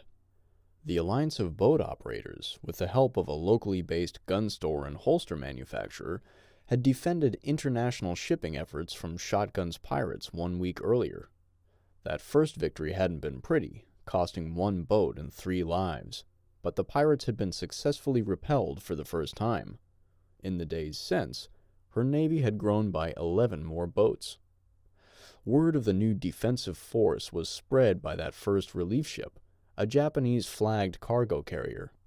The South Korean ship that followed 38 hours later was the first vessel in almost 3 weeks to dare a direct entry versus the narrow strait around Vancouver Island's east side. They anchored off Port Townsend, Washington, for 6 hours to donate fuel to the protection force. After that first fight, local welders and boatwrights helped Jennifer's Navy install better mounts for donated armament. Jennifer had solicited local ham radio operators and folded them into the network, eager to avoid the marine bands she knew the pirates used. She had received word that there was an outfit in Puget Sound soliciting their help. After having a conversation with their leader, she decided it was probably a legitimate request. Her hams filled her in on the fact that Seattle was, indeed, in the beginning stages of an all-out fight. She called for a meeting of the vessel operators in the early afternoon, back at her father's fire pit. Though reluctant to leave their families, the charter boaters agreed to follow Jennifer on her mission. She had reminded them all that, like Mrs. Salt's father in the 1930s, they were at a point in their lives where they had to make a decision based not on what was safest in the moment, but one that would reserve their family's right for existence in the future. Like the spread of radicalized socialists of the 1930s Germany. After all, she said, that's what the Z in Nazi stood for. The cartel would eventually enslave the people who came to rely on them for everything. Jennifer's ham operators had received weather reports from their peers across the nation, and those reports validated what their own radars were saying. The storm system was starting to thin. We'll probably actually see the moon tonight, she told her Navy. It should be a smooth ride all the way to the battle. Several medical volunteers had established their primary triage center in a parking garage near Seattle's Swedish Medical Center. The Tarboo element had secured the several blocks between Broadway and the structure by mid-afternoon. Fighting had decreased, though firefights could be heard in all directions. Tarboo was waiting until dusk to begin a new push into downtown. The North was still fighting, though they'd taken heavy losses via a series of explosive drone attacks. The South element was fairly stable, having made it to the big sports arenas. Connor was with 4 other men, patrolling the perimeter of the structure, though from inside the outer walls. Natalie was changing the dressings on a belly gunshot wound of a woman who desperately needed a surgery she wouldn't get when she sensed Connor staring behind her. "You okay?" she asked, looking back at him. He had plopped down next to a load-bearing column, quickly draining a disposable water bottle. This garage is a fairly safe bet from anything they can throw at us. The exploding drones aren't so well programmed as to find the gaps between the half-walls and the next floor, I think. That's not what I asked, she said. Are you doing all right? She could see that he was pale. I've been worse, he said, growing a bit quiet. What's wrong, con man? She said, using her brother's nickname for him. I can tell something's bothering you. It's hard to tell exactly where all the firefights are, he admitted. Lots of noise bouncing around off concrete buildings. I'm pretty certain there's still skirmishes east of us. Just be ready to bug out if we give you guys the order. Ha, Natalie said. Where can we go that's any safer? She asked skeptically. Besides, I'm not leaving any of these wounded behind. Connor finished draining his bottle and stood up, not wanting to argue. He gave a whoop to one of the other guards and pointed to himself in the area above him, indicating he was going to the roof. Natalie stood up to check on the next wounded militia member. Be straight with me, miss, she heard the woman she'd been tending say. Am I gonna be okay? Natalie was an experienced triage nurse and knew the truth. You bet, she lied, smiling. We have a few people trying to go set up a surgery site in Swedish. Which was true, but Natalie knew a belly and intestinal surgery would only result in an agonizing and painful death from infection a few weeks down the road. She also knew the cardinal rule of patient care: never say anything to destroy a person's hope. John looked around at the 40 men and women, 10 four-person teams that were a critical piece of their aerial attack. They learned that the weather would be clear enough for Tucker and him to fly their paramotors. They planned on getting airborne at 0300. The members, all from Tarbu Element, had been handpicked by Earl and John based on their observations during the preceding 18 hours of urban warfare. They had amassed under a grove of trees, taking care to stay out of the open sight of any drones. Like a gnat, they could be heard, but hard to spot. They listened to the symphony of firefights from every direction while they caught naps and had supper. John was getting ready to brief everyone on their roles and take questions. He knew Earl wasn't a big fan of a plan this intricate with such ill-equipped and barely trained people. But they both realized they needed a big surprise or two if they were going to drive this cartel out before they all died. "Everyone, start gathering on me," John called out to the tired patriots. They were hunkered down on the campus of Seattle University. "Fall in," Earl ordered the troops. He could tell which ones were combat vets by the way they responded. The group formed themselves a semicircle around John and Earl. Tucker and the rest of the team that had built the 2 laser-guided bombs were 2 blocks away, guarding the 2 trucks and all of their supporting gear, the paramotors, the wings, and the precious delivery vehicles. John held up one of the infrared strobes.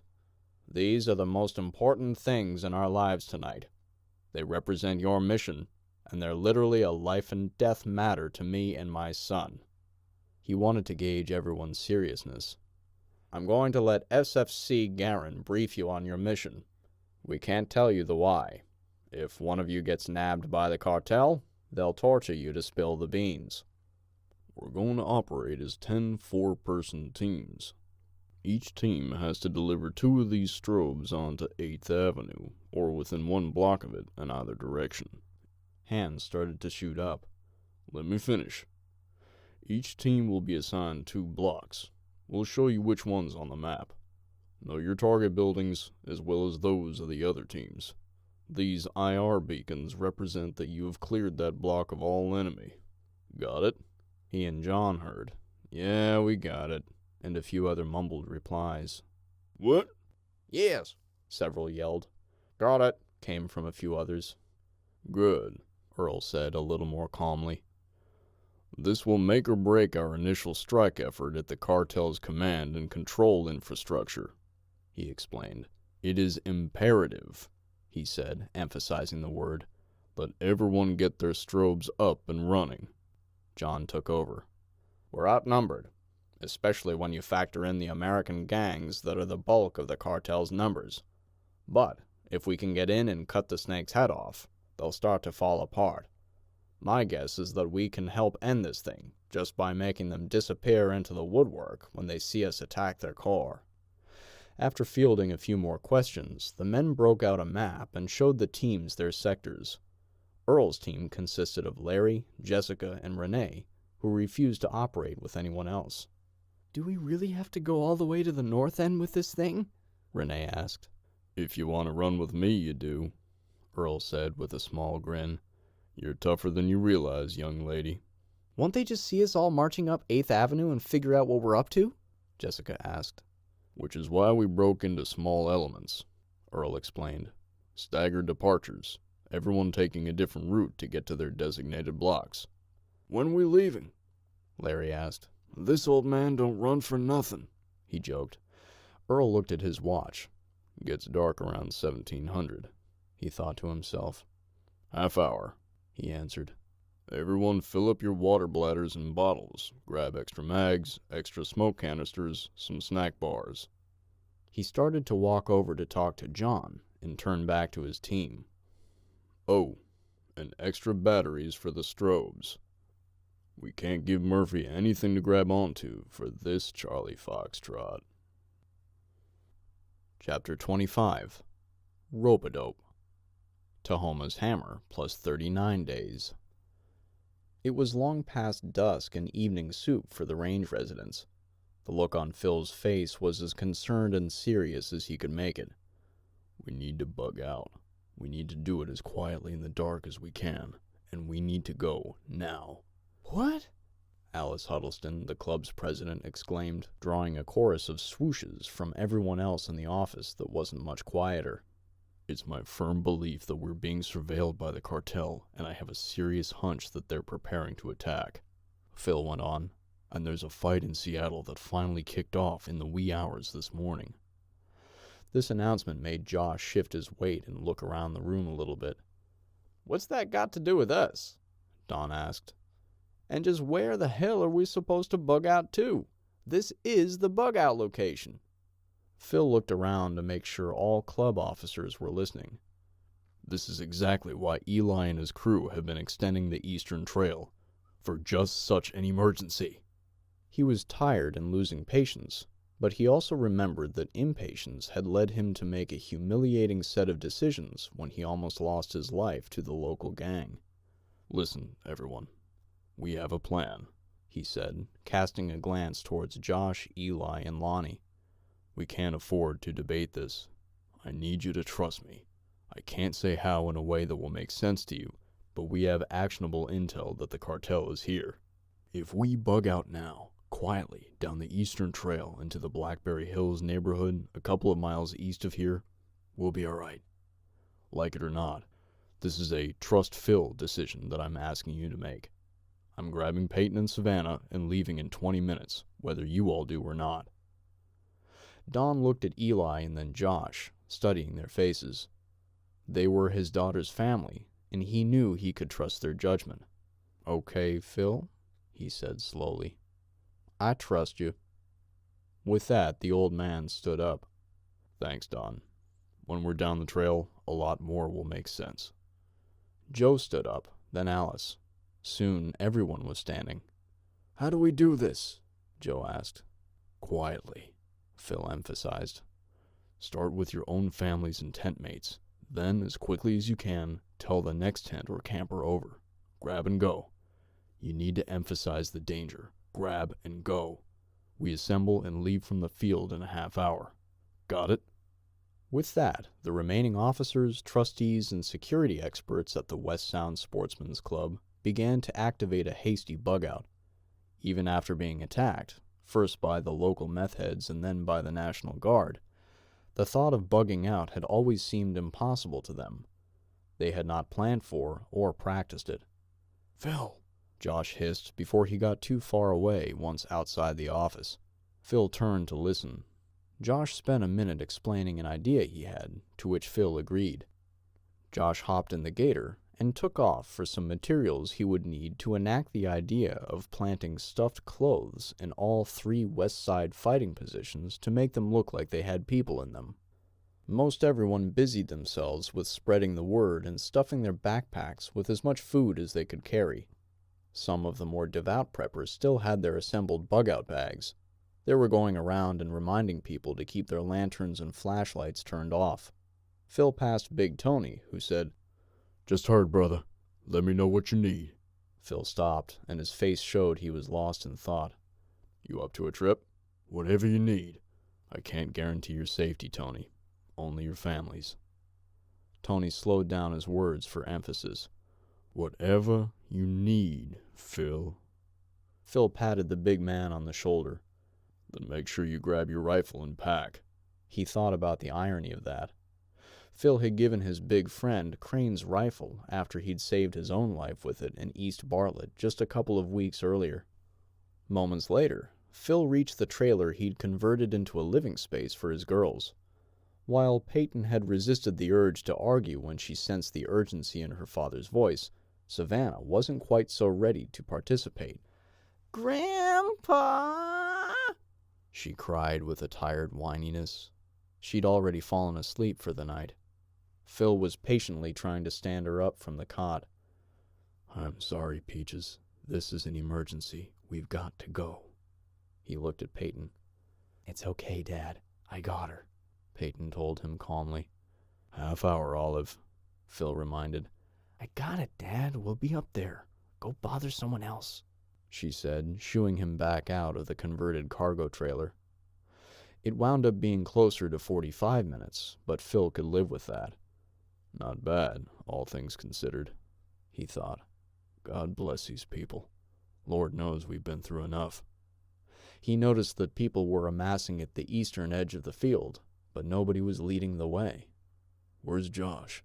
Phil had dressed in his full posse kit, so he flipped his night vision device down to more easily scan the close to 200-person crowd. He could see Josh, Nick, and the last of the western perimeter guards walking across the field, the last to arrive. And Jerry? He found Jerry within about 20 feet, who gave him a thumbs up, which told Phil he had packed and secured the command post as best he could. Phil started pushing his way east. As he passed the last few people before the trail's head, he could finally feel the buzz that everyone understood the sense of urgency. Follow me, he whispered. So began the procession in mostly single file. No light, other than the red-filtered flashlights, or welcomed but uncharacteristic moonlight. Very little talking. Some of the younger kids had to be continually silenced by their parents or siblings, but the toddlers were mostly still asleep, carried by tired family members. The going was slow, with Phil shining his filtered light on tripping hazards every once in a while. These guys did a good job making this trail wide enough to get an off-road rig up, Phil thought. Good thing the moon is out. Can't believe the clear night. Fortunately for the club members, it was mostly a downhill journey. About a half-mile down the trail, they finally hit the old Forest Service road. The pace picked up as the group made an east-northeast trek into a neighborhood not too far from the central town of Sylvan. Knowing they were almost to his arranged rally point, Phil used his light to scoot back up to the front of the pack. He halted them near the head of the Forest Service road, where it started off a major service run that ran north to south. The neighborhood was just past the power lines. The farther from the gun range the pack got, the more vocal some of them were starting to get about the unexplained evacuation. Single file, everyone, Phil said in a semi-normal tone. We're almost there. You all will have food and shelter in an hour. Just bear with me. He started east again, toward the neighborhood, hearing a few people repeat his words to those who missed them. They refound the road for the 20 meters that had cut through the greenbelt on the other side of the now dead power lines. Through the greenbelt of firs and cedars, the group emerged into a cul-de-sac. Several earthquake-damaged homes looked eerily vacant, and several United States Marine Corps vehicles were parked in the middle.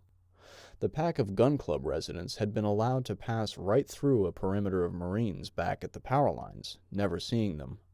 Phil, Josh, and a few others were the only ones who knew they were there. Phil walked right up to the waiting hand of Sergeant Major Greg Piercy and shook it. The senior NCO was standing next to a command Humvee with several antennas. All of the other Humvees had belt-fed M2 machine guns, Ma Deuces, mounted to the top. One had an MK-19 belt-fed grenade launcher. There were also several MTVRs, cargo and utility trucks, of varying types. "Phil," Greg said. "Good to finally meet you." "The honor's mine, Greg," Phil said, grinning. "Gunny!" he exclaimed as he released the sergeant major's hand and shook Gunnery Sergeant Toogood's hand. I'm sorry it had to be like this, but I'd be lying if I said I wasn't glad to see you and your men. We get it, Phil, Greg Piercy said, but this cartel thing is getting out of hand. Is the plan still the same on your end? Phil scanned the crowded cul-de-sac with his nod. Assuming the National Guard has shown up. He started to recognize some of them to the east by their different vehicles and uniforms. They were out on the road that the cul-de-sac was attached to. They are, Gunny Toogood confirmed. All right, Phil said, scanning between the two. We had a rapid bug out, so the majority of these folks don't know what's happening. I need a few minutes. Phil started to gather his flock so he could bring them up to speed. Folks, he called out a few times. Even though most were maintaining a whisper, there was an excited collective buzz that was hard to cut through. Once he finally held the group's attention, he continued. Most of you are getting on these Marines transport trucks and heading to safety at the submarine base. There was a collective gasp as people were pleasantly surprised to hear that. Phil saw Peyton and Savannah towing Josh up to the front of the pack. What do you mean, most of us? She asked, point blank. Peyton knew when her father was holding back, and she had a feeling he was going back to attack the cartel at the range. Her face told Phil he was in trouble, even in the moonlight, so he ignored her. Everyone, this is Gunny Sergeant. You all need to listen to him. I need all guards and patrol to fall in on me. We're going to a different set of trucks. No! Peyton yelled at her father, turning to glare at Josh. You just got back! She cried to the man she was in love with. Josh couldn't bring himself to say anything as he pushed past the ladies in his life. Savannah started to cry. Where are they going, Mama? Phil was trying to stay on task. Lonnie, Eli, Nick, Tony. He was checking off names in his head as he scanned. Jeff, Stu. Stu? No, you're not going, Doc, Phil said with authority. Wherever all the gunfighters are going, Phil, Stu said, stating the obvious. You're going to need a doctor. You're probably right, Stu, but you ain't going. Josh and the others worked too hard to bring you back. You're staying with the group. Phil kept looking past Stu, counting off people in his head.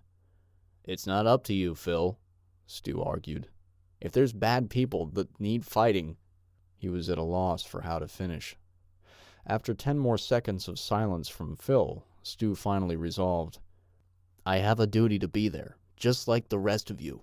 Phil admired the little doctor's tenacity, but it wasn't the moment he wanted to hear it. Actually, Dr. Schwartz, it is up to me. This is a military action. I'm the CO of this little unit, and I say you're not going. He looked at the refugee group of range residents boarding trucks. They need you too, Doc. He pointed right at Peyton, who had been 20 feet away and hanging on to every word. She's having a kid in a few months. We can't afford to have you killed. Peyton had enough and rushed to the assembled posse. Where are you going? She pled with her father, who was trying not to let emotion impact his pre-departure tasks. Peyton let the tears flow and she looked to Josh. She grabbed onto him, arms around his neck. Would one of you please talk to me? She begged. Stu backed down from Phil once he saw Peyton. He gave him an almost fatherly look. All right, Phil, Stu said quietly. You win. I'll let it go. Stu shook Phil's hand, turned, and headed for the trucks. Peyton let go of Josh and turned back to her father. You're going back to ambush the cartel, aren't you? She scolded. Phil finally stopped ignoring his daughter. Something like that, Olive, he said softly. He opened his arms for a hug, which she slid into. It's just land and buildings, Daddy, she pled. Please don't go, she screamed as she sobbed. First Mom, then Crane? She glared at Josh again.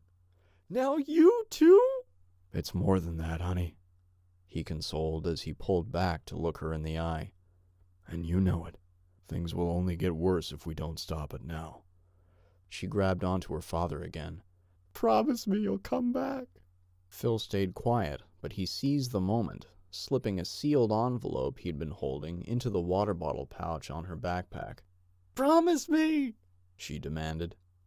Phil slowly pushed his daughter off and nodded at a Marine who was waiting to gently guide her toward a truck. "Ma'am," the Marine said. She began to follow the young Marine, but stopped in her tracks so firmly that Savannah's clasp on her mother's hand slipped out as she kept walking. Peyton turned back to her father and Josh. She began to bawl. "Everything will be okay, Mama," Savannah said in the voice of an angel. She didn't grasp that many of the others weren't also headed toward the Humvees. Ignoring her daughter, Peyton cried out, "I love you both."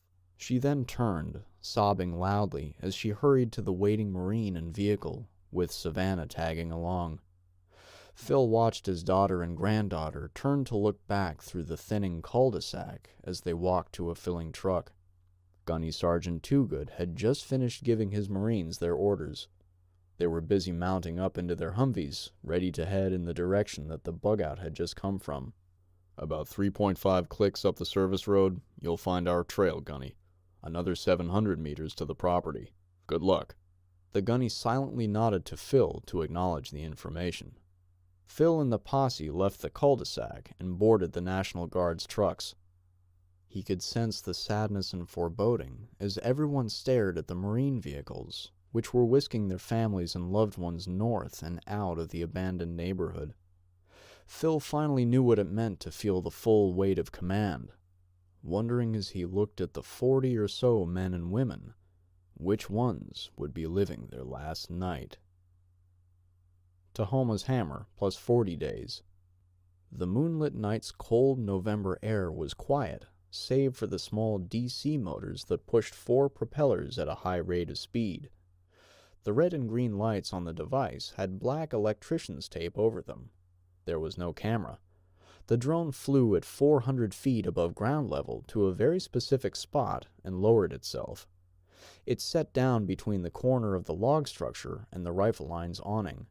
1 second after it stopped its descent, the little drone's computer sent an electrical signal to a long-delay electrical relay, which in turn zapped 1 kilogram, about 2.2 pounds, of C4 plastic explosive.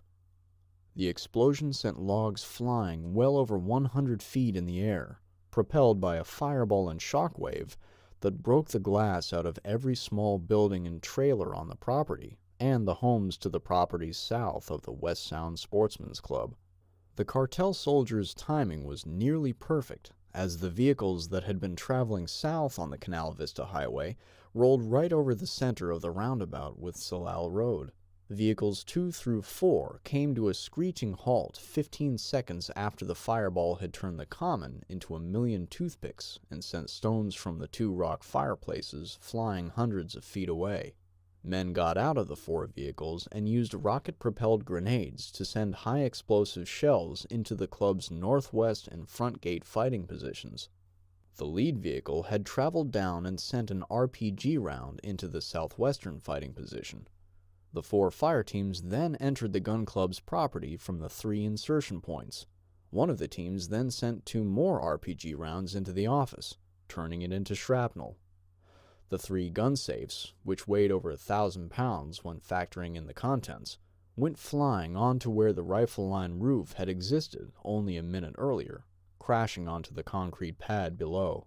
The fire teams began a methodic search and destroy mission, each one assigned a variety of trailers and tents to kill the occupants in. They systematically rounded the ends of berms, heading into the action bays and firing full bursts from their M4s into the various tents and camping trailers. They dropped hand grenades through busted trailer windows and immediately moved on to the next area to clear. As they meandered through the action bays to the north of the rifle line, firing blindly, it started to dawn on the cartel's most elite special operations forces that they were attacking nothing. "Yankee, check in," the team leader ordered on his tactical radio. "Have you seen anyone?" Negative 6. the team's leader said. X-ray? And so it went, the squad leader of each fire team concurring. "We haven't seen a soul." "Fall in on me," the leader ordered. He was standing on the cross-range road, east of the burning log structure, staring at the fire. As all 15 of the remaining operators began to migrate toward him, he thought his ears were playing tricks on him.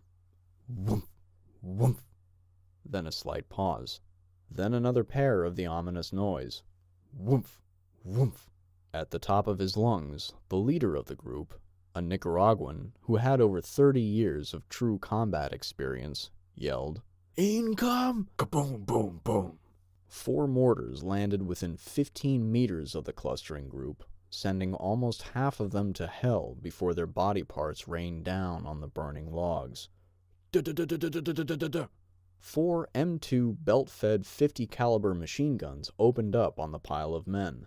The remaining cartel soldiers were scrambling to find cover behind the burning logs, their ears and heads ringing. 2 of the Humvees were hiding in the woods at the top of the cliff above the range's 250-meter line. One was at the berm by Action Bay 11 in the South Road. The last was at the far end of the Cross Range Road, just a stone's throw from where the Slaughter Peninsula Posse had been born. The fury of the United States Marine Corps was fast, furious, and effective. The North and South Humvees began to slowly approach the destroyed cartel unit, under the protection of dismounted infantry who were using cover to rapidly approach on foot as they sought out and shot the cartel infantry. Out on Canal Vista Highway, 2 more Humvees appeared. One of them used its Mk-19 belt-fed grenade launcher to destroy all 4 of the stolen vehicles the cartel had arrived in. As much as Sergeant Major Greg Piercy wanted to search the rigs for usable intelligence, he just wasn't going to chance the lives of his men. Besides, he reminded himself as he looked up at the sky, we already know what they're up to. Greg's command rig received an all-clear from the platoon leader. His driver took the rig past the smoldering sandbags by what used to be the range's front gate and took the little road down to the rifle line road, where he stopped.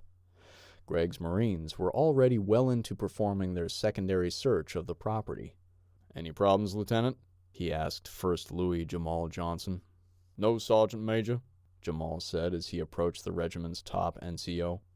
"We'll have our assessment ready to transmit in 5 mics," he said, using the military lingo for minutes.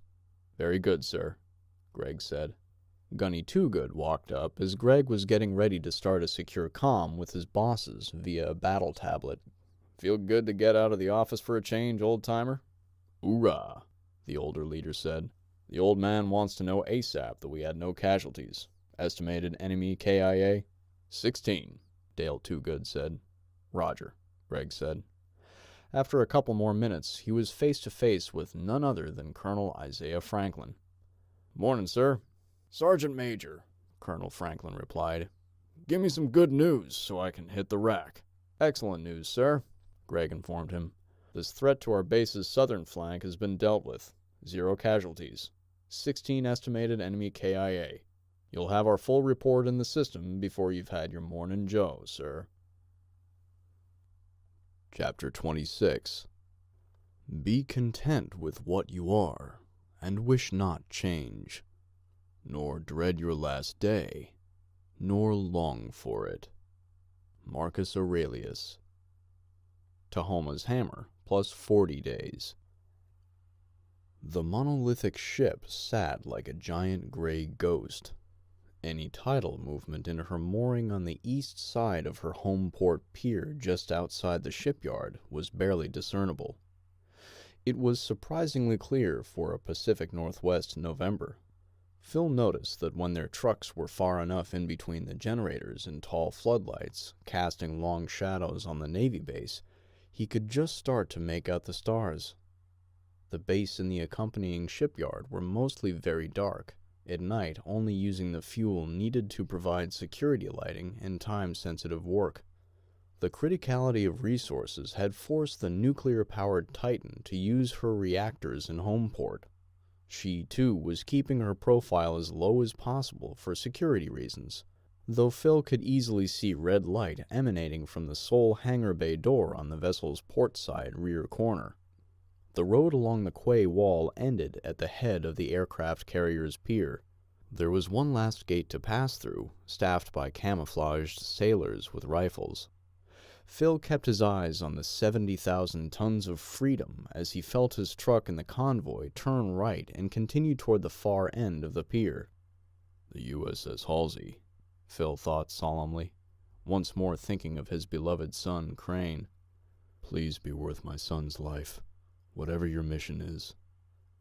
Phil closed his eyes to talk to his son and ask God for wisdom in what was ahead, if even for only a few seconds. The brakes squealed as the truck clunked to a stop.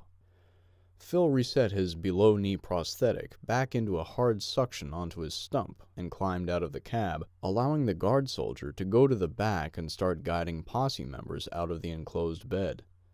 The pier was a commotion of vehicles, both military and civilian. Phil could tell some sort of gathering spot was in the middle of it at the far south end, past a long row of dumpsters and forklifts. He started hobbling toward the crowd. A lot of sailors up and about for 0300, he thought, seeing that there were quite a few small huddles of sailors on the ship's lowered aircraft elevator, observing the militaristic hubbub assembling on their pier. As he passed the last forklift, he stopped to turn back and look, double-checking that his convoy's troops were following. Most had their kits donned, a hodgepodge of plate carriers, chest-mounted rifle magazine pouches, gun belts, and backpacks. Many were working in pairs to carry ammo crates. A few were pulling or pushing small carts filled with water and medical supplies. Is this really happening? Phil was both proud and worried, not so much for his own safety, but for that of the others. He had an idea of what to expect when they hit the beach, but he didn't know how most of these men and women, kids, a lot of them, he corrected himself, would react to incoming mortars and bullets. But we were all kids. He reminded himself of his own military service. Militaries throughout history had always preferred kids. They're long on adrenaline for combat, and short on the courage needed to question bad orders. He turned back to walk towards the canopy where he recognized several people. "Morning, Sheriff," Phil greeted Sheriff Ward Raymond. "Shouldn't you be staying back to guard the county?" "Shouldn't you?" the sheriff quipped back. Phil just stared at him for a second or three. "Fair enough," he concluded. "Charlie, Major Matsumoto," he said, acknowledging them as he walked over for handshakes. "What's the plan?" He could see a number of National Guard members to the south, standing at ease, but in formation. He nodded toward them. "I take it that's all you can spare without opening up the EOC to marauders?" he asked Adam. "Let's just say yes and leave it at that," the major replied. He was ashamed to admit just how badly depleted his unit had become. If it weren't for the stored food, he was sure there would be no National Guard at this point. A small group of naval officers approached from the direction of the USS Halsey's brow, or gangway, on the southeast side of the pier. Phil could tell it was the shipyard commander and a few other high-level officers. He had just met her for the first time about 14 hours earlier. Smart. And fair, he assessed. They walked up to the canopy, and a couple of them grabbed some coffee out of the urns that were on a table. Phil saw the coffee pot and realized it had been a couple of weeks since he'd had any. "Oh, man, I wish I hadn't seen that." "Good morning, Captain," he said to Captain Marie Darnell as she approached their little huddle. Major Matsumoto offered a crisp salute, which Marie returned. "Phil," she said, offering a handshake. "Once again, thank you for coming to see me. This little effort you and Major Matsumoto have thrown together is more important than you realize." She turned slightly toward the man next to her. "This is Captain Reese, the commanding officer of the base, and Captain Carpenter, the Halsey's CO.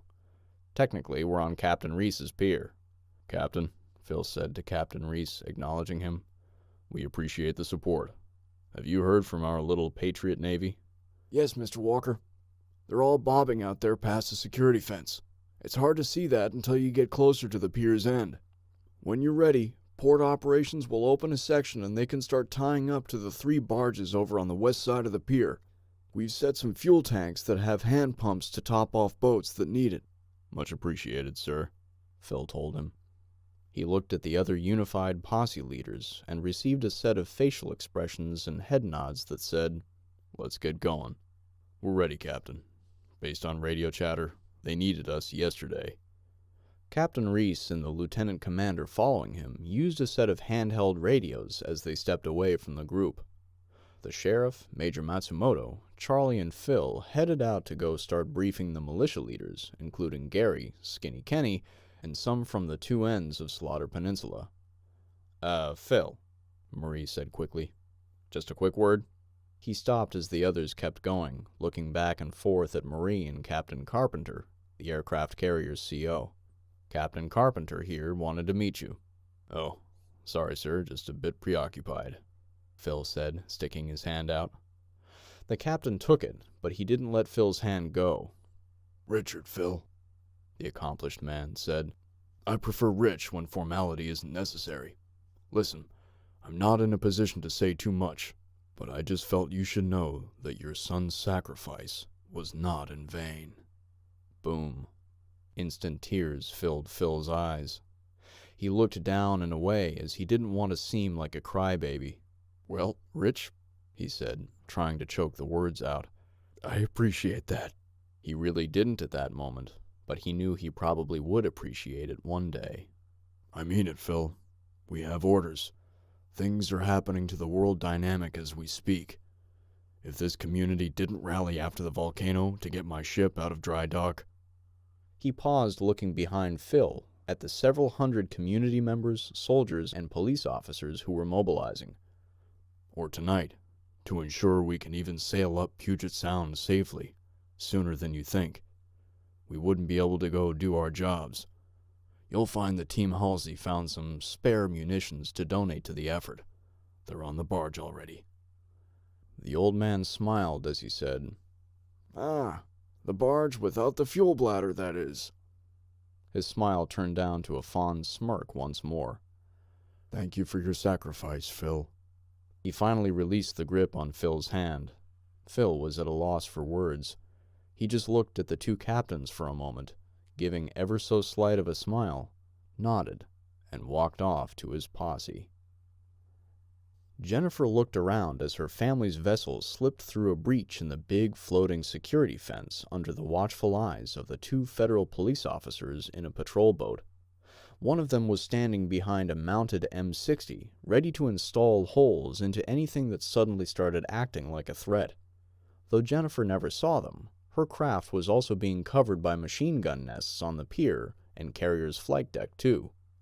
Her father guided the 40-foot rampage through the waters, following the lead craft, a 20-foot whaleboat operated by the shipyard's personnel, toward the west side of the pier. I think we've picked up some local vessels in our fleet, she thought as she looked back and saw the size of her armada. She and Andy were ready to tie up to a barge at the Navy base in Bartlett and start loading troops. What's the plan again? Her dad yelled from inside the cabin for the fourth time in 3 hours. We're tying up first and leaving last, she yelled back with a tone that said, Quit asking. We'll probably need to let the smaller craft tie up outboard of us, just to keep the foot traffic moving.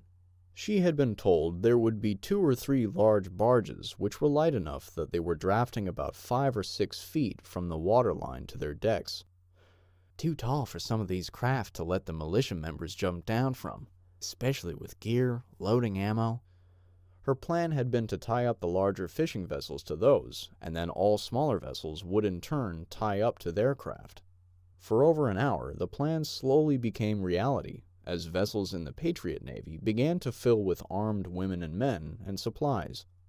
Fishing boats and small cabin cruisers would take on 6, 8, sometimes 20 people and then pull out of the way. A line had formed up on both sides of the security fence breach as full vessels competed for a slot to pass through with empty ones. Jennifer watched as the middle-aged redhead and a handsome Native American deputy assigned boats to certain team members. The National Guard members and most of the other deputies and police officers were doing the same thing on the other barges. She could tell by the uniforms that some of the militia members were from the fire department. Maybe the medics? She wondered. As the barge was finally emptying of people, the last 30 or so were boarding her rampage. Permission to come aboard? Phil asked with slight amusement. The former Marine wondered if anyone would get it. Granted, Jennifer said. I'm Jennifer. I'm guessing you may be the Phil our radio operator told us to look for? That I am, Phil said.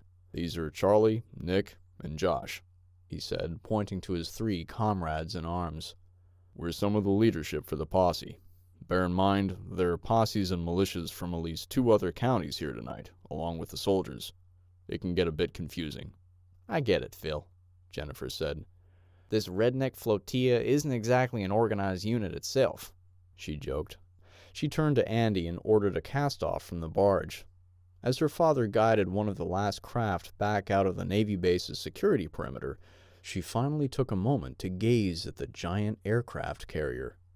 There were generators on the pier and the ship itself that allowed her to see it, and the gawking sailors. Is that a cell phone? She couldn't believe her eyes. Sailors were on the end of the flight deck, waving and saluting as they filmed the Patriot Navy. Jennifer immediately defaulted to her natural sarcasm in her thoughts. You act like you've never seen a howdy-doody ragtag flotilla sail off for war before. You look like George Washington crossing the Delaware River, Charlie cracked, laughing at Phil. The huge moon hung in the eastern sky like a beacon of hope. Phil had been deep in thought and didn't realize he was standing as far forward on the fishing vessel's bow as he could. He had subconsciously put his half-leg up on a cleat, using his hand to hold the ship's hull, which was a little shy of 4 feet high. He had been watching the procession slowly make its way through the snake-shaped inlet, past the landslide on the south end of Russell Island, and start plying toward Seattle. The vessels were slowly spreading out to make the wakes between them not churn up too much rocking action. Phil guessed they were doing about 10 knots, so that they could travel as a pack. He turned and looked at his closest friend. He pulled the fake foot off the cleat he was leaning on and took the 2 steps down the deck toward Charlie, careful not to step on Joe's legs in the process. Everyone was sitting for the ride over. He looked around. Some were carrying on quiet conversations. Others looked like they were praying or trying to catch a quick cat nap.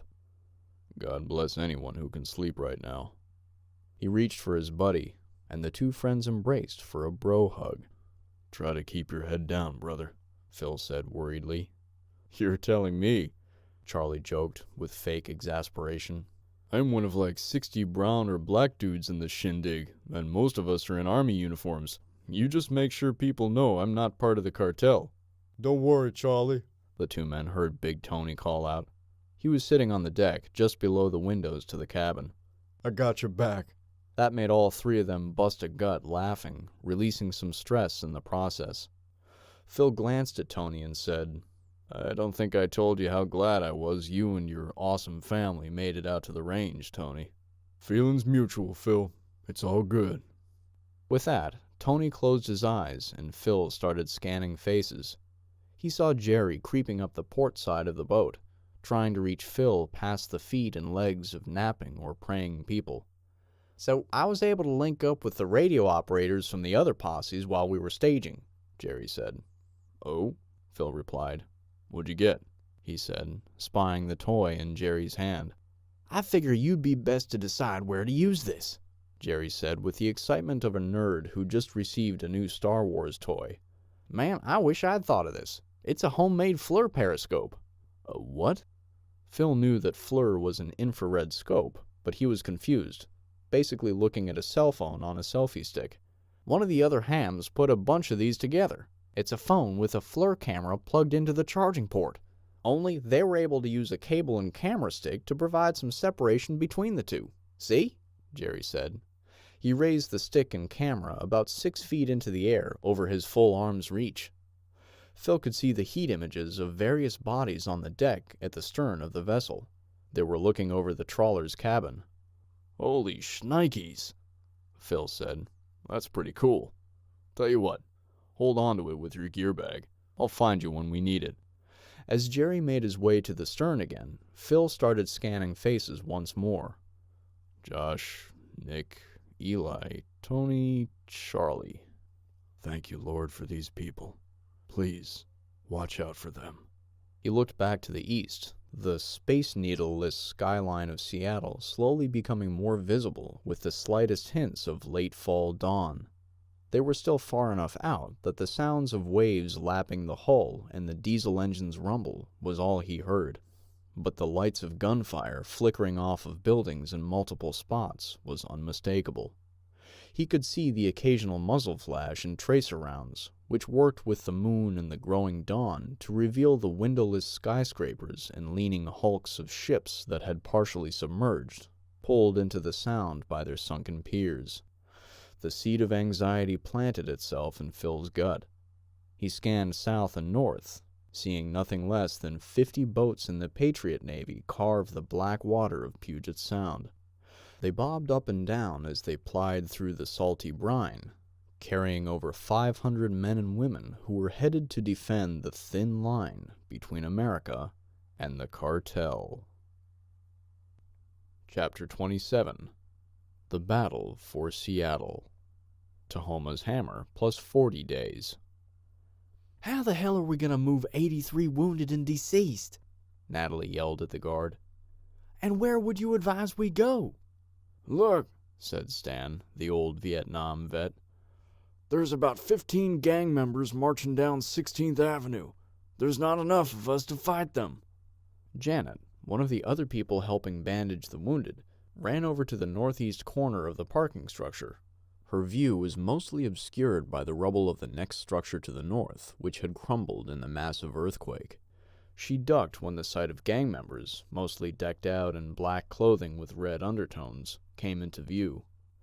They were running from car to cover their advance. She came running back over to the center of the facility at about the same time loud gunfire started echoing loudly throughout the concrete walls. They're practically here! Grab a gun! It's too late! Where the hell is Connor? Natalie yelled in her head as she felt the heft of her .357 in the waist pack she'd been wearing on her hips. What she didn't know was that he and one other of the 5-man contingent had begun to snipe at the encroaching enemy, drawing their fire to the top of the structure. Natalie ran to the tables they'd started piling the tactical gear from the wounded on and dug through it. A shotgun! I know how to shoot one of these! Stan had rejoined the other 2 guards on the ground floor, shooting out of the structure at anything that moved. They're gonna try and flank us from the west, he yelled. I can feel it in my bones. One of the other 2, who was about half of Stan's age, began sprinting, dodging the wounded and dead who were lying on the tarps in the middle of the garage. He made his way over to the western side. He's right. He started firing, trying to shoot back and forth at 2 different angles. 20 seconds later, the young man took a bullet in the side of the head and crumpled to the floor. Natalie was flipping tables up on edge, trying to place them in front of her wounded. I have to try. She then placed the gear behind the tables, hoping that it may provide some form of ballistic protection for the people she'd assumed charge over. The car entrance to the ground floor was about 50 meters south and on the east side. Stan and his comrade moved over to it to begin covering any invaders that tried to penetrate it. Not 10 feet from it, a hand reached over through the gap that made a breezeway at the top of the first floor and dropped a grenade in. Clack, clack, clack, it said as it bounced on the concrete floor behind the 2 guards. Kaboom! Smoke and noise spread throughout the place, sending a shockwave that made people's ears ring. Connor! Natalie yelled at the air, wondering if he'd already died on the roof. As the smoke cleared, she could tell that both of the remaining guards had been killed by the blast. She looked left and right. Janet was holding an AR-15 while their other teammate, a retired psychiatrist, was holding a smaller caliber Ruger pistol. All 3 of the team had taken up positions behind load-bearing columns. The doctor cried out in agony as he was shot in the back. None of them had thought to keep an eye on the west side of the garage after the young guard had been killed a minute earlier. Janet spun and started shooting at the face that had shot the doctor. Natalie wasn't sure if Janet got the invader, but he had disappeared from view and stopped trying to shoot them. Just keep watching the west, Natalie ordered. She peered back around her column at the vehicle entrance and saw 3 gang members start to enter. They had their rifles raised and were sweeping as they started to progress. One of them started firing into the side-leaning tables. No! Natalie screamed as she saw her wounded start to get shot again. She swung the shotgun down and blasted the closest man squarely in the chest. He let out a scream as he fell to his knees, clutching the 8 holes that had just entered his body. Both of the others began firing wildly in Natalie's direction, and she retracted herself behind the column. She could hear nothing but both rifles barking.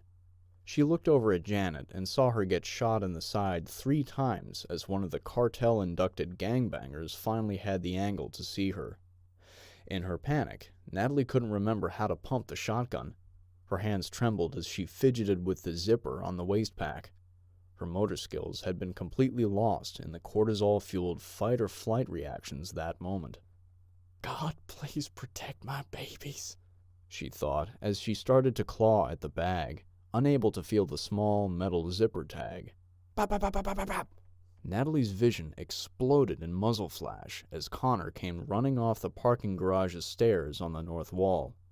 He'd freed his wounded arm from its sling and was marching almost straight at Natalie's column, firing a few feet to her east. Natalie heard a strange voice cry out just a couple of feet on the other side of it. Pop, pop, pop, pop. Connor kept shooting as he got to the column and then past it, out of her sight. No! No! Connor screamed into the radio, immediately putting his left hand back onto his rifle as he marched to the next column. He was pouring gunfire onto the entrance. A team of the Tarboom militia began to pour over the air gap in the western wall of the garage, dropping in, rolling, and taking cover behind the columns and few remaining cars in the facility. Within a minute, they'd killed any remaining members of the gang that had tried to invade the makeshift infirmary. Natalie looked out at the militia members as they strolled through, checking to see if any of the enemy on the ground were still a threat. She walked past her column and saw the man who was 4 feet from killing her, missing the space where his nose and eyes should have been, fresh red blood pouring onto the floor. She heard screaming coming from behind her shielding for the already wounded. Natalie scanned around and found the wheeled cart they'd been keeping their supplies on. Get back in the fight, she yelled at herself in her head. She grabbed the cart and made a beeline for the psychiatrist who'd been shot in the back. She used her shears to cut the man's shirt off, exposing a wound in the region of his left lung. Slamming a piece of gauze on it, she wondered if they had any more chest seals. Natalie took a quick glance up at Connor, just in time to see him take one knee, then another, before falling forward on the concrete. John had forgotten just how cold one could get cruising around a few thousand feet up. Tucker had advised him to layer up and tether everything. Rifle, binoculars, even the gloves themselves, just in case he took them off for a task. Even with a base layer and several additional layers over it, though, the clear November night was cold. He had apprehensively taken off on his first paramotor flight in 15 years, a half-hour earlier, from the soccer field at Seattle University Park. This had been his first night flight. Paramotorists weren't required to file flight plans, but the law also required them to only fly during daylight hours, except for permitted events like air shows. The laws on such things really don't apply anymore, do they? He asked himself as he started his ascent. His role and Tucker's were vastly different. He would be a high-altitude spotter. He could keep his motor turned off for several minutes at a time, drifting quietly a few thousand feet above the action below, providing a semi-stealthy aerial reconnaissance to the Patriots. The nearly full moon was both a blessing and a curse. There was no rain to endanger their flight ops, but they would be quite easily seen once someone had actually noticed them. For this reason, John was trying to stay to the west of the action, out of the moonlight on those to the ground. John pulled on his sleeve and scanned his watch. Peanut butter, this is chocolate actual. John heard Earl call out on the pre-designated frequency. All cups are in place. John fussed with his glove to get his hand onto the transmit button near his earbud. Roger and copy. Wait for further. He heard a double click for Earl's acknowledgement and fired up his motor, staying a few hundred feet higher than the highest skyscraper in the north end of Seattle. He didn't have to worry about the construction cranes. Every one of them had fallen 41 days earlier. John could see pockets of fighting. He had been calling in enemy positions to the militia units up until a few minutes earlier. John throttled up the rewarmed engine on his back and pulled on his handles to move farther south. I want to make this run at a safe height before my boy risks his life. John flipped the night vision down on his helmet and immediately saw the 20 strobes echoing off the steel skeletons and concrete walls below. We need to hurry. Those cartel most assuredly see them, too, and are trying to figure out what they mean. He caught direct sight of a strobe a couple of times, but at this height it was mostly just the reflections of their rhythmic blinking.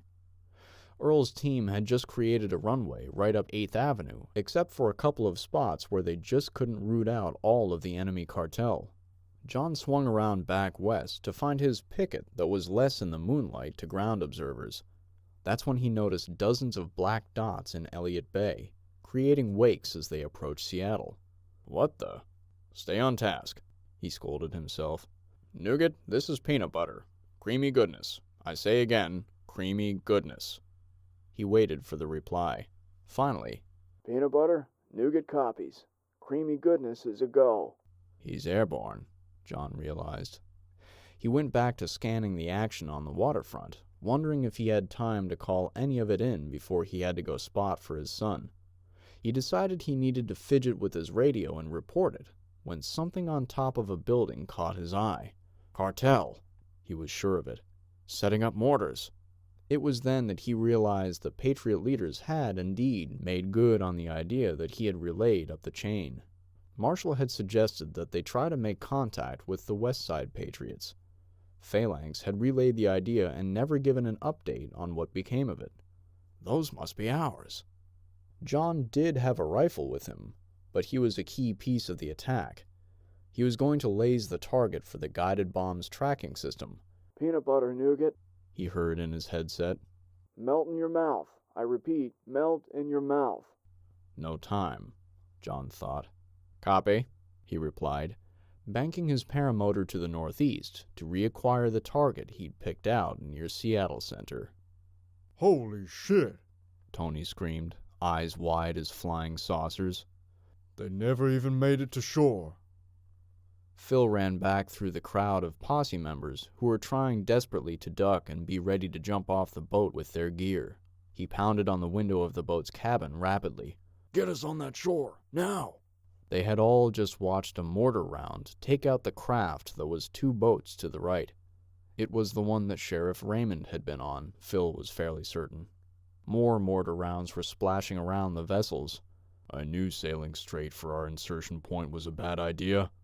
Phil had tried convincing the vessel's crew that they needed to zigzag randomly, but they weren't hearing it. They just wanted to drop off their raiding parties and get back out. The destination was the very shore that Tony had scrambled onto several weeks earlier when he went on a mission to rescue his girls.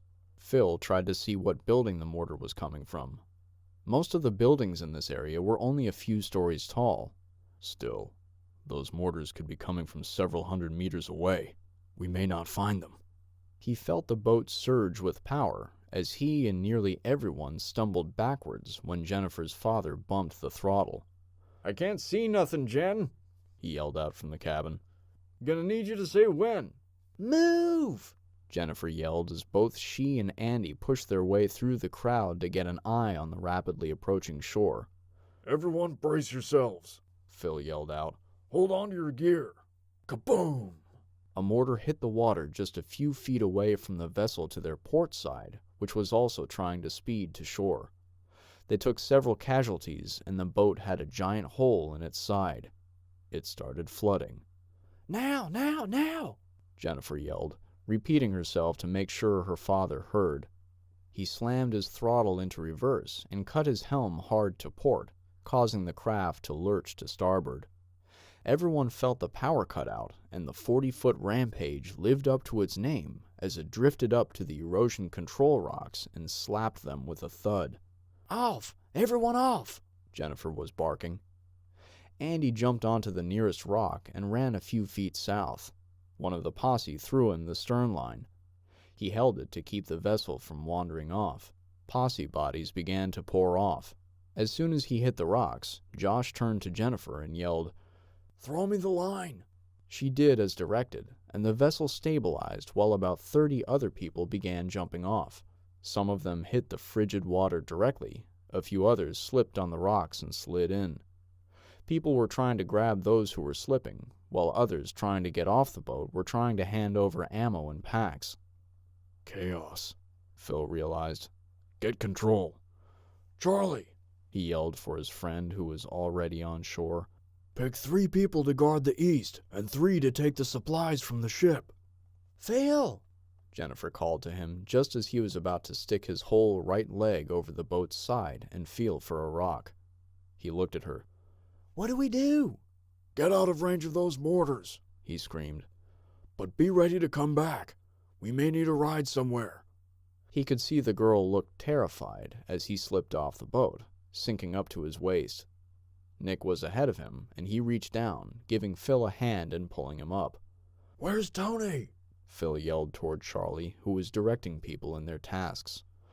Right here, Phil, Big Tony said from the eastern side of the pack. He was facing out towards Seattle. Phil wobbled the 30 feet over to him and turned around, taking a knee and facing the boat. Good, Phil said a little more calmly. Hang tight. He could see Andy had jumped back onto the boat, and Josh was just giving the bow a shove. Phil was scanning his team. Jerry, over here. He kept scanning once he saw his comms guy duck-walking toward him. Phil was now extending his scan north and south, trying to see what teams were making it ashore. Nick had just shown up to Phil's spot and took a knee, too. We need to get off the X, Phil, he suggested quite calmly. Phil looked at the sniper, who was a virtual calm in a storm of rage, battle rifle on his front and sniper rifle sticking straight into the air on his back. During the staging period on the pier, the posse had quickly divided itself into 4 teams of 7 or 8 people. Phil's fire team would be calling the shots for all 4 teams. Josh, he called over to him, knowing Tony was part of that team. Have Tony get us over those train tracks and past that park. Double time. Roger Wilco, he heard Josh yell. Alpha, 2 4-man teams in diamond formation. Tony, you're on point. Don't worry, I'll be 20 feet behind you. Tony led the small unit out, while Phil assessed the rest of the shore landing. He could see much of Major Matsumoto's group had landed over the immediate several hundred meters to their north. The rest of the Slaughter Peninsula Posse was still scrambling to shore to the south. Nick, Phil said without yelling, since the sniper was still just a few feet away. Scouts out. You guys find some high ground to the north, Phil said, pointing that way. He then pointed back to the south. See if you can find those damn mortars. Hurry! Delta! Let's roll! Nick yelled, channeling his inner Todd Beamer. His 7-man squad rolled out in the shadow of Alpha, but veered north as soon as they crossed the train tracks. Lonnie, have Bravo teams spread out in a long line along these tracks to the south over the next 100 meters.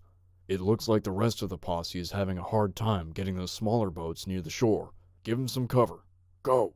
What do we do if you guys take off on us, Phil? Lonnie asked nervously. Everyone stay on our freak. Just check in. Jerry! Phil yelled. Yo! His ham called out, causing Phil to snap his head in that direction. You tech nerds worked out a comms plan, right? We got a dedicated frequency? Yes. Just remember, nothing's secure.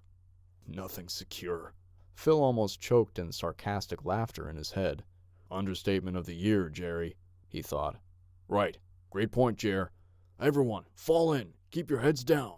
He started to stand to a crouch and turn, and realized he'd made eye contact with Charlie, one of the few Slaughter County Sheriff deputies on the invasion force, and the only one in Phil's posse unit. Sorry, brother, Phil mumbled, knowing Charlie had watched a few of his brethren die in the explosion. Charlie just nodded. Collectively, the 4 small squads under Phil's command were callsign Pegleg. He had chosen the moniker Echo for his command squad to avoid any confusion with the real Charlie. Phil turned and led his fire team into the black, under the occasional burst of mortars and machine gun fire. As the first hues of morning dawn started to paint the sky, The Slaughter Peninsula Posse had officially entered the battle for Seattle.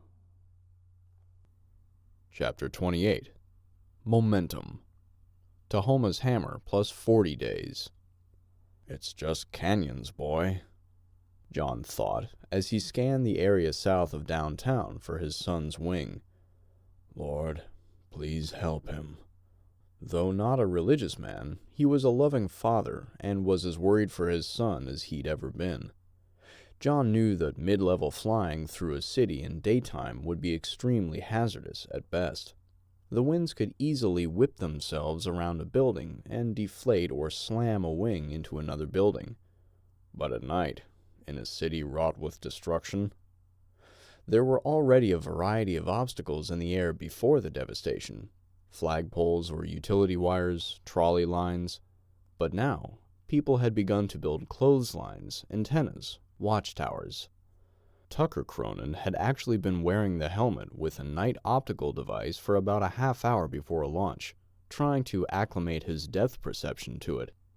He didn't want to chance the risky nighttime launch off the soccer field with them, so he flipped them out of the way. After he'd attached his wing to his motor harness and made sure the brakes and steering straps were exactly how he wanted them, he pulled the wing, and just the action of getting the leading edge a few feet in the air was enough. The 16-meter-long sail's foils began filling with breeze, inflating them instantly. The wing jumped up and kited itself behind Tucker. He began to walk backwards and then turned himself, running, to make sure that wing stayed just behind him a bit. He applied full throttle and reached a point where he knew the wing had stabilized with forward momentum. That was his cue to pick his feet up. He double-checked the throttle and put both hands on the steering cables, pulling the handles off their magnet mounts, but barely pulling on them. He could feel the wing's performance through those cables. He rose into the sky south of Seattle University and course-corrected to do a wide arc to the east. His goal was to fly over the university and come back down on a southerly approach to the same soccer field, much like an F-18 landing on an aircraft carrier, and hook the hula hoop with his foot. His ground team had performed every possible preparation to the delivery device that they could. They had shortened the tow line and constructed it out of a much thinner run of fishing line, 3 wraps of 50-pound test.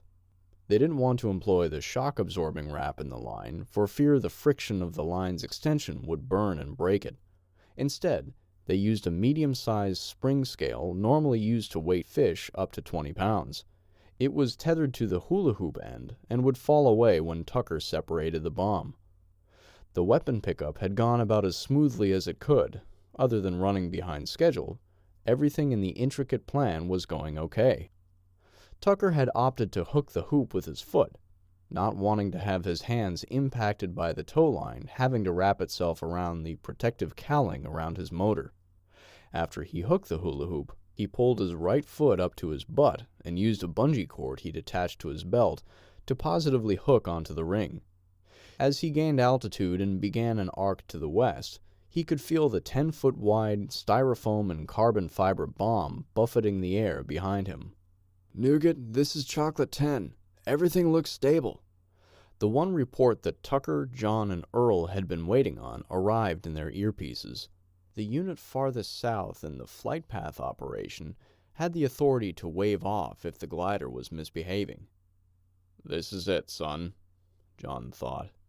He was so tempted to begin air controlling for him, but he knew the cartel was listening. Any extra radio traffic was just giving away information. Everything had to be spoken in memorized phrases. John had to stay on his picket, ready to provide a last-minute laser for the glider. His only backup was Earl, who would have to scramble to the top of the shaky and leaning Amazon building to be able to laze the cartel's camp if something happened to John. Tucker battled the buffeting winds, resisting the temptation to check out the beautiful sunrise that was just forming. He caught the first pair of blinking strobes in his nod and started decreasing his throttle, trying to get down to about 200 feet above 8th Avenue. He descended over an older Seattle neighborhood of apartment buildings and museums, crossing the broken I-5 highway and Washington State Convention Center with a slightly west of true north heading. He pulled on his right steering cable with just a few ounces more of pressure than his left, banking around a circular 15-story building and shooting for the canyon gap. A block later, he had to course-correct the opposite, taking on a slight left turn in the process. The winds hadn't been as bad as he was expecting.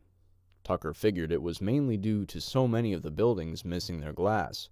It was pouring through them naturally, versus being forced to go around and in between them.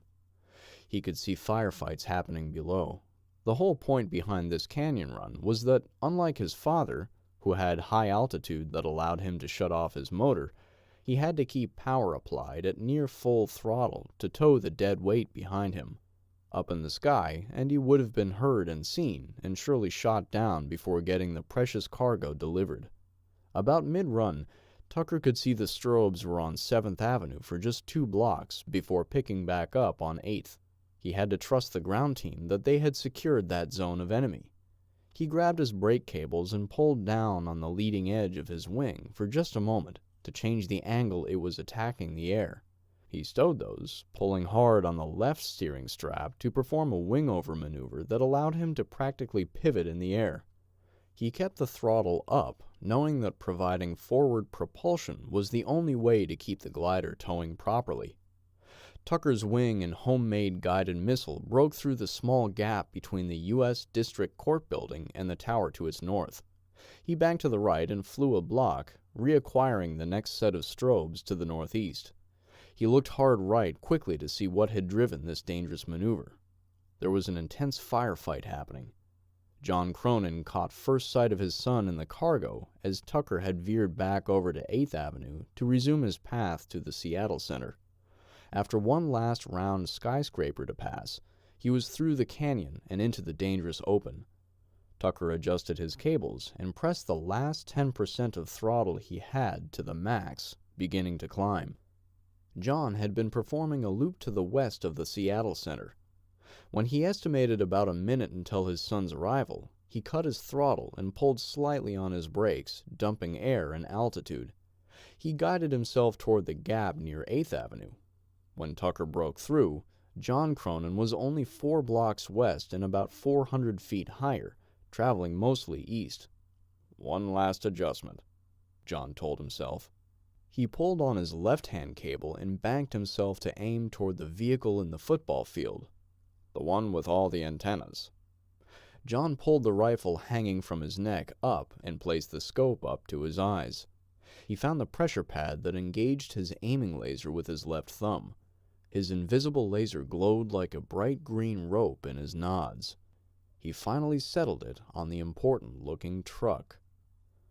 Reynaldo Hernandez had grown tired of monitoring the battle behind a screen and radio operators. "Incompetent fools!" he screamed in his head. "When this is over, I'm going to burn you alive, then drown you, or perhaps invent a way to do it at the same time." He ran out of the vehicle, snatching the battle rifle out of the hands of the nearest guard. His 2 personal guards had to run to catch up as he headed east. 3 minutes later, a rapidly moving and angry Ray was breaking through the roof access of the south building of the Bill and Melinda Gates Foundation. He found one of the many machine gun bunkers he'd worked so hard to establish over the preceding days. "Can you see anything?" he demanded angrily. "Mostly just muzzle flashes, Jefe," one of the 2 men replied. "Over toward the east," he added, pointing past his sandbags and towards 8th Avenue. Most of the illumination was being provided by the moon, but as the dawn built in the eastern sky, the shadows were growing long. The difficult visibility was compounded by the muzzle flashes and grenade explosions in dozens of downtown locations, the reflections shining through the broken gaps where windows used to exist. Ray was scanning with the outpost binoculars and trying to keep an ear on radio traffic. He grabbed his handheld set and screamed, "I want an update on those IR beacons, now! Jefe, this is Unit 116. They're fighting ferociously to keep the street clear of us. It doesn't make sense." Ray replied with a loud word that would have gained him an FCC fine, if the FCC had still had the ability to levy it. He dropped the radio to the roof. "Vámonos!" he yelled to his guards, getting ready to go back to his CP. In his anger, he had defaulted to his native tongue. Something caught his attention. What is that? He looked around. "'Kay?" one of his guards questioned. The noise. What's that noise? Having been in the insulated truck most of the night, his ears had not been rung by the gunfire too much. He started scanning around. Give me your night vision, he demanded of the machine gun team. The batteries are dead, Jefe. After Ray repeated that FCC non-compliant word at the top of his lungs, he started looking south toward downtown. There, he thought. Right there. What the hell is that? In an almost slow-motion, cartoonish feel, Ray caught the motion of something. Is that a bird? No, a drone. They have a...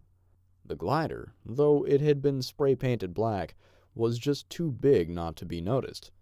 It course-corrected up and down with just a slight hint of left to right. It was headed northwest. Ray followed the trace of its path, right back to his... No! Reynaldo Hernandez saw a giant toy, seemingly being radio-controlled by someone, fly directly for his command vehicle. Shoot it down! He screamed at anyone listening. As his machine gunners tried desperately to swing their barrel west and acquire the glider, Ray began looking around for the source of the noise. He saw a parachute steering away to the east, only noticeable when it crossed over something on fire. It was climbing, and an engine could easily be seen pushing whoever it was to safety. The gun team had lost the descending craft below the threshold of the building before they could get a shot off. With fire in his eyes, Ray scanned around and found his radio near a sandbag. Everyone, get out of the... Wa-boom! Both Cronin men had caught themselves a case of the giggles and tunnel vision. The fact that his son had just pulled off what was perhaps the greatest paramotor stunt ever made the old man proud. John started his motor back up after he lowered the rifle slung around his neck. Tucker was supposed to go back and grab the backup device, but John could see the young man bank north. He watched his son's wing, and it eventually turned west almost a half-mile north of the fiery center of the cartel's operation. John had had enough. "Nugent, stay focused." The young man had been overcome with adrenaline upon seeing his heroic deeds pay off. All of his recent training had fallen to the wayside. Did you see that, Dad? He screamed excitedly into the radio. We beat 'em. They're gonna fall apart at the seams now. Nugent, John yelled in his dad voice. "Gain elevation, bank north, and vacate the area, immediately." John had resumed a northerly flight between the cartel and Elliott Bay, trying to regain the safety of altitude. He heard machine gun fire erupt as several locations around the cartel encampment started firing at his son. It would be a matter of moments before one of them was able to gain a bead on him. descend! John yelled into the radio. Forget altitude. They've seen you. You need to hit the treetops.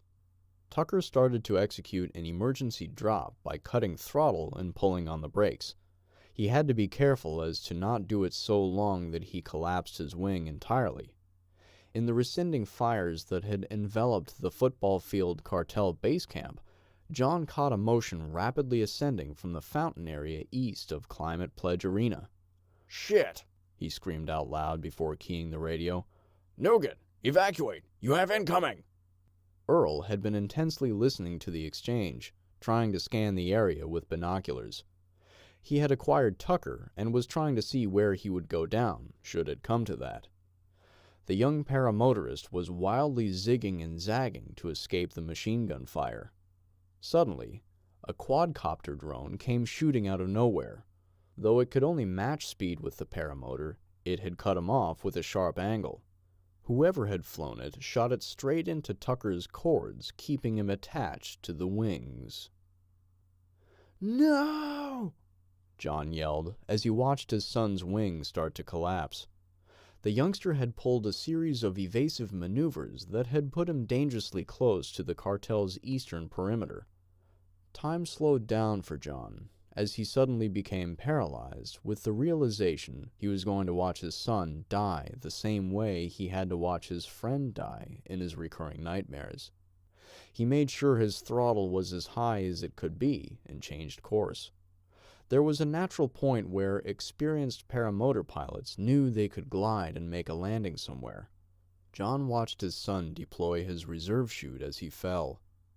The device came out and inflated, slowing the descent as he lost sight of the boy somewhere a couple of blocks southwest of the Gates Foundation. He cut his engine and began his descent, hell-bent on getting to his son before the cartel did. I got him, Earl yelled to Larry, Renee, and Jessica. Let's go. Girls, follow me. Larry, gain some altitude. With that, Earl Garin and his 2 female warriors ran north as fast as they could scan for threats. Chapter 29. Ultimate. Tahoma's Hammer, plus 40 days. It was some sort of guided bomb, Nick yelled to Buddy Chadwell, who was on the roof of the 10-story apartment building with him. They were west-southwest of the explosion, and the rest of his squad was pulling security at the base of the building to ensure they could make it off. He had continued to watch the action through his binoculars. "You want me to start getting your fancy scope out of the case?" Buddy asked. No, this thing is unfolding too fast. We'll be moving in a couple of minutes, the experienced veteran told him. Hold up. He was watching the action unfold. There's a parasail, he exclaimed. The kind with a motor. They must have dropped it. The multiple bursts of gunfire caught his alert eyes. That dude's gonna be in deep kimchi. "Well, there's another one," Buddy yelled, causing Nick to look high up and to his left. He swung the binoculars. He's turning toward the one being chased. Nick started looking that way again. It took him several seconds to reacquire Tucker's deflated wing. The first one's falling. Wait! Some sort of reserve parachute. It dawned on Nick quickly that the cartel would make that man pay dearly and slowly for what he'd done. Get Phil on the horn. Tell him what's up. I know exactly where that guy fell. We're too far away here. Let's get going. John pulled hard on the brakes as he drifted at almost 30 miles per hour, barely 4 feet over the ruins and wreckage of Denny Way, stopping a mere 50 feet shy of the concrete wreckage that used to be the monorail. He estimated Tucker was 2 blocks north and 2 blocks east of where he was, letting his wings slam to the ground. As he started to undo the leg straps on his motor harness, a bullet ricocheted off the ground next to him. He realized that someone from the south was shooting at him. He ran back toward his wing to get some slack in the lines, and then ran around an abandoned car to take cover. He squatted behind the wheel and axle and unclipped his wing, and then finished doffing the motor. "They must be a couple of blocks away still." He bolted to the corner to his east and turned running north, out of sight of whoever had been approaching from downtown. John kept his rifle up, trying to scan in all directions in the free-for-all shootout that Seattle had become. He climbed to the top of the monorail wreckage and scanned along the top of it, all the way to where the Space Needle had crushed it in its fall. "Clear as it's gonna be." He crawled over the debris and continued his journey, desperate to save his son. He cut up a long alley, using the ruins of a destroyed apartment building as cover as he ran north. He rounded another corner and saw Tucker's wing, lying in a heap in the old Best Western parking lot. John Cronin started sprinting for his son. As he cleared the corner of the building to his north, crossing Taylor Street, a burst of fully automatic fire from the north hit the pavement 2 feet in front of the rapidly stopping Senior Cronin. He scrambled backwards. He was once again covered by the building to his north, but was in the wide open to any threats from his east. He could see Earl and his small team approaching from that direction. "Dad," his son called into the radio. I'm hurt. I can hear them coming." Nougat, this is Chocolate Actual. John heard in his earpiece. We're approaching from your east. The fog and confusion of battle was landing on John Cronin, who could think of only one thing. I must rescue my son. John Street, Earl thought, consulting the map after reading the street sign. Now that's ironic. How we doing, ladies? Earl asked tensely. Remember to speak up when in doubt. They were covering his rear flank while he tried to figure out an approach to get to Tucker. "Those assholes we cleared off 7th and 8th are east of us," Jessica yelled. "It's a matter of time before they find us." Have faith, Earl commanded. The rest of Tarboo is coming in to take that heat off of us. Right now, we got to save that kid. He looked up, not liking the parking lot and trees before him. He only had a couple of blocks to go, but a belt fed that had an angle on him was chewing up pavement when he tried to poke an eye around the corner. Ephraim must be right on the corner of the Gates building, he thought. Okay, girls, keep it locked down here. I'm going to try to clear this shooting gallery. He no sooner than made it 10 feet when 50 caliber bullets started chipping up the asphalt in front of him. Damn it! He screamed in his head as he made his way back behind his tree. There must be 2 of them up there. Chocolate Snapper 1, are you listening? Earl keyed up on his radio. Please be paying attention, Larry. I'm hearing you, came the country drawl. Can you reach out and touch someone? Need you to make a long-distance call, old-timer. Larry had made his way to a 10-story building on the south side of Denny Way and 9th Avenue. Without replying, he calculated his yardage using the built-in scale on his hunting scope. He took a guess on the wind and started adjusting the clicks on the scope. Without so much as a word, the old hunter exhaled half a breath and let the shot fly. He hit the sandbags below and to the right of the machine gunners on top of the Gates building. He ejected his casing and rechambered, never taking his eye out of the scope. Sorry, Chocolate Actual. I got him to duck. Would have been a hit on a bull elk, but no kill. "I want him alive," Ray screeched through his teeth. He and his men had just dismounted.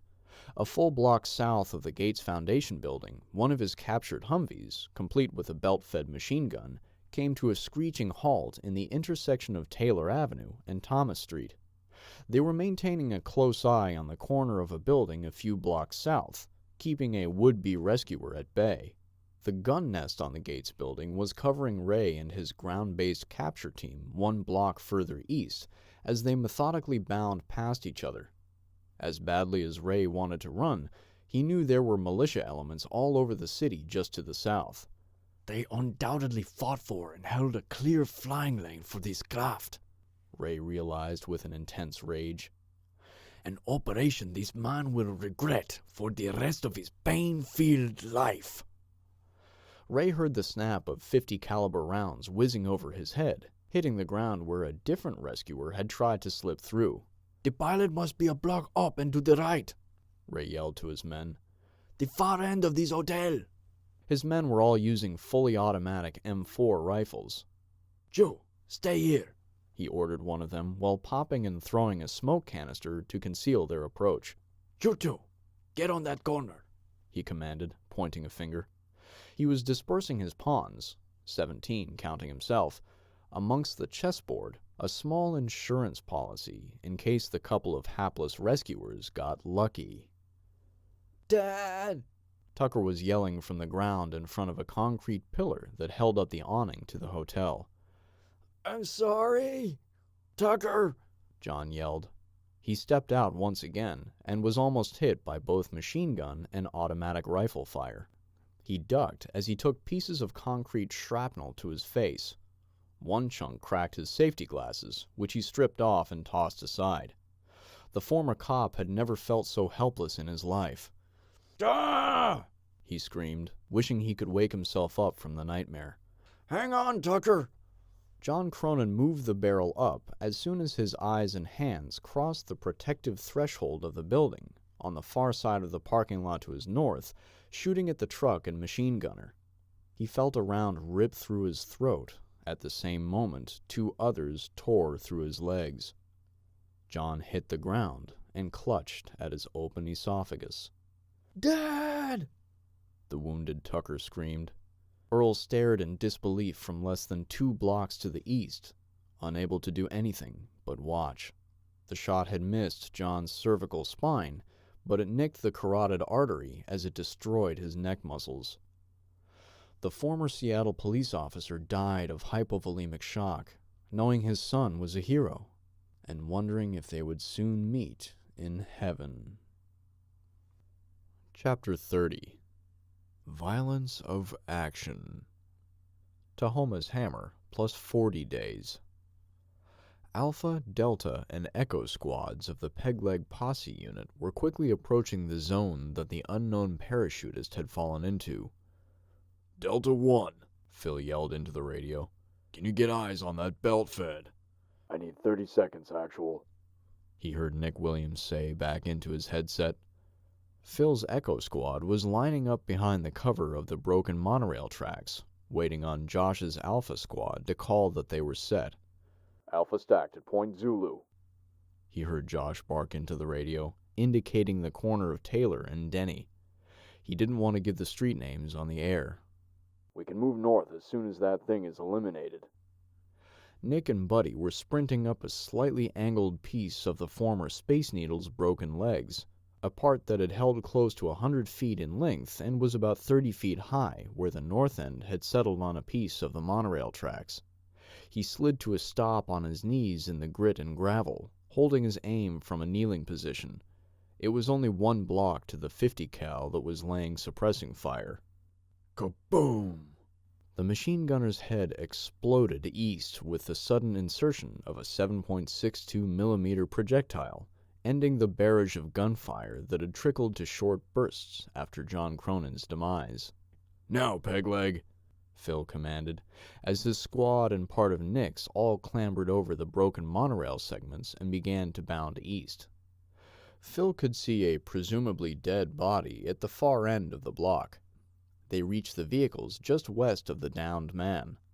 Phil had Jerry pull out the homemade FLIR scope and scanned past the pilot in the hotel parking lot. There. And there. He began to pinpoint where the cartel were hiding to his team, rendering their smoke less effective.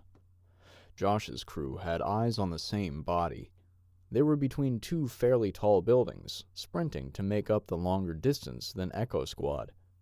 Josh saw the driver of the Humvee 2 blocks farther get out and suffer a similar fate as his gunner had a few seconds earlier. He and his squad favored the building on the right and slowed to a stop as they approached the corner. Phil's crew was stacked up on the left side of the same intersection. Smoke it up, Josh heard Phil say into the radio. The entire Pegleg posse had loaded up on the canisters provided by the USS Halsey.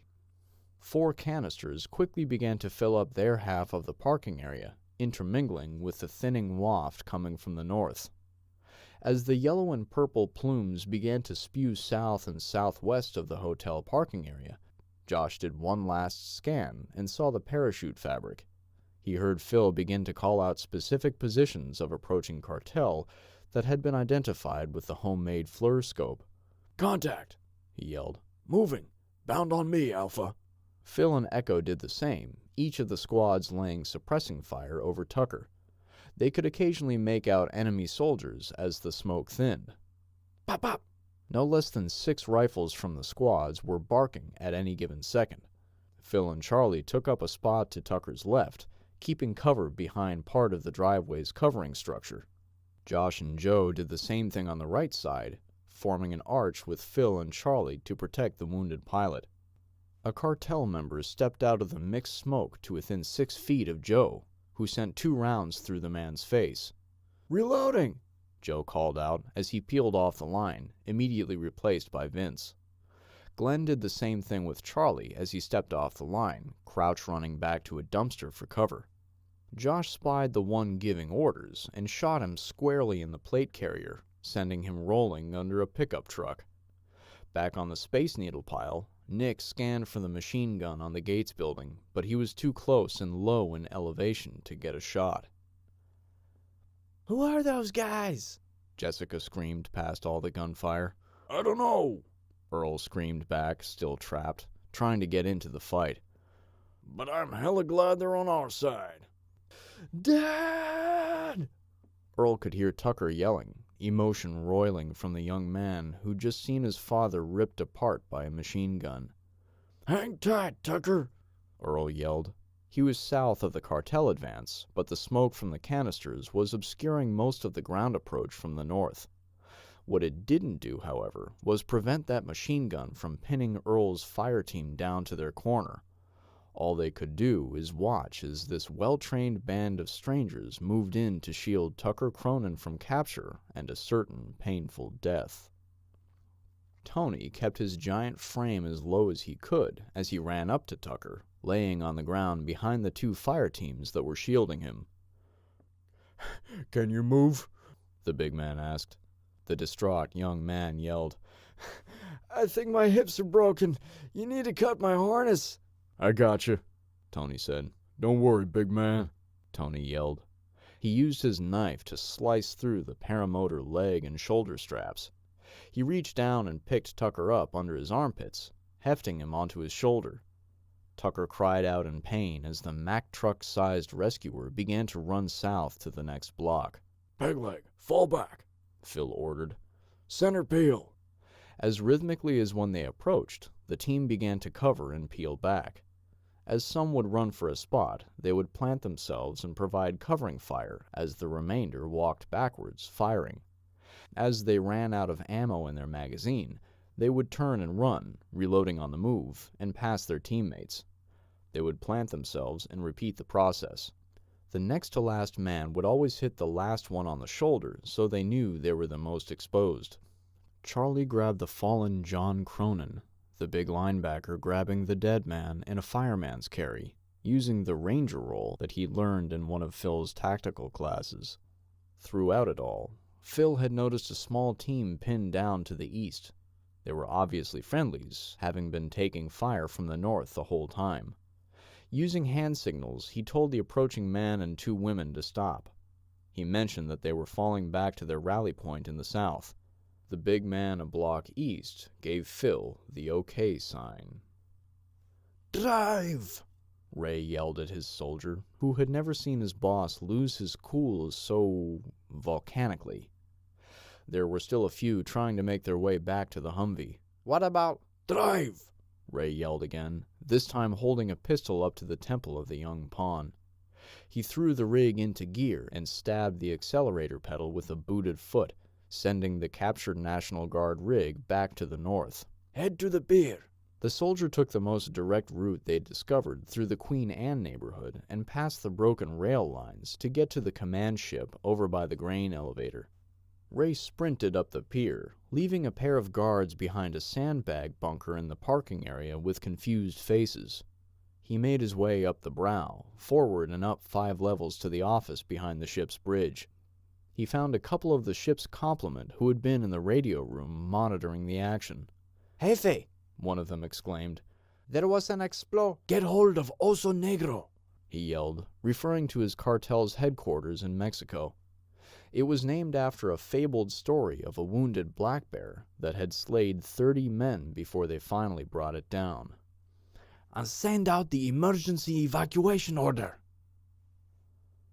Phil took a quick assessment of his peg-leg squads in the Slaughter Peninsula National Guard's secure staging area down the hill near the waterfront.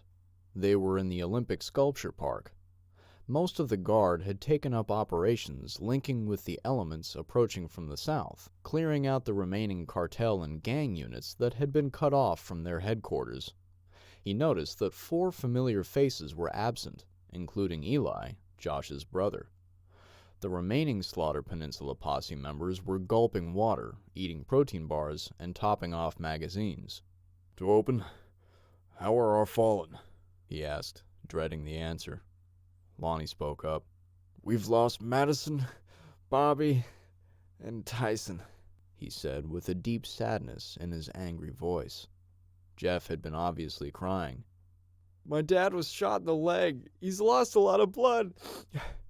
The medics from Bartlett are trying to operate on him. Phil was overcome with emotion. His eyes swelled with tears. He was taking a knee on his good leg, forearms on the other knee. He looked back up at his crew laying on the hillside around him. It's okay, everyone. Take a moment to get it out. We'll be able to grieve properly when we've sent these bastards to hell. Earl wandered up to Phil's team and recognized it was a good time to be quiet. Phil cast a glance up and decided to stand. Come on over, he said. We just wanted to come over and offer our appreciation for saving our man back there, Earl said. Name's Earl. The rest of my team is checking on him. You guys were a pretty small unit, Phil said, wondering. Just the tip of the spear. We had never planned on trying to rescue a downed pilot. Murphy, he admitted, looking around at Phil's unit. Anyhow, didn't mean to interrupt. Just saying thanks. He turned to leave. Make sure and tell that kid that we're all proud of him, Phil said. What he did may be the thing that wins this for us. How's he doing? He asked, causing the tall ranger to stop and turn. He'll recover, but his old man bought it trying to save him. That's who you guys scooped up in the retreat. That's something the kid'll have to learn to live with. He turned to leave again. Someday, he said as he wandered off. Phil noticed that the guard personnel in the area were starting to gear up. He looked at Jeff, who suddenly realized that Hope wasn't quite dead. He scanned the remaining members of his team. You should get that bandaged, he suggested to Glenn, who had been grazed in the retreat from their rescue operation. Anyone else with scrapes and sprains, get them looked at. I'm going to go find out what our next mission is. These guardsmen are getting ready for something. Phil took a long pull off his hydration bladder hose. Need to fill this thing, he realized. Drained it in less than 3 hours.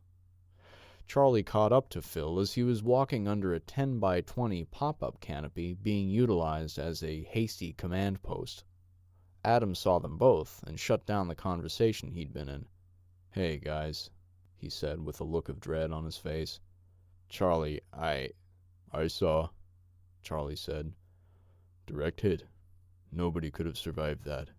Doesn't that make you the ranking sheriff officer? Phil asked earnestly. Charlie didn't reply. He just gave Phil a look that said, Not now. Phil picked it up from the tall deputy and turned back to Adam. We're here to find out what's next. Adam held out an electronic tablet for Phil to take. Good timing. We're getting ready to send everything we got straight up these train tracks. What am I looking at? Phil asked semi-excitedly. Is this today? Now? Where the hell did you get this? Adam pointed up. Our Raven. He was referring to his unit's hand-launched reconnaissance drone. And our friends pulling security at the submarine base have a Reaper sending us images too. A Reaper? Phil damn near screamed. Are they done playing this we can't get involved game yet? Phil knew he wasn't giving them full credit for the operation they'd performed hours earlier. He was just venting that it had taken them so long to help. Phil, Charlie said, trying to calm his friend down, who wasn't listening. Just have them send a missile up those guys' asses and finish them off. Adam just gave Charlie a look, who said, Phil. Phil took a deep breath and then sighed it out. Sorry, he muttered as he started looking at the tablet. What am I looking at here? A retreat, Adam said. 12 minutes ago, they started moving en masse toward that ship on that grain pier. What? Phil handed the tablet to Charlie as he stepped out into the mid-morning sunshine. He reset his frequency on his little radio and keyed it up. Rampage, rampage, you still got your ears on? 20 seconds later, he heard Jennifer get on the radio. We're here, Pegleg. We're gonna meet you where you dropped us off in 10 minutes. Copy? Copy. 10 minutes. The other two had followed him out when they saw him key up his radio. Adam said, Phil, what are you doing? We have a ground assault moving forward. They'll shred you guys alive, Adam. They've had drones, mortars, and RPGs every step of the way. You really think they haven't pre-ranged some heavy weapons on those train tracks to cover their escape? He ran right past the water refill station and back to his team, who were starting to fall asleep. Pegleg, mount up. This one's gonna hurt. The Rampage pulled up to the east side of the grain elevator's pier to offload the first group of Pegleg operators. Nick heard artillery and RPGs, but realized those were impacting the rail cars to the south. They're going after the ground assault, he realized. Every soul on board was laying as low as they could on deck, using machinery and the side of the boat for cover, trying desperately to return the fire they were receiving. On the quick 1-kilometer cruise after being picked up, Phil had ordered Lonnie and the remaining few members of Bravo to join Josh and Alpha on the boat's second insertion. Now, Delta and Echo! Phil hollered as he led the scramble off the fishing boat. The big diesel engine didn't take too long to start backing up with the reverse thrust that Jennifer's father had applied. He slipped it into neutral to give the 15 or so fighters time to scramble off the boat. A bullet impacted his port side cabin window, sending cracks throughout the safety glass. Then a second hole. The old captain re-engaged the transmission and throttled the prop as high as it would go in reverse.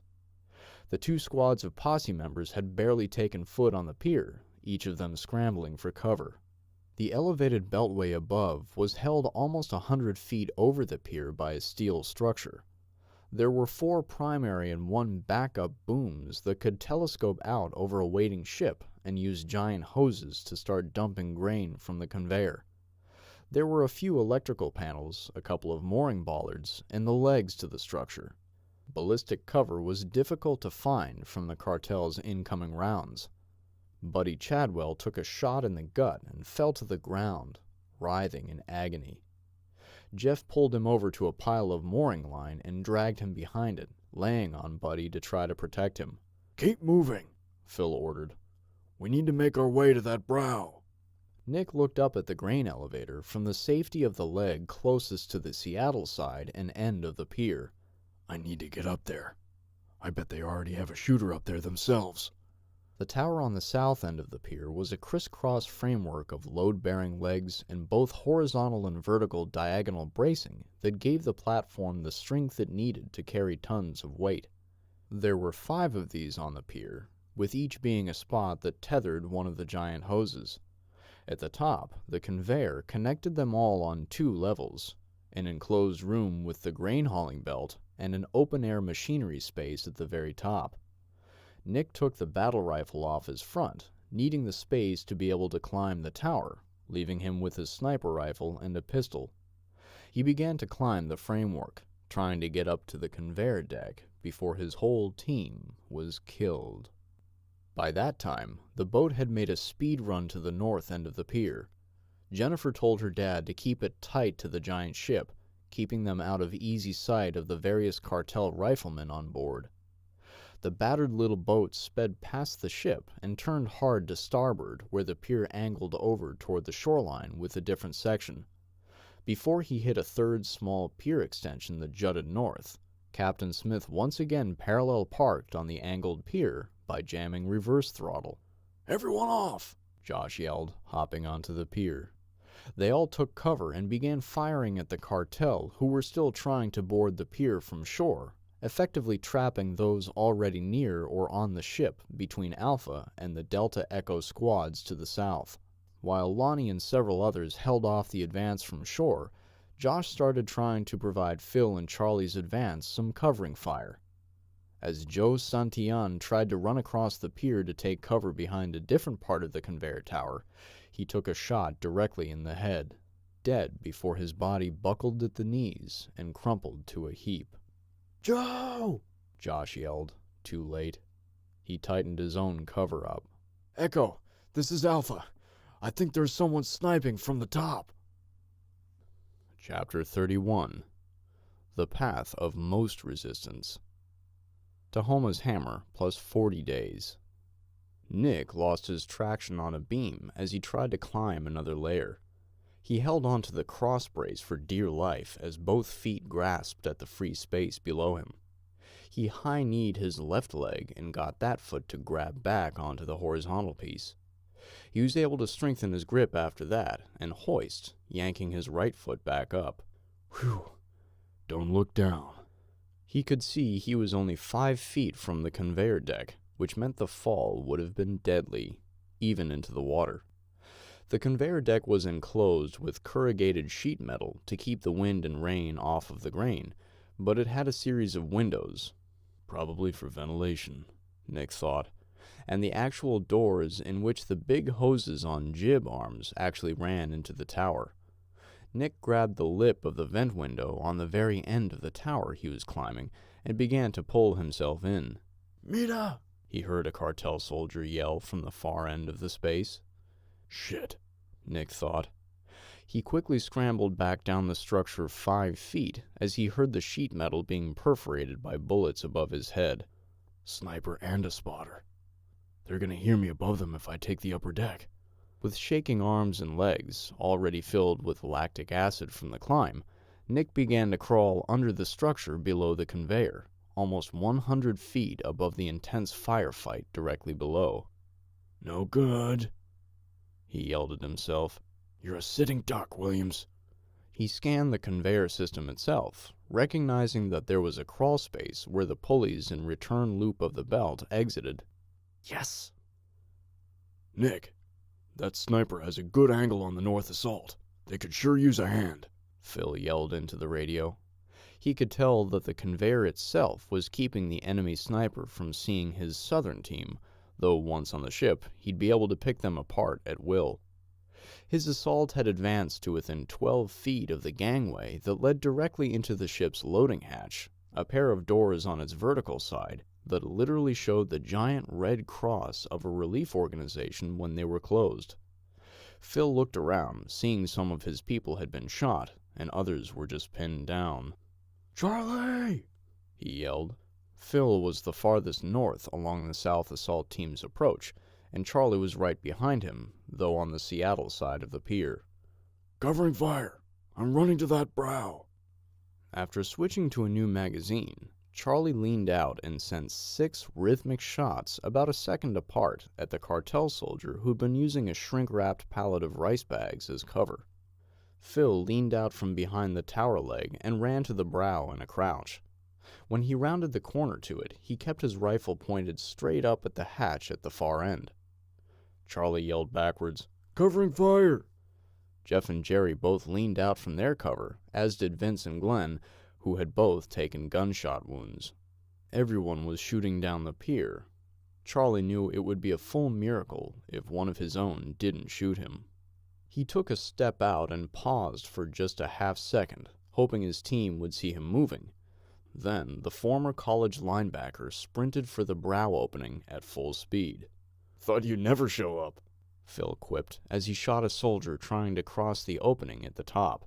Stop for coffee? Would you move already? Charlie yelled. The big deputy wasn't able to squat quite as low as Phil behind the brow's sidewalls. Phil picked himself up a bit and started low-walking up the gangway. He stopped at the top, feeling Charlie stop right on his back. Charlie gave him a hard squeeze on the right shoulder. Phil stepped into what was essentially a storeroom, swinging left to clear the corner, where he saw a cartel soldier trying to hold the blood in his side, rifle on the floor. You're just a damned kid, he yelled at the Hispanic boy of maybe 16 years old, wide-eyed and scared. Phil shot the kid in the head as he moved in behind a pallet of beans and squatted. There'll be time to pity this kid later. Charlie had taken cover behind a different pallet on the forward side of the hatch they'd entered. Both men changed to fresh magazines in their rifles. We need to hold this position, Charlie said excitedly. No, countered Phil. Feel that rumble in the deck? The engines are on. She'll be leaving any minute. 2 of us will be able to sneak through easier. Stop, Phil, Charlie argued. Use your head for once. If this thing takes off, and it's just the 2 of us... Charlie drifted off. It was a critical moment, not one for making snap judgments, but with no time to think. Phil had faced this scenario twice in his life, losing a leg in the process, and damn near losing his life to a local gang just a couple of weeks earlier. Moving, Phil said, as he finished up his magazine change just a split second earlier than Charlie. He moved toward the interior hatch and paused, letting Charlie catch up. We need to get to the weather deck, Phil said, to cover the rest of the team trying to board. I'm guessing it's 2 decks up. As a former Marine, Phil had practiced this exact exercise a few times in his youth. We'll head aft, find us an incline ladder, and cover each other going up. The men rounded the corners into the passageway, Phil leading aft, with Charlie covering the forward direction behind them. I see one, Phil yelled. He was surprised that they had encountered so little resistance. 80 seconds later, as the two friends were stacked on a hatch that led to the ship's starboard side overlooking the pier, it became obvious. They could hear commotion as several soldiers were at the two extreme ends of the ship trying to cut through the giant mooring lines with axes. "They're gonna make it, Charlie." He scanned out to the train tracks beyond and saw the National Guard engaged in a severe fight with the enemy who never made it to the ship. "It's just us, bud. Most of those guys have set their rifles down, Phil," Charlie said as he took a quick scan aft. "We can buy some time. We don't need to stop both ends from casting off," Charlie realized. "Just one. I guess we could try a little Heading aft," Charlie said, cutting off Phil as he crossed through the hatch, trying to keep low and against the bulkhead. Son of a... Phil muttered as he followed his friend out. They slowly progressed to the old cruise ship's stern, an open-air deck about 80 feet by 80 feet in size. It had cheap camping-style chairs and some bolted tables, and not much for taking cover, except for a few of the ship's fixtures themselves. Charlie cleared the starboard outer passage and entered the open space. There were 3 different lines tethering the stern to the pier. The one closest to Phil and Charlie had already been severed. Charlie opened fire on the busy soldiers, sending all 10 scrambling for weapons and cover as he plinked them off like a carnival duck game. Phil scanned out and realized that they were angled away from the pier by dozens of feet. "Charlie, look," he said, tapping his friend on the back where they were squatting behind a vent plenum that came out of the deck and bent over in a horseshoe shape. The remaining 2 lines on the stern were taut as the ship's propellers and rudders were sending power forward and port. Someone had prematurely started the escape. "Kinda a bad time, Phil," Charlie yelled back. He did a quick scan over his shoulder to see why his friend wasn't shooting, and saw it. The grain elevator was nearby at their end, but ran away sharply from the ship. A round ricocheted off the plenum, bringing both of them back into the moment. "These last 2 lines are it," Phil yelled. "We need to kill these a-holes and keep those lines from being cut." As he spoke the words, he caught movement back aft. "Looks like they're gonna try and get us from port." Phil swung his rifle and started shooting at the 3 who'd made it to the port aft corner, hitting one of them in the head. "I'm thinking there's about 7 left," Charlie yelled. "We need to spread out a bit." "I think you're right." Bing! Phil's words were cut off as a round hit Charlie in the upper right arm and then ricocheted off his humerus into the vent plenum. Blood sprayed out of holes on both sides. "Ah!" He screamed in pain. Phil was already grabbing the tourniquet off of Charlie's gun belt, pushing the hoop around his friend's hand, trying to keep them both low behind the plenum. "It's about to hurt like a sumbitch, brother," Phil said. "Trust me." He started turning the windlass, and Charlie's face creased with wrinkled tension, the pain shooting up to his brain. "Motherfuck!" "I think you may have been right, brother. We need to get out of here," Phil said, after securing the tourniquet's windlass. "Once again, I've ran right into the shit without thinking." He stood just over the plenum and emptied his magazine on every location he knew they were hiding. He hauled his friend over to the side of the vessel. The posse leader heaved the wounded Native American deputy over the side and into the water 20 feet below. Phil felt a round hit his fake leg. He squatted and turned, reaching for his rifle, but raised his hands instantly. 4 cartel soldiers were approaching him from point-blank range, rifles ready to shoot. Phil could see the last 2 mooring lines being severed as he raised his hands above his head. "Alto!" he heard someone yelling in Spanish. So... Phil heard a smooth voice let out slowly. He turned his head to see a good-looking man in all-black tactical gear walking up to him, waving off his men to ensure they didn't shoot their captive. Your little posse sure seemed to turn the tables on my men last night. My sources in your county's EOC. Phil's face filled with rage. Ray Hernandez just laughed. You fool. We're everywhere. He smirked at Phil and pulled the SPP patch still attached to the front of Phil's plate carrier off with a gentle tug, staring at it for a moment before he threw it off the ship. You may have outsmarted us last night, but we'll be back, and with greater numbers. Did you really think you'd succeed? Phil asked incredulously. He let out a defiant snort. Are you so arrogant that you thought we wouldn't fight back? Do you want us to kill him and dump him, Jefe? One of his lieutenants asked. Some of the men had resumed firing at the small boat harassing them. No, stand him up. Remove his weapons, Ray yelled as he was doing the same. This one I will handle myself. Chapter 32. Desperation is sometimes as powerful an inspirer as genius. Benjamin Disraeli. Tahoma's hammer, plus 40 days. Josh could see the ship parting off the pier and began to frantically wave for Jennifer's attention. The Rampage had moved off pier a bit and were firing at the soldiers who were firing back. Get over here, he yelled, not remembering in the heat of the fight what frequency her navy had been using. He saw her acknowledge and turned to issue orders to her dad in the cabin. The craft pulled up to the eastern running section of pier with its port side, ready to drive out into the bay on Josh's command. Everyone on, he ordered. Men and women were dragging their wounded back with them and helping them get onto the craft. That's when Josh saw Charlie get dropped into the water. He was about 60 feet from the grain pier. Move it! He was watching for Charlie to surface, which he did, but the big deputy was having a hard time treading water. Josh turned and jumped into the craft, grabbing Jennifer by a shoulder. Look there. See him? She scanned to see what Josh was pointing at. I got him. She pulled free from his grasp and went to relay the mission to her father. Josh looked at the tired and bleeding bodies. Everyone, line up on starboard. Get low.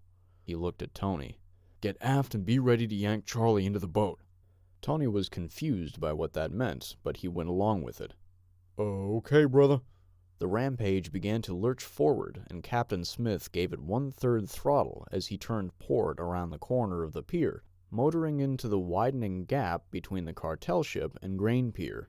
If you see a soldier, you shoot him, Josh commanded the battered team. Now, Nick yelled in his own head as he popped the small access cover open and stood up waist high in it. There were small covers that led down into the conveyor crawl space, one at each tower, for maintenance workers. He had taken off his sniper rifle to increase his maneuverability, choosing to clear the opening with his pistol. The space was dusty, as the 2 cartel men had been moving around in the grain, stirring it up. He kept his pistol red dot in focus as he swung, picking up the spotter who was 4 feet away and trying to draw his own pistol. Pop, pop, pop!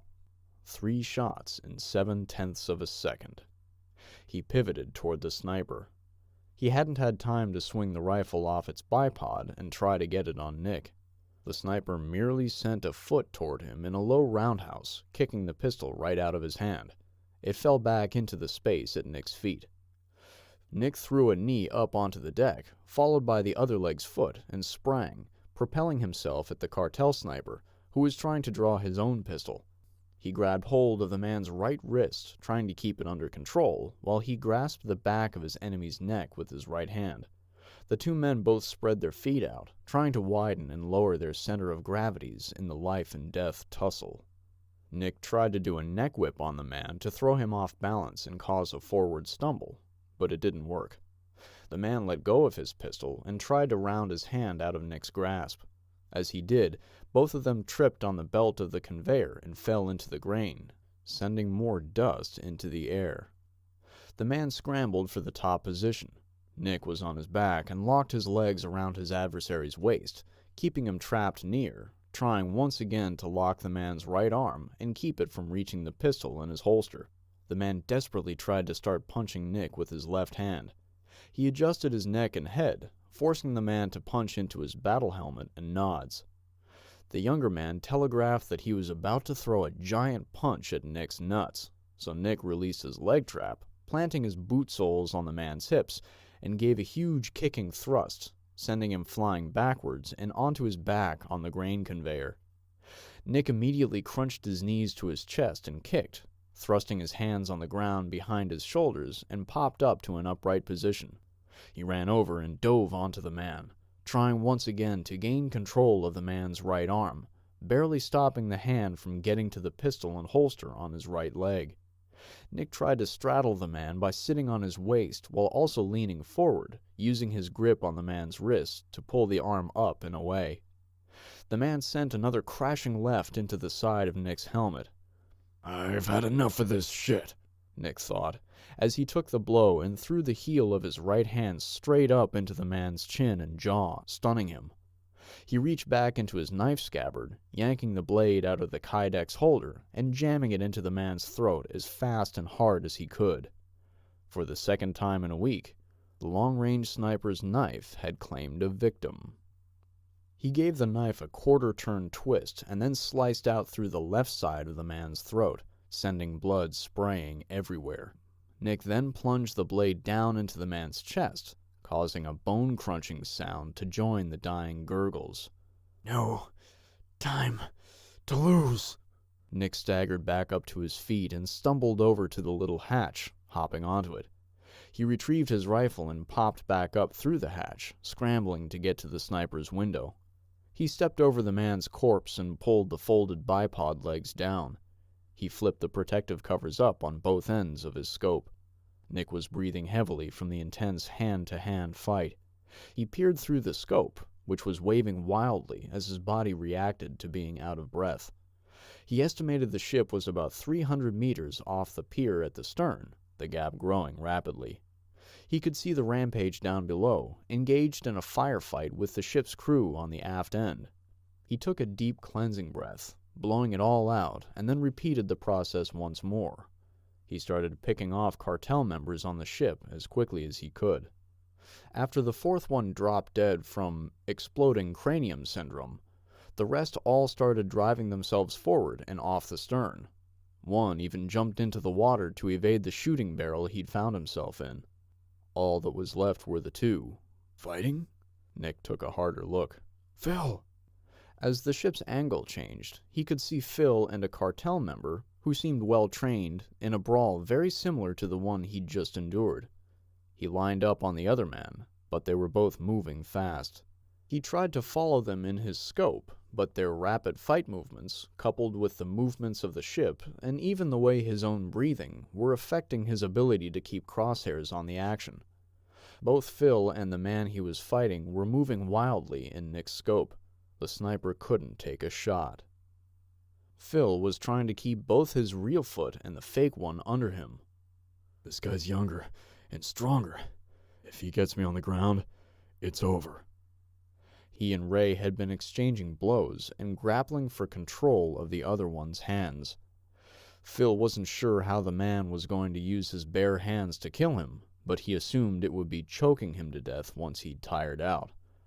"Not gonna happen." Phil used his half-leg to send a knee into the man's gut as they kept their arms interlocked on each other. He connected with the man's core, below the plate carrier, but the man just tightened his toned abs and grunted through it. If anything, it added to his anger and resolve to kill Phil.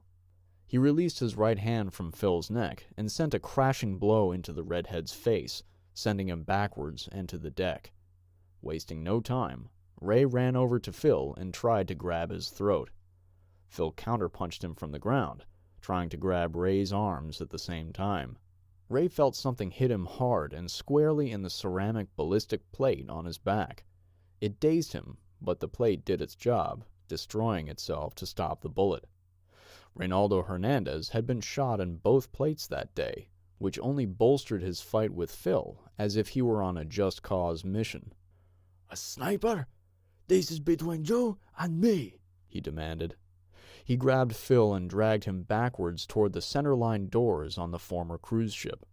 He pulled Phil up in front of him, using him as a human shield. "Ugh!" Phil grunted as the man tried to put him in a chokehold. He used everything he had to start clawing at the side of the ship, need to make it over there. He knew his only hope was to escape into the cold water of Elliott Bay. He leaned forward, forcing Ray up onto Phil's back, and started walking. Sensing what was happening, Ray lowered his grasp around Phil's waist, trying to keep on the deck and out of the sniper's scope. Phil managed to make it to the 4-foot-tall sidewall and grab on. Ah! He grunted again, fighting for the chance to jump. Ray was squatting, keeping his feet in gravity low behind Phil. He made one last reach with his right arm around Phil's waist, pulling his own head into Phil's back and letting go with his left. Like any soldier, Ray knew there was no such thing as a fair fight. He reached into the waistband behind his pants, finding his last-ditch gun, a single-stack Glock 9mm. Chapter 33. Sacrifice. Tahoma's hammer, plus 40 days. Damn it! Nick yelled out, realizing that his shot went low, hitting the man who was winning the fight in the backplate. The pair of men had spun around and were now facing Nick as Phil clawed his way to the near side of the ship. The range is getting farther with every second, he scolded himself. Nick took a deep breath and pulled the laser rangefinder out of the pouch on his belt. Better to burn a few seconds and know. He lased it and realized the ship was now 587 meters away and growing. Nick made a couple of adjustments to his scope, centering the reticle for a 600-meter shot. He refound the fight happening before him, seeing that the man and Phil were both low behind the bulkhead. Come on, Phil! Nick yelled to nobody in particular. Move! He was ready to shoot the cartel man as soon as Phil cleared. Nick could see Phil pulling himself up and over. Ahead, Nick realized. He took a deep breath and then started to blow it out. Suddenly, the head disappeared, lowering itself behind Phil's legs and rump. Phil was pulling hard. Nick could see Phil's belt getting pulled backward by the foe's grasp. As the ship moved farther away, Nick was constantly having to move his scope with microscopic adjustments.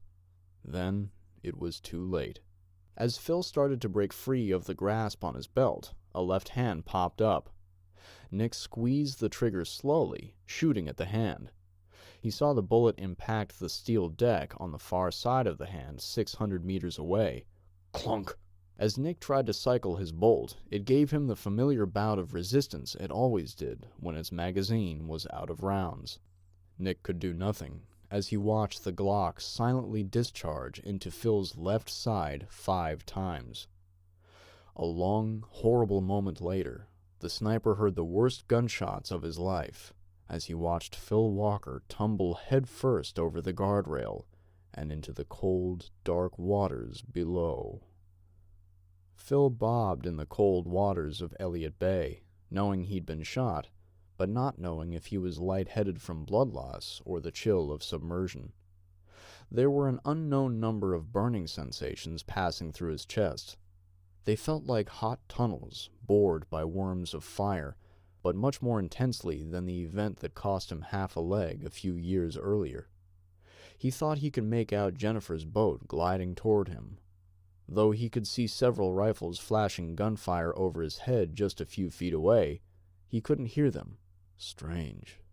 Now!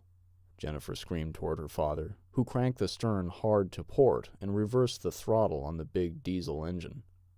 The fishing boat yawed hard to the starboard as it turned port, throwing those shooting rifles at the escaping ship to slam into the rail, some nearly going over into the drink themselves. The boat continued to turn and slowly started to creep its stern toward Phil, where Josh was leaning over the transom just a bit too far, with Big Tony practically laying on Josh to keep him in the boat. Phil! Josh screamed, seeing his friend's face turning paler by the second. Hang on, Phil. Stay with me. Tears were streaming down his face. Cut it! Jennifer yelled, turning to her father to give him the throat-slashing sign when they were about 10 feet away from the wounded leader. Her father left it just barely engaged in forward gear for a second to slow the vessel's reverse course just a bit before throwing the transmission completely into neutral. Josh was ready. He shuffled a bit to his right as the boat's backward arch still had a bit of curve to it. He plowed his hands into bloody, frigid salt water and got first his right hand and then his left under Phil's armpits and yanked. He curled Phil a couple of feet up, and as he maxed out the pulling range of his arms, he felt himself go practically weightless as a giant named Tony heaved both of them up and over the transom. Josh couldn't keep his feet as he landed backwards on the deck, and Phil came falling directly on top of him. Cut it off! Charlie was yelling as he saw the blood continue to pump out from under the plate carrier. Get those wounds exposed! He was hollering. He was trying to get in and help, despite his own right arm being in the air and with extreme pain from the tourniquet. Josh had been through this before, in Iraq. He was tuning out Charlie's yelling as white noise as he scrambled to his knees. He pulled his fixed-blade knife out of its scabbard on his belt and began to saw through the shoulder straps on Phil's plate carrier. Find an aid kit! Tony was yelling at Jennifer, who was frozen in place, watching Phil bleed out. I got one, Josh said tensely as he pulled Phil's combat IFAK, his trauma kit meant to be used on himself, off the left side of the plate carrier. Get that off, he ordered Tony as he pointed to the wet and heavy chest rig. As Tony complied, multiple bullet holes had allowed massive bleeding in salt water to turn Phil's green shirt and chest into a big, wet mess. Josh was ripping open the IFAK, searching for Phil's largest trauma dressing. He tossed the remainder at Charlie, who was continuing to try to get in and help. Find the chest seals, he yelled. Guys, Phil mumbled softly. I got 'em, Charlie said, as he saw Josh applying pressure to the holes closest to Phil's heart. They weren't even hearing Phil. Guys. Phil coughed out with a new and unusual raspiness, as blood that was in his esophagus helped push the word out. A little of it splattered on his ghost-white face. He raised his hands up weakly. Charlie grabbed Phil's right hand with his own left, as Josh was continuing to hold pressure on the chest exit wounds. There's just too many wounds, Josh screeched in exasperation. Josh, Phil said calmly, causing the young man to look into his eyes for the first time. It's okay. No, Josh yelled. He looked back at Charlie, expecting some backup. Charlie just looked at Josh and shook his head no.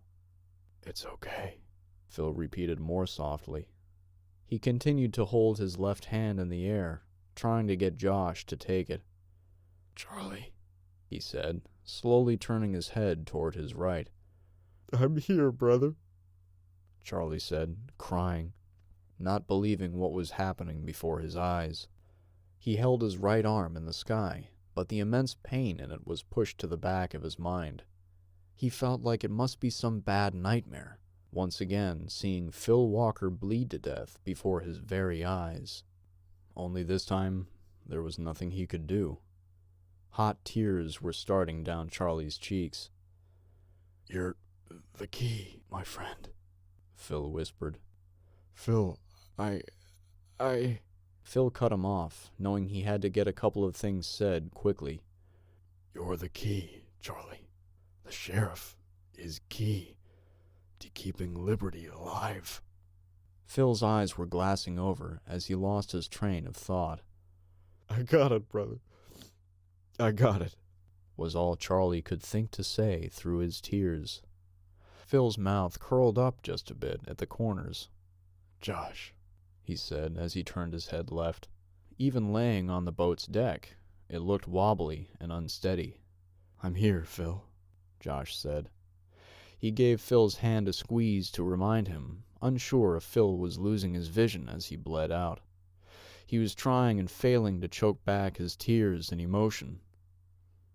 My girls, Phil said quietly. I got 'em, Phil. Don't worry. I'll protect them with my life, Josh said through a wavering voice. My girls, Josh, Phil said, almost as if he hadn't really heard Josh's reply. They'll save you too, if you just give them a chance. They love you, you know. I know, Phil, Josh said as he used his other hand to wipe his eyes. I love them too. Don't worry. They're yours now, son. Their love can save you from the things you want to forget. Phil's voice was growing barely discernible. Tell them I'm with the others. Phil's smile eventually started to fade, and though his pupils remained the same size, they lost something. As the life was leaving him, Phil weakly said through barely moving lips, Caroline. Crane. almost as if he were talking to them. The last of the energy in Phil's neck muscles relaxed. His head slowly turned the rest of the way left. On a beautiful and clear fall day, as the large cartel cruise ship continued to slip out of range of the posse members still firing at it, Philip Edward Walker died. Chapter 34. In 3 words, I can sum up everything I've learned about life. It goes on. Robert Frost. One night after Tahoma's hammer. At 35,800 feet in elevation, Air Force One was currently almost 3 times higher than the storm system that was dumping tumultuous rain on western Washington, and yet only half as high as the hammer had been when it peaked a few hours earlier. The top 60% of Mount Rainier was conspicuously absent, an anomaly seen by very few people up to that point. The gray fist of the hammer had mostly dissolved overnight, evolving into a steady column of dirty steam. The jet stream had taken the ash to the northwest, forcing the colonel flying the 747 to take a more southerly approach.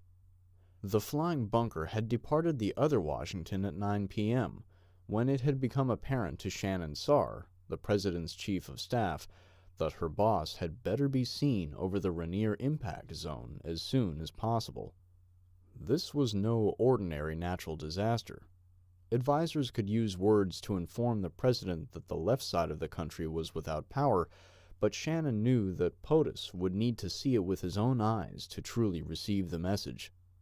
About 2 decades earlier, another president had learned the hard way not to be seen as dismissive of a natural disaster to the media or the rest of the country. They had circled for a few hours, waiting for the sun to catch up so they could observe from the sky. "It's obvious we're not going to see much from up here," President Jeremiah Allen said. "Tell them to find a place for us to land, JJ," the president told his primary assistant, Julia Jacobs. "Sir," she said, getting out of the taupe, swiveling custom recliner and making her way aft down the carpet of the port side aisle, where she disappeared around the corner of the meeting room. "So far, the thing that has impressed upon me the most is seeing most of everything west of the Rockies in the pitch black," Jeremiah told Shannon as he craned his head back to his viewing port. The pair and JJ were occupying 3 of a 4-chair cluster on the port side in the presidential staff area aft of the living quarters in the craft's nose. "Impressive in a horrible way, of course," he clarified. "Yeah, that is definitely something we're going to start hearing from all the governors about," Shannon agreed. "While you were resting, I had Terrell start pulling some data on how much the other western states rely on Washington for power, which then led me to think about Amazon and Boeing, and then Intel." She could see the worry return to POTUS's face as she paused to scan her wristwatch. "I think you know where I'm going with this." "What time?" Jeremiah asked, implying he'd already figured on a full briefing when he woke up. "About 12 minutes, sir," Shannon replied, as her boss rose from the plush chair and started forward for his personal space in the craft's nose. "I'll make sure nobody knocks," she said, getting out of her own chair. She knew her boss and old friend well, and 12 minutes to piss, brush his teeth, and slam a coffee was all about any president ever got, even on a normal day. Both of them stopped and turned when they heard footsteps pounding on the carpet behind them. JJ was returning with an Air Force major in tow. "Mr. President," she called the last 10 feet, just to make sure he didn't escape to his berthing space, I figured out pretty quickly into my conversation with Major Thompson here that he'd better come brief you personally. Major? She said, looking at him to begin explaining the bad news. Sir, there's nowhere in the RIZ where we can land, he said, using each letter individually. Well, obviously not SeaTac or Boeing, Major, the president chuckled softly. Just have them set us down in Portland or Vancouver. He started to turn. Sorry, sir, that won't be possible. Jeremiah turned back. What? Why not? The thought that the quake had damaged every runway for hundreds of miles seemed too impossible to be reasonable. Well, sir, Jeremiah cut him off as he figured it out. Okay, Major, I get it. Can we at least land at Fairchild or Spokane International? He asked, expecting a yes.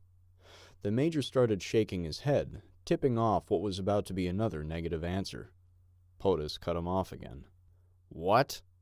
He looked at the blank look on Shannon's face, then at JJ, who was trying to maintain her best game face, but was clearly worried too. Good Lord, Major, what are you saying? Airliners can't even land in Spokane? No, sir, the Major confirmed. At least, not until the FAA and the Army Corps of Engineers can get there and perform a mandatory inspection. Both SIA and Fairchild have reported some major cracks in the runways. The next closest airport with a runway long enough to handle Air Force One is Beale Air Force Base in Northern California. Well, shit, exclaimed the president. He didn't just want to get on the ground for the photo op. He really did want to see things, smell the fear, let people know that the government would be there to save them. Thank you, Major, Shannon said, taking over. That'll be all for now. Once the Major had excused himself, she told Jeremiah, Go, sir. Get a cup and meet us in the conference room in 10 minutes. We'll brainstorm this as a team. Thanks, Shannon, he said with an ever-so-slight smile. See you in a few, he said as he headed for his lavatory. Shannon's motive to shoo away the president wasn't completely altruistic. She always liked to hear what the staff was about to tell him before they actually did. She hated surprises.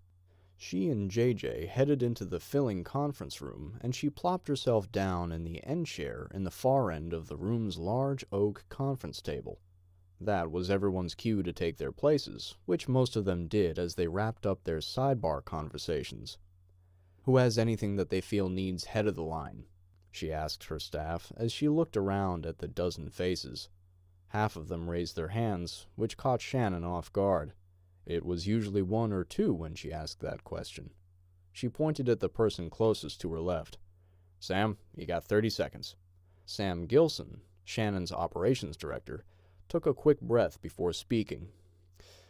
I just came back from the comm center. I received a message from my counterpart on Secretary Locklear's staff. He was referring to the Secretary of Defense. SecDef is requesting a video call with him as soon as we can make it happen. Any idea what it's about? Shannon pressed. Something about troop movements and navies starting to load up with supplies. An offer of assistance and relief efforts, he said. Already? Shannon exclaimed. That didn't take long. Who? Russia? Or China? Sam's voice contained the concern that his face was trying to hide. Both. Tahoma's hammer, plus 41 days. And lastly, as you feel out your roles in your new promotions, I'd like to leave you with this thought. Captain Richard Carpenter told the more than 200 sailors in formation in the aircraft carrier USS Halsey's Hangar Bay 2. Maybe it will bring you inspiration in this time of turmoil that the world hasn't known since the last World War. It's from an old Greek general named Thucydides. The secret to happiness is freedom, and the secret to freedom is courage. God bless you all, Team Halsey. Now, let's get back to work and make ready for tomorrow's departure. With that, the commanding officer, decked out in his dress blues, turned sharply and walked away from the podium with the executive officer in tow. The Command Master Chief called the promoted sailors, mostly junior enlisted, but a few new chiefs and promoted officers too, to attention. As the formation broke apart, Culinary Specialist Second Class Petty Officer Tailsha Johnson walked up to Carmen Martinez. Both of them had big grins. Ooh, girl! You made third class and changed rates on the same day. Referring to Carmen's successful attempt to change to the damage controlman trade. Congratulations! Thanks, Carmen said, giving her closest friend from her old job a hug. Congrats to you too. I bet you can't wait to get home to your family in San Diego. The big ship was returning to homeport, its overhaul cut short by the massive events caused by the Cascadia subduction zone. Many of the sailors' spouses and children had opted to stay in their home port city, a decision that was tough, but often impacted by a longer vision for their career. I am, but this stuff going on with China and Russia got me worried. You heard the scuttlebutt, right? That they got a real fighting war going on now?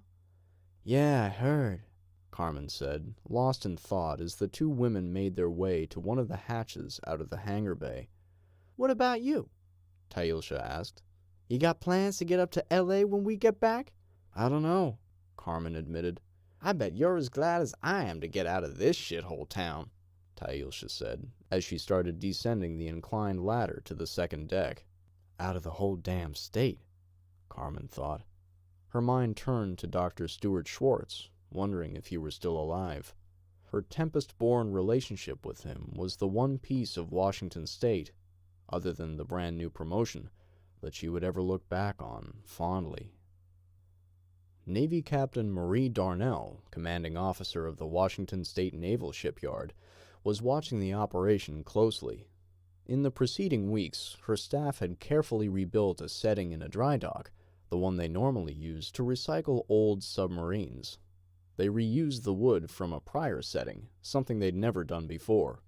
But these are unique times, fitting for this one-of-a-kind mission, she thought. The submarine USS El Paso had been severely damaged. Even in the absence of a historic-level natural disaster, the ship might have been scrapped instead of repaired. But the catastrophe had impacted the shipyard and accompanying Navy base's ability to conduct even the most routine business. Many of the older buildings, vital shops, and tooling for conducting repair and fabrication work had simply crumbled to pieces.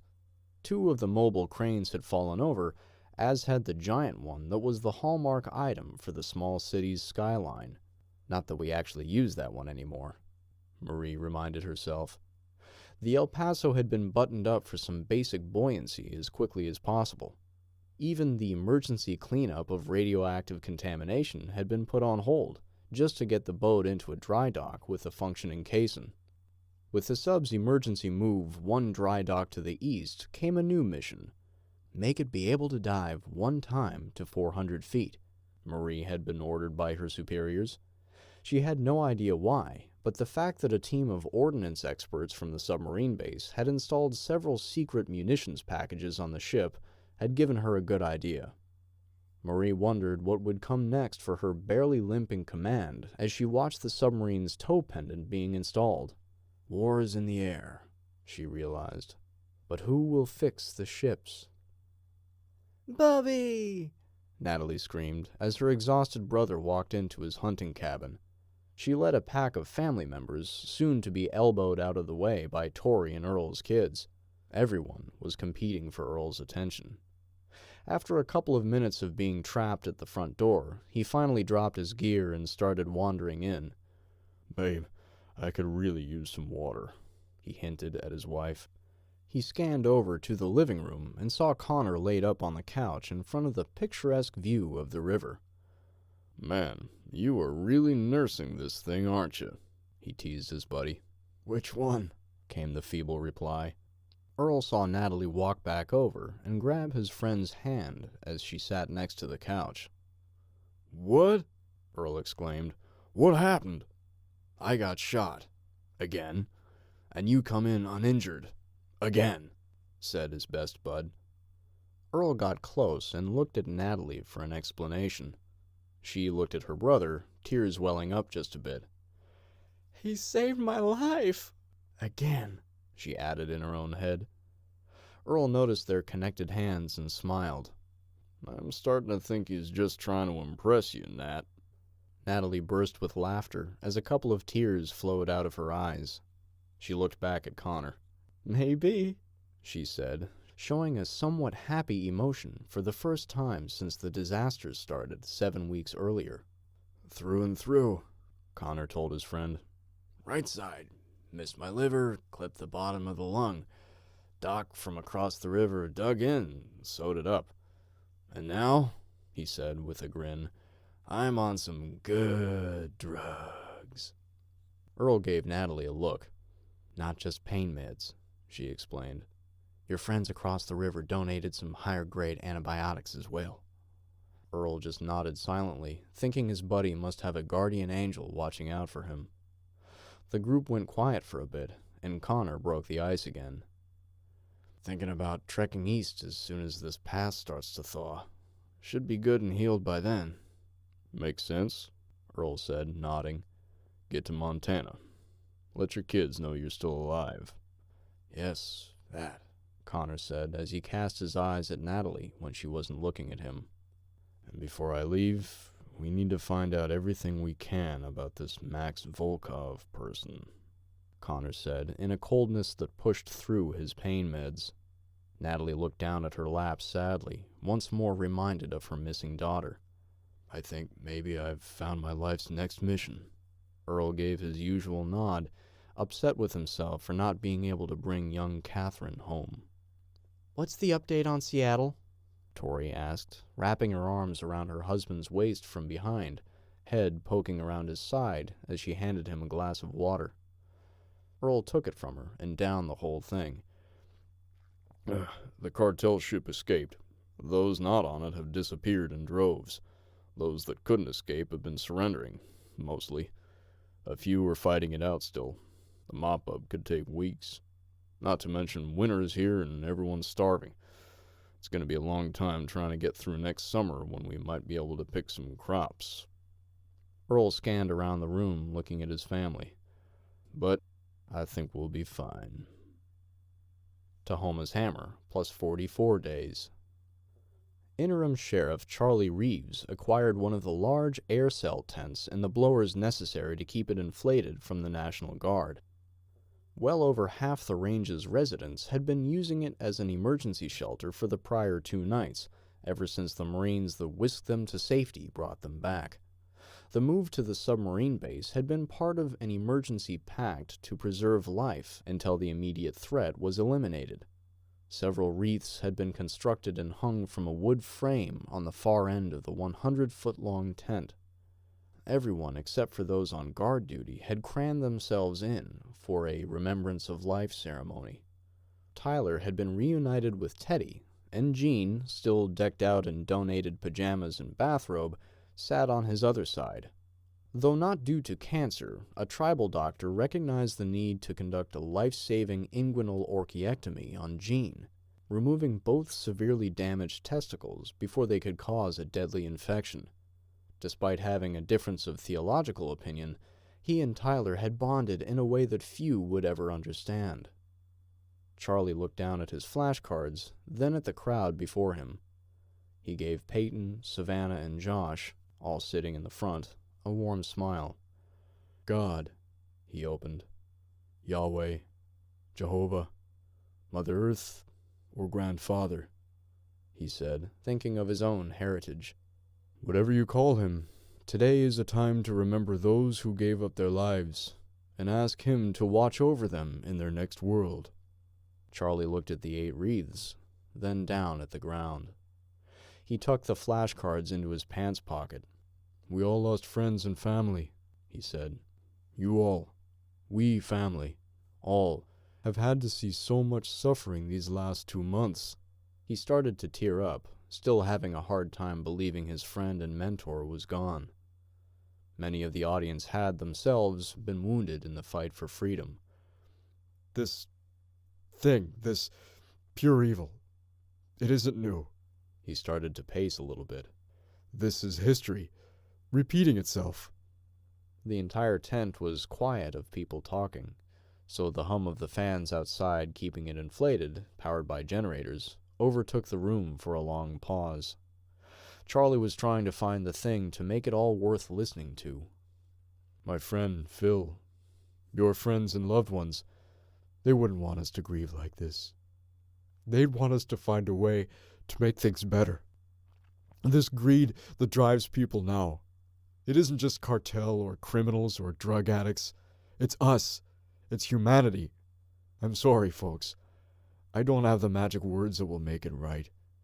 All I know is that my friend Phil died loving something bigger than himself. What he loved, what he gave it all up for, was preserving our rights to liberty, happiness, family. He paused once more.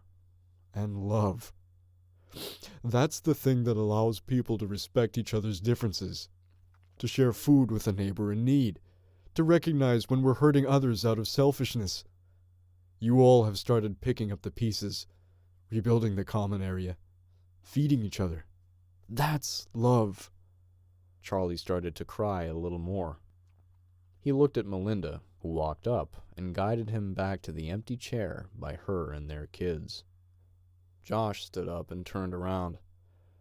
I was looking at a calendar yesterday. Found it in the rubble. I think it came from the office. He scanned the room, wondering if anyone else had figured out the importance of the day. It's charred and water damaged, but I was able to flip it and read it a bit. There were a few puzzled looks. You see, I started ticking marks off for each passing day on a tree out by Don's RV. Today is Thursday, he explained. He could tell a couple of people were nodding, knowing where he was going with it. The last Thursday in November. The light bulb came on for most adults in the blow-up tent. Today shouldn't be about mourning. It's a day of appreciation, of thanksgiving. Josh continued by listing the things that he was alive to appreciate, thanks to the sacrifices of the others. He eventually surrendered the floor. Over the course of the next hour, several others took their turn, saying the things on their heart as part of their healing process. After the service, Tony began to shoo people out so that he could begin to set up tables and chairs that had somehow managed to survive the attack. The need to cook and serve another meal was always around the corner. Always. And as fall slowly became winter, food would continue to get tight. Tony knew hard times were coming. Hey, Doc, he called out to Stu as he saw the short man mingling with the crowd headed for the big blow-up tent's opening. Got a sec? Stu stopped and wandered back over to Tony, who had plopped himself into one of the rain-soaked, padded folding chairs. It was dirty and smelled of smoke. He unfolded the next chair from the rack and sat facing Tony. "Everything all right, Tony?" he asked. The normally jovial Titan wore a tired and sad look, just like everyone. All things considered, Doctor, he said in his deep bass voice. Hanging in there. Look, the reason I wanted to talk is twofold. First off, thanks for coming back.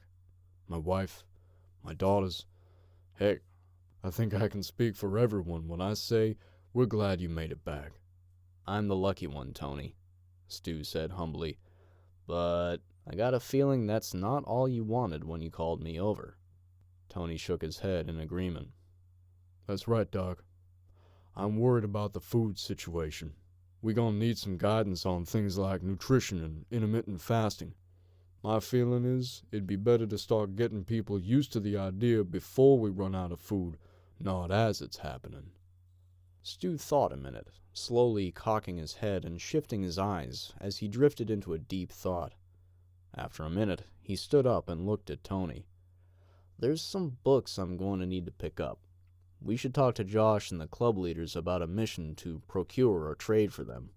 He started to turn and walk away, but then stopped and turned back. Tomorrow, though. It can wait a day, I think.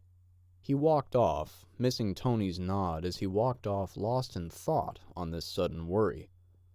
2 hours later, and across the gun club property, Josh, Peyton, and Savannah took a stroll up the hill.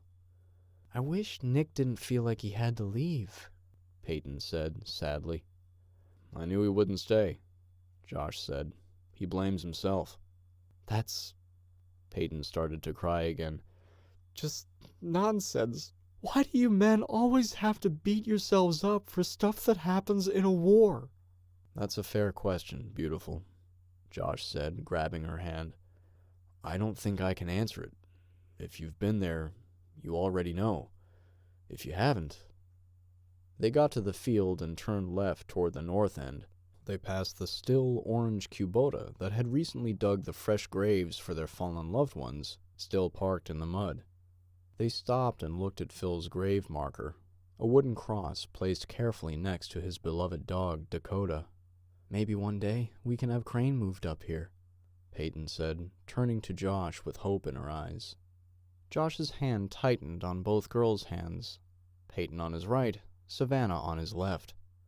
Then he released his grip and pulled both of them closer to him around their shoulders. He recalled the very last word Phil had spoken. Yes, Josh agreed. I think he'd have liked that.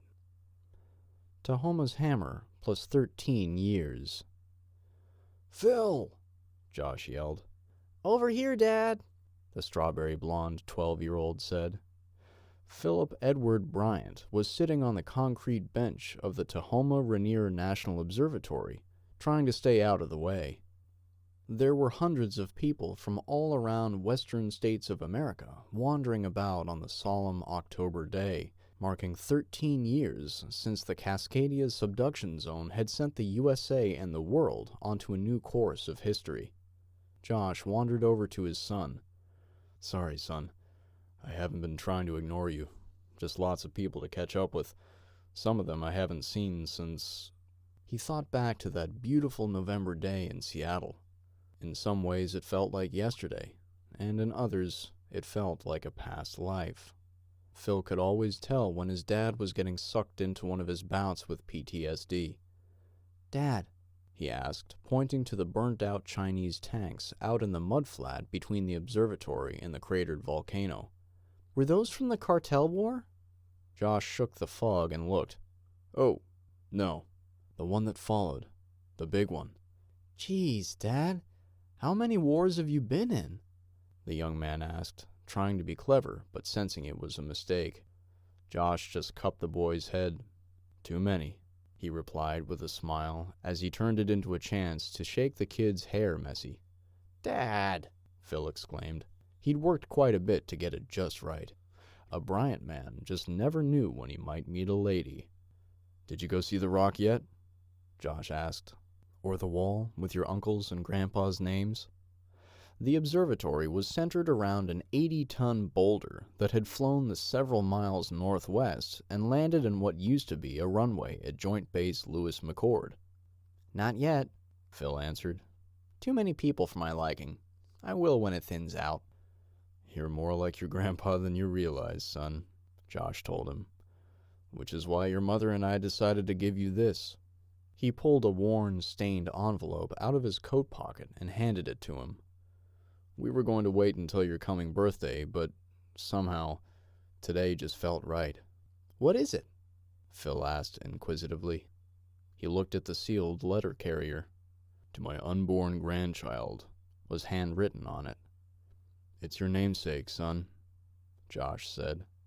He patted the boy's reddish-blonde hair once more and turned to go find Peyton, Savannah, and their youngest son, Crane. Young Phil opened the envelope, carefully pulling out 8 handwritten pages. Dear grandchild, it began. My name is Philip Edward Walker. If you're reading this, it likely means I had to give my life to make sure you could have yours. And even though we've never met, I love you more than words could ever say. Epilogue. Blades of Grass. Tahoma's hammer plus 41 days. And you're sure this is them? President Jeremiah Allen asked the 2 men he'd been primarily talking to in the emergency meeting.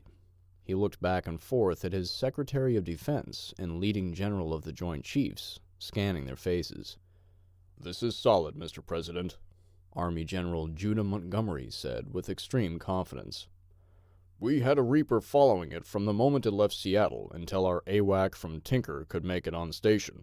The ship has been under direct observation the entire time, sir.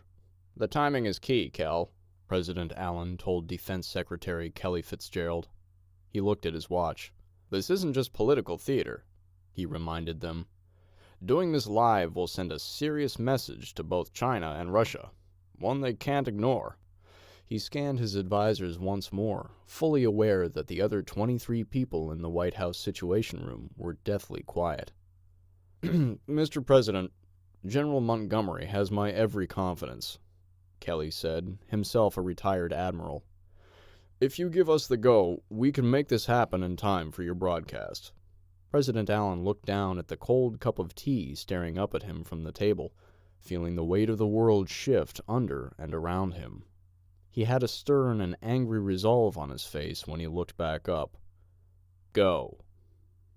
USS Bunker Hill, CG-52. North Pacific, 0630 local. Morning, Captain, Lieutenant Jax Warner said to Captain Patricia Cooper. The officer of the deck, or OOD, was in charge of the bridge until properly relieved. Jax knew that Captain Cooper would sit in her chair on the starboard side of the bridge for 10 minutes before leaving again. Lieutenant, Patty said with her normal chipper tone, going to be an interesting day. That it is, ma'am. The OOD went about giving the captain the normal report. Weather, known contacts on, under, and over the ocean, status of fuel in various systems. About 3 minutes into the routine conversation, a messenger from the ship's radio room entered the bridge and approached the captain, standing somewhat impatiently. Yes, Seaman? Patty asked. Ma'am, CIC has flash traffic for you. Marked urgent, the young lady said, as she handed the captain a printed message form.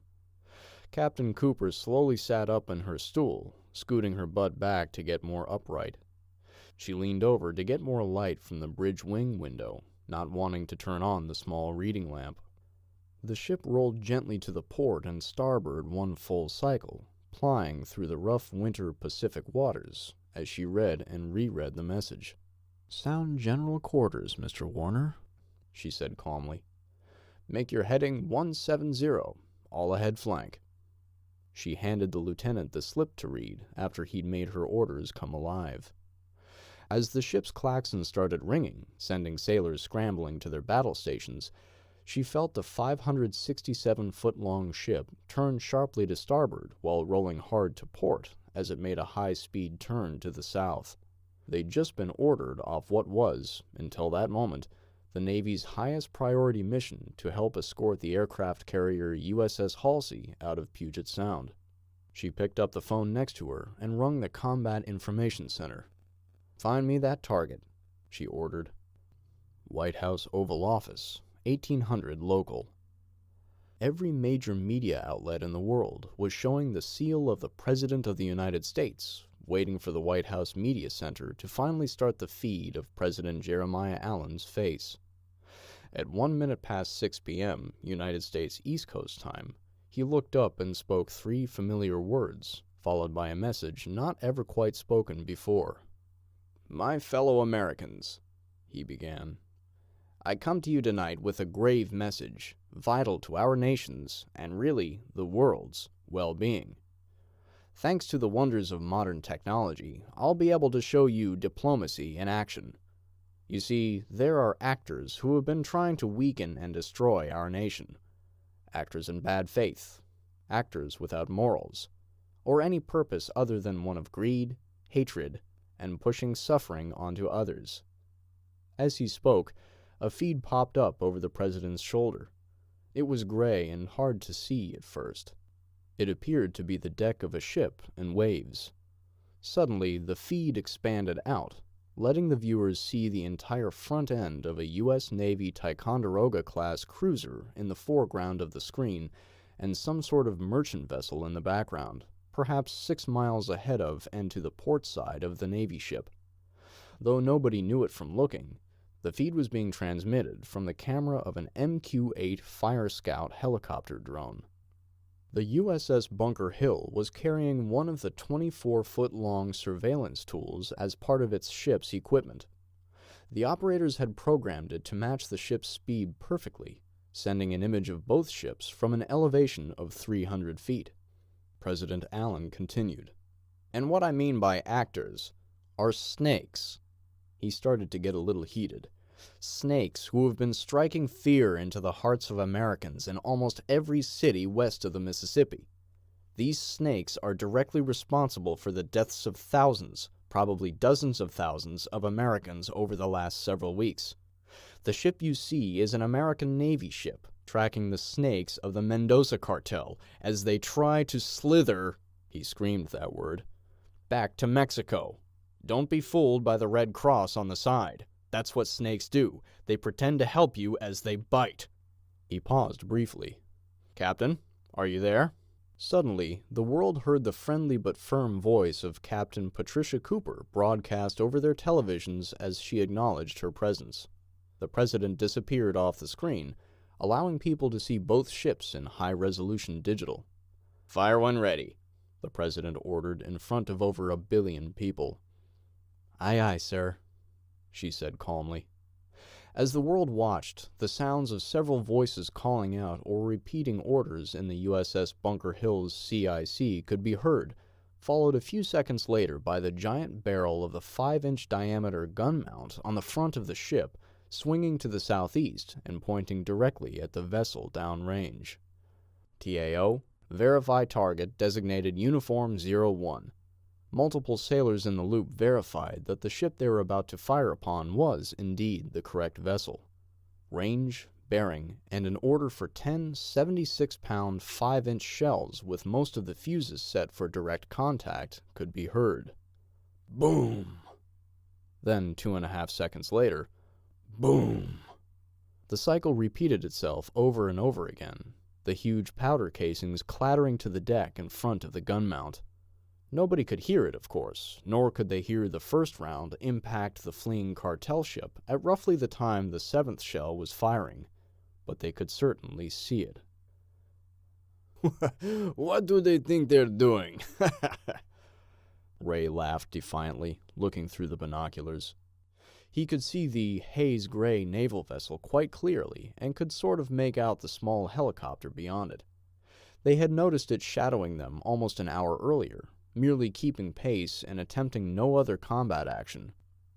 "I dare them to try and board us," he said to nobody in particular. He was standing on the starboard wing of the old cruise ship's bridge in the forward end of the fake humanitarian relief ship. When he saw the bright orange fire billow from the ship's cannon, he thought his eyes must be deceiving him. A few seconds later, there was a second one, then a third.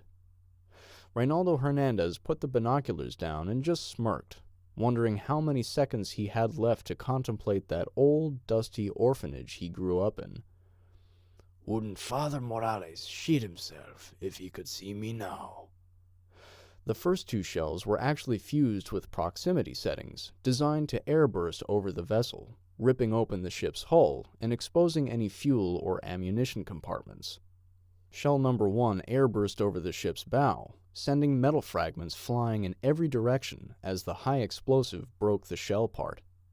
Incoming round number 2 burst directly over the ship's bridge, taking out Ray and everyone in it. Over the next several seconds, every part of the ship was ripped to shreds in fiery explosions, flooding the non-combatant vessel and causing it to sink in less than 3 minutes as the world watched. Ray didn't live long enough to realize the irony.